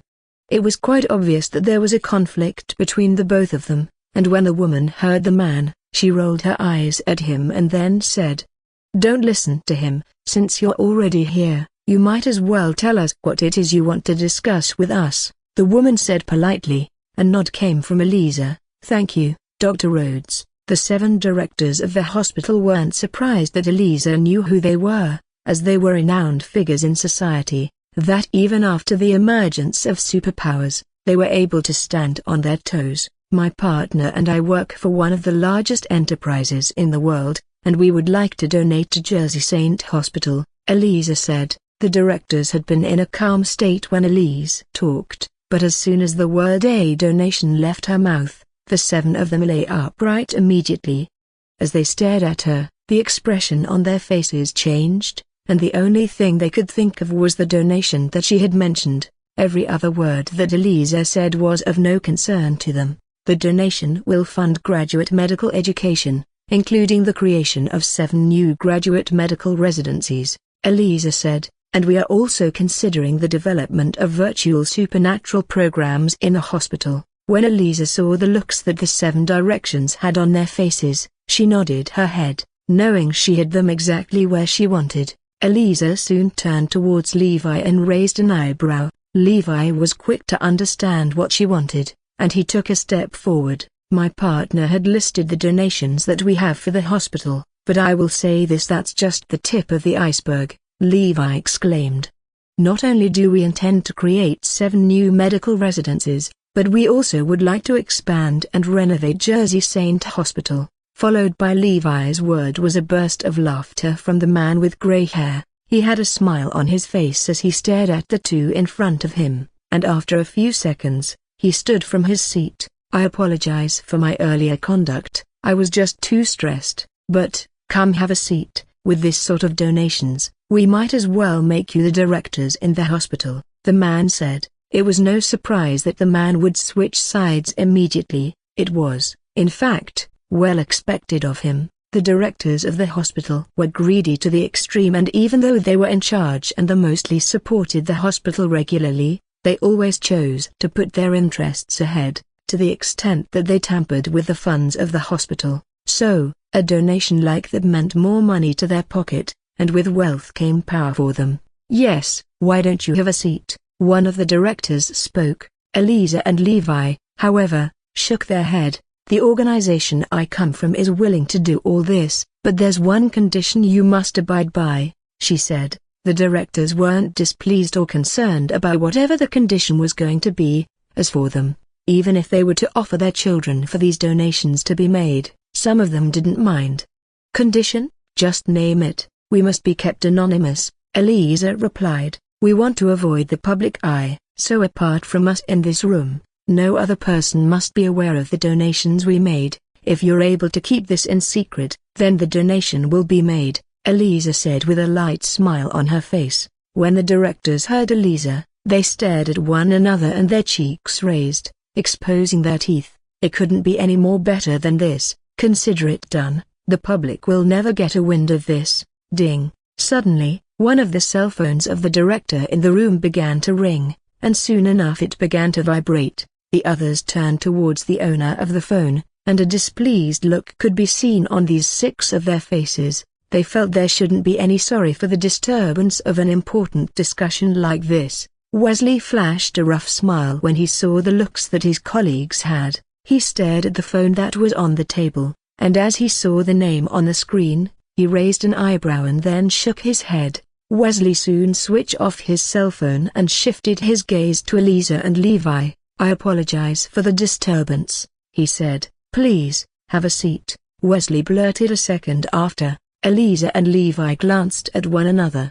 Before heading to the seat, their tasks involved keeping an eye on the board of directors. As such, Eliza felt they might as well entertain them by telling them all sorts of lies until the job was done. Meanwhile, in an underground bunker, a woman paced around the bunker with beads of sweat all over her forehead. A few meters away from her was a smashed phone, and whenever the woman glanced at the cell phone, she couldn't help but feel even more furious at the sight of it. "Damn, that old bastard," Sonia exclaimed with rage all over her face. Beside Sonia were 3 men, and when they heard her loud and cold voice, the 3 of them took a step backward. They were afraid, if they didn't move away, then it was only a matter of time before they ended up in the same situation as the cell phone. "Sonia, it isn't just Wesley who isn't picking. I have tried to reach out to the other 6 directors in the hospital, but none of them are answering. They have all switched off their phone." Standing beside the desk at the table was a man with brown hair and a short red beard, and just like Sonia, he also had beads of sweat all over his forehead. When Sonia heard her assistant, she clenched her hand into tight fists and appeared as though she was going to explode in rage anytime soon. "Sonia, there is no cause for alarm. The 7 of them might be occupied with one thing or the other," the man said. "How about the people we have around the hospital? Have any of them indicated any sign of trouble in the hospital?" Sonia inquired. When the assistant heard Sonia, he took a deep breath and replied, "No, there have been no foul play around the hospital for the past 2 weeks. It's all good in there. You shouldn't worry about this, Sonia. Nothing terrible will happen to the hospital," he said. "I sure hope so. VA has destroyed and severed almost all ties that we have out there. The hospital is the last aid we have, and we can't afford to lose that to them," Sonia exclaimed. Sonia turned towards the 3 men who were a few meters away from her. "Get the car, we are going to Jersey Saint Hospital." Creak. The creaking sound of the door opening occurred as Aiden slowly pushed the door, and a second after, he and Camille hurried into the room. The room wasn't far from what Aiden and Camille expected it to be, but their eyes, however, moved to the bookshelf that was in the room. As they glanced at one another, Aiden took large strides and walked toward the bookshelf. "Where is that damn secret room?" Aiden mumbled as he pulled the books in the shelf. According to the hospital layout that they saw, there was an unregistered area in the dean's office. Naomi had predicted if there was a secret room, then it had to be in that region. The area was precisely the bookshelf, and after a few seconds of pulling the books on the shelf, Aiden took a step backward and heaved a deep breath. He rubbed his hand across his hair, seemingly confused. Just like Aiden, Camille was very much confused, as she had expected there to be a key of some sort in the bookshelf. As in movies, you simply had to pull one of the books on the shelf and the secret door was going to open right away. However, Aiden had moved through every book on the shelf, and nothing happened. "I think we are missing something," Aiden muttered as he stared at the shelf. Camille nodded her head. She was about to move towards the bookshelf, when she saw Aiden dashing towards it with his hand balled into a fist. Bang! A thundered sound struck out as Aiden's fist collided with the shelf. Camille paused for a few seconds, and as there was no change in the slightest from the shelf, she glared at Aiden. "What were you thinking?" Aiden wanted to retort to Camille when a sound occurred from the shelf. He quickly moved his gaze to the shelf, and as he saw the shelf moving slowly to the other end, a smile hung on his face. He. Aiden puffed his chest out, and majestically, he walked into the space that had just opened. "Careful, there's a staircase here," Aiden said as he stepped on the stair. He had only just spoken when the room light was turned on, and as he saw the place he had walked into, his mouth opened so wide that a duck egg could fit inside. Soon after, Aidan abruptly sat on the staircase, with shock evident in his eyes. As Camille met Aidan's gaze, a smile also appeared on her face. She folded her hand across her chest as she walked toward the pile of money that was in the room. The secret room wasn't particularly large, but the goods that existed in the room made the value of the room tenfold of what it was worth. This place was simply a fountain of wealth. Even a self-righteous man would lose grip of himself if he were to venture into this room, as whether it was cash, jewelry, pure gold, silvers, or even diamonds, they all existed in the room. "What the hell?" Aidan blurted as he stood from the staircase and walked towards the stacked cash in the room. Unlike Devon and Camille, who grew up in the academy, Aidan had only joined when he was 6. He had also experienced a fair share of the cruelty of the world, and he knew what a wealth such as ludicrous as this was capable of achieving. With this sort of wealth, he might as well forfeit the ambition that he had and live a life of no worry. Even the generation after him and the one after that wouldn't need to lay a finger, and they would all live a splendid lifestyle. "No, my ambition is way bigger than this." With due time, Aidan took his eyes off the items that were before him and shifted his gaze to Camille. "Let's start moving the funds out," he said and stretched his hand out. Camille had seen the look on Aidan's face, and when he seemed to have regained clarity, she flashed a light smile at him. If a little bit of cash and jewelry were able to make Aidan get rid of his goals, then Camille's expectations of him were going to lessen. As a student of the elite division, a treasure like this should be nothing, as it was simply the tip of the iceberg. Moving them to the academy would have been the better place, but the truck also isn't bad, Camille said with a sneer on her face, and when Aidan heard Camille, he rolled his eyes at her. "And whose fault is that?" "It's the academy, not mine. I can't breach through the force field that around the academy, so we have no other option than this." "Aren't you supposed to have found a way to break through the force field? As someone with the ability to manipulate space and time, you're really lacking behind," Camille retorted. "Perhaps if you had put in the same effort that you used to chase women into training, then you would have figured out a way to move past the force field."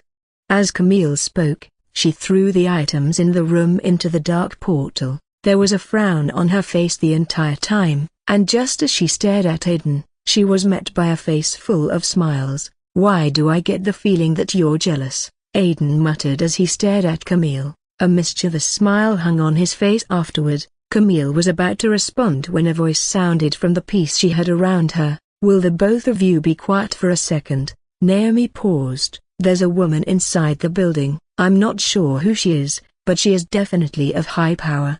The both of you need to be vigilant and any moment from now, prepare to evacuate the room."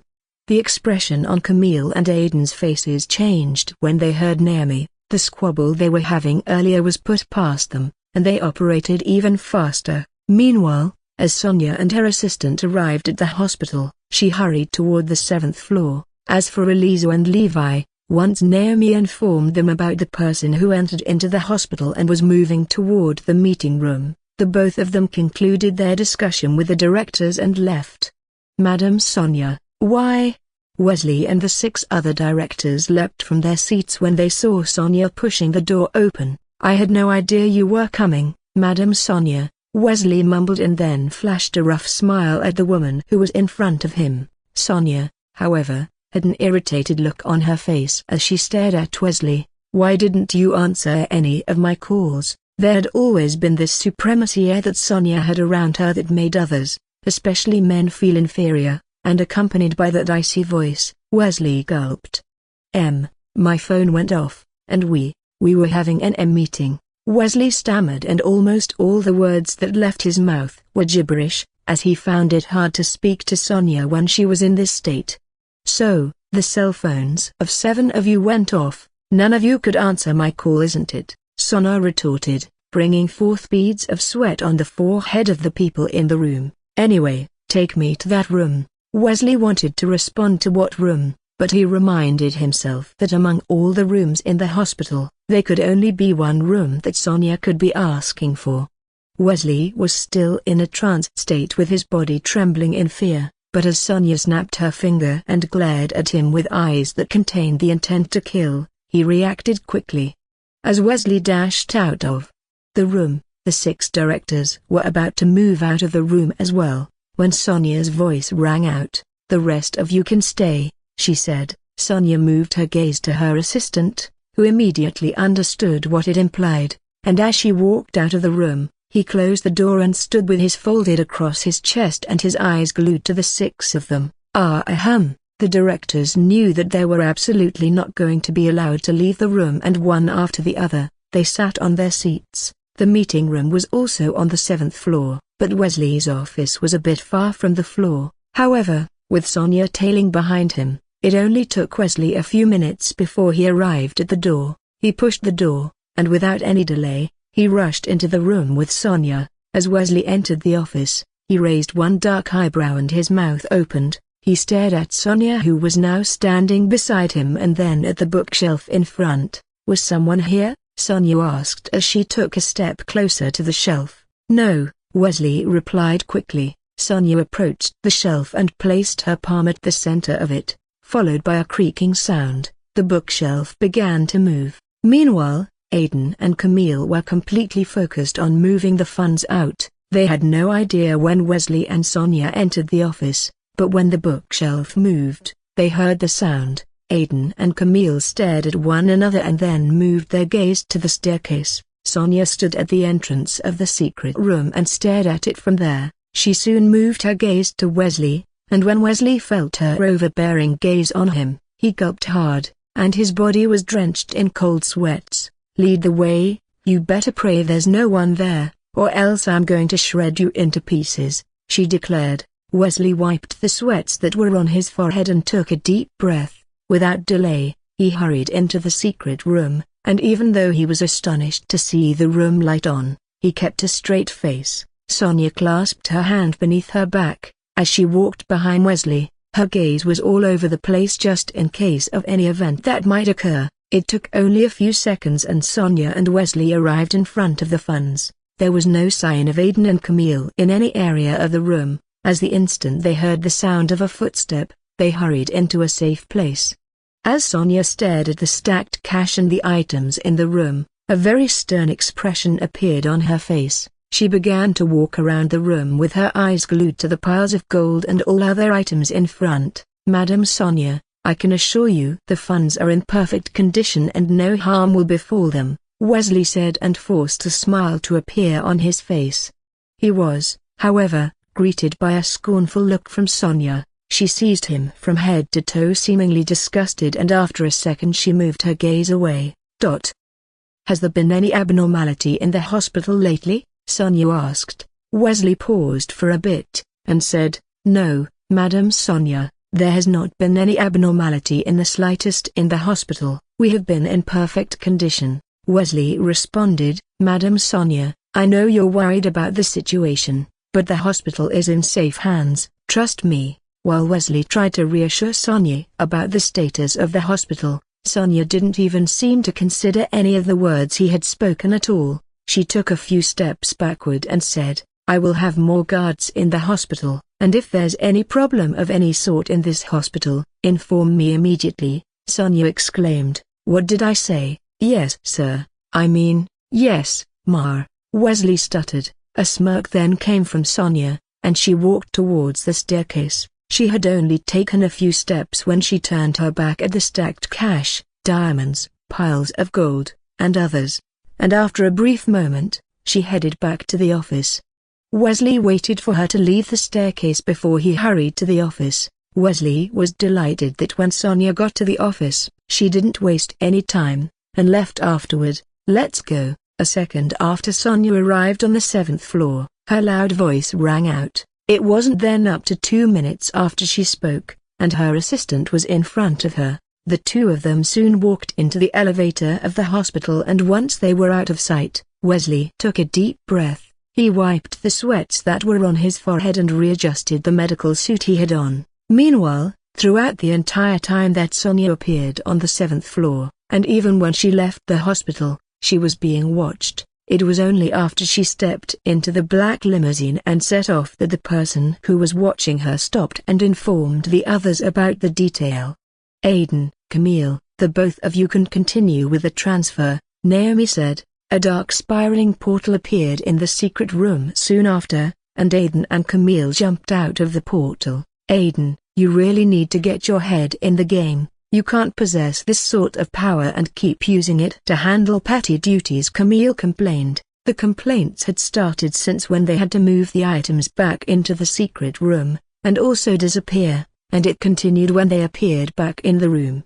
Camille hadn't expected to lash out at Aiden this much, but neither did she expect that it was this bad. There was so much potential that Aiden was capable of unlocking, but because of his playfulness, he was lacking very much behind. "How is it that you aren't able to transport into any random place, and it must only be the area that you're familiar with? What's the point of possessing the ability to manipulate space and time?" Camille blurted. Aiden bit his lower lips as Camille spoke. He then clenched his hand into tight fists, and after a second, he stretched both of his hands forward. The stacked cash, piles of gold, silvers, diamonds, and all other treasures in the room began to tremble violently. Camille's eyes twitched as she saw the change in the surrounding. She turned her gaze to Aiden, who had shut his eyes, and the light smile appeared on her face. The dark spiraling portal expanded, and after it had covered almost half of the room, it appeared to possess some suction force as the items in the room flew into it. Whether it was the stacked cash, the piles of golds, the silvers, the diamonds, they all flew into it in the dark portal. "Aiden," Camille muttered with joy and excitement present in her voice. With the speed at which the items in the room were pulled into the dark portal, it only took about a few minutes, and the room was empty. The previous room that was filled with jewelry, gold, and silvers of all kinds was soon void of everything. Apart from Aiden and Camille who was in the room, there wasn't anything else inside the room. Nothing even in a speck of dust existed. A second after all the funds in the secret room was cleared, and the dark portal disappeared, Aiden opened his eyes. He balled his hand into a tight fist and stood upright. The expression that was on Camille's face brought a smile to appear on Aiden. He puffed his chest out and was about to speak when he heard Naomi's voice. "Good job, Aiden and Camille. You can leave the hospital now that the funds have been moved out." Naomi paused. "The second stage of the plan will commence now." Another portal was soon created in the secret room, and Aiden and Camille walked into the portal. "Xavier, Sean, Becky, and Bane, you're up." Once the four of them heard Naomi's voice, the destruction of the hospital infrastructure started. Sean was already standing in front of the hospital power supply system, and when Naomi's voice rang out, he pulled the switch over and destroyed the circuit afterward. As the light in the hospital went off, it was soon turned on back because of the backup generator that they had. However, that was only for a matter of time. Sean dashed towards the generator, and with black lightning coiling around his body, he shot it at the generator. Boom! The generator was blown apart, and the whole hospital descended into complete darkness. Beep, beep, beep. As the hospital emergency alarm rang through the whole building, the hospital plunged into chaos. It wasn't just the light that went off, but the machines as well. And as if that weren't terrible enough, 3 healthcare facilities in the hospital were on fire. The residents in the hospital tried to use water to shut the fire, but it came as a huge shock to them that not even a droplet of water was in the hospital. "Help! Help!" The cries of agony of the people in the hospital, are it children or adults, reverberated the whole area. Everyone was running helter-skelter with panic on the faces of everyone in the hospital. Meanwhile, Wesley had just returned to the meeting room when the light went off in the hospital. Wesley and the 6 other directors were confused, and as one of them was quick to make use of the flashlight of his cell phone, they glanced at one another.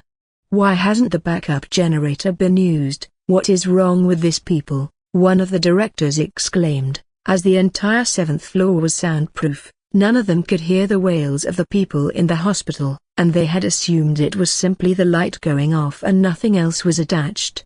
Wesley moved to the glass window, and as he pulled the curtains and stared outside, He staggered a few steps backward. "Wesley, what is?" The male director had only just uttered a few words when he saw the smoke outside. He stood abruptly from his seat and walked towards Wesley. Apart from the man, the others also experienced a shock as well from seeing the smoke, and one after the other they stood from their seats. "Wesley, I think this is the emergency that Sonia was talking about." Wesley's eyes squinted, and without delay, he brought his cell phone from his pocket. He was about to dial the number that was on his speed goal when suddenly the light was turned back on. Followed by the light was the smoke that was outside, vanishing almost as though it were never there in the first place. They almost got me right there. I thought we were under attack," one of the directors blurted with a smile then on his face. The man then sat on the seat with his hands clasped behind his neck and his legs on the table. As the light was back on and the smoke was gone, the man and everyone was quick to put the event that occurred behind them. Meanwhile, Wesley still stood in front of the window. He stared at the outside of the building with his thought rather unknown, and after a few seconds, he turned round. "Wesley, where are you going to? We still have the matter of the hospital renovation and expansion to discuss. What do you think you're doing?" Wesley was already at the exit door when he heard those words. He paused and turned towards the others. "We can talk about the developments later. Right now, I believe there's something dubious going on in the hospital," Wesley responded. The directors were left awestruck by what Wesley had just said. Wesley was right about to head out of the meeting room when one of their voices rang out, halting Wesley from leaving. "Shouldn't the first thing we do is inform Sonia about it?" "What do you think you're doing, Wesley?" Wesley sneered. "Inform Sonia, and then receive the scolding of our lives, or perhaps even kill us. Who knows what that crazy woman could do," Wesley said. "Either way, that's not a risk I'm willing to take. She was just here a few moments ago, and we didn't inform her about this, and you think she'd spare us? Think about it. If any skeptical activities are going on in the hospital, then it must have been happening for quite some time, meaning right under our nose. If Sonia is to learn about this after all the resources she has given us, I bet with you, it will be messy. So, I will go handle this problem like I always do, while you all sit there with your expensive suits on." With that said, Wesley dashed out of the room. He slammed the door in fury as he left the room. Wesley headed directly to his office, and even though he had just left there not so long, he wanted to be certain that whatever it was that occurred didn't tamper with the secret room. It took a few minutes and Wesley arrived inside the room. The secret room was soon opened, and without delay, Wesley rushed into it. "Oh, my God!" With his legs trembling in fear, and his body already covered in sweats, Wesley uttered those three mighty words. He placed his hand on his head and sat abruptly on the floor. Followed by his movement were tears oozing out of his eyes. The tears just kept coming and Wesley simply let them. The room that was filled with all sorts of items that were able to feed an entire city, perhaps even states, was completely empty. The value of the secret room was massive, and within minutes it plummeted. Wesley bit his lower lips so hard that blood oozed from his mouth. After a brief moment, he was able to lift himself from the floor and stand on his feet. Then one step after the other, Wesley headed to the staircase. With pain and anguish evident on his face, Wesley moved slowly. He placed his hand on the wall as he walked from the staircase to the office. Wesley wanted to scream, but regardless of how hard he tried to, he wasn't able to. Those items in the secret room were the sole reason why he and his family still existed in the world, and with them already gone, Sonia was going to shred not only him but every person that he knew. Wesley held his cell phone. He stared at the name on his call log and was completely lost on the next move to make. Now that the situation was like this, the best option he had was to flee from the city, but thinking about his children who were being followed by Sonia, he wasn't able to make that decision. Bang! Wesley was still battling with the thought of how he was going to handle this dilemma when the office door was slammed open and two figures wearing surgical gowns barged in. The both of them had sweats on their forehead, and a second after they saw Wesley, their eyes lit up, and they said, "Dr. Wesley, the machines in the hospital have all been destroyed, every single machine." Instruments, they are all gone. We have lost it all, and we have a lot of people who have yet to receive their surgery." The two doctors from the neurological department and the cardiac surgical department exclaimed. Both of them had a look of urgency on their faces as they spoke to Wesley, and as if the problem they had just listed wasn't enough, the female doctor from the cardiac surgical department said, "Dr. Wesley, if we don't do anything about this quickly, there will be a lot of people losing their lives in the hospital, and when that occurs, it is only a matter of time before the government shut this place down." Wesley clenched his hand into a tight fist when he heard the woman. He knew she was saying the truth, as once the death count in a hospital, especially one that was a public hospital, went to a staggering height, the government was going to step in. And no amount of bribery was going to stop them from shutting down the hospital. "Dr. Wesley?" As there was no response from Wesley despite the words they had spoken, the two doctors spoke in a rather loud voice. Wesley was pulled out of his trance state soon after. He stared at the two in front of him and said, "I will have new machines in the hospital shortly. I will need you to head back to your department and calm everyone's mind that it's all going to be all right, and the directors are already working on it.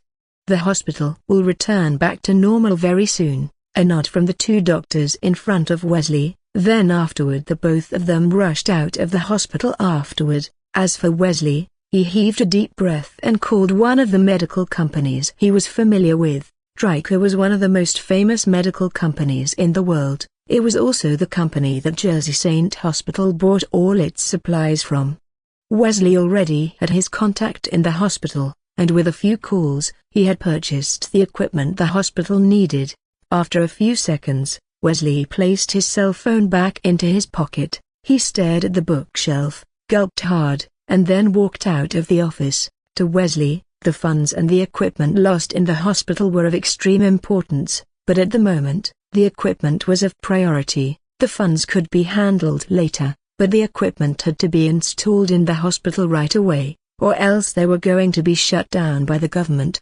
"Wesley, have you informed Sonia about this?" As Wesley left his office, he was soon met by the directors on the 7th floor, and once they saw him, they hurried towards him quickly. "The 6th and 5th floors have been wrecked completely. There's blood all over the place, and the facilities there have also been destroyed. I wasn't able to go into the other areas, but the places I have seen are horrible." "Yes, Wesley, I'm afraid this isn't a problem we can handle on our own. We will have to tell Sonia about this one." Wesley stared at the six in front of him and then shook his head. "The funds are gone." It was only just a few words, but when the others heard it, the expression on their faces went from concerned to horrified. A few of them staggered backward, while some stumbled to the floor. "No, no, it can't be." The director who spoke was about to barge into the office when Wesley held him. "Forget about it," Wesley said. "Everything is gone. We have been robbed. If Sonia comes to forget about the hospital, she is going to kill us first." The female director clenched her hand on her head, bypassing her hair, and then dig her nails into her skull so hard that blood was coming out of her head. Wesley understood why the horrified look was on their faces, because like himself, the others also had one of their own monitored by Sonia. "Not to worry, I have a plan." Forcing a smile to appear on his face, Wesley said, "I'm not 100% certain of its success, but if we can pull this off, Sonia won't be able to get her hands on us or the others."